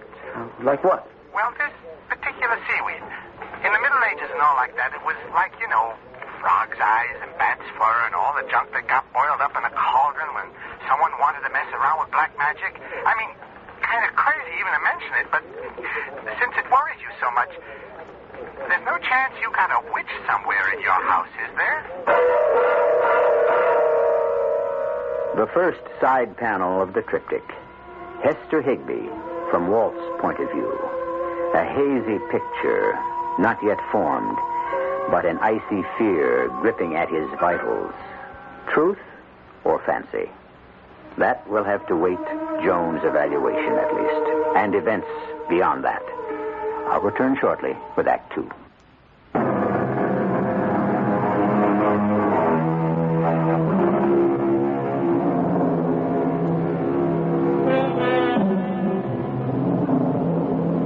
Of course, nobody believes in witches anymore. And yet, it's a little like superstitions. Nobody believes in them. And yet, do many of us like to have a black cat cross our path? If you're like most people, do you try to avoid walking under a ladder, except for sheer bravado? On the other hand, there are people who are so healthy in mind and body, so open-hearted and so generous, and who, without being Pollyanna, do look by habit on the best side of everything.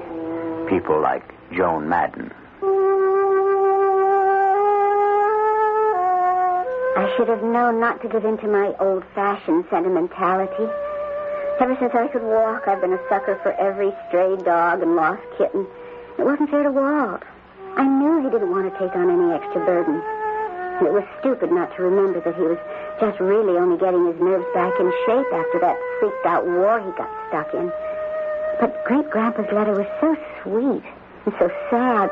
I just didn't have the heart to refuse his dying request. So I had to tell Aunt Hester to come and stay with us. I just never figured that Walt would get hurt. Just give me a straight answer, Joan. Have you laid off that seaweed gunk she's been trying to feed you? Of course I have. Yeah. Well, anyway, I don't eat anything without researching it first. You know, you talk as though she might try to poison me. I don't know what she's up to. Well, why should she be up to anything? Because she isn't who she's supposed to be. We don't know that. Joan, Bill Cox got on the telex to the Duluth Police Department and sent me a copy of the teletype he got in reply. Your great-grandfather's wife got incinerated with him when his house burned down. No, she didn't. Joan, let's not kid around. I got this through police channels. Well, so even the police can make a mistake, just like you. What's that supposed to mean? Well, I mean you haven't given Aunt Hester a chance to tell her side of the story. Okay. Let's do that little thing right now.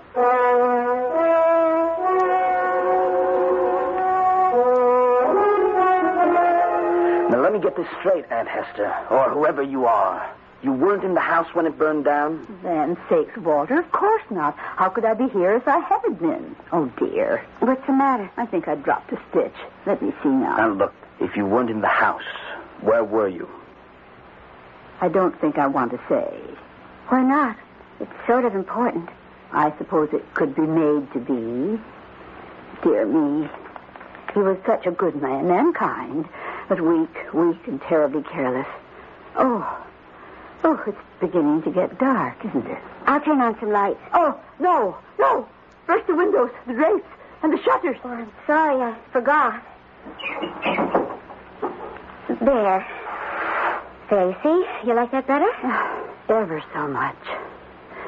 The night must always be shut out, especially here. You can put the lights on now if you want.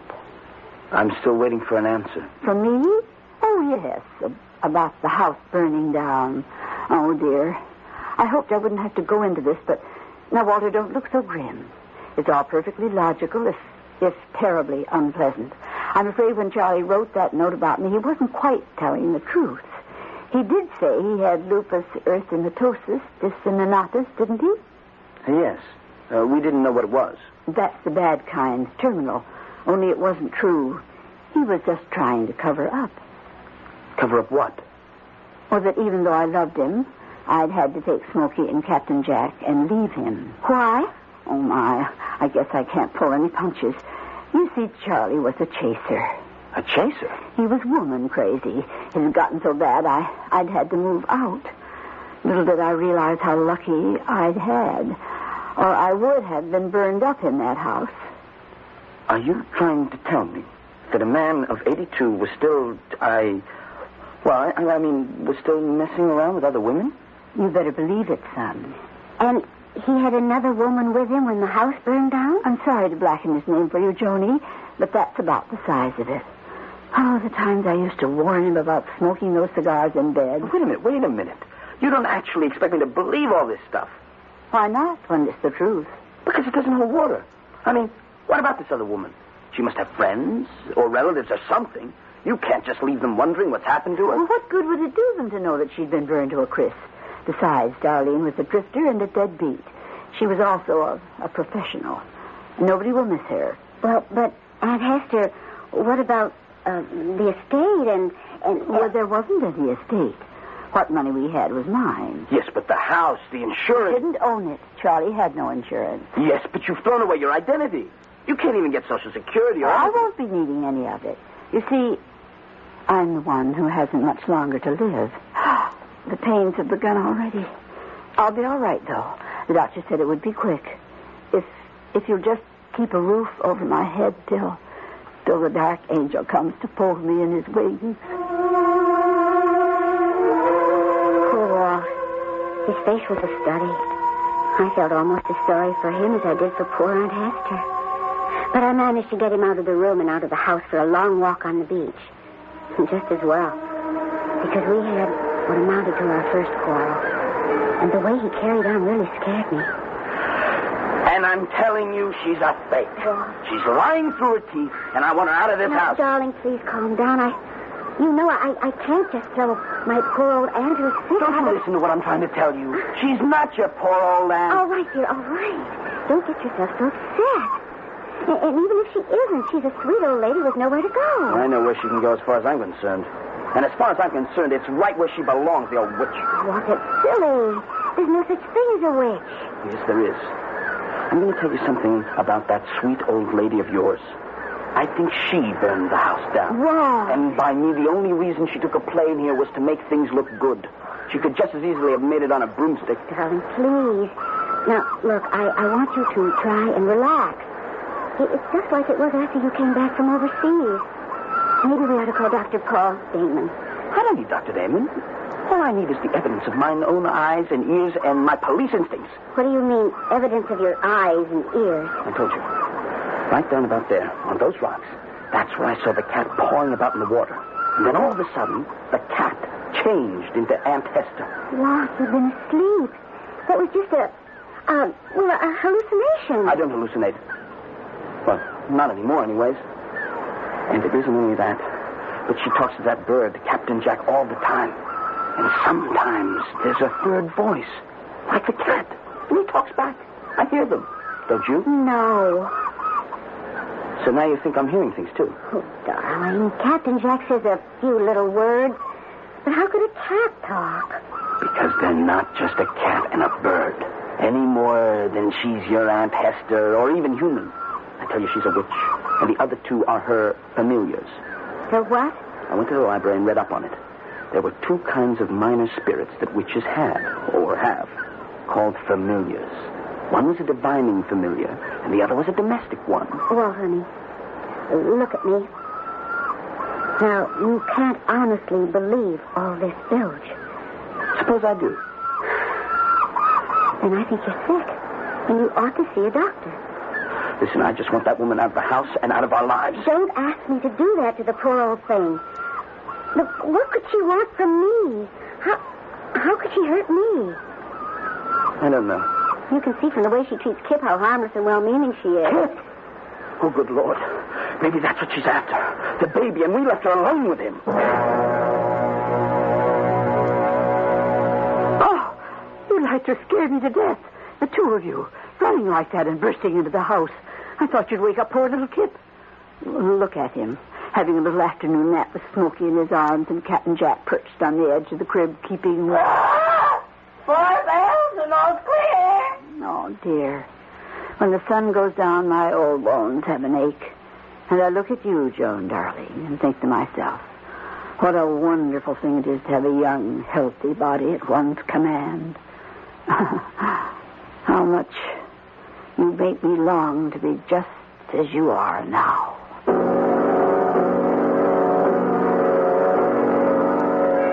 But where are you going, Walt? I'm going into town to nail this thing down once and for all. How? I can use the police teletype, and I'm going to get a court order from the Duluth Police Department to exhume the remains of whoever died in that fire. Once and for all, I mean to find out just who and what it is we have living in our house. And, darling, I want a promise from you.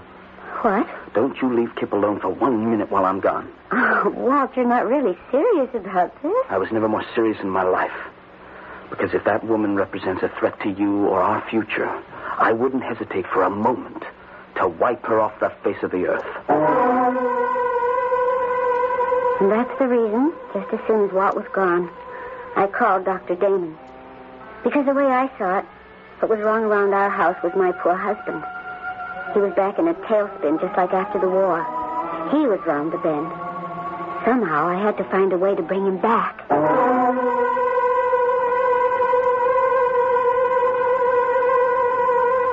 The second panel of the triptych. Is Joan right? Has she reason to be worried about Walt? Or is she perhaps worrying about the wrong person, shutting her eyes to the real danger?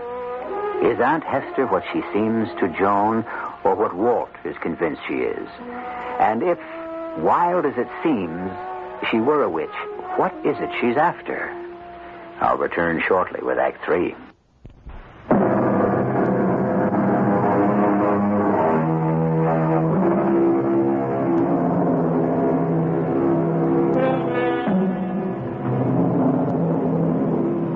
And now, at last, for the central panel. The sum and substance of the two side portraits we have examined. The real truth about Hester Madden. But first, a harried phone call from Joan to Dr. Damon, monitored, unaware by either of the principals, by that sweet old lady Hester, on a convenient extension. I'm sorry to bother you, Doctor, but I am frantic. I don't blame you. I had hoped that Walt had found himself. Can you get him back to town to see me? Oh, I doubt it. Well, I have a free weekend. I might take advantage of this opportunity to run down to the cave. I don't know if we can put you up. No need. I have a little summer cabin in Orleans. I could just drop in on you casually and check out Walt. Oh, if you only could. Oh, you know me, Paul. I don't flip easily, but this whole thing has got me really strung out. Okay. I'll be there. Count on me. Just give me directions. May you roast in hell forever, Dr. Damon, if you try to cross my path, psychiatrist. Roast him in hell. Roast him in hell. Quiet. How much time do I still have? Not much. The moon is full this weekend. And your houses will be in conjunction. Time to make the change to her. Now, can I, Smokey? If she's not prepared. Give me the dried seaweed. I'll make sure it's dropped in the salad she mixes for dinner. I'd better handle that. No good. He wouldn't let you near her, even if she would. Damn and double damn him. May the torch of Hecate singe his eyes. Her spear ripped through his vitals, and her hounds run him down and tear him to pieces. If it weren't for him, it all would have been so easy. Maybe it would be better to move as soon as possible, even right now while he isn't here. Well, that would be taking too much of a chance for all of us. She's right. We exist only as long as you do. Why should I care about you? You're only projections of me that I can snuff out like a candle if I wanted to. And be all alone without your familiars to understand and serve you. And if you did send us to eternal nothingness, our voices would still carry to tell them the truth. But you did not die, as you want them to think. He would come back to reclaim you for his own. No! You wouldn't do that to me. As long as you don't do anything to us. My true name is Nergeist, and I am the oldest order of witches, the witches of the sea. I was born before the world began, and my span of allotted years was 7,007. But when at last my time came to return and mingle as a nameless droplet among the uncounted of the great oceans, I could not bring myself to obey the law. To escape my avenging sisters of the sea, I had to find an earthly body to house my spirit. I called on all the ancient arts, magic, divination, astrology, enchantment to find a young girl whose sign was my sign, whose birth date reflected the conjunction of our houses, the ascendancy of whose planets and stars matched my own. Every 2 generations, as the body I had possessed begins to disintegrate with age, I have found countless times a new one to possess. The alternative is too hideous to contemplate. I need the body of Joan Madden, and nothing shall stop me from invading it and making it my own.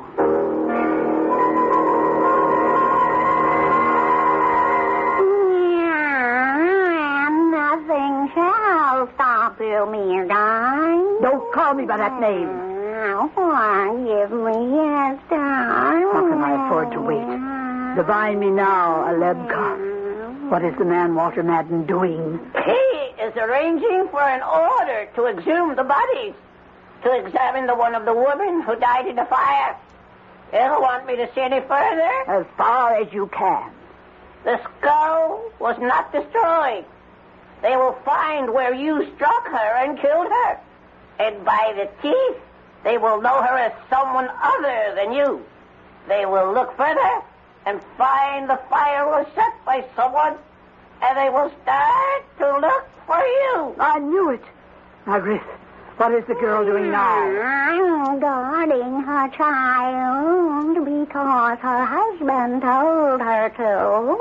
He is most afraid you mean the boy harm. Does she still trust me? He is not even thinking of you.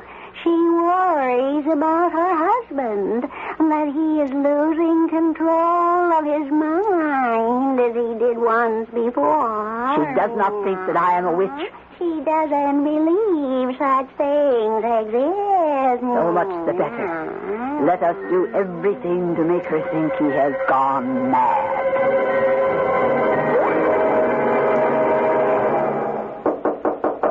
Who is it? It's Aunt Hester, dear. Oh, just a minute. Is anything wrong? Why, no, dear. That's what I was going to ask you. Kip's asleep. Oh. Everything all right? Of course. Why shouldn't it be? Oh, no reason. Except it isn't like you to shut yourself away. I thought maybe you or Kip might not be feeling well. No. It's just this cold. I guess I'm just not used to feeling out of sorts. And if you have a cold, you shouldn't be sitting locked up in the same room with a boy. You'll give it to him. Oh, I never thought of that. I've just made a nice cup of tea. Why don't you come and join me?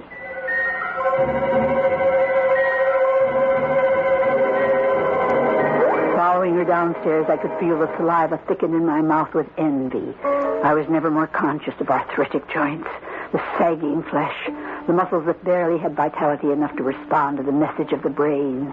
There in front of me was that shining hair with a natural curl, the lithe muscles rippling just under the skin, the easy, jaunty step that had no fear of the treachery of steps to the old and feeble. Just as we reached the bottom of the stairs, the front door was thrown open hurriedly, and Walt came in. Joan, you all right? Of course. Aunt Hester and I were just about to have a cup of tea. Will you join us? Where's Kip? I left him upstairs. He's asleep.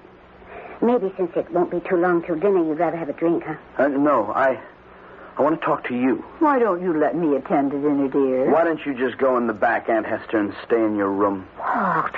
Just let me handle things. Of course. I'll go right now. I wouldn't want to be in the way. All right, Smokey, you'll get your dinner.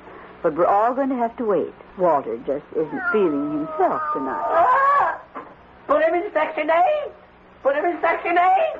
What was he saying? What's Section 8? Service lingo for the nut house, the loony bin. You still think I'm a candidate?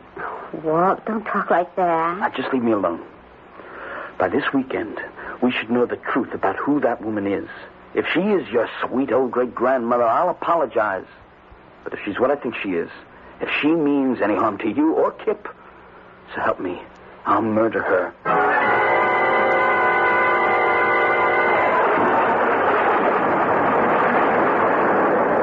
What time is it now? Nigh on to 8 bells, midnight, and high tide. Then we must act before then. How to get Joan alone.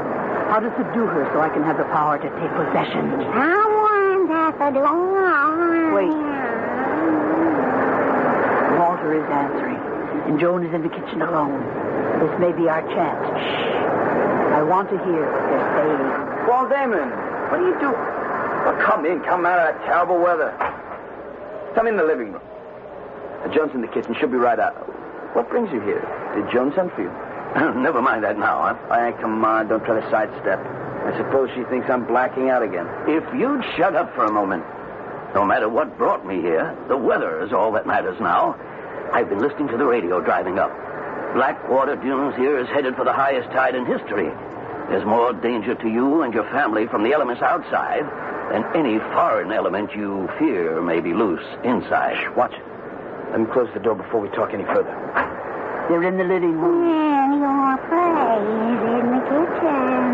Yes, now or never. Come. Yes, Aunt Hester. What is it? Why are you looking at me like that? In the name of the bornless one that does create the night and the day, in the name of Iabash, in the name of Ptah and Kem, I abjure thee not to move. Oh, my God, protect me. What was right? That's it. I blinded her with my wings. My eyes, no, my eyes. I cut her feet away until she fell, dear guys. Now, while she is stunned and helpless, make her yours. Hold on! The sea is coming for me! on me. And Hester, what are you doing? Grab her, quickly. Don't let her lips touch Jones. Leave her alone. Don't touch my wife. Good Lord, what is it? And Hester just came apart in my hand. Look. That fella. 6 of her. Let's skip and run before the sea swamps us all.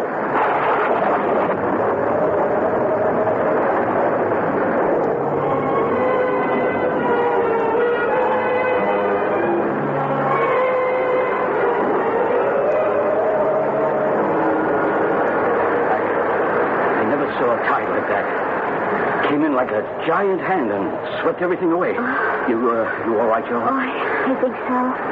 Oh, thank the Lord you came in time, Pa. Even if it was for the wrong reason? What does that mean? Joan thought you needed psychiatric help. I can't blame her.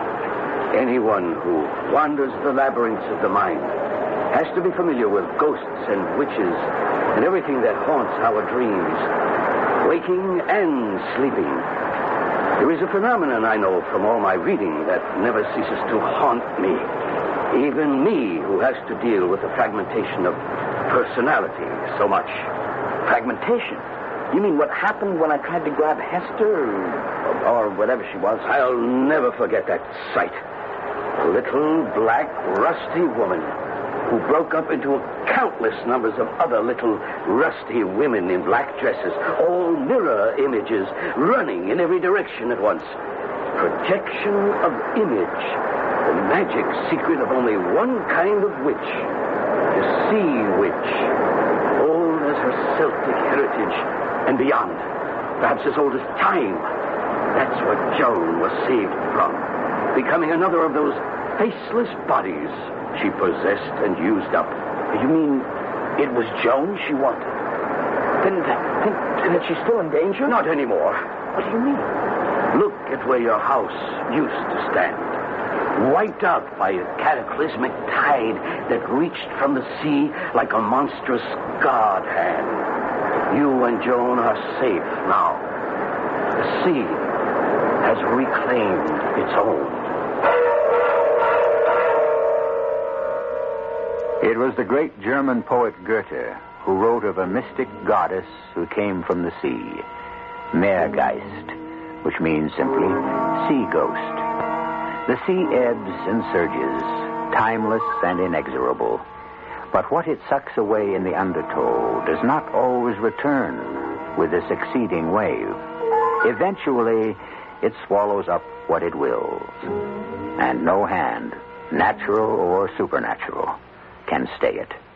In the end, the sea always wins. I'll be back shortly.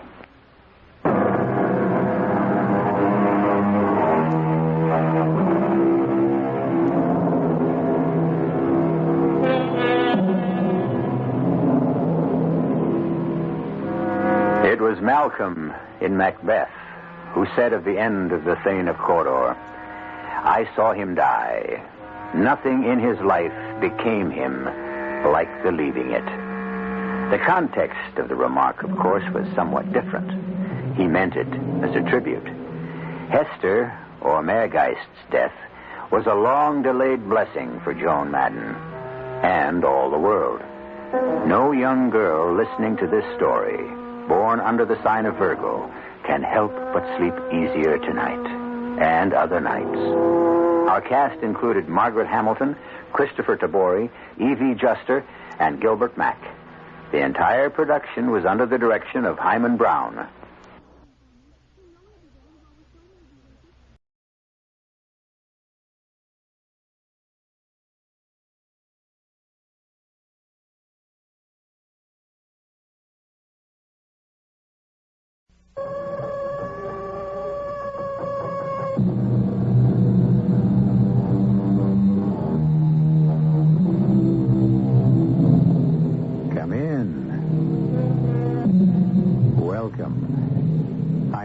Marshall.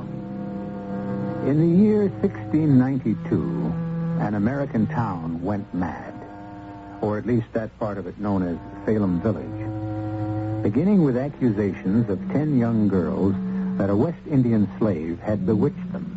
Hysteria ran like a rabid dog through the village.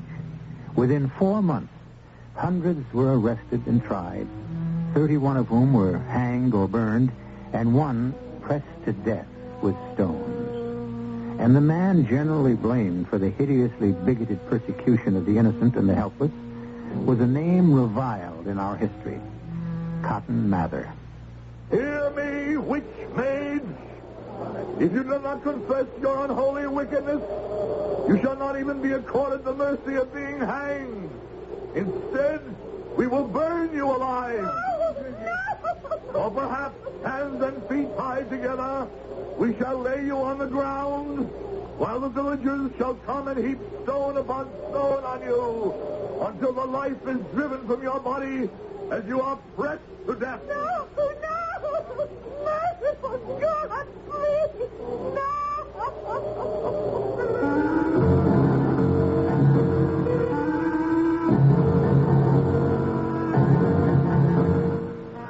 Our mystery drama, Burn, Witch, Burn, was written especially for the Mystery Theater by Ian Martin and stars Howard Da Silva. It is sponsored in part by Anheuser-Busch Incorporated, Brewers of Budweiser, and Buick Motor Division. I'll be back shortly with Act One. At the time of the witch hunt, no man in our country was more feared than Cotton Mather. The picture of this dark, imperious, infamous man who led the persecution, who in his perverted zeal and fanatic Puritanism saw men, women, and even children condemned on the flimsiest of evidence, who swept down from his Boston pulpit like a scourge, and whose blind conviction in his righteousness in the name of the Lord spread terror like a plague, is strangely... Oh, but then I should say no more, for what I was about to say is a large part of this story. Burn, witch, burn! You should welcome the fires of hell, since ye would not repent. The abomination of the body you defiled remains to be purified, while the flesh is consumed and returned to the earth in ashes, while the bones melt and run into the fire. Sisters, brothers, let us lift up our voices in prayer.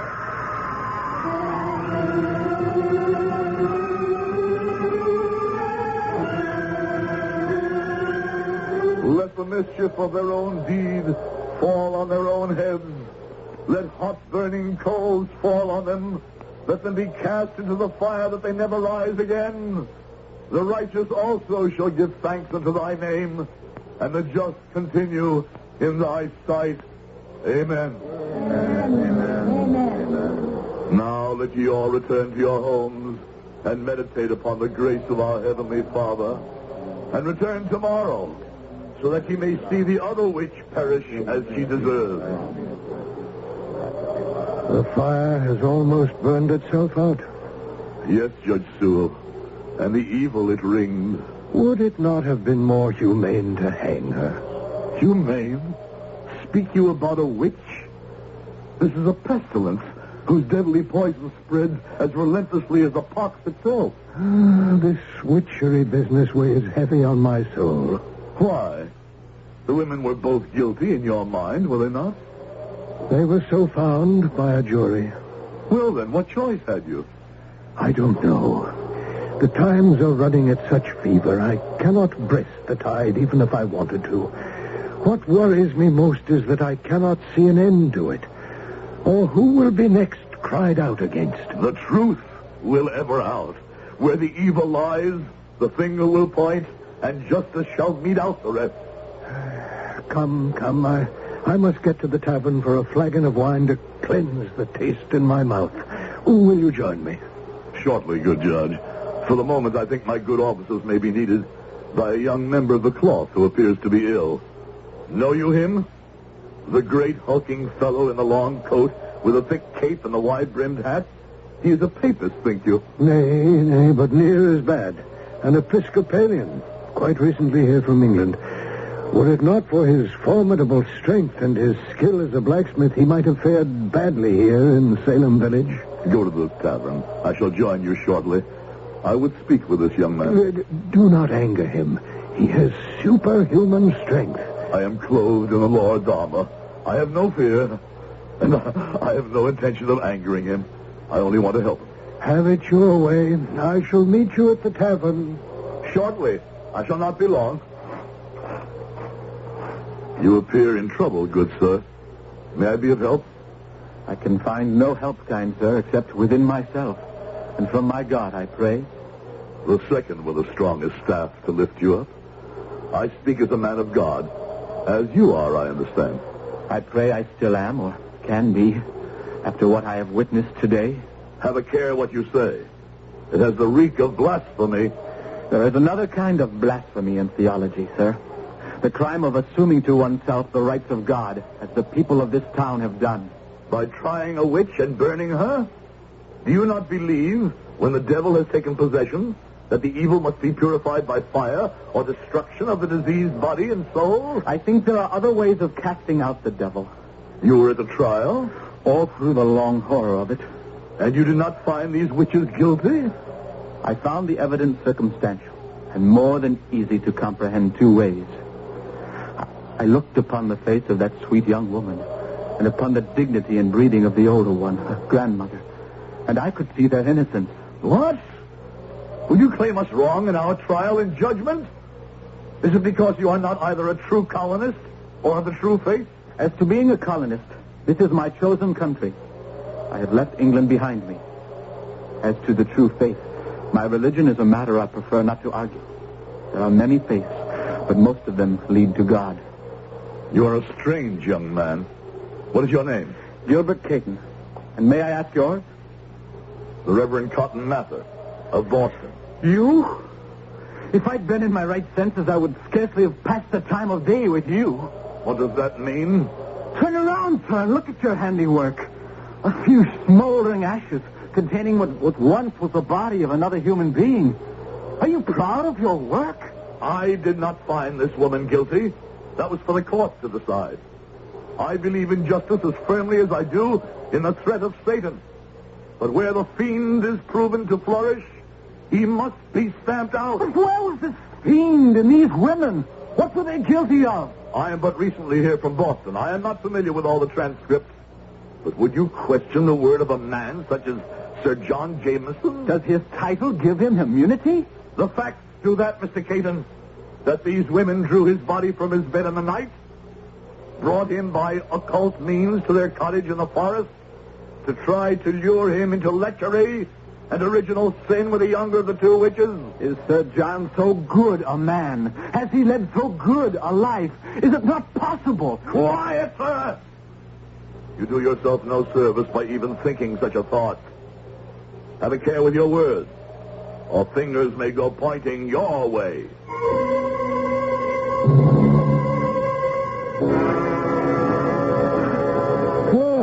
Egad, I'd near given you up, Reverend Cotton. I believe you have the acquaintance of Sir John Jameson? Your servant, sir. The Reverend Cotton Mather. He needs no introduction to me or any man of goodwill. It was an honor to have you with us for the witch burning. You were not here for all the trial, I believe. No, just for the last day. It was with a heavy heart that I had to bring the charges. But the evidence was monumental. Is it not so, Judge? There was enough of it brought, but I cannot banish the woman's cries from my ears as the fire reached to her. And the face of the young girl we condemn to die tomorrow has troubled me for nights. Must we then, because of a round cheek and melting eyes, shrink from doing the Lord's bidding? Evil is the way of such a maid, and more to be dreaded than all the hags in Christendom. Strange rumors are afloat regarding her. This woman she called Granny, who was burned this morning, did pray not for her own life, but that the witch maid be saved. An uncanny thing that one witch should desire good to another witch. But if they were kin... Fool! Can you not perceive the work of the devil in this? The witch who died at the stake would have the other saved so that her own black spirit could pass into the fair young woman's form, and thus, with double force, the two could continue to wreak havoc on the world. For the sake and peace of the community, she cannot be destroyed too soon. I must go visit the prison. I wish to question her more closely. Question her? About what? The evidence has all been established. The factual evidence I care little for. That is and was the court's business. I wish to find out if she will recant, so that perhaps her soul might be saved. That would be a triumph supreme for me to accomplish in the name of the Lord.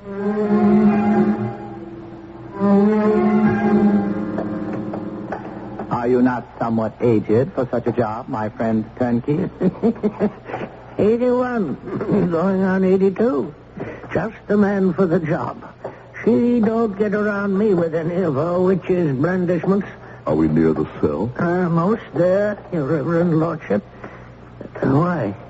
Let us all move as silently as possible. Is there a view hole in the door?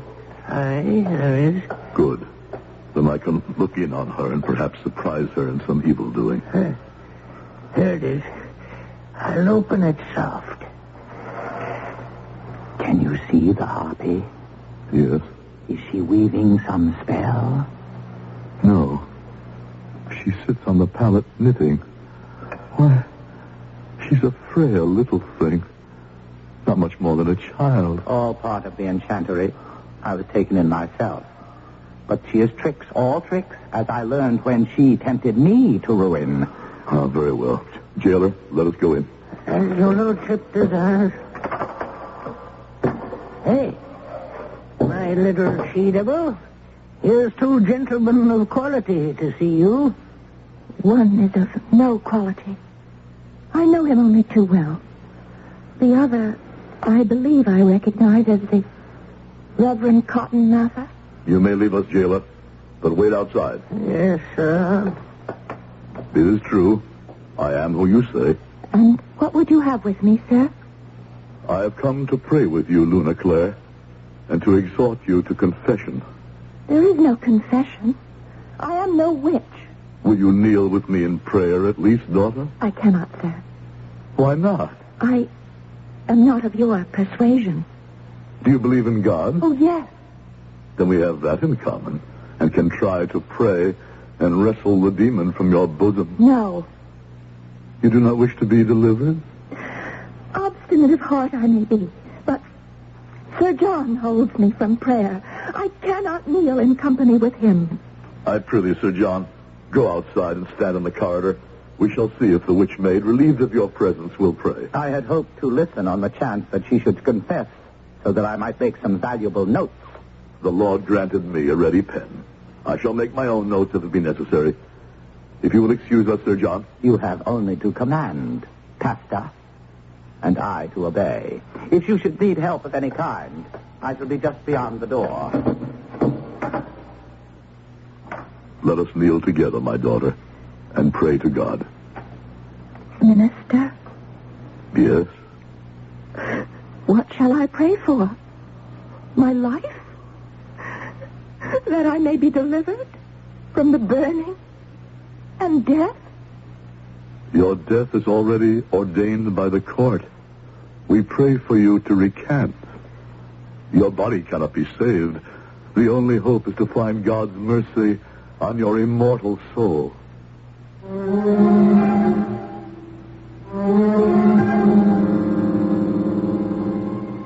On the stone cold floor, the slight figure of the maiden, a girl not yet in her 20s, sways and sags at the harsh dictum of the man beside her. He, Cotton Mather, kneels ramrod straight. His voice rasps as he speaks aloud unending platitudes, devoid of hope. Beside him, the maid prays to herself, the tears running down her pale cheeks. There is talk of God and the right and goodness and light, but not one trace of pity here. I shall return shortly with Act 2.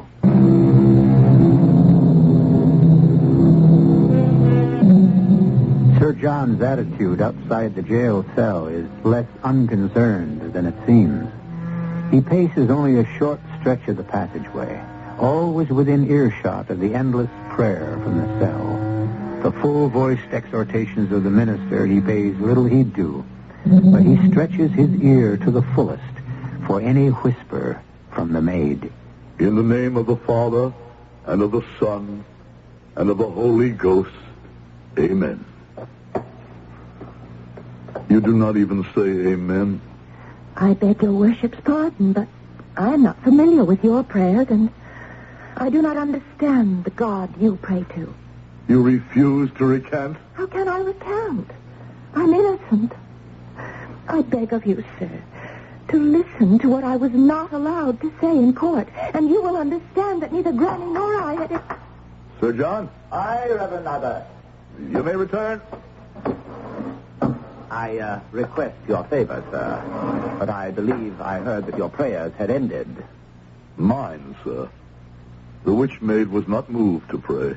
I suspected as much. Tell me, daughter, what you were about to reveal as Sir John came in. With him here, it's difficult, Minister. His honor, witch. Tell him about Giles Corey, the old yeoman who saw you conversing with Satan in the forest near your house. If it was Satan that I was in converse with that night, then he was in your shape. And well, your lordship knows, the old man was frightened by your threats into lying and saying it was a black fiend, which you might as well be, seeing your purpose there. Silence, woman. I was not there, could not have been, since all my household has testified that I was safe at home in bed and asleep. If one lies, all lie to save their skins. For surely they are more afraid of your power than the devil's. Maid, you go too far. Have a care with your tongue. Hear me, mistress, I threaten you this. If you do not confess your unholy wickedness, you shall not be even accorded the mercy of being hanged. Instead, you will be burned alive. Or perhaps, hand and feet tied together, we shall lay you on the ground, while the villagers shall come and heap stones upon stones until the life is driven out of your body and you are pressed to death. No, merciful God, please. And I, whom you have afflicted, shall count each one as it falls. I shall myself drop the first stone, and I... When that first stone strikes me, God in his mercy will take me to himself. You can count the stones the others throw, but I shall never know how fast they fall. Now let us use all zeal to our ends, but let us deal in compassion as far as it is compatible with justice. To do any living thing unwarranted torture is a reflection on our manhood. One last word. Will you confess at last that you are a witch? I cannot confess what is not true. Come then, Sir John. Let us leave her to ready herself for death.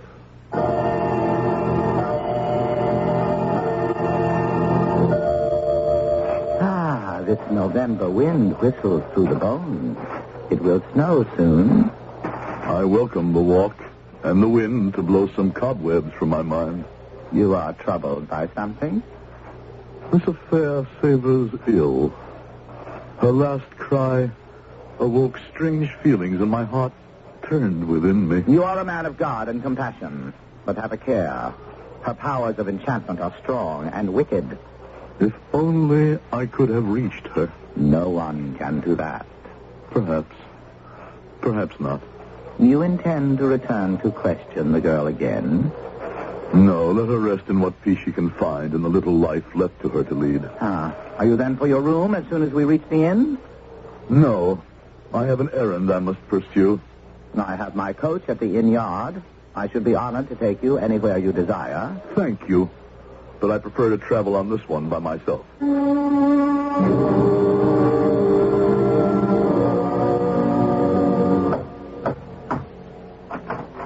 Master Mather, what brings you here? I wish to ask you a question, Master Caton. Will you enter? No, thank you. I have not even hitched my horse. I have other riding to do. Then ask your question.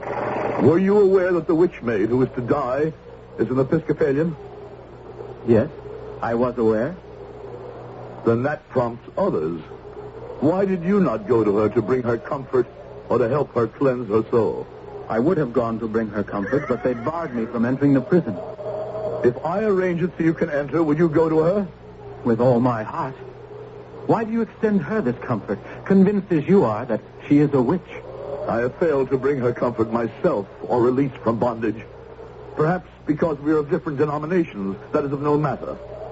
I shall ride now to the prison and have all preparations made that you may visit her this evening. It wants but an hour until dark. Wait 1 hour beyond that to make sure you will be passed in. May God go with you.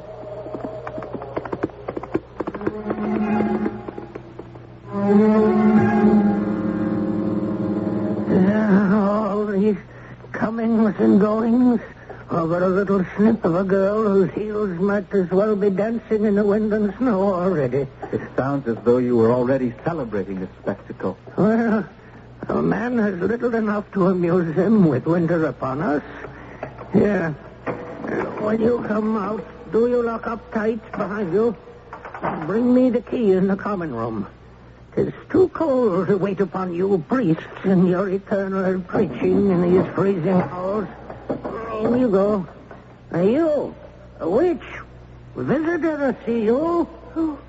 Who is it?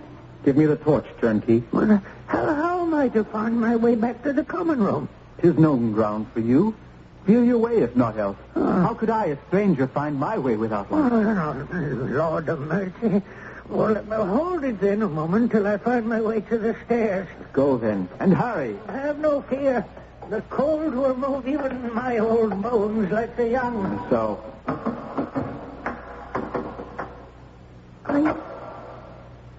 Are you come to torture me? I?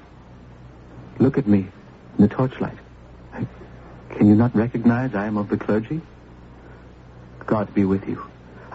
I am of your persuasion. Oh, at least God has answered one of my prayers. Oh, my daughter, do not crouch on the floor. Come to me so that I may comfort you. I want to, Father, but this chain about my leg. My poor fettered bird. Rest where you are as I come to you. Oh, my dear Lord. What? You are frozen with cold. And you are warm. A moment. Let me brace the torch here in the sconce. Now, my heavy cape off, and let me wind it about you. Oh, let me touch your hand. Let me feel once again some human warmth. Let us sit on the pallet, and I will hold you in my arms with the cloak about us. Oh, you're warm. And you've brought light and companionship. How can they call so sweet a creature of God a witch? Oh, I don't know. I'm only a maid. I'm so scared. Well, are you really an Episcopalian priest? Ordained in England at Ely. I come here for new worlds to conquer and to help tame a savage land. To make my life, my home, my family someday. A cold welcome you'd get from the Puritans. They're not all so bad as they are sometimes painted. And I am young enough to wait out their welcome. How could they have condemned you as a witch? I don't know. First they said Granny was a witch, and I lived with her. Did your grandmother practice magic art? Well, she knew about herbs that helped to heal, and she could make poultices that drew out pain, and salves that she rubbed in with her hands that brought relief to others. Is that wicked? I cannot see why. Who taught her these things? She learned them long ago from a nurse she had, who learned them from a gypsy. My grandparents were very rich, with a large estate, but the Indians attacked them and killed my mother and father and everyone, and only Granny and I were left. And she was always a little queer after that. I mean, she wouldn't live in a town, only in the country. She was very good to me, and we were happy enough until Joseph, the one servant that we had left, died. How long ago was that? Oh, a few years. I don't remember exactly now. We buried Joseph, and then Granny said we must leave the house and start walking to the coast. Why to the coast? To take a boat for England, to my uncle. And we never did reach the boat. We stopped in a little house in the woods near here, and Granny was ill for a long time, and the rent was not cheap. At last the money was gone. And then Granny made some money with her healing. And she was also a midwife until... I was at the trial. I know that testimony. Someone had a child born that was not quite right. Yes, Sir John Jameson's daughter. That's what started it all. They'll burn me. They'll burn me. Are you kind? Are you human? Cannot you save me from them? No, first tell me one more thing. You mean from Sir John? Yes. He is the devil himself. You paid him rent all these years that you grew into a beautiful woman? Yes. And then you had no money? He threatened to throw you out unless... He talked of being possessed by the devil. He was the one who wanted to possess me. He was the devil. And you were willing to be possessed? And when the child, when that awful thing happened, he said that he would point to Granny and me, too. He came to the house that awful night. I told him I'd kill him and then myself if he tried to touch me. Oh, my poor child. Oh, please. I don't want to be burned. Can't you save me somehow? Save me somehow. Your soul? I do not believe that needs saving. No, me. My body. Or if you can't, kill me here with your own hands. I do not fear death. I have nothing to live for. I feel only torture. Save you, if it were possible, but for what? Afterwards, to be hunted, pursued, retaken? Then kill me. No, never. Now that I have found you. Father, please. No, hush, little one. Not Father. Not to you. Gil. And I am Luna. Luna. Now, then you will swear to do everything I tell you. You think there is a way? There is hope. There is always hope. And I think there's a way. Yes, I think there is a way if only God will smile on us.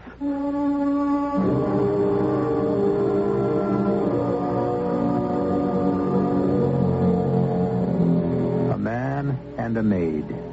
And under the most harrowing and desperate of conditions, from the blackness of adversity, nurtured by the strength of their faith, the first seeds of love are planted in both hearts.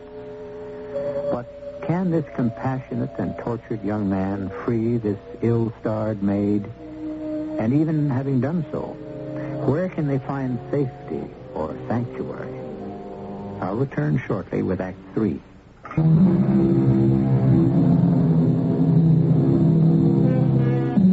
In the dim, dank, freezing cell, Gil Caton stands with the torch held on high, his eyes searching, his mind racing, a wild plan formulating in his mind, frustrated at the very outset by the leg iron which binds Luna to the wall. She sits huddled in the blessed warmth of the heavy cloak, watching this man who has become the center of her universe, secure in her heart that he will find a way to save her. The first problem is the leg iron. Once I get you to my house, I have forge and anvil and tools to cut it away. The wall. The wall is the only hope. But the ring is buried in the masonry. Not quite. In the mortar. Now, between the stones. Now, here, hold the torch. I can brace my feet against the wall. And pull it out. The Lord must have had some reason to bless me with this extra strength. That is starting from your brow. No matter. If this ring starts from the wall once more. Pulled it out. You pulled it out. That's more than human strength could do. Never underestimate the power of prayer. Now listen to me, Luna. Yes? You must trust me to the uttermost. Now, let me lift you and see how heavy you are. A feather. It can be done. What can be done? Now, I'm going to put you on my back and carry you out of the prison. beneath my cassock. Oh, I see. And I'll be very still. Oh. Forgive me now, but you must take off your frock.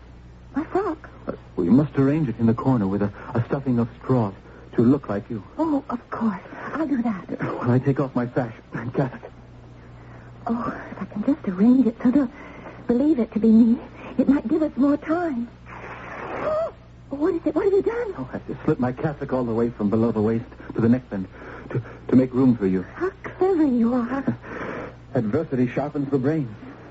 Now, quick. Now, climb on this stool. So, now, arms around my neck. Yes. First, now, the cassock.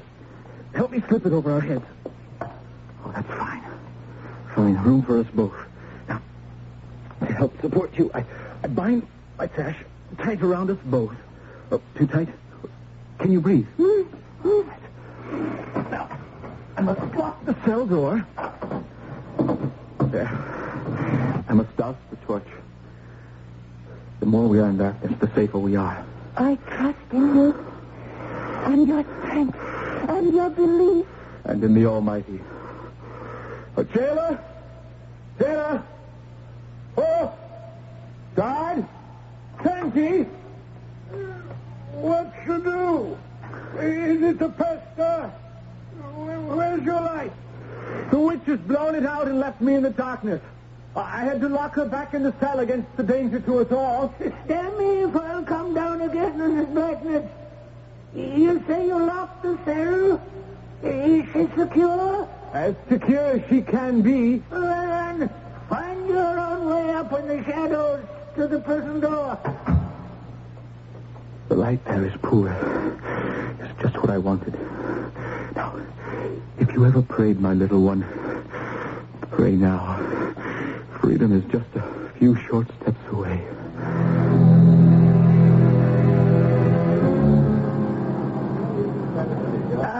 Whither away so late in the evening, Master Matter?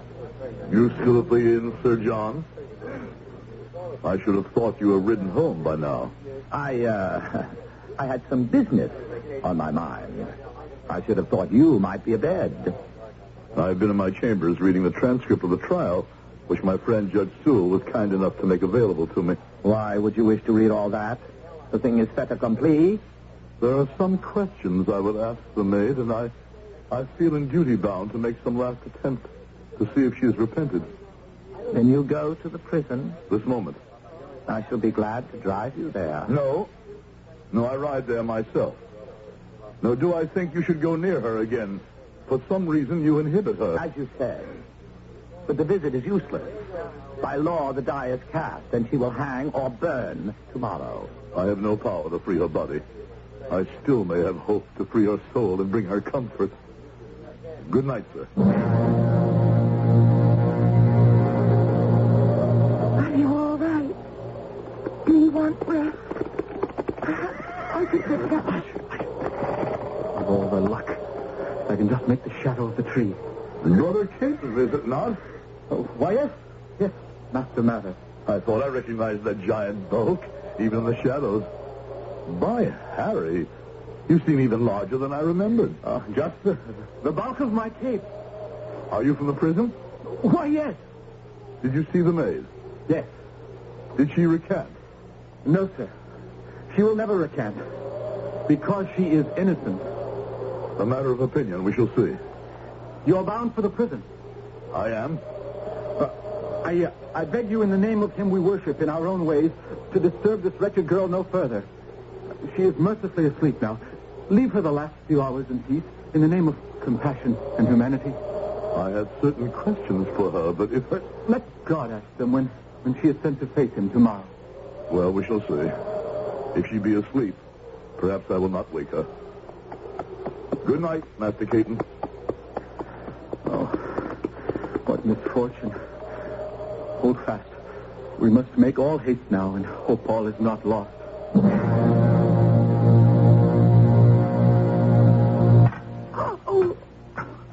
Oh, forgive me. It's just that time may be so important. Oh, any hurt is worth being free. Strike away. Try the file now. And once my fetters are off, what then, Joe? Oh, I don't know. The hue and cry will be raised all over this bloody town, just gone mad. I have no horse to give you. I had hopes, perhaps, by boat. But I have neither money nor contact to see you safe away. It must be on foot. But be of good faith. Somehow the Lord will provide. How can I ever thank you with all that I feel in my heart? Oh, just let me see that smile break across your lovely face, and 'twill be thanks enough. Strange way to meet the man I dreamed of. Oh, hush. You're almost through.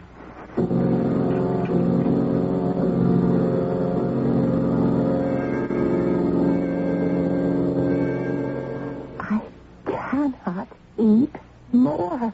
You must eat as much as possible, so you can carry little with you. We must find you some clothes to wear. What? Oh, good Lord, not so soon. Don't let them take me. Into the bedroom, quick. Now, if I cannot turn them back, I can hold them back. Now, take my cape. It has what money I have in the pockets. Now, go by the window and try to make for Providence. There's an Episcopalian church there where you will be safe. I will not go without you. You must save yourself. Oh, my place is at your side. I'll never love any other man but you. All right. Now go quickly to the bedroom. Perhaps God is with us yet. I'll be listening and praying. Oh, forgive my tardiness, but I was at my devotion, sir. You will pardon my intrusion, I hope. Do I speak to Mr. Gilbert Caton, the parson, here? You do? Dare I beg a few minutes of your valuable time, sir? I am trying to trace my mother and my young niece. My name is Clare, Leonard Clare of Clare Hall, County Devon. My father had a large estate west of here, which was attacked by Indians. All of my family were killed, save my mother and niece, who, I am told, escaped. Since I arrived but lately in this country, I have only now, with tolerable certainty, traced them to this district. The town authorities claimed no knowledge of them, but since they were of the Episcopal faith, deemed that you might know something. Come in, sir. Come. Out of the cold. Thank you. You have horses? Your horses and a coach, yes. Well, then you must fly this minute. Huh? Fly? The people of Salem burned your mother as a witch. Huh? I saw her burn. Outside there, in the market. Oh, good Lord. They have fixed the burning of your niece for tomorrow. There is to be a holiday, so the folks may revel in the sight. To burn my niece, Luna? And you have the temerity to ask Leonard Clare to fly? With her. Luna! Oh, heaven be praised. Uncle Leonard. Luna, my baby. My brother's baby. What have they done to you? Nothing yet that can't be repaired. But there is no... Not now. What's the matter? Do not be alarmed. I come here in amity, not in enmity. You? I shall explain in a moment. May I meet the gentleman before I speak? This is Luna's uncle. Leonard Clare of Clare Hall, Devon, now of the colonies. And I promise you, a man of resources, a man well able to afford to fight the persecution of this town and its shame, and all your power and evilness. I would advise you not to try, sir. No, hear me out. As to my motives, my honesty, my devotion to the God I believe in, and my determination to wipe out witchcraft, I will not bandy words. I do what I believe to be right, and let history be the judge. Your name will go down in it as a stench in the nostrils of any humane man. So be it. I follow where I am called. Tonight, profoundly troubled after rereading the transcript of this child's trial and her grandmother's, perforce I could come to only one conclusion. A tragic miscarriage of justice had already been done. Another was about to occur. I went to prison determined to free the maid myself and to offer her my protection against the wild riot which would follow on her release. That was when we met you on the road. Yes, sir. You tried to put me off. I can see why now, but God directed my footsteps there. I must tell you that her absence had been discovered before I even arrived, and as the mob is gathering, all the roads out of this town will be closed to everyone. They cannot stop me. They will, unless you have safe conduct. I suggest you get your niece into the coach post-haste, and yourself draw the curtains, and I'll conduct you and your men through the mob. I will not go without Gil. The least I owe you for saving Luna's life. You had best join them, Master Caton. When that drunken jailer wakes up to remember you saw her last, you will be torn limb from limb. It is a good bargain, a life for a life. Ah, and you, sir? I have no fear for mine, and I have much work to do. For all his title and position, Sir John Jameson must be brought to book for his crime against you and yours. I shall see that he is. And perhaps I may need one small breath of perfume to dilute that stench. My name is to leave in history.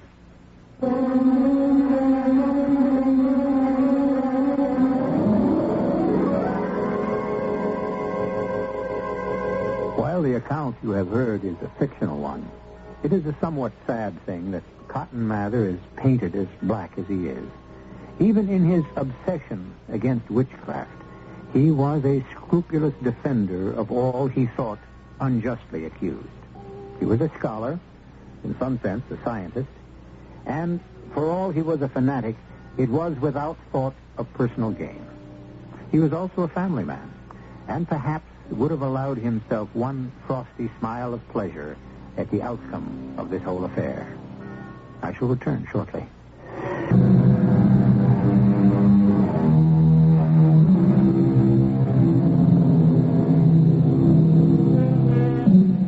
The madness at Salem was of short duration, and the good people of that unfortunate town soon returned to their senses.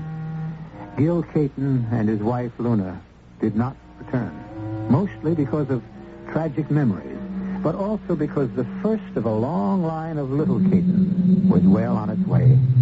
They were married in Rhode Island, one of the colonies most noted for its freedom of thought, and lived out a long and happy life together, nurturing their own children and that other larger group of children, the congregation of Pastor Gil Caton's church, which flourished in all good things, temporal as well as sacred. And so, amen. Our cast included Howard Da Silva, Marion Seldes, Kurt Peterson, William Redfield, and Court Benson. The entire production was under the direction of Hyman Brown. And now, a preview of our next tale. Let me give you a hand. No. Don't you touch that case. Huh? I only wanted to help. Put it down. Well, sure. I'm sorry. Yeah. I see it all now. Kubik arranged for my car to stall out on the turnpike. Then you happen along as if by coincidence and kill me. And take the money. That's an old trick. Will you please tell me what you're talking about? Oh, yes. It's the last trick you'll ever try. Hey, what are you going to do with that gun? You can't kill me. Oh, but I can. I kill very well. Look, mister. Because I have an instinct. A hunter's instinct. A killer's instinct. I smell, I sense death and murder.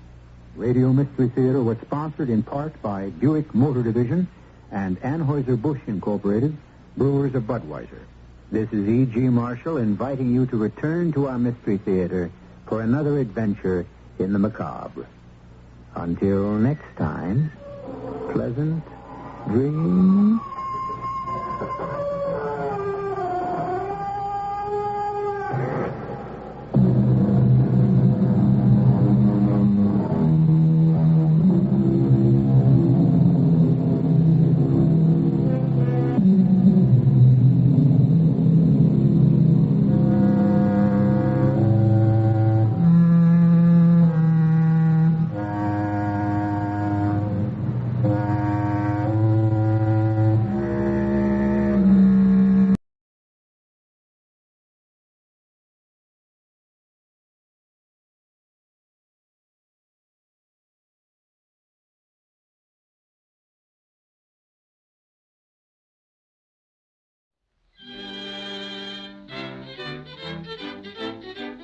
And here's the cinnamon bear.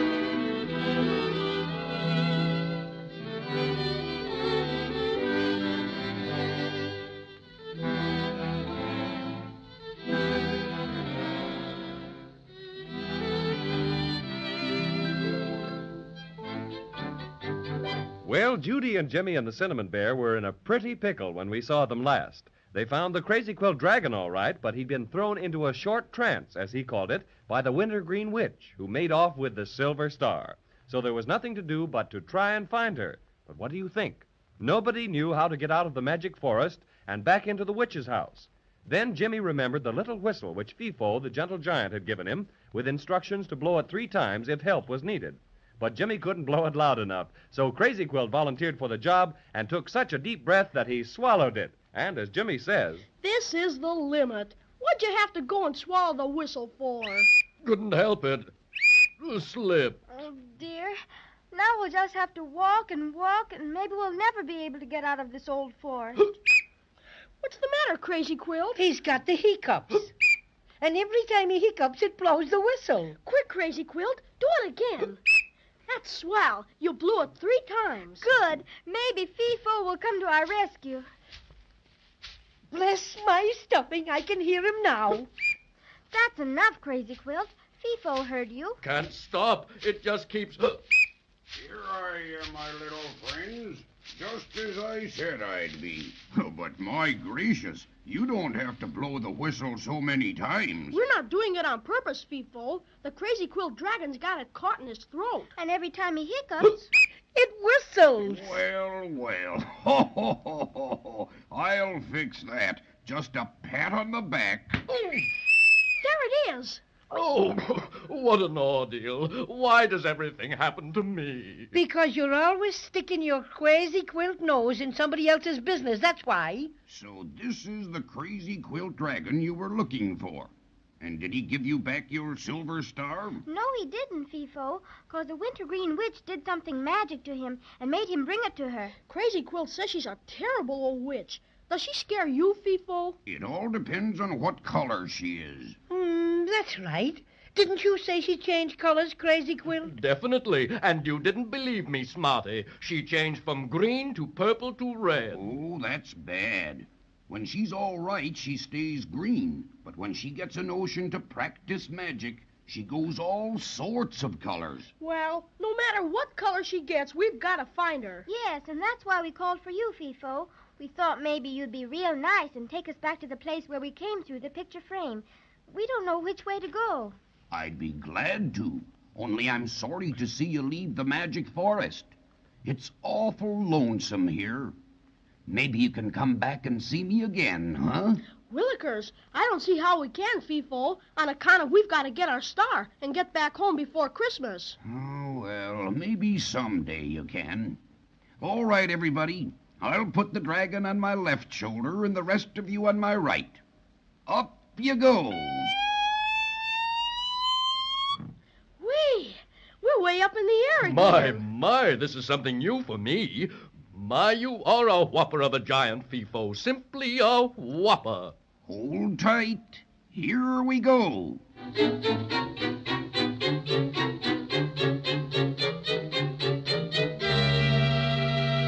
we are, folks. End of the trip. What? So soon? Sure. Fee-Fo's no slowpoke. Only takes a few of his big steps to get you someplace in a hurry. All right, now. Down you go. Gee, we're right where we came in, too. I can see right through the trees into the Wintergreen Witch's house. Sure enough. There's the fireplace and all the pots in front of it. Well, my friends, I wish I were small enough to go through the picture frame with you, but that's impossible. So I'll just have to say goodbye and good luck. Goodbye, Fee-Fo. We'll never forget you. You bet. And thanks a million. Goodbye. And I hope the witch stays green. Goodbye, Fee-Fo. All right, now, steel yourselves, everybody, and through the picture frame. Okay, Cinnamon Bear. Here I go. And me. And reluctantly, I.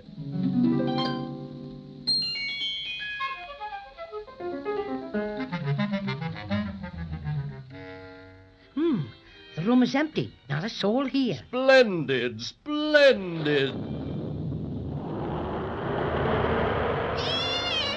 Oh, the Green Witch. Oh. Right, my pretty dears, right. Thought I wasn't here, eh? Hold my hand, Jimmy. Excuse me, but I just remembered I left the water running in the bathtub. I'll see you later. Me too. Come on, children. Out the door. It closed itself. Hurry, back through the picture frame. Oh, it's nothing but a flat painted picture now.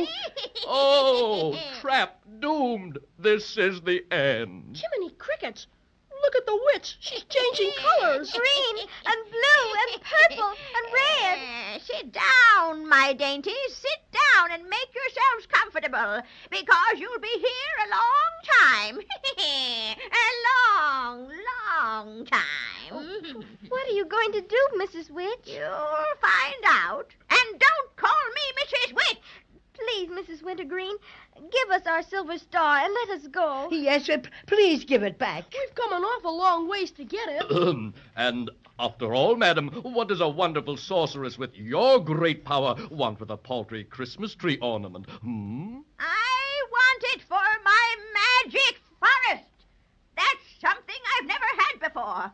I'm going to hang it in the sky over the Black Lake. Well, if we can't have the star, would you mind if we just sort of moseyed along?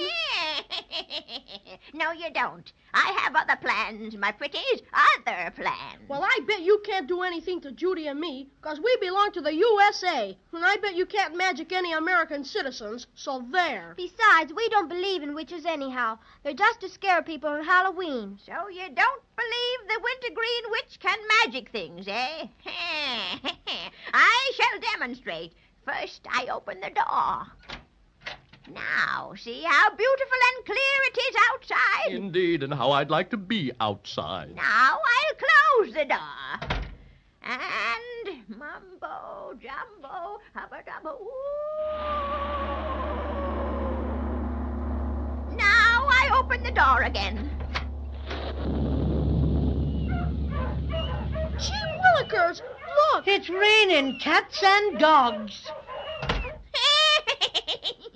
There. You've heard of it raining cats and dogs, haven't you? Yes, Mrs. Wintergreen. Now you've not only heard, but seen it. Do you still think the Wintergreen Witch can magic things? Oh, no. You're truly wonderful. But won't you please let us go? Yes, pretty please. We haven't done anything to you.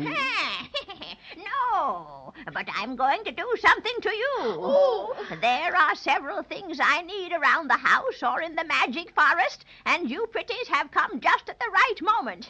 First, I think I'll change you twins into white mice. Oh, please don't. Not mice. I don't like them at all. And this crazy quilt dragon will look beautiful after I've changed him into a pincushion. Oh, agony. And as for this funny little bear, he'll make a lovely doormat with welcome on his tummy. Oh, me poor stuffings. Now be quiet while I prepare my magic. Jimmy, if we only had something to make her forget about us and the silver star. Have you got anything she might like? Gee, I don't think she'd like my knife, and my swell wristwatch is home in my bureau drawer. I've got it. Maybe she'd like my little looking glass. Mrs. Wintergreen? Yes, my pretty dear? I have something much nicer than the silver star for you, and it's ever so much shinier. Look. Ah! Take it away. Take it away.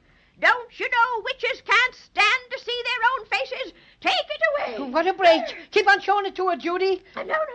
Take it away. I'll do anything you ask, anything. All right. First, you've got to let us go. And promise not to do anything to us after we leave. Oh, yes. But take that dreadful looking glass with you. And you've got to give us back our silver star. Oh, even that. Here. Oh, Jimmy, at last we've got it back. Open the door, witch, and make it snappy. And foo for you, Mrs. Wintergreen. Come along, children. Isn't it swell, Judy? We've got the star and everything. Isn't it beautiful? Yeah, but we can't stop to admire it now. We got to rush right down to the shore and get back across the root beer ocean. Come on, hurry, everybody. Do you think you can swim us all the way back, Crazy Quilt? Absolutely. I'm plenty full of corks to manage it. Climb aboard. I think I'd better carry the star. But suppose a wave washes it away, or another whale swallows it. Pardon the suggestion, but I've an ideal place for it. My hind pocket, the one under that big orange patch. It's waterproof and has a zipper. Okay, Crazy Quilt, unzip. With pleasure. And in it goes. Zip again. and safe and sound. And hold on, my friends, for it's cheerio and into the root beer ocean.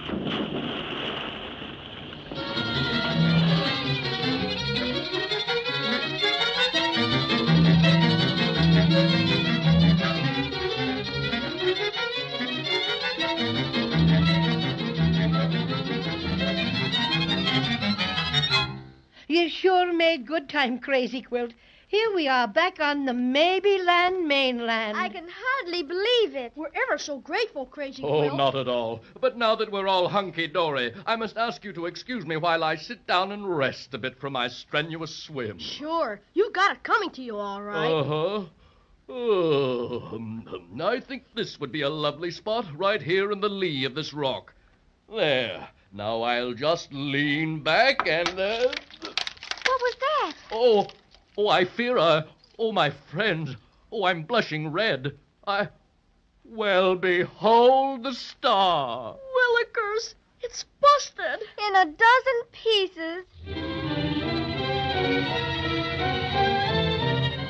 And that's what I call very, very bad luck. After all the perilous adventures our friends have been through in order to recapture their silver star, this is really a blow. A lost star is bad enough, but a broken one is terrible. Just the same, I'll be with you next time to see what they're going to do about it.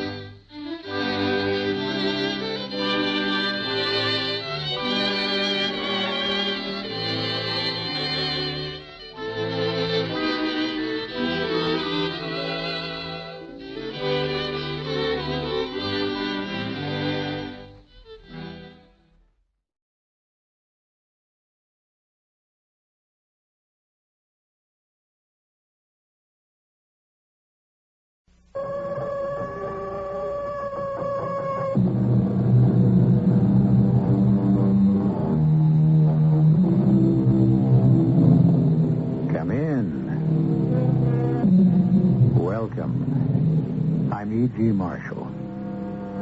In the year 1692, an American town went mad, or at least that part of it known as Salem Village, beginning with accusations of 10 young girls that a West Indian slave had bewitched them. Hysteria ran like a rabid dog through the village.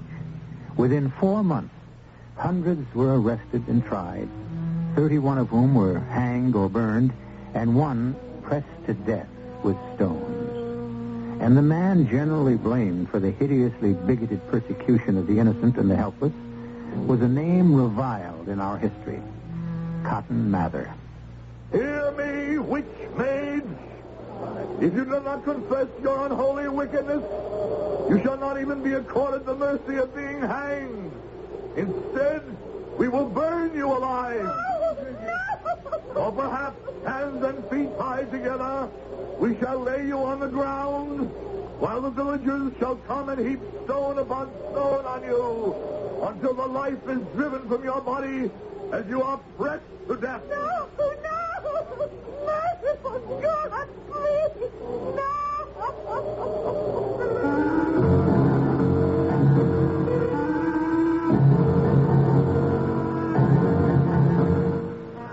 Our mystery drama, Burn, Witch, Burn, was written especially for the Mystery Theater by Ian Martin and stars Howard Da Silva.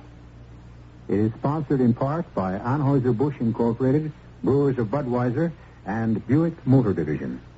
I'll be back shortly with Act One. At the time of the witch hunt, no man in our country was more feared than Cotton Mather.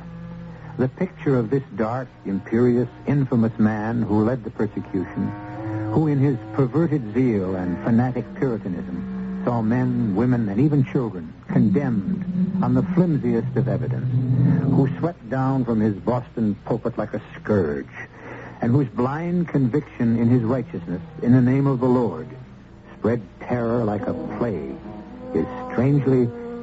Oh, but then I should say no more. For what I was about to say is a large part of this story. Burn, witch, burn! You should welcome the fires of hell, since he would not repent. The abomination of the body you defiled remains to be purified, while the flesh is consumed and returned to the earth in ashes, while the bones melt and run into the fire. Sisters, brothers, let us lift up our voices in prayer.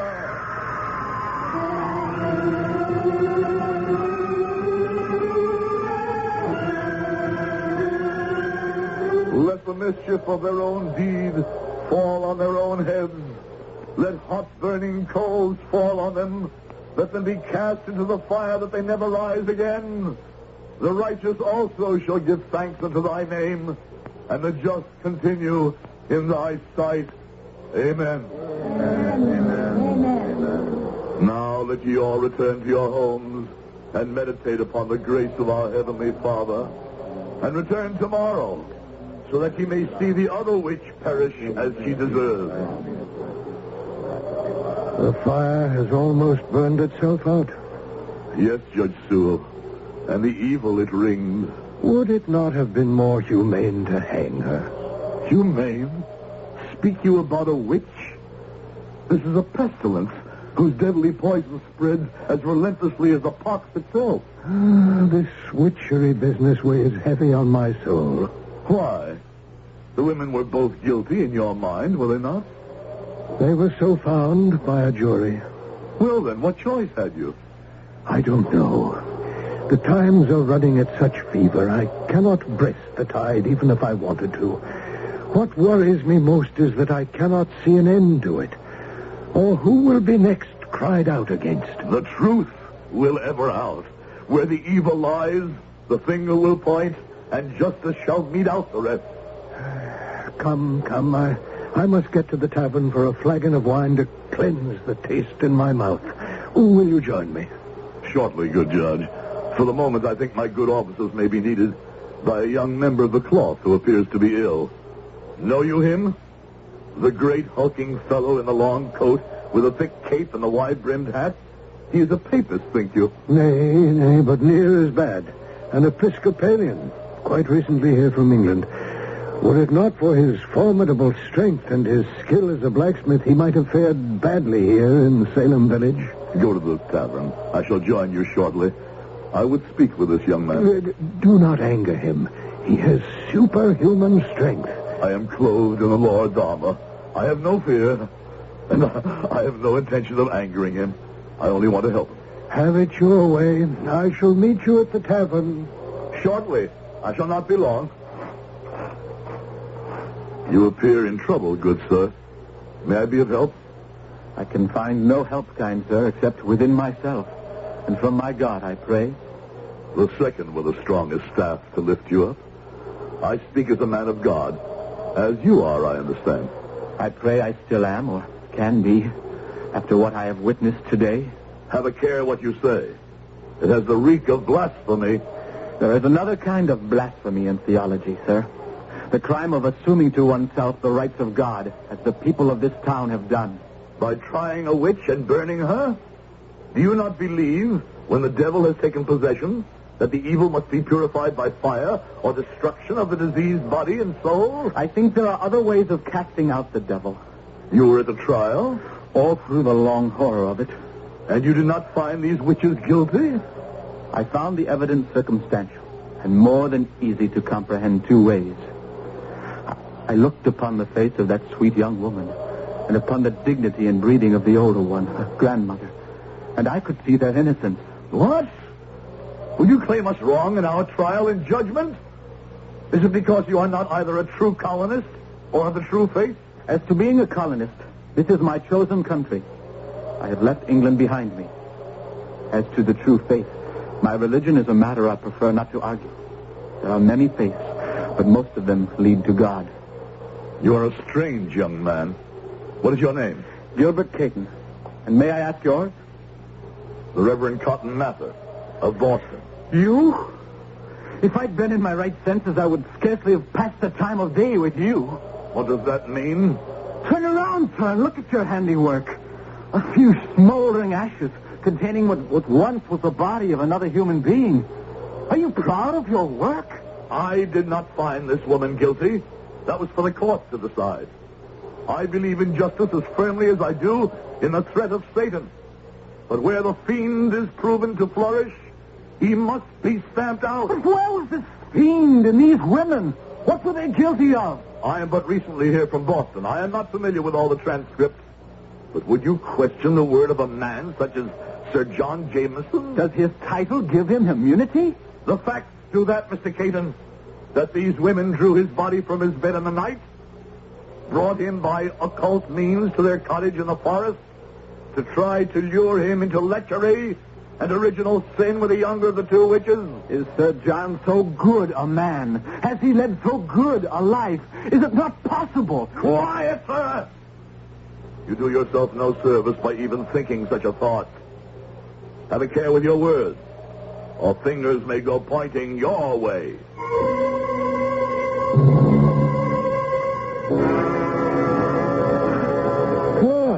Egad, I'd near given you up, Reverend Cotton. I believe you have the acquaintance of Sir John Jameson? Your servant, sir. The Reverend Cotton Mather. He needs no introduction to me or any man of goodwill. It was an honor to have you with us for the witch burning. You were not here for all the trial, I believe. No, just for the last day. It was with a heavy heart that I had to bring the charges. But the evidence was monumental. Is it not so, Judge? There was enough of it brought, but I cannot banish the woman's cries from my ears as the fire reached to her. And the face of the young girl we condemn to die tomorrow has troubled me for nights. Must we, then, because of a round cheek and melting eyes, shrink from doing the Lord's bidding? Evil is the way of such a maid, and more to be dreaded than all the hags in Christendom. Strange rumors are afloat regarding her. This woman she called Granny, who was burned this morning, did pray not for her own life, but that the witch maid be saved. An uncanny thing that one witch should desire good to another witch. But if they were kin... Fool! Can you not perceive the work of the devil in this? The witch who died at the stake would have the other saved so that her own black spirit could pass into the fair young woman's form, and thus, with double force, the two could continue to wreak havoc on the world. For the sake and peace of the community, she cannot be destroyed too soon. I must go visit the prison. I wish to question her more closely. Question her? About what? The evidence has all been established? The factual evidence I care little for. That is and was the court's business. I wish to find out if she will recant, so that perhaps her soul might be saved. That would be a triumph supreme for me to accomplish in the name of the Lord.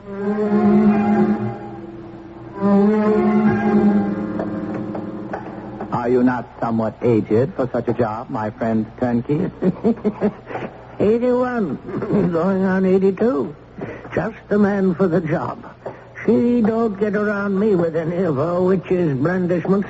Are we near the cell? Almost there, your Reverend Lordship. Why? Let us all move as silently as possible. Is there a view hole in the door? Aye, there is. Good. Then I can look in on her and perhaps surprise her in some evil doing. There it is. I'll open it soft. Can you see the harpy? Yes. Is she weaving some spell? No. She sits on the pallet knitting. Why, she's a frail little thing. Not much more than a child. All part of the enchantery. I was taken in myself. But she is tricks, all tricks, as I learned when she tempted me to ruin. Ah, very well. Jailer, let us go in. As your little trip desires. Hey, my little she-devil. Here's two gentlemen of quality to see you. One is of no quality. I know him only too well. The other, I believe I recognize as the Reverend Cotton Mather. You may leave us, jailer, but wait outside. Yes, sir. It is true. I am who you say. And what would you have with me, sir? I have come to pray with you, Luna Claire, and to exhort you to confession. There is no confession. I am no witch. Will you kneel with me in prayer at least, daughter? I cannot, sir. Why not? I am not of your persuasion. Do you believe in God? Oh, yes. Then we have that in common, and can try to pray and wrestle the demon from your bosom. No. You do not wish to be delivered? Obstinate of heart I may be, but Sir John holds me from prayer. I cannot kneel in company with him. I prithee, Sir John, go outside and stand in the corridor. We shall see if the witch maid, relieved of your presence, will pray. I had hoped to listen on the chance that she should confess, so that I might make some valuable notes. The Lord granted me a ready pen. I shall make my own notes if it be necessary. If you will excuse us, Sir John. You have only to command, Casta, and I to obey. If you should need help of any kind, I shall be just beyond the door. Let us kneel together, my daughter, and pray to God. Minister? Yes? What shall I pray for? My life? That I may be delivered from the burning and death? Your death is already ordained by the court. We pray for you to recant. Your body cannot be saved. The only hope is to find God's mercy on your immortal soul.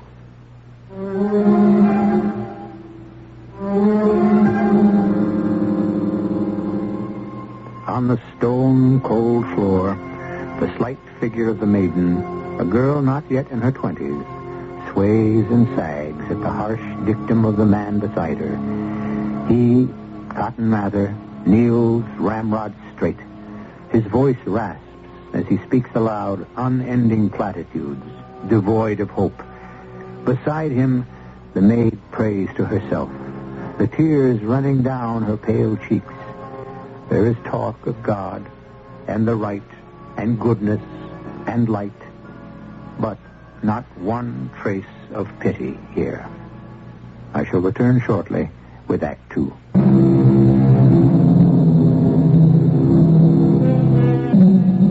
Sir John's attitude outside the jail cell is less unconcerned than it seems. He paces only a short stretch of the passageway, always within earshot of the endless prayer from the cell. The full-voiced exhortations of the minister he pays little heed to, but he stretches his ear to the fullest for any whisper from the maid.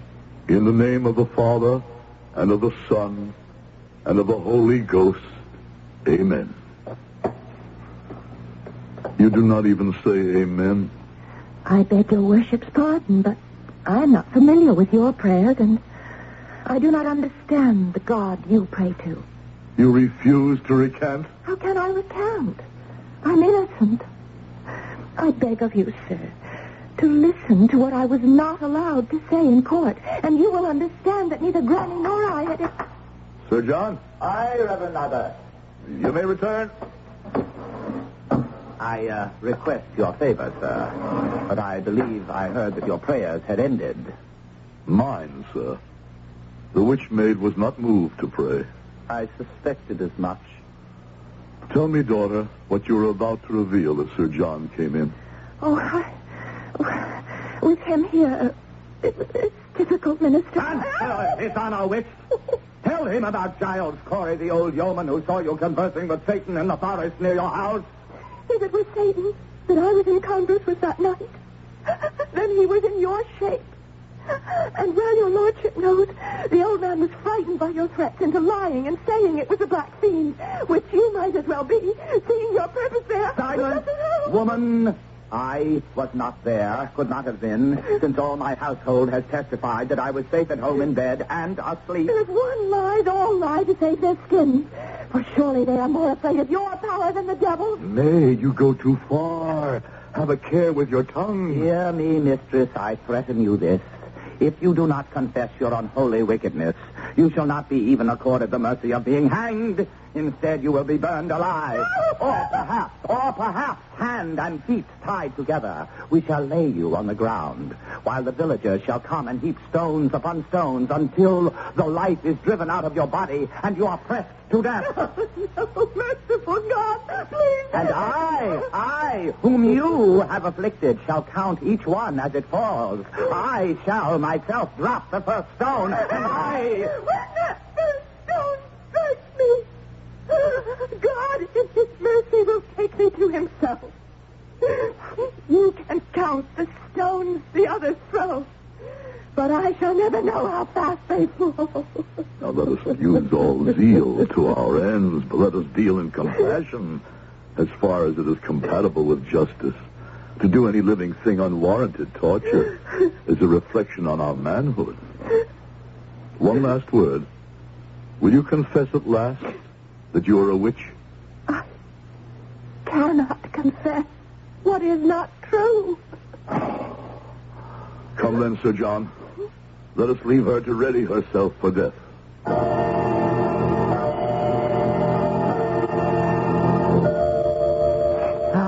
This November wind whistles through the bones. It will snow soon. I welcome the walk and the wind to blow some cobwebs from my mind. You are troubled by something?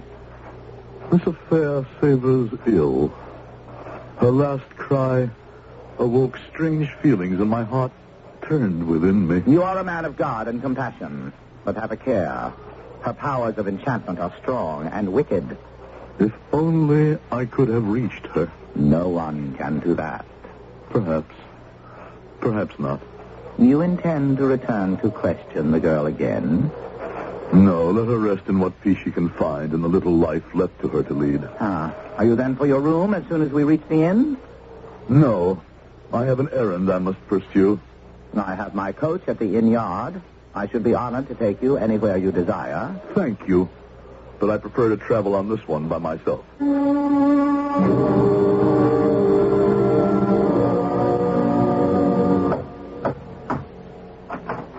Master Mather, what brings you here?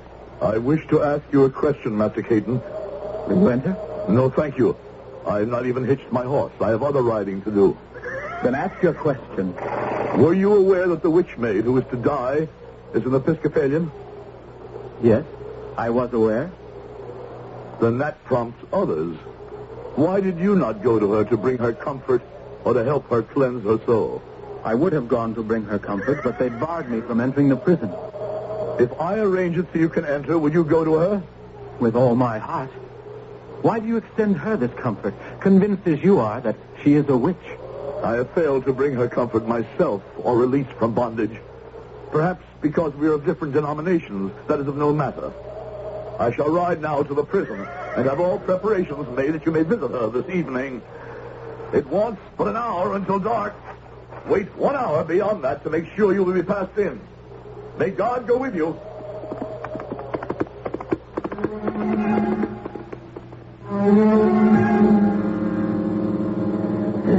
All these comings and goings over a little snip of a girl whose heels might as well be dancing in the wind and snow already. It sounds as though you were already celebrating this spectacle. Well, a man has little enough to amuse him with winter upon us. Here, when you come out, do you lock up tight behind you? Bring me the key in the common room. 'Tis too cold to wait upon you priests in your eternal preaching in these freezing hours. In you go. Are you a witch? Visitor to see you? Who is it? Give me the torch, turnkey. Well, how am I to find my way back to the common room? 'Tis known ground for you. Feel your way, if not else. How could I, a stranger, find my way without one? Oh, Lord of mercy. Well, hold it then a moment till I find my way to the stairs. Go then, and hurry. Have no fear. The cold will move even my old bones like the young. So,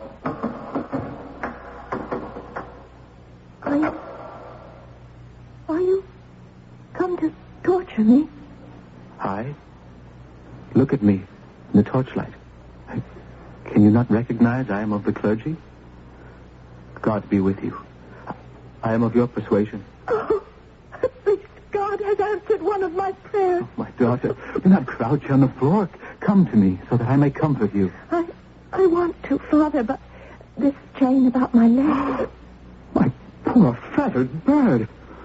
Rest where you are as I come to you. Oh, my dear Lord. Lord. You are frozen with cold. And you are warm. A moment. Let me brace the torch here in the sconce. Now, my heavy cape off and let me wind it about you. Oh, let me touch your hand. Let me feel once again some human warmth. Let us sit on the pallet and I will hold you in my arms with a cloak about us. Oh, you're warm. And you've brought light and companionship. How can they call so sweet a creature of God a witch? Oh, I don't know. I'm only a maid. I'm so scared.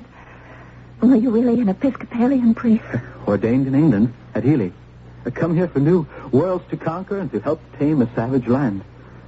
To make my life, my home, my family someday. A cold welcome you'd get from the Puritans. They're not all so bad as they are sometimes painted. And I am young enough to wait out their welcome. How could they have condemned you as a witch? I don't know. First they said Granny was a witch, and I lived with her. Did your grandmother practice magic art? Well, she knew about herbs that helped to heal, and she could make poultices that drew out pain, and salves that she rubbed in with her hands that brought relief to others. Is that wicked? I cannot see why. Who taught her these things? She learned them long ago from a nurse she had, who learned them from a gypsy. My grandparents were very rich, with a large estate, but the Indians attacked them and killed my mother and father and everyone, and only Granny and I were left. And she was always a little queer after that. I mean, she wouldn't live in a town, only in the country. She was very good to me, and we were happy enough until Joseph, the one servant that we had left, died. How long ago was that? A few years. I don't remember exactly now. We buried Joseph, and then Granny said we must leave the house and start walking to the coast. Why to the coast? To take a boat for England. To my uncle. And we never did reach the boat. We stopped in a little house in the woods near here, and Granny was ill for a long time, and the rent was not cheap. At last the money was gone. And then Granny made some money with her healing. And she was also a midwife until... I was at the trial. I know that testimony. Someone had a child born that was not quite right. Yes, Sir John Jameson's daughter. That's what started it all. They'll burn me. They'll burn me. Are you kind? Are you human? Cannot you save me from them? No, first tell me one more thing. You mean from Sir John? Yes. He is the devil himself. You paid him rent all these years that you grew into a beautiful woman? Yes. And then you had no money? He threatened to throw you out unless... He talked of being possessed by the devil. He was the one who wanted to possess me.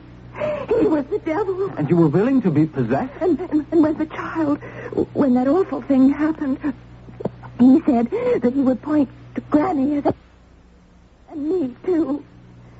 He came to the house that awful night.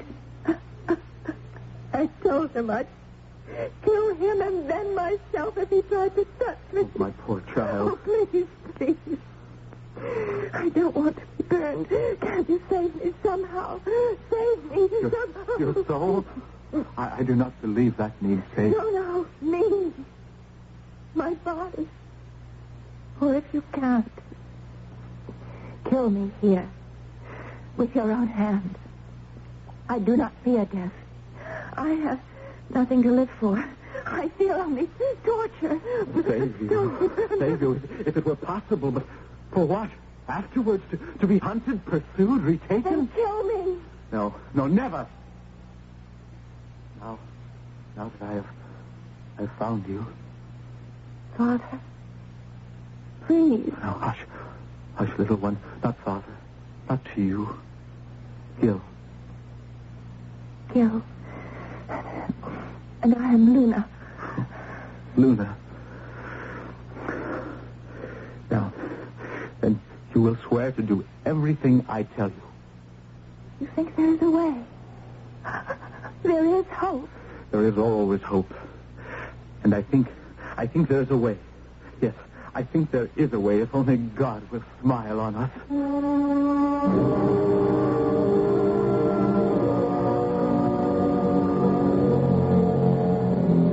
A man and a maid. And under the most harrowing and desperate of conditions, from the blackness of adversity, nurtured by the strength of their faith, the first seeds of love are planted in both hearts. But can this compassionate and tortured young man free this ill-starred maid?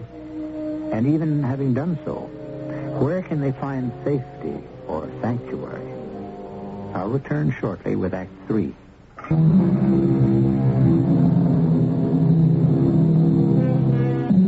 In the dim, dank, freezing cell, Gil Caton stands with the torch held on high, his eyes searching, his mind racing, a wild plan formulating in his mind, frustrated at the very outset by the leg iron which binds Luna to the wall. She sits huddled in the blessed warmth of the heavy cloak, watching this man who has become the center of her universe, secure in her heart that he will find a way to save her. The first problem is the leg iron. Once I get you to my house, I have forge and anvil and tools to cut it away. The wall is the only hope. But the ring is buried in the masonry. Not quite. In the mortar. Now, between the stones. Now, here, hold the torch. I can brace my feet against the wall. And pull it out. The Lord must have had some reason to bless me with this extra strength. That is starting from your brow. No matter. If this ring starts from the wall once more.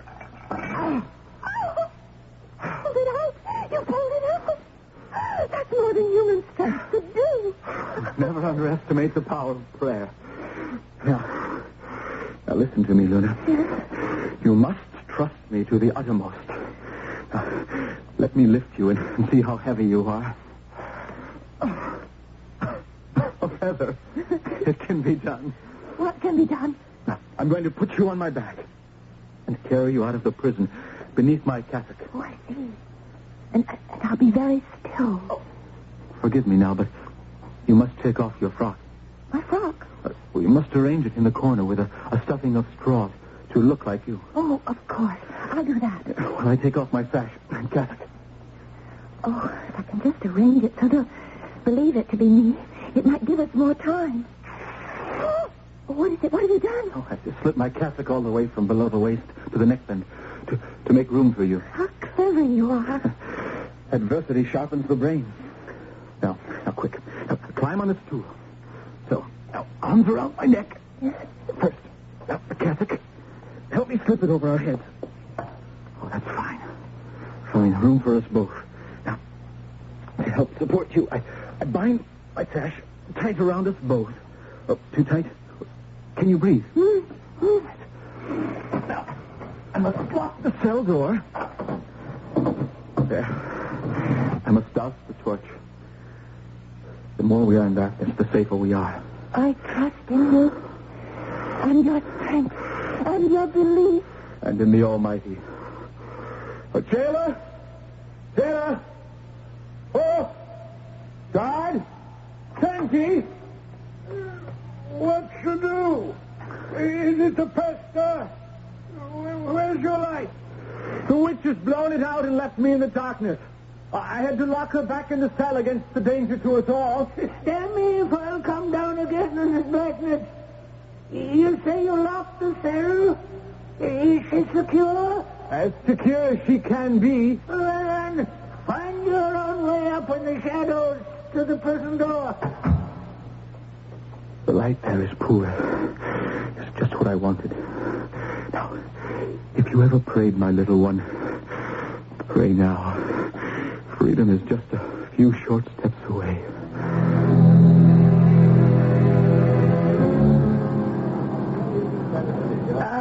Whither away so late in the evening, Master? You still at the inn, Sir John? I should have thought you were ridden home by now. I had some business on my mind. I should have thought you might be abed. I've been in my chambers reading the transcript of the trial, which my friend Judge Sewell was kind enough to make available to me. Why would you wish to read all that?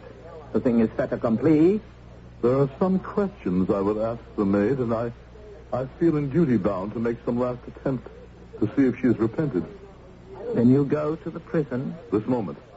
I shall be glad to drive you there. No, I ride there myself. Nor do I think you should go near her again. For some reason, you inhibit her. As you say. But the visit is useless. By law, the die is cast, and she will hang or burn tomorrow. I have no power to free her body. I still may have hope to free her soul and bring her comfort. Good night, sir. Are you all right? Do you want rest? I could pick it up. Of all the luck, I can just make the shadow of the tree. Brother Cases, is it not? Oh, why, yes. Yes, Master Mather. I thought I recognized that giant bulk, even in the shadows. By Harry, you seem even larger than I remembered. Just the bulk of my cape. Are you from the prison? Why, yes. Did you see the maid? Yes. Did she recant? No, sir. She will never recant. Because she is innocent. A matter of opinion, we shall see. You're bound for the prison. I am. I beg you in the name of him we worship in our own ways to disturb this wretched girl no further. She is mercifully asleep now. Leave her the last few hours in peace in the name of compassion and humanity. I had certain questions for her, but if I... Let God ask them when she is sent to face him tomorrow. Well, we shall see. If she be asleep, perhaps I will not wake her. Good night, Master Caton. Oh, what misfortune. Hold fast. We must make all haste now and hope all is not lost.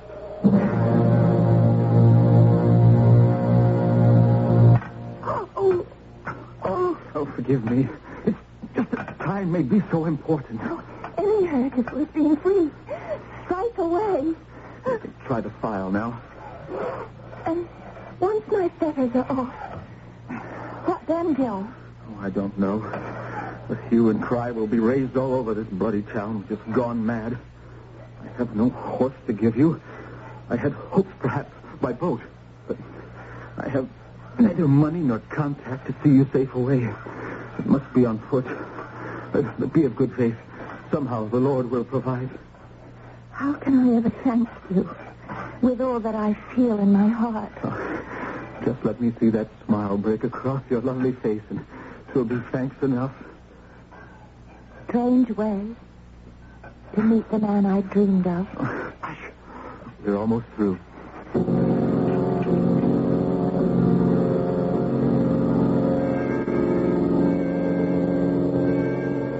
I cannot eat more. You must eat as much as possible, so you can carry little with you. Clothes to wear. What? Oh, good Lord. Not so soon. Don't let them take me. Into the bedroom, quick. Now, if I cannot send them back, I can hold them back. Now, take my cape. It has what money I have in the pockets. Now, go by the window and try to make for Providence. There's an Episcopalian church there where you will be safe. I will not go without. You must save yourself. Oh, my place is at your side. I'll never love any other man but you. All right. Now go quickly to the bedroom. Perhaps God is with us yet. I'll be listening and praying.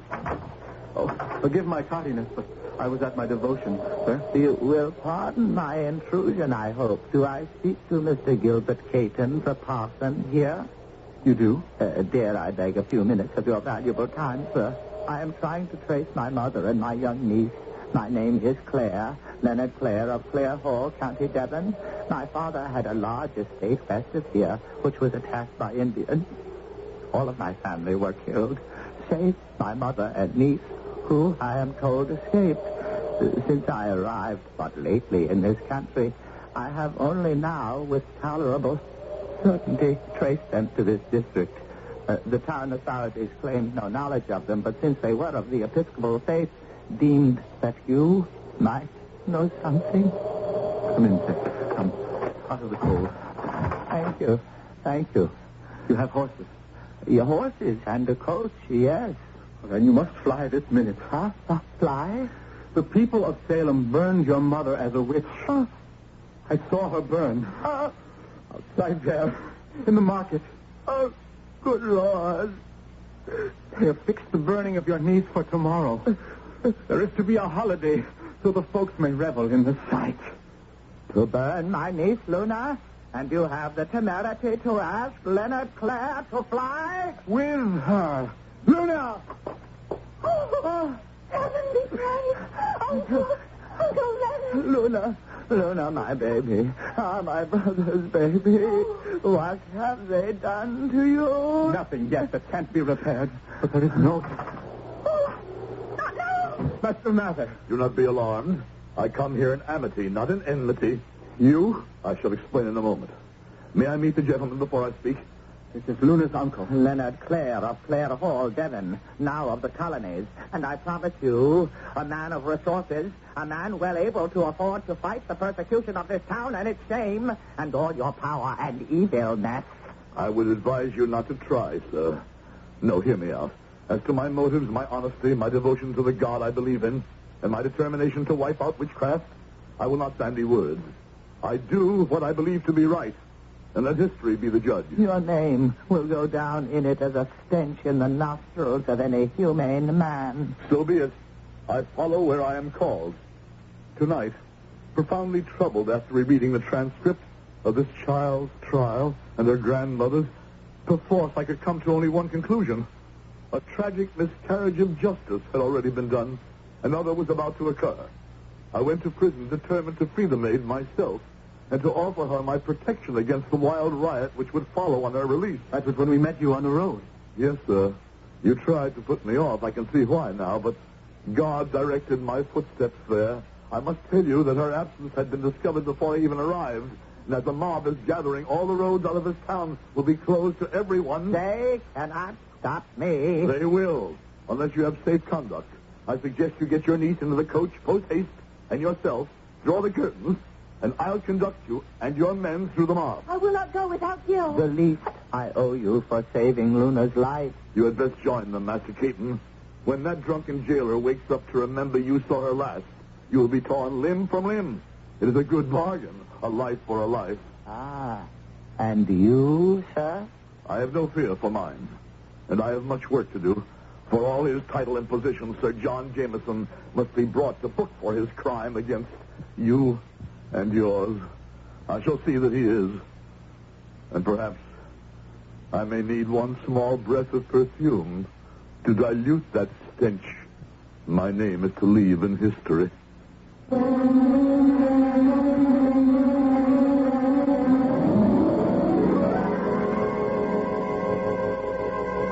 While the account you have heard is a fictional one, it is a somewhat sad thing that Cotton Mather is painted as black as he is. Even in his obsession against witchcraft, he was a scrupulous defender of all he thought unjustly accused. He was a scholar, in some sense a scientist, and for all he was a fanatic, it was without thought of personal gain. He was also a family man, and perhaps would have allowed himself one frosty smile of pleasure at the outcome of this whole affair. I shall return shortly.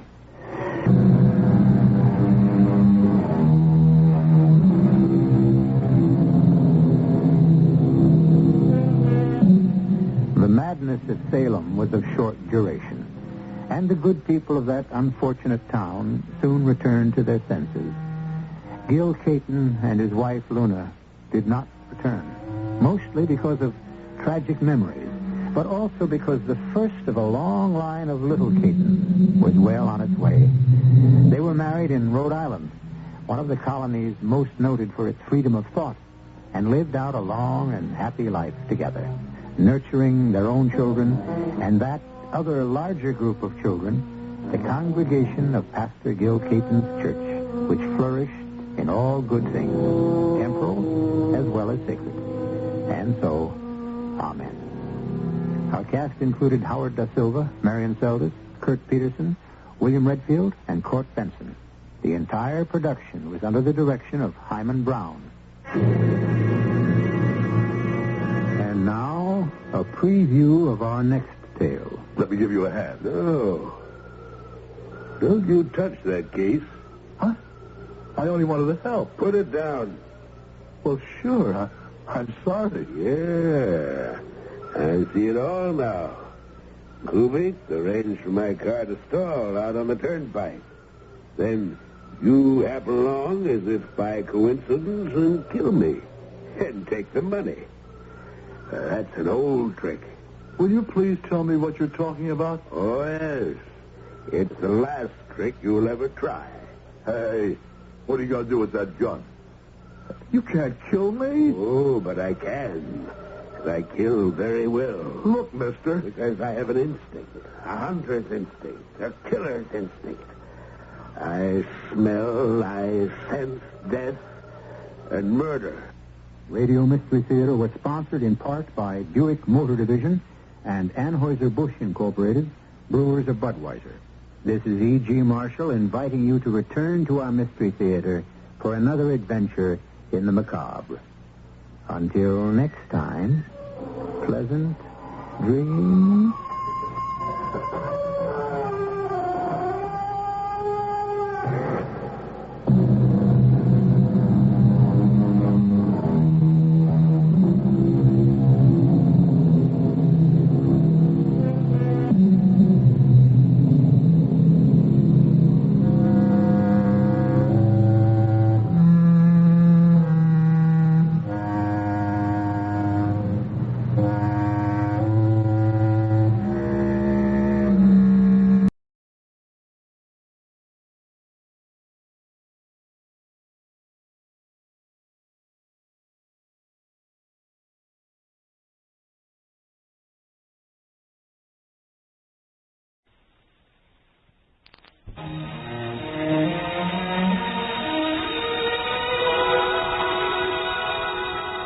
The bombs of fission had torn apart the Japanese will for war.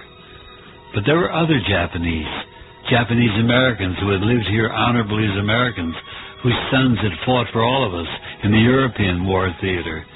And these sons were coming home now to families who, during the war years, had been behind barbed wire in a strange American version of a concentration camp. Arch Obler's Plays. The Mutual Broadcasting System has the pleasure of presenting the 24th broadcast of a special 26-week series of plays by radio playwright Arch Obler, a series of dramas concerning the people of this expanding world in which we live. Tonight's play is titled The Family Nagashi.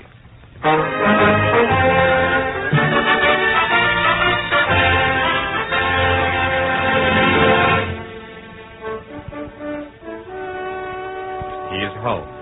Then Nagashi. After 2 years overseas with the most decorated unit in the history of infantry battalions, he landed at Salerno, spearheaded the Fifth Army advance, held the front lines in Cassino 40 days, attacked at Anzio, led the breakthrough on Rome, and as part of the 442nd Infantry Regiment, led the American advance up Italy's west coast.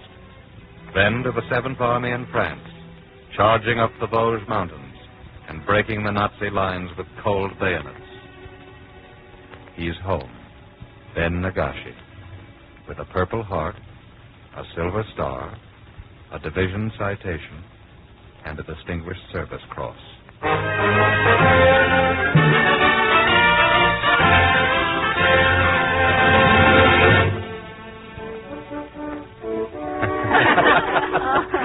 Come, my son. That is an excellent story. But now, please tell us, what did the general say? Well, Dad, I told you. He said...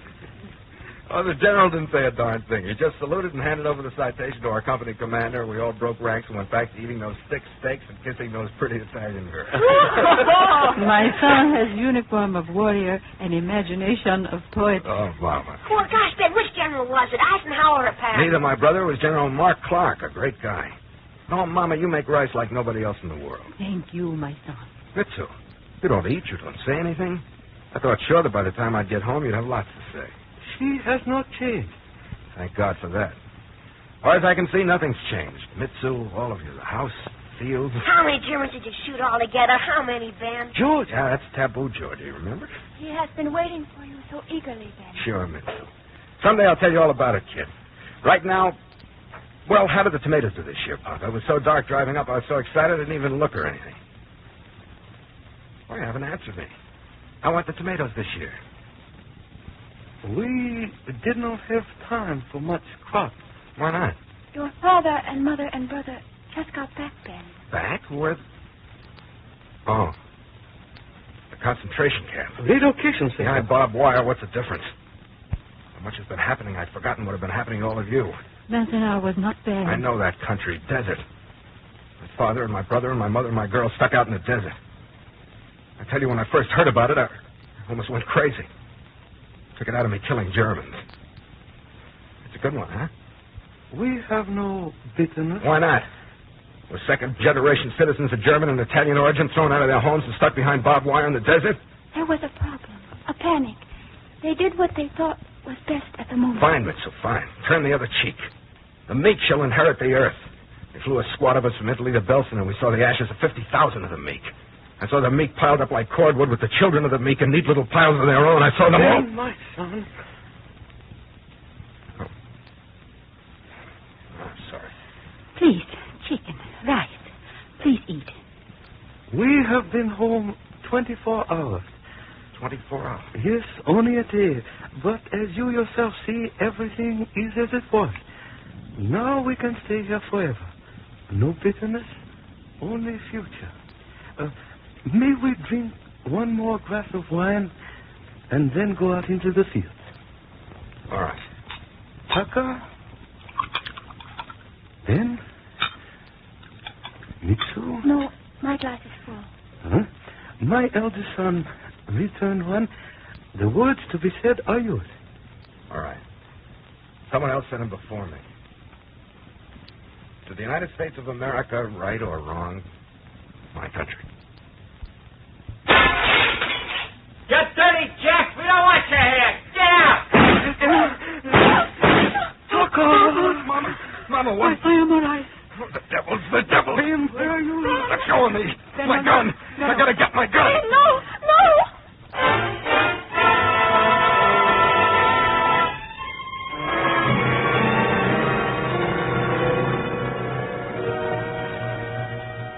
Ladies and gentlemen, this is Arch Obler. You have just heard the beginning of a play titled The Family Nagashi. It is based upon material furnished me by our government. If you've just said old propaganda and have reached for the dial to turn to another station, may I ask you not to do so for a few moments. If you continue to listen, you will hear a drama that should be as close to you as your own heart. I bring you this play not because I'm a lover of those slant-eyed individuals who raped Nanking and made world pacts with Schicklgruber and company and starved and beat and murdered their English and Dutch and Chinese and American prisoners. I bring it to you because I, as you, know that an injustice done to any of us is an injustice to all of us. This, then, is a story not about Japanese Americans, but about Americans.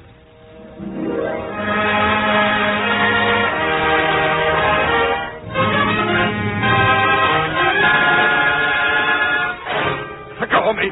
My gun. I gotta get my gun. Ben, no. Oh, you gotta let go. No, Ben.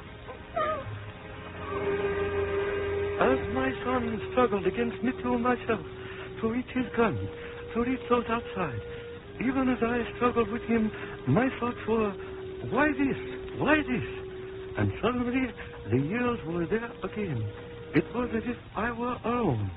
San Francisco, 35 years before.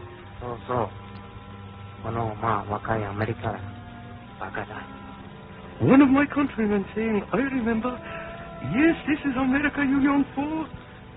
Young fool. Yes, both unhappy. America at last. Here one grew rich without trying, and in just a little while I would be rich, and I would return to Japan with my riches. Give you your board and your keep and $1 a month spending money. Take it, or I don't mind if you leave. Young and a fool. A, B, C, D. So much to learn, so much to do. Japanese. So lonely. Yes, so... The daughter of Hiroshi Nakashima in the old country. Why not bring her over for a wife? Yes, my friend's advice. The daughter of Hiroshi Nagashima. Bride from Japan? It can be arranged. For money. A great deal of money. Work, more work. Eat little, sleep little, work day and night. Until at last... Konnichiwa. Little Taka. I was lonely no more. Makono oki, machi, wasamushi. Yes, Taka. I remember. You say a city frightened you. You want green, birds. So we came out here. Oh, it was such wilderness then. I said to you, we will live here a little while, then we will go back to our Japan. Go back.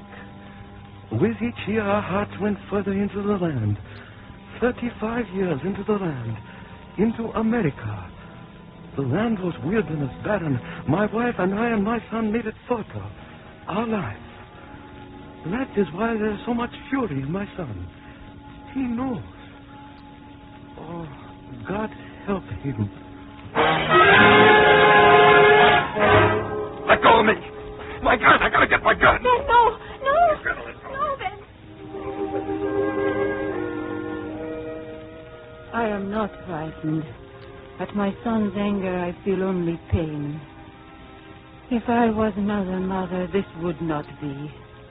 I could go to their mothers. I could say to them, it is true, my husband and I have not been as you. I have been here almost lifetime, yet I can hardly speak your language. It is true, we have not been as you. But my sons are as you. Atta boy, atta baby, hot dog. Who are you kidding? Well, now you're cousin. I wanted to be as you, go among you. First, you frightened me. You were all so very large and so very sure of yourself. I wanted to know you, for you to know me, but I did not know how to start. And the years went quick. Oh, but my sons, I watched them. They were as you. Hey, Mom, all that stuff about the Japanese emperor being a god, you don't believe that malarkey, do you? So much like you. Education. That my children must have to be as you. Know all things about this strange great land, of which I know so little. Hey, Mom, I can recite the alphabet forwards and backwards faster than anybody in our room. Hey, Mom, I know what California is bounded by, and the Indians sold the island of Manhattan to the Dutch for $24. Big bargain, huh, Mom? With every year so very much like Hey, you. Mom, I had a home run today. 2 men on base, and I had a home run. Hey, Mom, I just got $15, and Joe says he'll sell me his jalopy for $20. Can I do it, Mom? Can I do it? So very much like you. Yeah, sure, Pop. California Aggie School is a place for me. I'm a hayseed from way back, and I might as well learn how to do it right. Well, I started at right tackle, but they put me at left half, and this season I'll be the blocking back. But next season, the coach says I can carry the net. How about using the car tonight, Pop? I got to cut a rug with a new dish from Santa Ana. So much like you. But I was sane. My gosh, Mom. At least you ought to learn how to write English. After all these years. Well, gosh, what if I had to go away someplace and you had to write me a letter? Always same. Not American, not quite Japanese. As I watched your anger and your hate, I knew only pain, my son. If I was only another sort of mother for you. Let go of me. My gun. I gotta get my gun. Ben, no. You gotta let go of me. Please, Until that moment, I had never seen you angry before, Ben. I'd known you ever since we were small children, and I'd never seen you angry. No. You must have been angry once, Ben. The day at the station. Mitsu, the family went back to the car because they knew I wanted this last couple of minutes with you. Darling, I don't know where it'll be, where they'll send me. As soon as I know, I'll let you know. I wish we'd gotten married before I left. But Ben... No, don't say anything. Let me talk. Married because I wanted you so long. There's never been anybody else but you, little Mitsu. It couldn't be. I love you. I've wanted... I said so little to you. I planned to say so much. Mitsu, listen. For a little while until the authorities get things straightened out, it may be pretty rugged. I mean, back here, hot-headed patriots. Well, don't let it get you down. It won't last long. Folks around here know the family Nagashi's okay, and you're part of that family. Because I love you. I love you so much. No. No hate. Okay, so you're a citizen. It doesn't make any difference. You have 12 hours to get out of this town to the camp where you belong. But I had that hate, Ben. That's too bad, sister. You'll have to leave all that stuff behind. In the bus, step lively. This camp will be your home indefinitely. You're not allowed outside the confines of the barbed wire. Stuff your mattresses with straw. Step lively. I'm sorry. The government didn't issue any of those for you. I'm sorry, we haven't got any of that. I'm sorry, we haven't got any. I'm sorry, we haven't got any. I never wrote you of it, Ben. I never wrote you about the worst day of all. Darling, last leave. Could you meet me, Chicago, next Sunday? Get married. Love, Ben. I'm sorry, miss. It is quite beyond my authority to permit you to leave the relocation center for any such reason. I sympathize with you, but my orders are explicit. You must stay within the confines of the camp until further notice. Such bitterness and hatred. I haven't them anymore. Now you have them.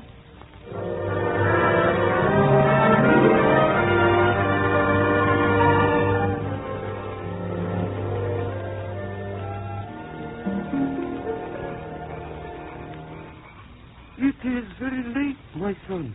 They will not return. I want to sit out here. The gun. Let me put it away now. Wait a minute. Maybe there's a welcome home committee. Ben. Welcome home, Ben Nagashi. You've been away a long time. You got a belly full of Salerno mud and mortar shells and Heine mines and Mark IV tanks. So here's the fatted calf in our hands in friendship. Thanks, pal. How's the crops? You want some help? So I hate them. I'll kill them all. Let them come back. When your train left that day, I didn't ride back with you. What? What'd you say? That day you left. After you'd gone, I went back to the library. I wanted to work. There were some new books for me to catalog. The first one, the page opened on a poem by Robert Nathan. I've read it so many times since. I know every word. About the boys going to war. Where are they going? They smile and wave goodbye. Young faces passing by on their way into history. Peering out, taking a last look at the country. Looking for something like home. It's the mother face of America. The father face of America. And the lonely girl there on the platform, on her way back to school after the holidays, feels her heart grow too big for her body. She waits too and weeps, although she does not know why. They are boys. They are young like herself. They would be friends of hers if she knew them. They are all young together, going by, going away, passing each other, smiling, going away forever. Ben, all the time you were away, when they talk about men overseas changing, I said not Ben. Tonight, At first you laughed the same, you talked the same. But when it happened, now, if you want to hurt and kill them, whoever they were, whatever they said, what does it matter? You're back, and I'm here. Isn't that enough? Didn't you hear them? You're nothing now but a Jap. I know this. I got a gun in my hand, and they'll come back. A dirty little fascist. Listen, Ben. 2 carloads this time. Into the house. Ben, you... Get in there, I tell you. I won't. I'll stay. Okay. Well, I got reinforcements now. That's all right with me. Ben, I heard automobiles. Who? Oh, I knew they'd be back. Ben, do not do anything. Not yet.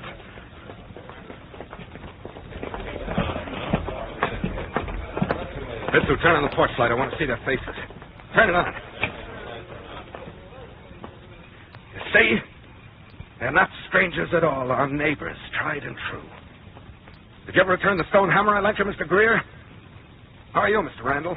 Joe still got the football we won at the Fresno game? Mr. Horton? Mr. Haas? Mr. Ames? Mr. Alberti?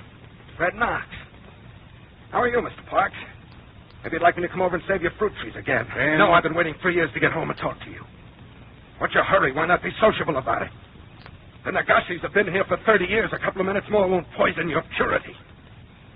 Or maybe you don't like to see me standing here in this uniform. Okay, I'll take it off. You can have it, including the ribbons. Ben, we would have been here sooner, but we only heard that you were home, that your family'd come back. We only heard just a little while ago what happened here tonight. We know who they are, Ben. They're not anyone you know or who knew you. What they did because they were ignorant little minds who think they see a chance to get your land. It won't happen. We'll take care of them. But most of all, we're here to say, welcome home, Ben. Just welcome home. Would you...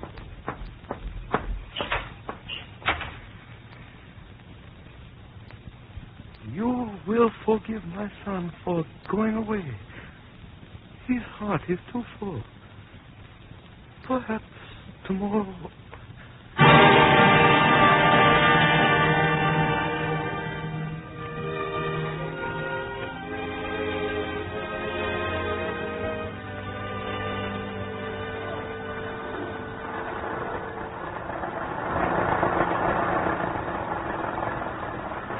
So, we are here. How soon will you again be removing Indian from Angel One, my son? Drives all right. It was like egg in cold storage. So a mother has a Sunday joke. Come, George, Mitchell. Ben, aren't you getting out? Go ahead, please. I'll be... My son, why do you... Please, Dad, let me be. Ben, it isn't good. Please come in with us. What reason is there not? Come, my son. All right. Mother, George.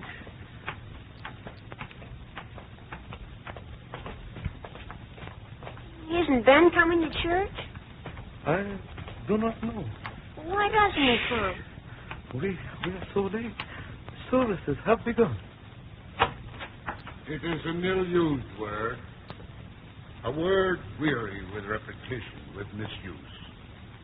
Evil has hidden behind it and will hide behind it again unless we guard well. Be tolerant of me, the greatest evil in human history has cried.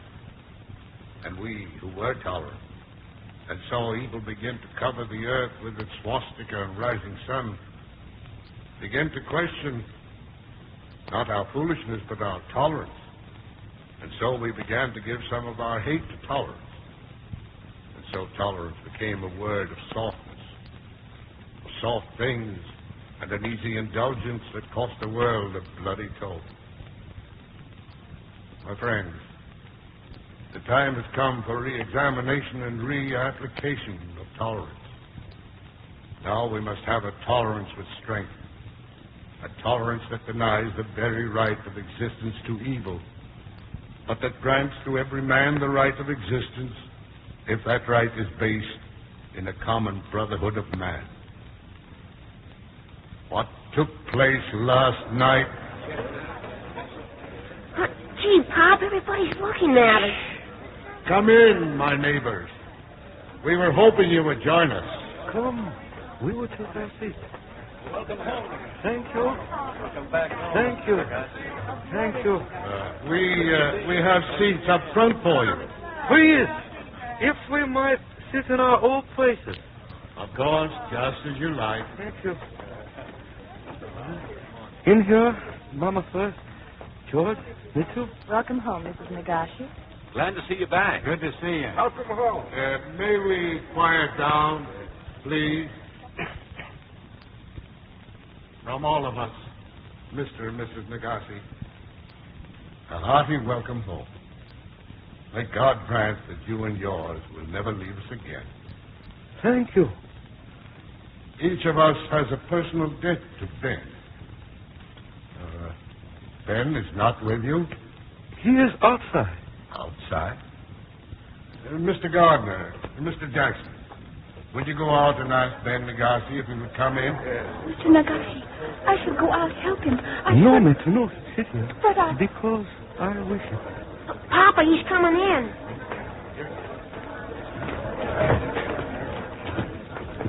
Papa, why is everybody standing up? Why is everybody standing up?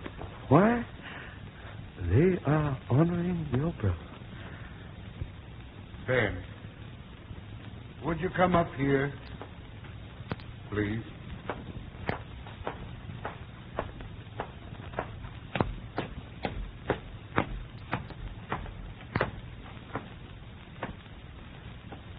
Welcome home, Ben.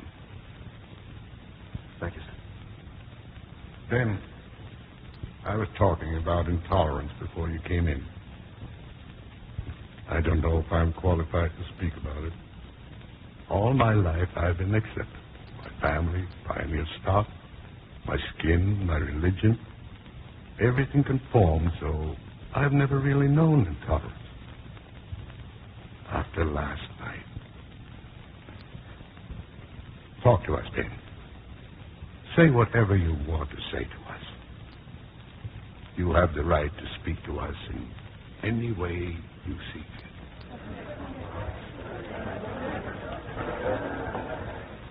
Whatever I'd like to say. Once, one of the worst days we had back there, when it looked as if for the first time we had to fall back because they were throwing everything they had at us and we had so little to throw back at them.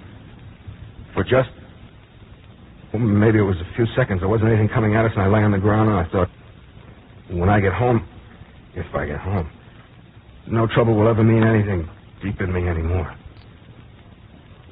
I was wrong, because yesterday I knew a worse kind of trouble than anything that the Nazis ever did to me. Even in the dirtiest foxhole, I'd had a place because I was an American. No matter where I was, I had that. But yesterday, somebody broke a window and yelled some words at me. All in a minute, I had nothing. And my father and my mother, who had given their lives to me to have something, they had nothing. Near Anzio, a piece of mortar shell hit me, and right away the pain was as if somebody was tearing every one of my nerves out by the roots. And nobody could get to me, and I lay there, and the pain went on and on, never stopping. I tried to knock myself out to stop it, but I couldn't. In the middle of it all, I suddenly thought, stay with it. Nothing will ever hurt you as much ever again. Nothing will ever hurt you as much ever again. I was wrong again. Yesterday, while I was hating you and hating this place and the whole country, some of you came over to tell me what had happened, and it wasn't you. It wasn't you wanting us out and hating us. That you knew that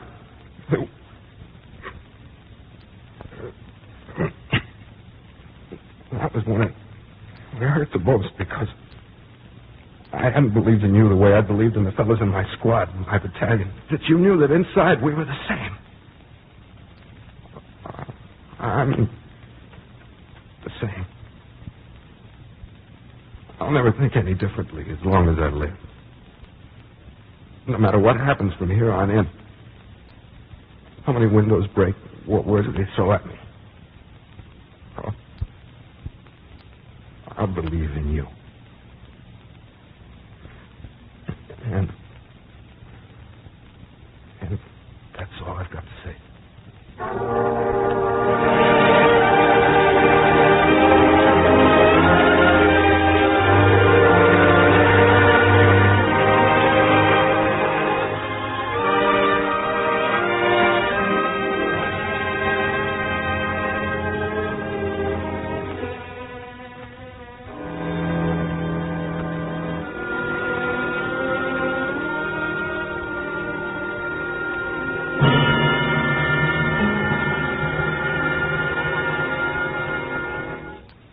have just heard Mr. Elliot Lewis in the leading role of the family Nagashi, a new play by Art Obler, based upon material furnished by the United States Department of Interior.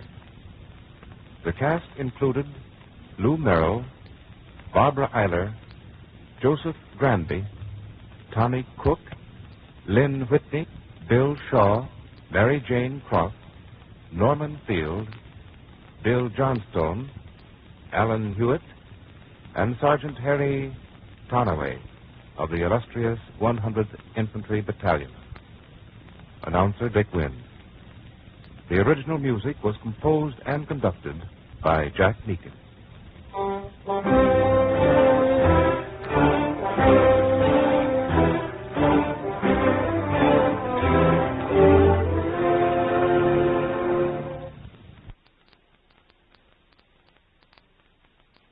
The CBS Radio Mystery Theater presents...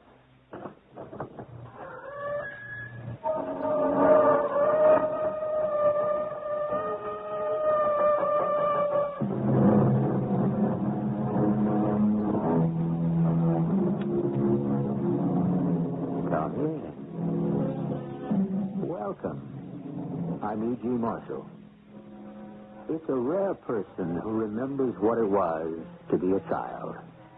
All of us can remember things from childhood. A mother's smile or frown, a father's strong arms or resonant voice, names of other children, or even their faces.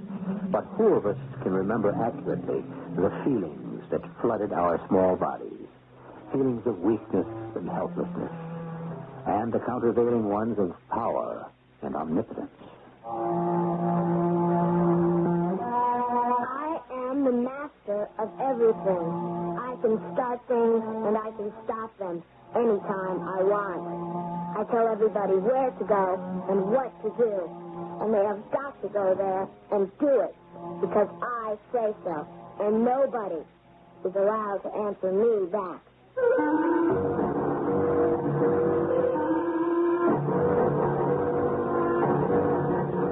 Our mystery drama, The Enchanted Child, was written especially for the Mystery Theater by Elspeth Eric and stars Terry Keane and Ralph Bell. It is sponsored in part by Contact, the 12-hour cold capsule, and True Value hardware stores. I'll be there shortly with Act One.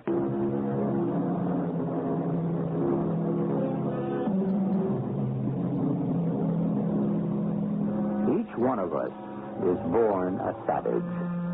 Only little by little, through great sacrifice, by great effort, does the child abandon part of his wild and tyrannical self to become what we call a mature adult. The best of us make it only partway, and some of us never arrive at all.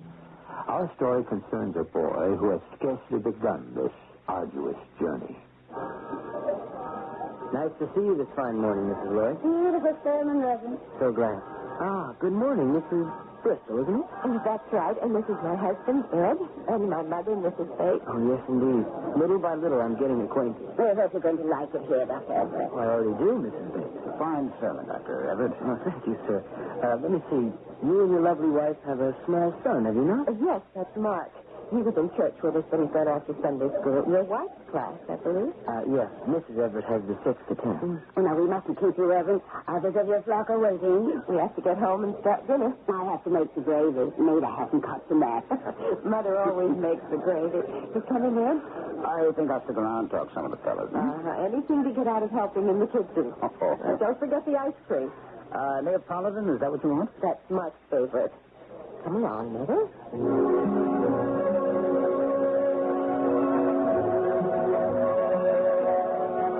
You have to add the flour gradually. And stir constantly, or it lumps. That's what mine does, lumps. There's a dog on your lawn. A dog? I can see him through the window. Oh, must be the Hansons, Dad. Well, I thought the Hansons are the big dogs. This is a little one. Oh, that's their new dog. Well, what happened to their old dog? Oh, poor thing, he died. What else? Well, nobody knows. Perfectly healthy one day, next day, gone. Just as well, probably. What do you mean, just as well? He started taking little nips at people, not really biting, just sort of nipping at their heels. Took a nip at Mark one day. Good. Next morning? Good. Mark felt awful about it, cried for hours. But then he snapped out of it, forgot the whole thing. The resilience of children. Mother? What do you think of the new minister? I like him. Very sound. It's sensitive. Very. I'm going to ask him to pay a call on your father. Maybe he can cheer him up or something. Heaven knows I've tried, but I know. It's hard. Yes, it is. Maybe I don't like to complain. I've never been one to complain. You know that. But, it all seems so unfair. A man of his age to have a stroke. My father's only 58. Remember Lila Conklin? Had a stroke when she was just 19. Lila got over it. Made an effort and got over it. What about his therapist? That. We have therapists in and out of the house all the time. He just gets mad at them, swears at them. That's one thing he's very good at, swearing. Does he ever swear at you? Only one occasion. I tell you, Maida, if I didn't get out of the house once in a while, like today, coming here, I don't know what I'd do. Well, thank the Lord for Laura Rotenberg. Oh, that blessed woman. That angel of mercy. Waits on him hand and foot. Does everything for him, and he treats her like this. And that sainted woman just laughed at him. Absolute. Imagine. Well, I guess nurses get used to anything. Well, I don't. Never will. Your gravy. Turn the gas down, will you? Ed'll be along in a minute. How's Ed doing this job? Ed does well, always. You know that. Did he get his Christmas bonus? Oh, sure. How much? The usual. Did he get a raise? In the kitchen. No raise. No raise. Here's your ice cream. Neapolitan? The very same. Ed, take the chicken out of the oven. Mother, here's the gravy bunch. I'll dish up the mashed potatoes. Mark home yet? No, but he will be. Here's the dish for the peas, Mother. Anybody sharpen up the carving knife? I did. Set the chicken on the table. Isn't this a pretty dish? Mother? There's Mark. I'm home. Come sit down. Well, you hungry? Yeah, I'm hungry.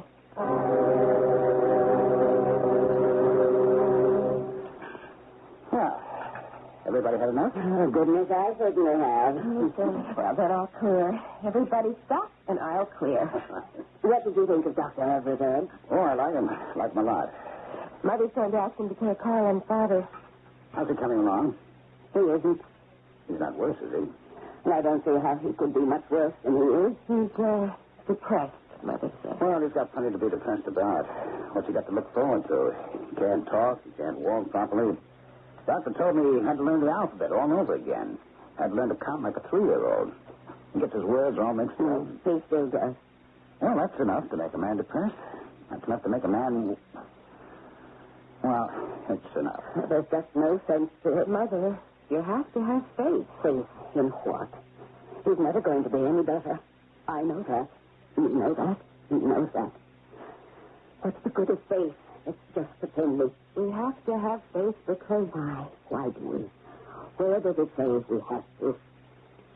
Oh, it would be better for everybody if he was. Mother! Better for him. Better for me. Better for everybody. Oh, now, Mother, we don't know. I know. To go on living this way. I am going to fetch the ice cream, and you change the subject. Maybe tells me you're doing very well in your job, Ed. Job's all right. Job goes right along. You got a Christmas bonus? Yep, the usual. Here's the ice cream. Neapolitan Mark. Ed, the dessert dishes are on the sideboard right behind you. I got them. Ed and I were talking about his job. Oh, yes, well, nothing to be done about that. Pass this to you, Mother. Mm-hmm. What do you mean by that, Maida? Ice cream for you, Maida? Oh, thank you. And ice cream for you, Mark. I don't want any. Thank you. You what? You don't want any ice cream? It's Neapolitan. I don't care for any. Well, I never thought I'd live to see the day. You don't even want the chocolate? But try some of the strawberry. I don't want it. You feel sick? Kind of. What does it hurt? All over, kind of. Well, you go straight upstairs and get into bed. I'll be up in a minute and take your temperature. Run along, son. Okay. If you've got a fever, we'll call the doctor. Okay. Yeah. What do you think of that? He ate everything right up to the ice cream. Neapolitan's his favorite. He can't be very sick. He went through that chicken. Well, I'm not going to worry till I know. It's very good ice cream. Delicious. And, Mater says they didn't give you a raise this year at the plant. Yeah, that's right. They don't appreciate you, Ed. Oh, they appreciate me, all right. They tell me what the job is worth. Thing is, I should be moving up. Well, why aren't you? No place to move except into Henry Gamp's job, and Henry's not about to move out. It's a good job. Henry's good at it. He'll probably work way past retirement if they let him. He probably will.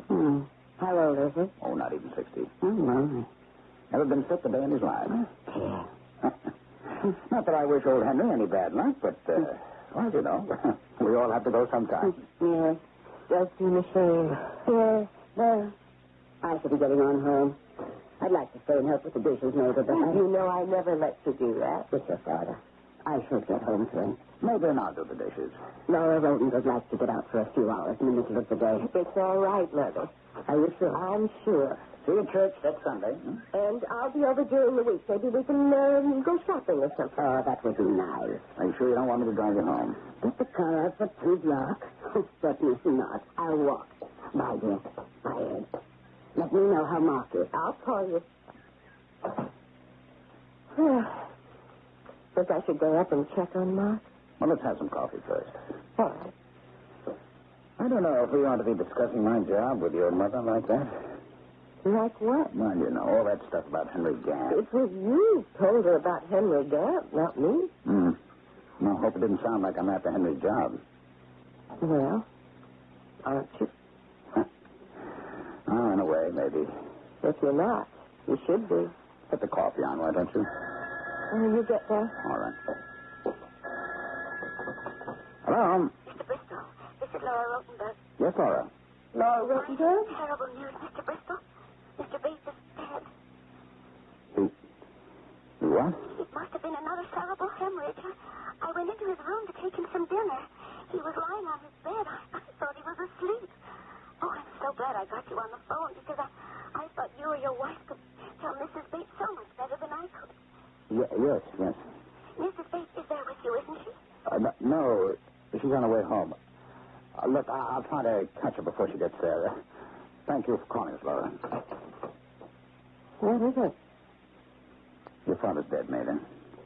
Oh. I'm going to try to catch up with your mother before she gets home. Well, come in here. Well, what about mine? Yes, I suppose I should stay with her. Yes, I think you better. Should I tell him, do you think? About his grandfather? I don't know. Maybe I should wait. Maybe I should wait till tomorrow. I am the master of everything. I can start things and I can stop them anytime I want. I tell everybody where to go and what to do. And they have got to go there and do it because I say so. And nobody is allowed to answer me back. I am the king.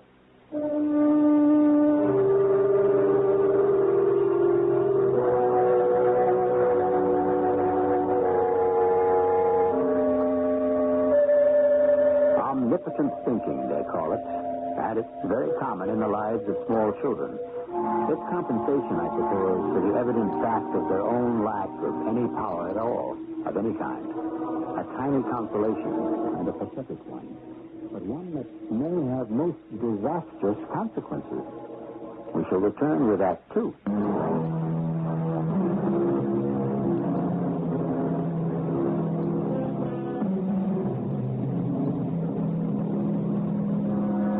Mark Bristol is a little boy. Mark Bristol is a good little boy, regarded by all with affection and approval. Everyone wishes him well and makes plans for him to develop gradually into a good man, a good person, as no doubt he will. But while he is waiting for the plans to take effect, Mark Bristol dreams in the dark. I'm Thurman. See you next Sunday. Oh, Mrs. Bristol, how good to see you in church. So happy you could find the strength to attend. Where else would we go, Dr. Everett, for strength? I never knew your father, of course. I regret that. Mater's mother was going to ask you to call on him, but... It was very sudden. A great shock, I'm sure. Laura Rotenberg called us on the phone. right after Sunday dinner. You know Laura Rodenberg, that's Everett. Oh, Laura's helping us to organize a Bible class. Yes, I know Laura. She's a fine woman. She took care of my father from time to time. She's staying on now with my mother, till certain adjustments can be made. Well, it's good she has someone with her. We do our best, but it's hard. No, it's hard. To adjust. Well, we'll be getting on home, Reverend. There's still Sunday dinner to get on the table. I'll come with you, Maida. Yes, I wish you would. You want me to pick up some ice cream? No, don't bother. I have a chocolate cream pie. Mark likes that.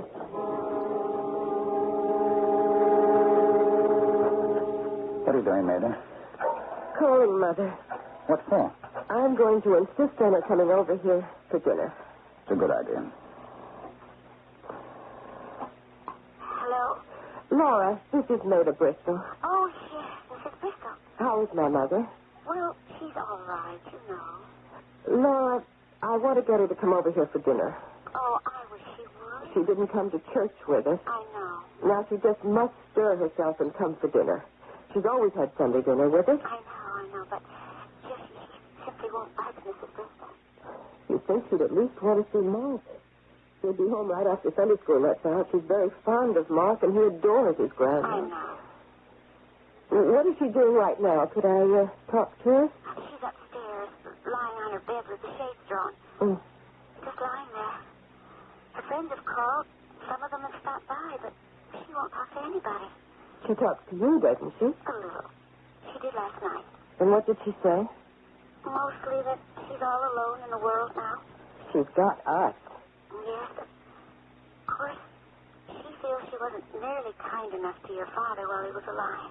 That's not so. Oh, it's the way everybody feels, Mrs. Bristol, at a time like this. It's part of mourning. I suppose. It is, believe me.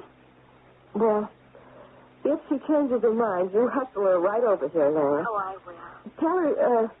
Tell her Ed doesn't know how to make the chicken gravy any more than I do. I'll tell her. Thank you, Laura. What'd she say? Mother won't talk to anybody. Won't budge. Well, give her time. You know what she's waiting for, don't you? Your mother? She is waiting for us to ask her to move in here. We did ask her. I mean permanently. Move in with us permanently. Oh. Well... Ed, we can't, so the house is too small. Yeah. I like my mother. Well, I like your mother. I love my mother. Well, we need a bigger house. We can't afford a bigger house. I know. I wonder how Henry Gant is. What? Who? Henry Gant. His wife called the plant last week. Henry's coming down with something. With what? Oh, first they thought it was the flu. Now it looks like pneumonia. Oh, is that serious? Well, no, not these days. Not with all the antibiotics and stuff. Oh. Well, I certainly hope he gets better. Yeah.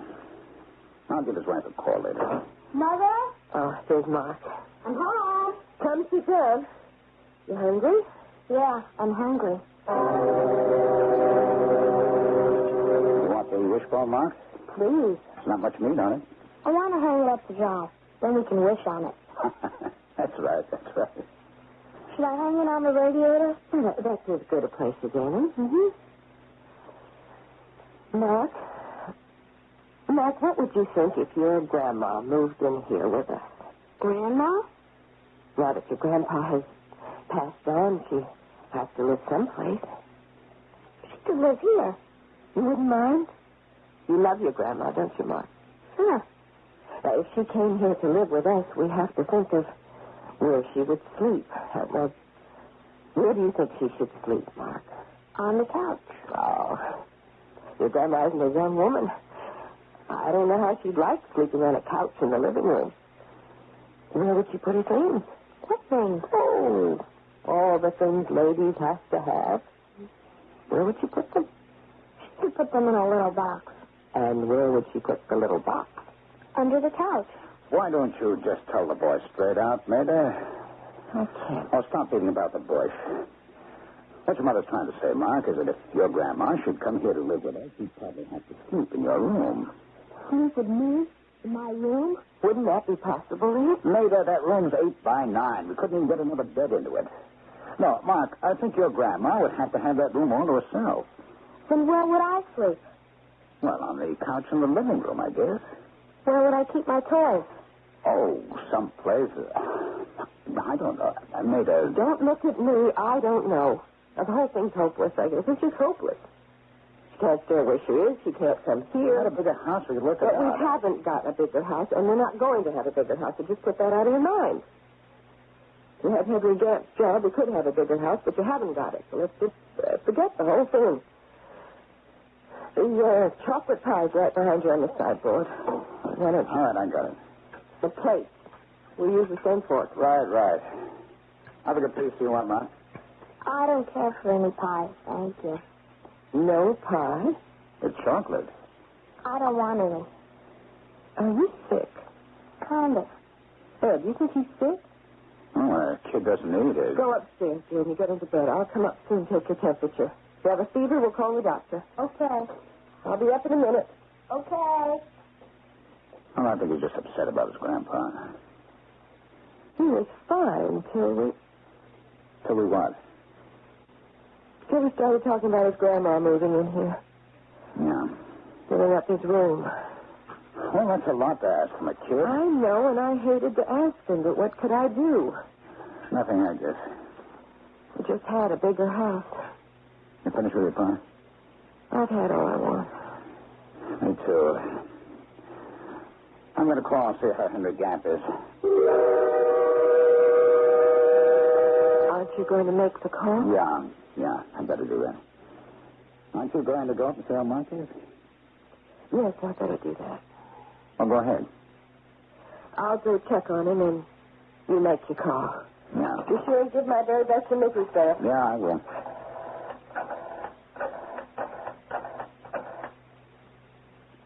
Hello, Mrs. Gant? This is Ed Bristol from the plant. Well, I hope I'm not disturbing you. I just called to ask how Henry's doing. Oh? Oh.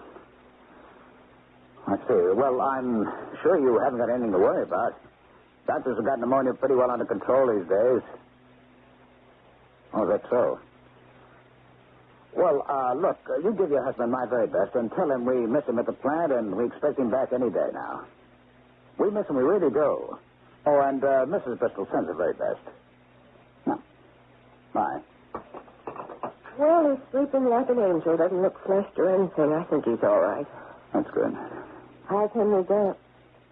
His wife says they've got him on some new medication. They've been trying different things, trying to find one he'd respond to. He's not responding? Well, I think this latest one may work. Somebody's at the door. Yes. Want me to get it? Oh, yes, please. I have the funniest feeling. Look. It's Laura Rodenberg. Come in, Laura. Oh, so glad you're both here. I tried to phone you, but the line was busy, so I ran over. What's the trouble, Laura? You look all upset. Where's Mark? Is he here? He's upstairs. Look, I have something very dreadful to tell you. Mrs. Bates, she took some pills, some sleeping pills. They were left over from when your father... She took sleeping pills? How many? A lot. When? When did she take them? Sometime this morning. Oh, I should have known when she wouldn't see anyone, but I never thought, I never dreamed. How was she? Did you call the doctor? Is she in the hospital? Of course I called the doctor, but it wasn't any use. Oh, I'm so sorry. I am so terribly You sorry. mean my mother's... Somebody's dead? The doctor called an ambulance right away. But we both knew it wasn't any use. She must have been dead for at least an hour. Oh, I can't stand it. I cannot stand it. Now, honey. I cannot stand it. You see, she should have been here. She should have been here, living with us. Maida, we couldn't have known. I did ask her to come for dinner, didn't I? Of course you did. What is happening? What is happening in this house? What is going on? Maida, don't. It's just like a week ago. We sit down to dinner. Everything is all right. Then all of a sudden, Mark doesn't feel well. He goes upstairs. I tell him I'll be up in a minute and take his temperature. And before I can do that, somebody dies. My father dies and my mother dies. What is happening? What is going on in this house? I run everything. I boss everybody. If I tell them to fall down, they fall down. And I can make them get up, too. Nobody can tell me anything. And I can tell anybody anything I like. Everybody is afraid of me. And I am not afraid of anybody. Because I am God.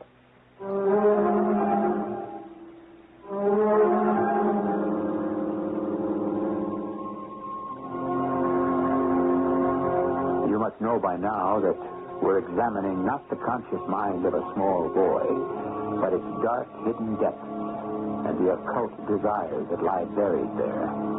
More often than not, these wild wishes remain immured, never to reach the light.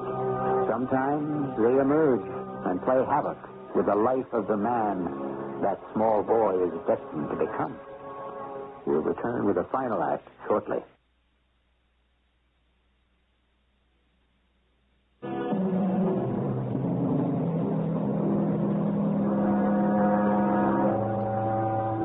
Do you still imagine that you know your children in any but the most cursory and superficial way? Are they bright? Are they well-mannered? Are they talented? Are they good? You may know the answers to all these questions and still know nothing of importance about them. I would advise you to take to heart the words of an East Indian poet and philosopher named Rabindranath Tagore. I do not love him because he is good, but because he is my little child. So happy to see you here. So happy. Dr. Evans. Oh, Mr. Bristol. And Mrs. Bristol. How are you, Dr. Evans?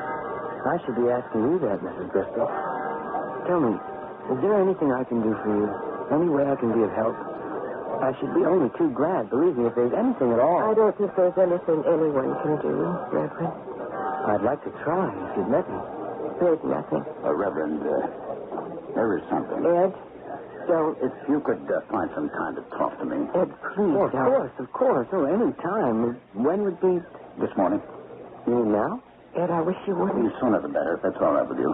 Well, let's see now. There's only a few more parishioners to speak to. If you could wait a minute or two. Sure, I can do that. Then we can step into the vestry. I can give you as much time as you need. Thank you, Dr. Evans. Mayday, you go along home. Start dinner. Oh, come on. Go on now, will you? I hate to go home by myself. I'll be there as soon as I talk to the Reverend. Are you sure? I'm sure. Come on, go on home now. There's a bench here, Mr. Bristol, if that's all right. Oh, yes, anything, any place. Well, now, let's sit down and you tell me, whatever it is. Yes, thank you. It's going to sound weird, Doctor, but I want to tell you that in advance. Whatever it is, just tell me. I wouldn't bother you except for Mayday. You're not bothering me. I don't want you to feel that you are. Reverend, you know, Mayday and I have a little boy. His name is Mark. Oh, yes. I'm hoping I'll get to know him soon. Mrs. Everett speaks so highly of him. He's such a fine little fellow, such a good boy. She thinks the world of him. Yes, we do, too. Of course you do. Was it Mark you wanted to talk to me about? In a way, I might as well start at the beginning. If I know what the beginning was. Sometimes it seems... Yes? Well, it seems as if I don't know anything at all about anything about anyone. I don't mean to cry, Reverend. It's all right. Really, it's all right. Well, about a year ago, my father-in-law had a stroke, but, well, you know about that. I wasn't here when it happened, but I know about it. Well, he got to be quite a burden to his wife, especially. And a couple of weeks ago, she was having Sunday dinner with us at our house, and I'm afraid she was quite bitter about it all, and I'm afraid she let herself go, and she was very outspoken. That's quite understandable. Yes, but in front of Mark, she said things, she kind of intimated that it was all too much for her, that she couldn't stand it any longer, that her husband would be better off if he didn't live. Better off dead is what I really mean. She didn't come right out and say it, but we all knew what she was feeling. And, well, I've got to tell you, Reverend, we felt it too. Well, people do have these feelings, Ed, but they pass. Yes, but that's not the point of what I'm trying to tell you.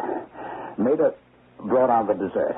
It was Mark's favorite ice cream. Neapolitan. He's crazy about it. But he said he didn't want any. It's the first time in his life he hasn't wanted Neapolitan ice cream. We thought he might be sick, you see, and... Yes? I made her send him to bed, and my mother-in-law went home after we finished up the ice cream. But before she could get there, we got a phone call from Laura Rotenberg. You know Laura Rotenberg? Mm-hmm, yes, I know. And Laura said my father-in-law was dead. Another cerebral hemorrhage. Yes? But don't you get it? Get what? What am I supposed to get? Oh, wait did you hear the rest of it? Of course, my mother-in-law was very disturbed, upset. Of course. She wouldn't go out. She wouldn't see anybody. Wouldn't even go to church. Oh, I remember. Well, my wife went to see her at first. She lived right down the street from us, a couple of blocks. My wife caught on pretty soon that her mother wanted to come to live with us. Well, that's easier said than done because we've got a two-bedroom house, Reverend. There's Maida and my bedroom. There's Mark's. That's all. We had a bigger house. We'd have been very, very glad, very, very happy. Don't be afraid of tears, Ed. They can be a blessing. Yeah. No. We talked about it a little bit at the dinner table. Maida asked the boy, would he give up his room to his grandma? He's such a good boy. What did he say? Not much. But a couple of minutes later, he said he didn't want any chocolate pie. He went upstairs to his room. Maida and I, we finished eating, and a little later, Laura Rotenberg came to the house and told us... She told us my mother-in-law had taken sleeping pills and was dead. Don't you see, Reverend? See what, yeah? It was just like the time before. When Mark's grandpa died, it happened exactly the same way. Well, you're not trying to say... You don't mean... I don't know what I mean. I don't know what I'm trying to say. I just know what happened. Mark went up to his room both times. Both times, somebody died. Within minutes, somebody died. You don't mean there's a connection? Well, couldn't there be? Maida thinks there could be. Do you think so? I don't know what to think. I've read about devils that get into human beings. They can do all sorts of awful things that they wouldn't do in the ordinary course of things. You think a devil has gotten into your son? Is that possible? Is it? I don't know. I simply don't know. Oh, wait. I haven't told you everything. There's more. When Maida and I were talking about her mother coming to our house to live, we kept saying how it would be so simple if we only had a bigger house with an extra bedroom. And that's the truth, Reverend. We'd have only been too glad to have her if we'd only had one more room. But as things were, the only chance we had of getting a bigger house was if I got a promotion. A promotion I'd be sure to get when... Yes, when? When Henry Gamp resigned or retired. Or died. Yes? Well, Henry's had pneumonia, and it never occurred to me, it never occurred to anybody that he wouldn't get over it and come back to work, but the antibiotics didn't work, and this morning his wife called the house. She says, Henry's dead. I see. I'm sorry. Dr. Everett, we talked about Henry Gamp, about me getting his job, the promotion, in case anything happened to him. We talked about it in front of Mark. We kept saying we just had a bigger house. If I got promoted, we could have a bigger house, and that was the only way we could. Wait, Ed, you're jumping to conclusions that you have no right. All those deaths, all those people dying. Wait, Ed. Well, what could it be if it isn't the devil's work? But your own son, your own boy. You don't think I want to believe the devil's got into him, do you? But the way things happen, the way those people died. Now, Ed, I don't think we should talk about this any more this morning.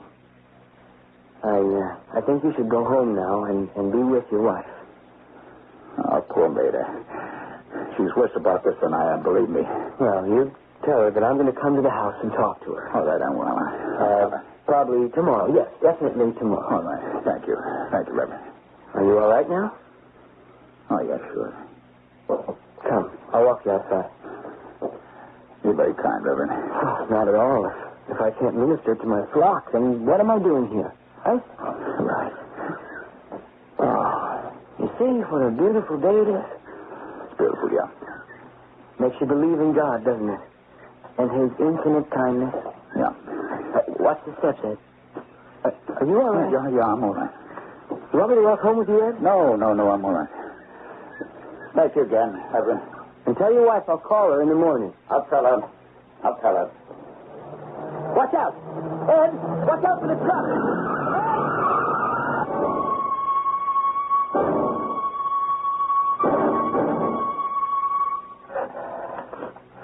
I can't.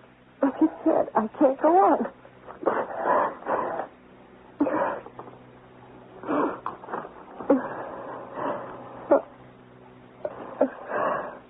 Hello? Oh, Laura. I'm so glad you're there. I thought you might have moved out. I was just packing my things. Laura, I'm all alone here and I'm getting dinner. Mark's in Sunday school and Ed stayed at the church to talk to Dr. Everett, and I'm all alone and I can't manage to hold myself together somehow. Laura? What is it, Maida?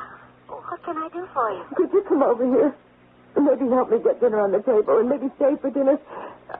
I don't want anybody to know I'm falling to pieces like this. Especially Mark, and having you here would help. You see, you keep the conversation going, you know? Of course, I could do that, Maida. Well, could you come over right away, Laura? I want to tell you something very privately. Ed is talking to the minister right now. Heaven knows what he's telling him, but I have an idea it's horrible, Laura. It's horrible. And then I think, on the other hand, it may be true, and if it's true... Laura... Maida, try and get hold of yourself. Laura, something horrible about Mark. About our little boy. I'm going to throw on a coat and come right over. I'll be there in a couple of minutes, so you get hold of yourself. Yes, I will. Oh, there's the doorbell there. I better go answer it. Can't be Ed. I always leave the door open on Sundays for him and for Mark. Well, at least you won't be alone until I get there. That's right. And, Laura, thank you. Yes, I'm coming. Oh, Dr. Everett. Oh, please, come in. Do you mind coming back to the kitchen, Reverend? I have dinner cooking. You don't mind the kitchen, do you? No. Whatever. I wonder if I could ask you to stay for dinner. I was just on the phone to Laura Ruttenberg. She's coming over, and we'd love to have you. Pardon me while I check the gravy, Dr. Mrs. Bristol, please, sit down. Please. Oh, certainly. Hope you don't mind these old kitchen chairs. Mrs. Bristol, I have some very bad news for you. What? What news? What? About your husband. What about it? What's happened to Ed? He and I had just finished our little talk in the vestry room. I walked him outside and down to the curb. I offered to walk home with him. I could see he didn't feel well. But he wouldn't let me. He started off by himself, and he stepped right into the path of a truck. Oh? He was hit. Hit by a truck? Where is he now? He was taken to the hospital. I went with him, but he died on the way, Mrs. Bristol. Ed died? Mrs. Bristol, please, sit down. Ed died? No, I don't believe that. No, I don't. It's true. Not Ed. What is it? What is it? Oh, I can't. Oh, Mrs. Bristol. Ed! Mrs. Bristol. Oh, my God. Oh, no. Oh, dear God, please. Oh, no, please, dear God. Heavenly Father, please. Oh, please. Operator, send an ambulance. The Bristol House on Elm Street. I don't know the number. Look it up. They've lived here a long time. The Ed Bristol House. Oh, wait a minute. Somebody just came in. Maybe they know. Hold on. It's a big yellow house near the corner, tell them. Maida? Oh, is Maida here? What's the number of this house? Oh, it's 32? It's number 32 Elm. Tell them to hurry. Oh, my God. Please tell them it may be a heart attack. How is she? She's dead. Oh, my God. You were here when it happened? I came here to tell her about her husband. Oh. He was run over right in front of the church. Oh, my God. I had to tell her. I had no idea. I've been talking to Ed in the vestry room. He told me all about her father and her mother, and now Henry Gamp dead. All dead. And he asked me if a devil had gotten into Mark, and I said... A devil? The devil had got into Mark? What kind of nonsense is that? Well, the way he told it. And then he was killed. And now... Somebody just came in. Mother? It's Mark. Mother, I'm home. Who's going to tell him? Is it possible there's a devil in the boy? If there is, it's the same devil that's in all of us, Reverend. Who's going to tell him? Am I or you?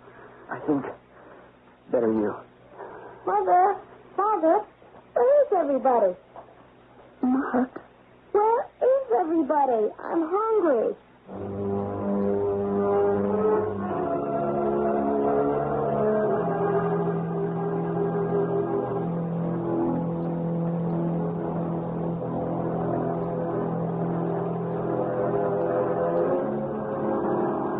Is the child still alive in you? Does the desire to run the world and order people about cling to you even today? Have you never quite relinquished the conviction that you are a superior being whose every wish is paramount and can be gratified? No? You're not like that? In any secret place? In any secret way? Take a closer look. I'll be back shortly. An angry infant could destroy the world if his strength matched his fury. Be careful how you deal with him, for he is mad with rage, and he would kill you if he could. Our cast included Terry Keane, Ralph Bell, Adam Ross, E.V. Juster, and Don Scardino. The entire production was under the direction of Hyman Brown. This is E.G. Marshall inviting you to return to our Mystery Theater for another adventure in the macabre. Until next time, pleasant dreams.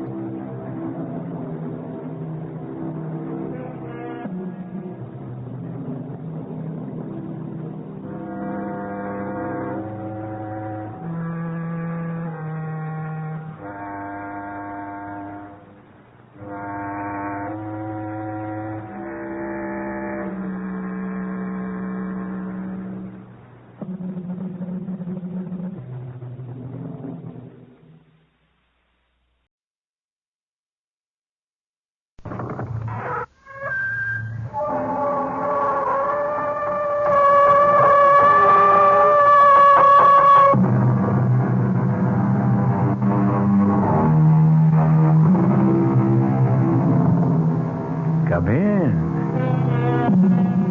Welcome. I'm E.G. Marshall. Welcome to the sound of suspense. Welcome to the fear you can hear. But mostly to the world of terrifying imagination. In the next 52 minutes, you'll hear a story about a girl with a most unusual talent.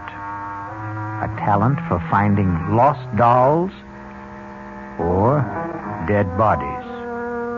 You may not be glad you met Iris Lloyd, but we don't think you'll forget her. Aunt Faith! Aunt Faith! I'm here! I'm here!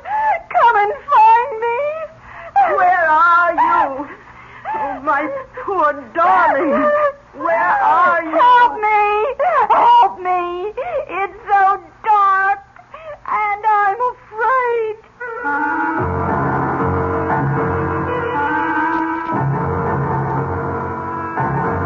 Our mystery drama, The Girl Who Found Things, was written especially for the Mystery Theater by Henry Slesser and stars Norman Rose. It is sponsored in part by the Kellogg Company, makers of Kellogg's Special K cereal, and by Anheuser-Busch Incorporated, brewers of Budweiser. I'll be back shortly with Act One.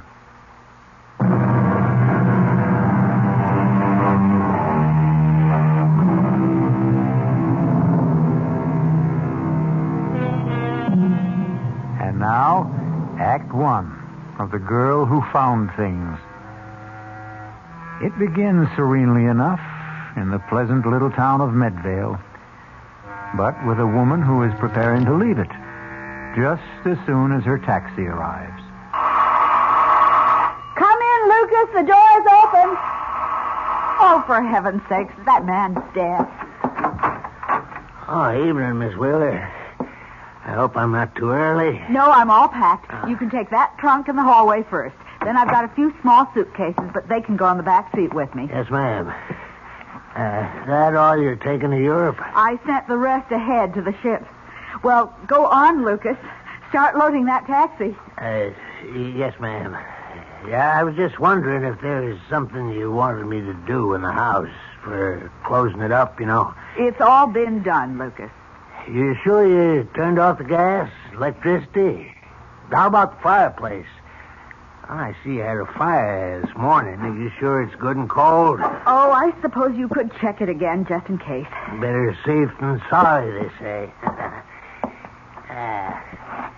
Seems to me you've got a couple of embers burning there. Maybe I could put them out with a shovel. Please hurry, Lucas. Yes, ma'am. I'm going about this as fast as I can. You see, this isn't easy for me. What isn't? Lucas, for heaven's sakes, put the shovel back. You're tracking ashes all over the floor. Please, turn around, Miss Wheeler. Don't look at me. Lucas, are you crazy? I can't do this if you're looking at me. Lucas, put that down! I'm sorry, Miss Wheeler.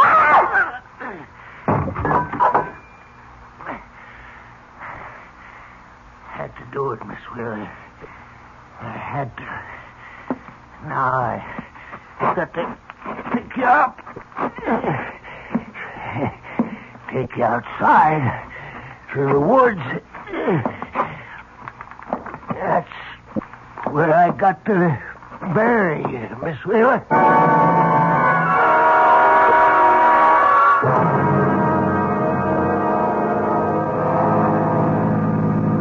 How much farther, David? We've been driving for hours. Almost there, darling. Just relax. Tell me more about your Aunt Faith. I don't really feel prepared to meet her. No one's ever fully prepared for Aunt Faith. I warn you that she's something of a character. Just waiting to be discovered by Monthly Digest. Anyway, after my mother died, she became less auntie and more motherly. That's why she was so upset when I got married and failed to do my filial duty. By bringing your bride home for approval. Something like that. I suppose she's going to resent me for being 2 years too late. So take my word for it. She'll be crazy about you. But remember what I said. She's an old gypsy. Don't be surprised if she drags out a crystal ball and starts predicting your future. Speaking of which, there's our future for the next few months straight ahead of us. The old homestead. David, is that you? It's us, Aunt Faith. Oh, David, my handsome boy. Hello, Auntie. Oh, I'm so glad to see you. It's wonderful seeing you. Aunt Faith, meet Rowena. Well, and it's about time. Hello, Mrs. Demarest. Nice to meet you at last. Oh, David, she's beautiful. Well, come inside. Come in. I've got a fire going. Let me take your coat, my dear. Oh, what a lovely fur. What is it, mink? Sable. I told Rowena she ought to wear the label on the outside so that people... Oh, well, I didn't know that you had company, Auntie. Oh, yes. David, this is Lieutenant Reese. Lieutenant, this is my nephew, David Wheeler, and his wife, Rowena. Lieutenant. That isn't a military title, is it? No, sir. I'm with the police. Oh, of course. Well, how do you do? I'm sorry we have to meet this way, but then I always seem to meet people when they're in trouble. Of course, I've known Mrs. Demarest for some time. Well, Lieutenant Reese has been a wonderful help with my charity work, David. And he's been such a comfort since this awful thing happened. Yes. Oh, well, it's been years since I was in this room. I'd appreciate it if you and I could have a word alone. Oh? Oh, Rowena, I'll tell you what. Why don't you and I go upstairs and I'll show you your room? Yes, that would be fine. I can even show you the room where David was born and his old nursery. Well, how long's it been since you left Medvale, Mr. Wheeler? Oh, maybe 10 years. I've been back here on visits, of course. Once when my father died 4 years ago. As you know, our family business is down south. Yes, I know. You and your sister... My half-sister. Yes, you and your half-sister, Geraldine. You were the only proprietors of the mill, weren't you? Mm-hmm, that's right. But you did most of the managing, I gather. When your parents died, Miss Wheeler kept the estate and you went to Virginia to manage the mill. That's how it was, right? That's how it was. Successfully, would you say? Lieutenant, I'm going to save you a great deal of time. Geraldine and I didn't get along. We saw as little of each other as we both could arrange, and that was very little. Thank you for being frank. I can even guess your next question, Lieutenant. You'd like to know when I saw Geraldine last. When did you? 3 months ago in Virginia, on her semi-annual visit to the mill. But you were in Medvale after that, weren't you? Well, yes, I came up to see Geraldine in March on a business matter. As my aunt may have told you, Geraldine refused to see me. What sort of business matter was it? I wanted Geraldine to approve a bank loan I wished to make to purchase new equipment. She was against it, wouldn't even discuss it. So I went home. And you never saw her again? Never. And in case you're wondering, Lieutenant, I have no idea where she is. No idea at all.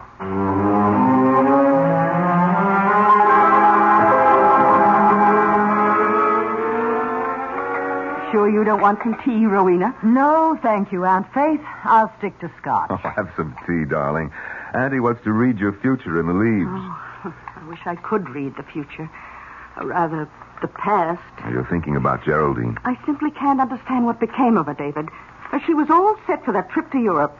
Some of her bags were already on the ship.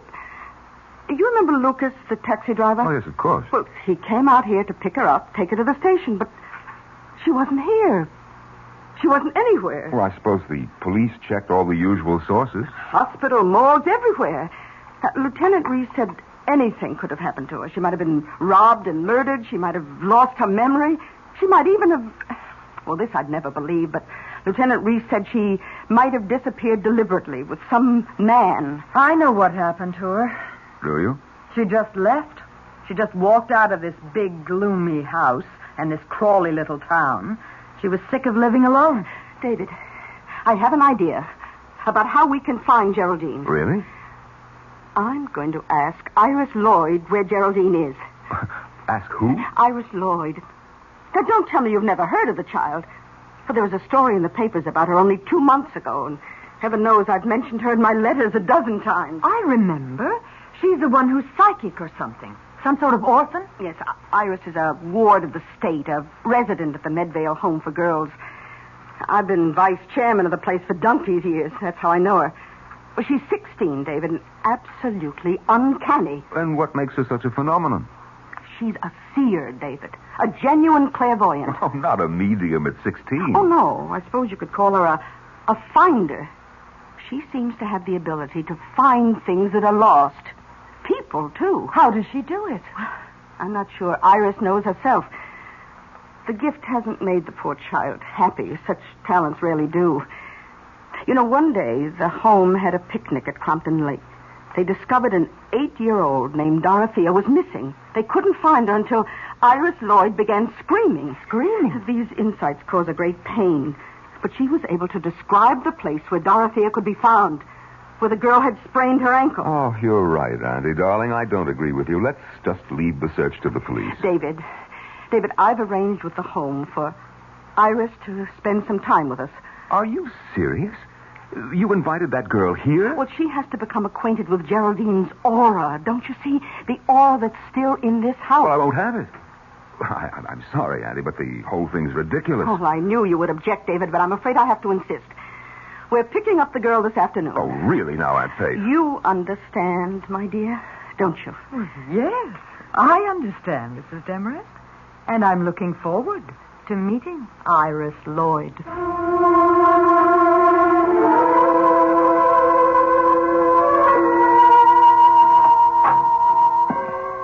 Come in, Mrs. Demarest.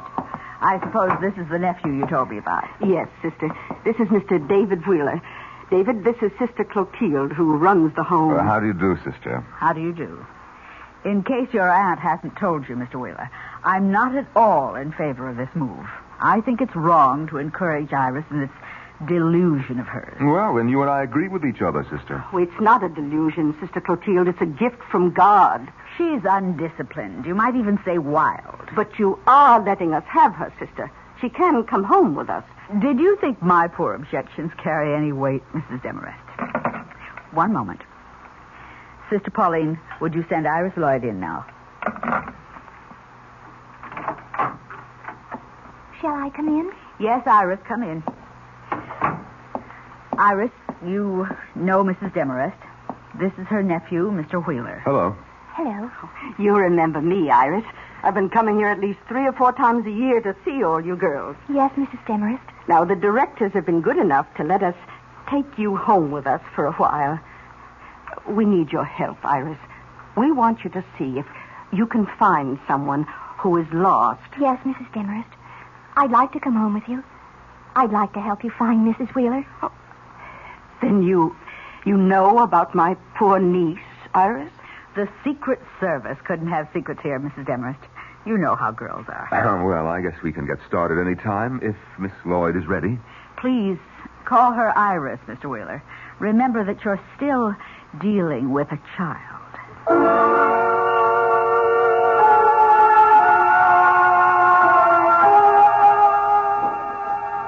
Iris, I hope you'll enjoy staying with us. I have a lovely room for you. I'm sure you'll like it.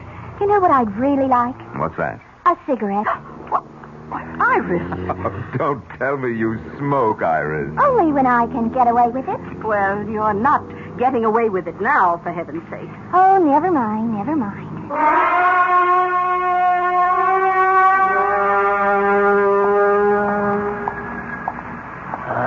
Hello there, Mr. Wheeler. Oh, Lucas. Well, how are you? How's the taxi business, Hey, could I talk to you a minute, Mr. Wheeler? No, Lucas, I'm sorry. I've got to get these groceries home. We have company for dinner tonight. She's at your place, ain't she? That girl. What girl? That Iris Lloyd. The girl who finds things. I'm afraid of her, Mr. Wheeler. I'm afraid she'll find out what we did. Shut up.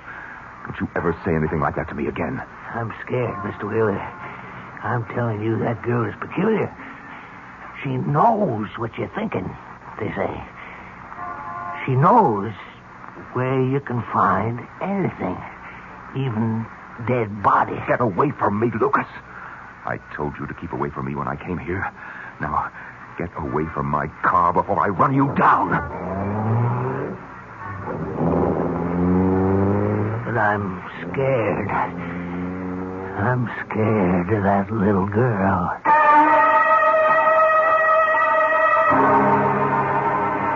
Lucas, the taxi driver, Lucas, the murderer, is scared. But David Wheeler seems to be frightened, too. And maybe we'll learn if the fright is justified when we return shortly with Act 2.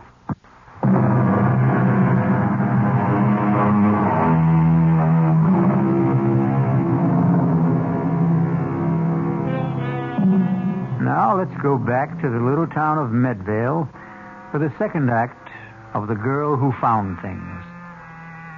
David Wheeler has just returned from his shopping trip, but he finds things are different in the big house at the end of the road. What happened here, Rowena? This room looks like a cyclone hit it. It was Hurricane Iris. What are you talking about? Aunt Faith caught her sweet little orphan Annie in here smoking one of my cigarettes. I didn't hear the whole argument, but I'll tell you one thing. That girl has the vocabulary of a longshoreman. Well, maybe that'll knock some sense into Aunt Faith. Iris started throwing things, and that's when Aunt Faith went upstairs to lie down. I'll go and see her. Tell her to take her psychic delinquent back where she came from. I wouldn't bother her now. She's not feeling well. Well, I'll see the little monster then. Where is she? Next door to us, in Geraldine's room. Iris? Iris, it's Mr. Wheeler. May I come in? Hello, handsome. Auntie says you went shopping. What have you been up to, Iris? Now, my aunt isn't a well woman, and we won't put up with any bad behavior. Now, what happened downstairs? Nothing. I found a button in an ashtray and took a couple of drags. You'd think I was committing a mortal sin the way she yelled at me. I heard you did some fancy yelling yourself. Is that what the sisters taught you at the home? They didn't teach me anything worthwhile. Well, maybe you need more instruction. Maybe you better get back there as soon as possible. Oh, Mr. Wheeler, please. Oh, I'm awfully sorry. I didn't mean to do anything wrong. I didn't. Oh, please don't send me back. No, wait. Oh, please. Now, wait a minute now. Oh, please don't do it. Oh, don't. What's going on? Oh, Mrs. Demarest, I'm so sorry. I don't know what came over me.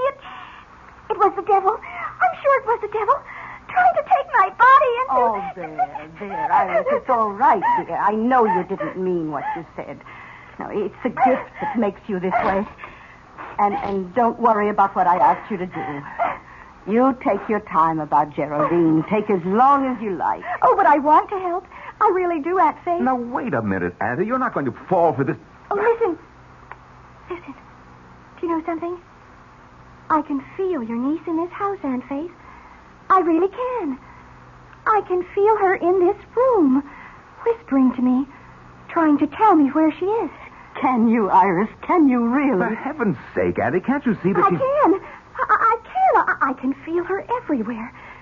I can almost touch Miss Wheeler. Oh, is this her closet? These are her clothes. Oh, they're so beautiful. She must have looked beautiful in them. Has Iris ever seen a photo of Geraldine? Oh, look at this one. It's all gold. All shiny gold. And it's so long. Was she very tall? It's an evening gown, Iris. Oh, I can sense her in this gown. I can. I just know I'm going to be able to find her for you, Aunt Faith. I know it. Yes. Yes, I believe that too, my child.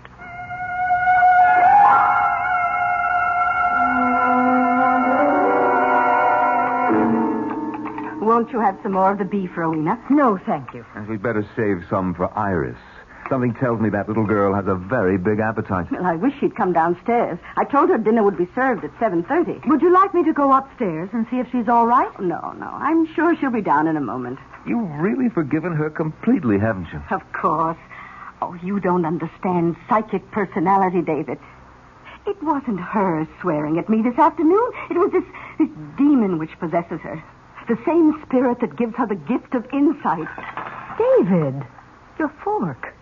Take a look at what's coming downstairs in a gold lame evening gown. For heaven's sake. Hello, everyone. Iris, whatever are you wearing? You go upstairs and get that dress off. You have no right to wear my sister's clothes. Take it off. Why should I? You heard me. Get that dress back in the closet. I won't. Aunt Faith. No, I won't take it off. You know what I told you? I have to wear your niece's clothes so I can feel her aura. You're going to feel my foot in about 5 seconds if you don't go upstairs. No, everybody in this house hates me. Iris, don't. No, please don't cry. Oh, David, you shouldn't talk that way to the poor girl. I won't stay here. I won't help you find your niece, that's all. You can't do anything of the kind, and you know it. Iris, listen to me. Yes.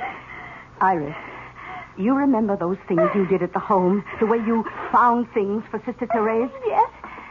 Do you think you could do something like that again, right now for us? I don't know. I could try. Would you let her try, David? I don't know what you mean. Now, I want you to hide something or name some object you've lost or misplaced, perhaps somewhere in this house. This is silly. It's a parlor game. The least you can do is try it. All right. How do we play this game of hide and seek? David, what about the cat? The cat? You remember, you once told me about a wool kitten you used to have as a child.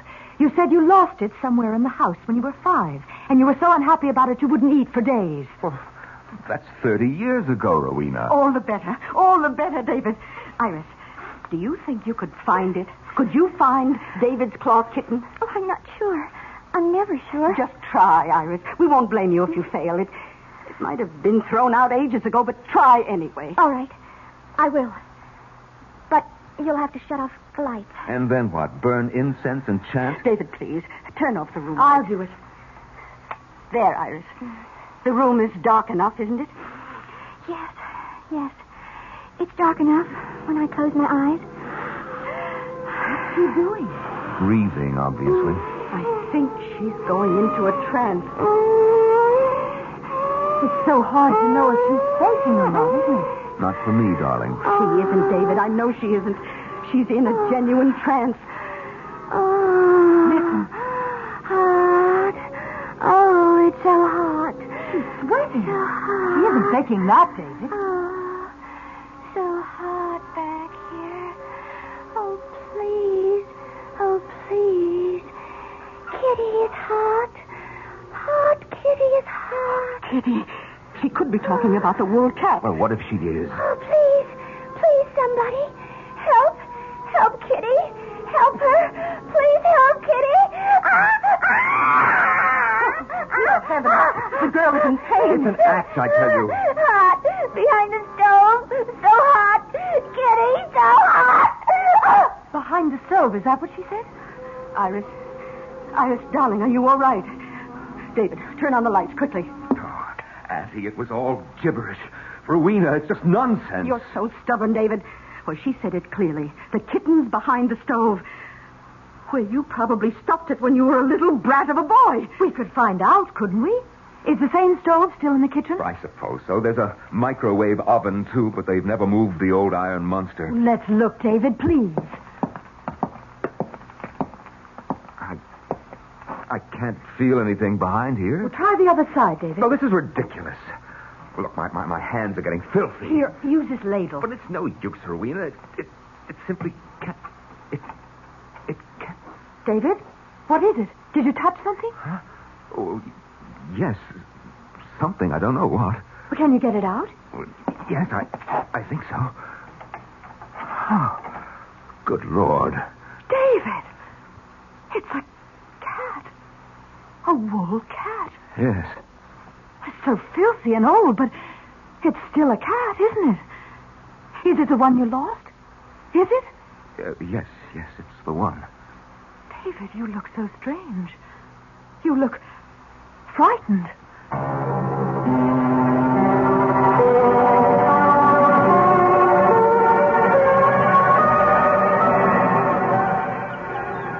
What are you doing here? Iris, having a picnic all by yourself? I just thought I'd lie on the grass for a while. What are you doing with the daisy? Loves me? Loves me not? Want to finish it off for me, Uncle David? Cut out the Uncle David stuff. I'll finish it for you then. She loves me. She loves me not. She loves me. She loves me not. Too bad, Uncle David. She just doesn't love you. Who? Your wife, of course. Who else? Bye now. Iris, wait. Yes? Look, I want to talk to you a minute. Really? Iris, what's the story with you? You've been here over a week and you haven't done anything about... Well, you know what? This is just a great big picnic for you, isn't it? What if it is? You think I want to go back to the creepy home? It's better here. No uniforms, no 6 a.m. prayers, none of that junk they call food. Also, I like the company. I suppose I should say thank you. There's nothing you can say I don't know already. I'm psychic, remember? What about that, Iris? Is it just some kind of trick? You can tell me. I'll show you if it's a trick. Want me to tell you all about yourself? All right, go ahead. Okay. Your wife hates you. She thinks you're rotten. You weren't even married a year when you started running around with other women. You never went to the mill, not more than once or twice a month. That was how you ran the business. All you knew how to do was spend the money. You little brat. You're not psychic, you're an eavesdropper. Oh, let go of my arm. Your room is right next door. You've been listening. You think I could help you in your two arguments? No, I guess you couldn't. I'm sorry, Iris. I hope I didn't hurt you. I know a way you can make it up to me. Like this. Go ahead. Now cut that out, will you? Don't you want to kiss me? No, you dumb kid. I'm not a kid. I'm almost 17. You were 16 3 months ago. I'm a woman. But you're not even a man.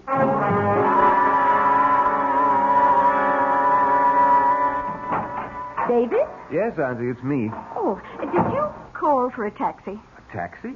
No, why? Should I? Oh, I don't know, but Lucas's cab is in the driveway. He said he was waiting for you. Lucas? Well, I'd better go and see what he wants. Dinner will be ready around 7, David.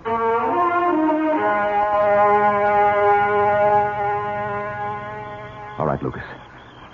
What are you doing here? I had to talk to you, Mr. Wheeler. I wanted you to know how it went. I did what you told me, exactly like I said. I hit her clean. She didn't hurt a bit. No blood. All right. I don't want to hear about it anymore, Lucas. I'm satisfied. And you should be, too. You got your money. Now forget about it. I picked up Miss Wheeler and I took her out in the woods as far as I could. I dug deep, Mr. Wheeler. I did a good job. I smoothed it over and spread them leaves so as nobody would guess it was there. Nobody except... Oh, so it's that girl you're still worried about. I heard awful funny things about her, Mr. Wheeler. About her finding things. Finding that little girl that fell near Crumpton Lake. Maybe she can see right into your sister's grave. Iris Lloyd won't find her. Nobody will. But she's right behind the house, Mr. Wheeler. She's so close. Right in the woods. You've got to forget it, Lucas. Like it never happened. My sister's disappeared, and she's not coming back. As for the girl, don't believe what you hear. Nobody can see into a grave, Lucas. Nobody.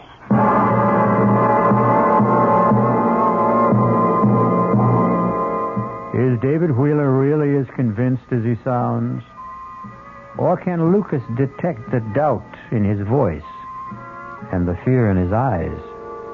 We'll learn more about the girl who found things when we return shortly with Act 3.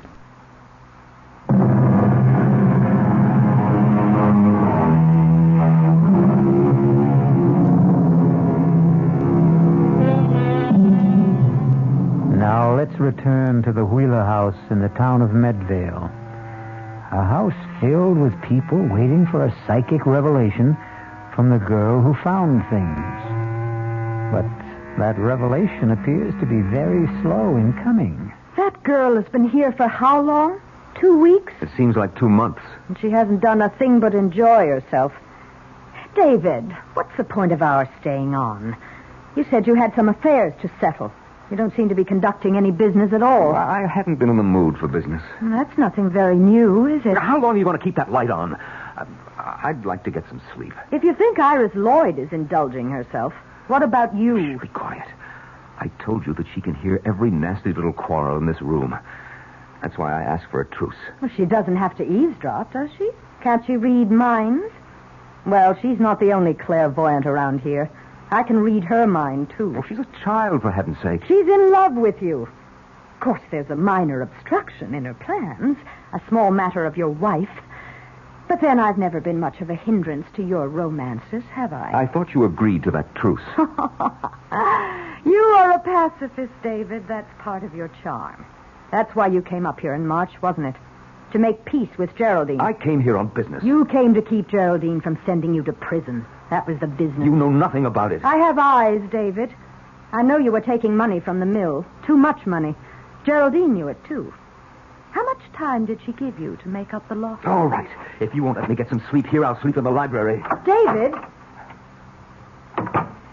David, is that you? Yes, Aunt Faith. What are you doing up? Oh, I heard a noise. Oh, well, it was me, probably. I was just going down to the library to find a book to read. No, it wasn't you. David, look. What? Oh, it's Iris. Yes, in her nightgown. What's she doing in the front hall, dressed like that? David, she's sleepwalking. What? Look at her eyes. David, we have to follow her. No, let her alone, Annie. You're not supposed to disturb a sleepwalker, are you? I've got to follow her. All right, I'll come with you. David, she's talking to herself. Can you hear her? forget? What did I forget? Did you hear that? Did you hear what she said? Yes, but I don't understand it. Why doesn't the taxi get here? Why doesn't it get here? Taxi. She said something about a taxi, David. Yes, I heard her. Oh, we have to be going to the station. I'm so nervous. I'm always so nervous when I go on a trip. Please get my luggage. My luggage. Oh, dear God, David. She's in a trance. She's talking the way... Oh, what did I forget? Gas, electricity, telephone. The fireplace. Is the fireplace cold? Oh, no! Not the fireplace! Not the fireplace! Oh, what does she mean? I don't know, but... Auntie, I think this is wrong. I think we should get her back to bed. No. Don't touch her, David. Don't. Look. She's heading for the back of the house. Come on. Yes, we've got to follow her. I think she means to go outside. We can't let her do that. Maybe it's important. Maybe it's something to do with Geraldine. Oh, don't be insane. She's just sleepwalking. That's all it is. Iris, wake up. David, don't. You mustn't. You want that girl to catch pneumonia? Iris. No, Iris. Don't. Please. Iris. Put it down. Iris, Don't. wake up. Don't. Oh, David, what have you done? You're not supposed to wake a sleepwalker. Everybody knows that. Let me go. Stop it. Help somebody. Stop it. Help me. Iris. Help me. Iris, it's only me, Iris. He's trying to kill me. He wants to kill me. No, darling. It's all right. It's only us. Wake up, I said. Wake up. Oh, you poor child. You poor baby. Oh, David, that was a cruel thing to do. Oh, and Faye. Yes. Iris, I'm here. Oh, are you all right? Oh, yes. Yes, I'm all right.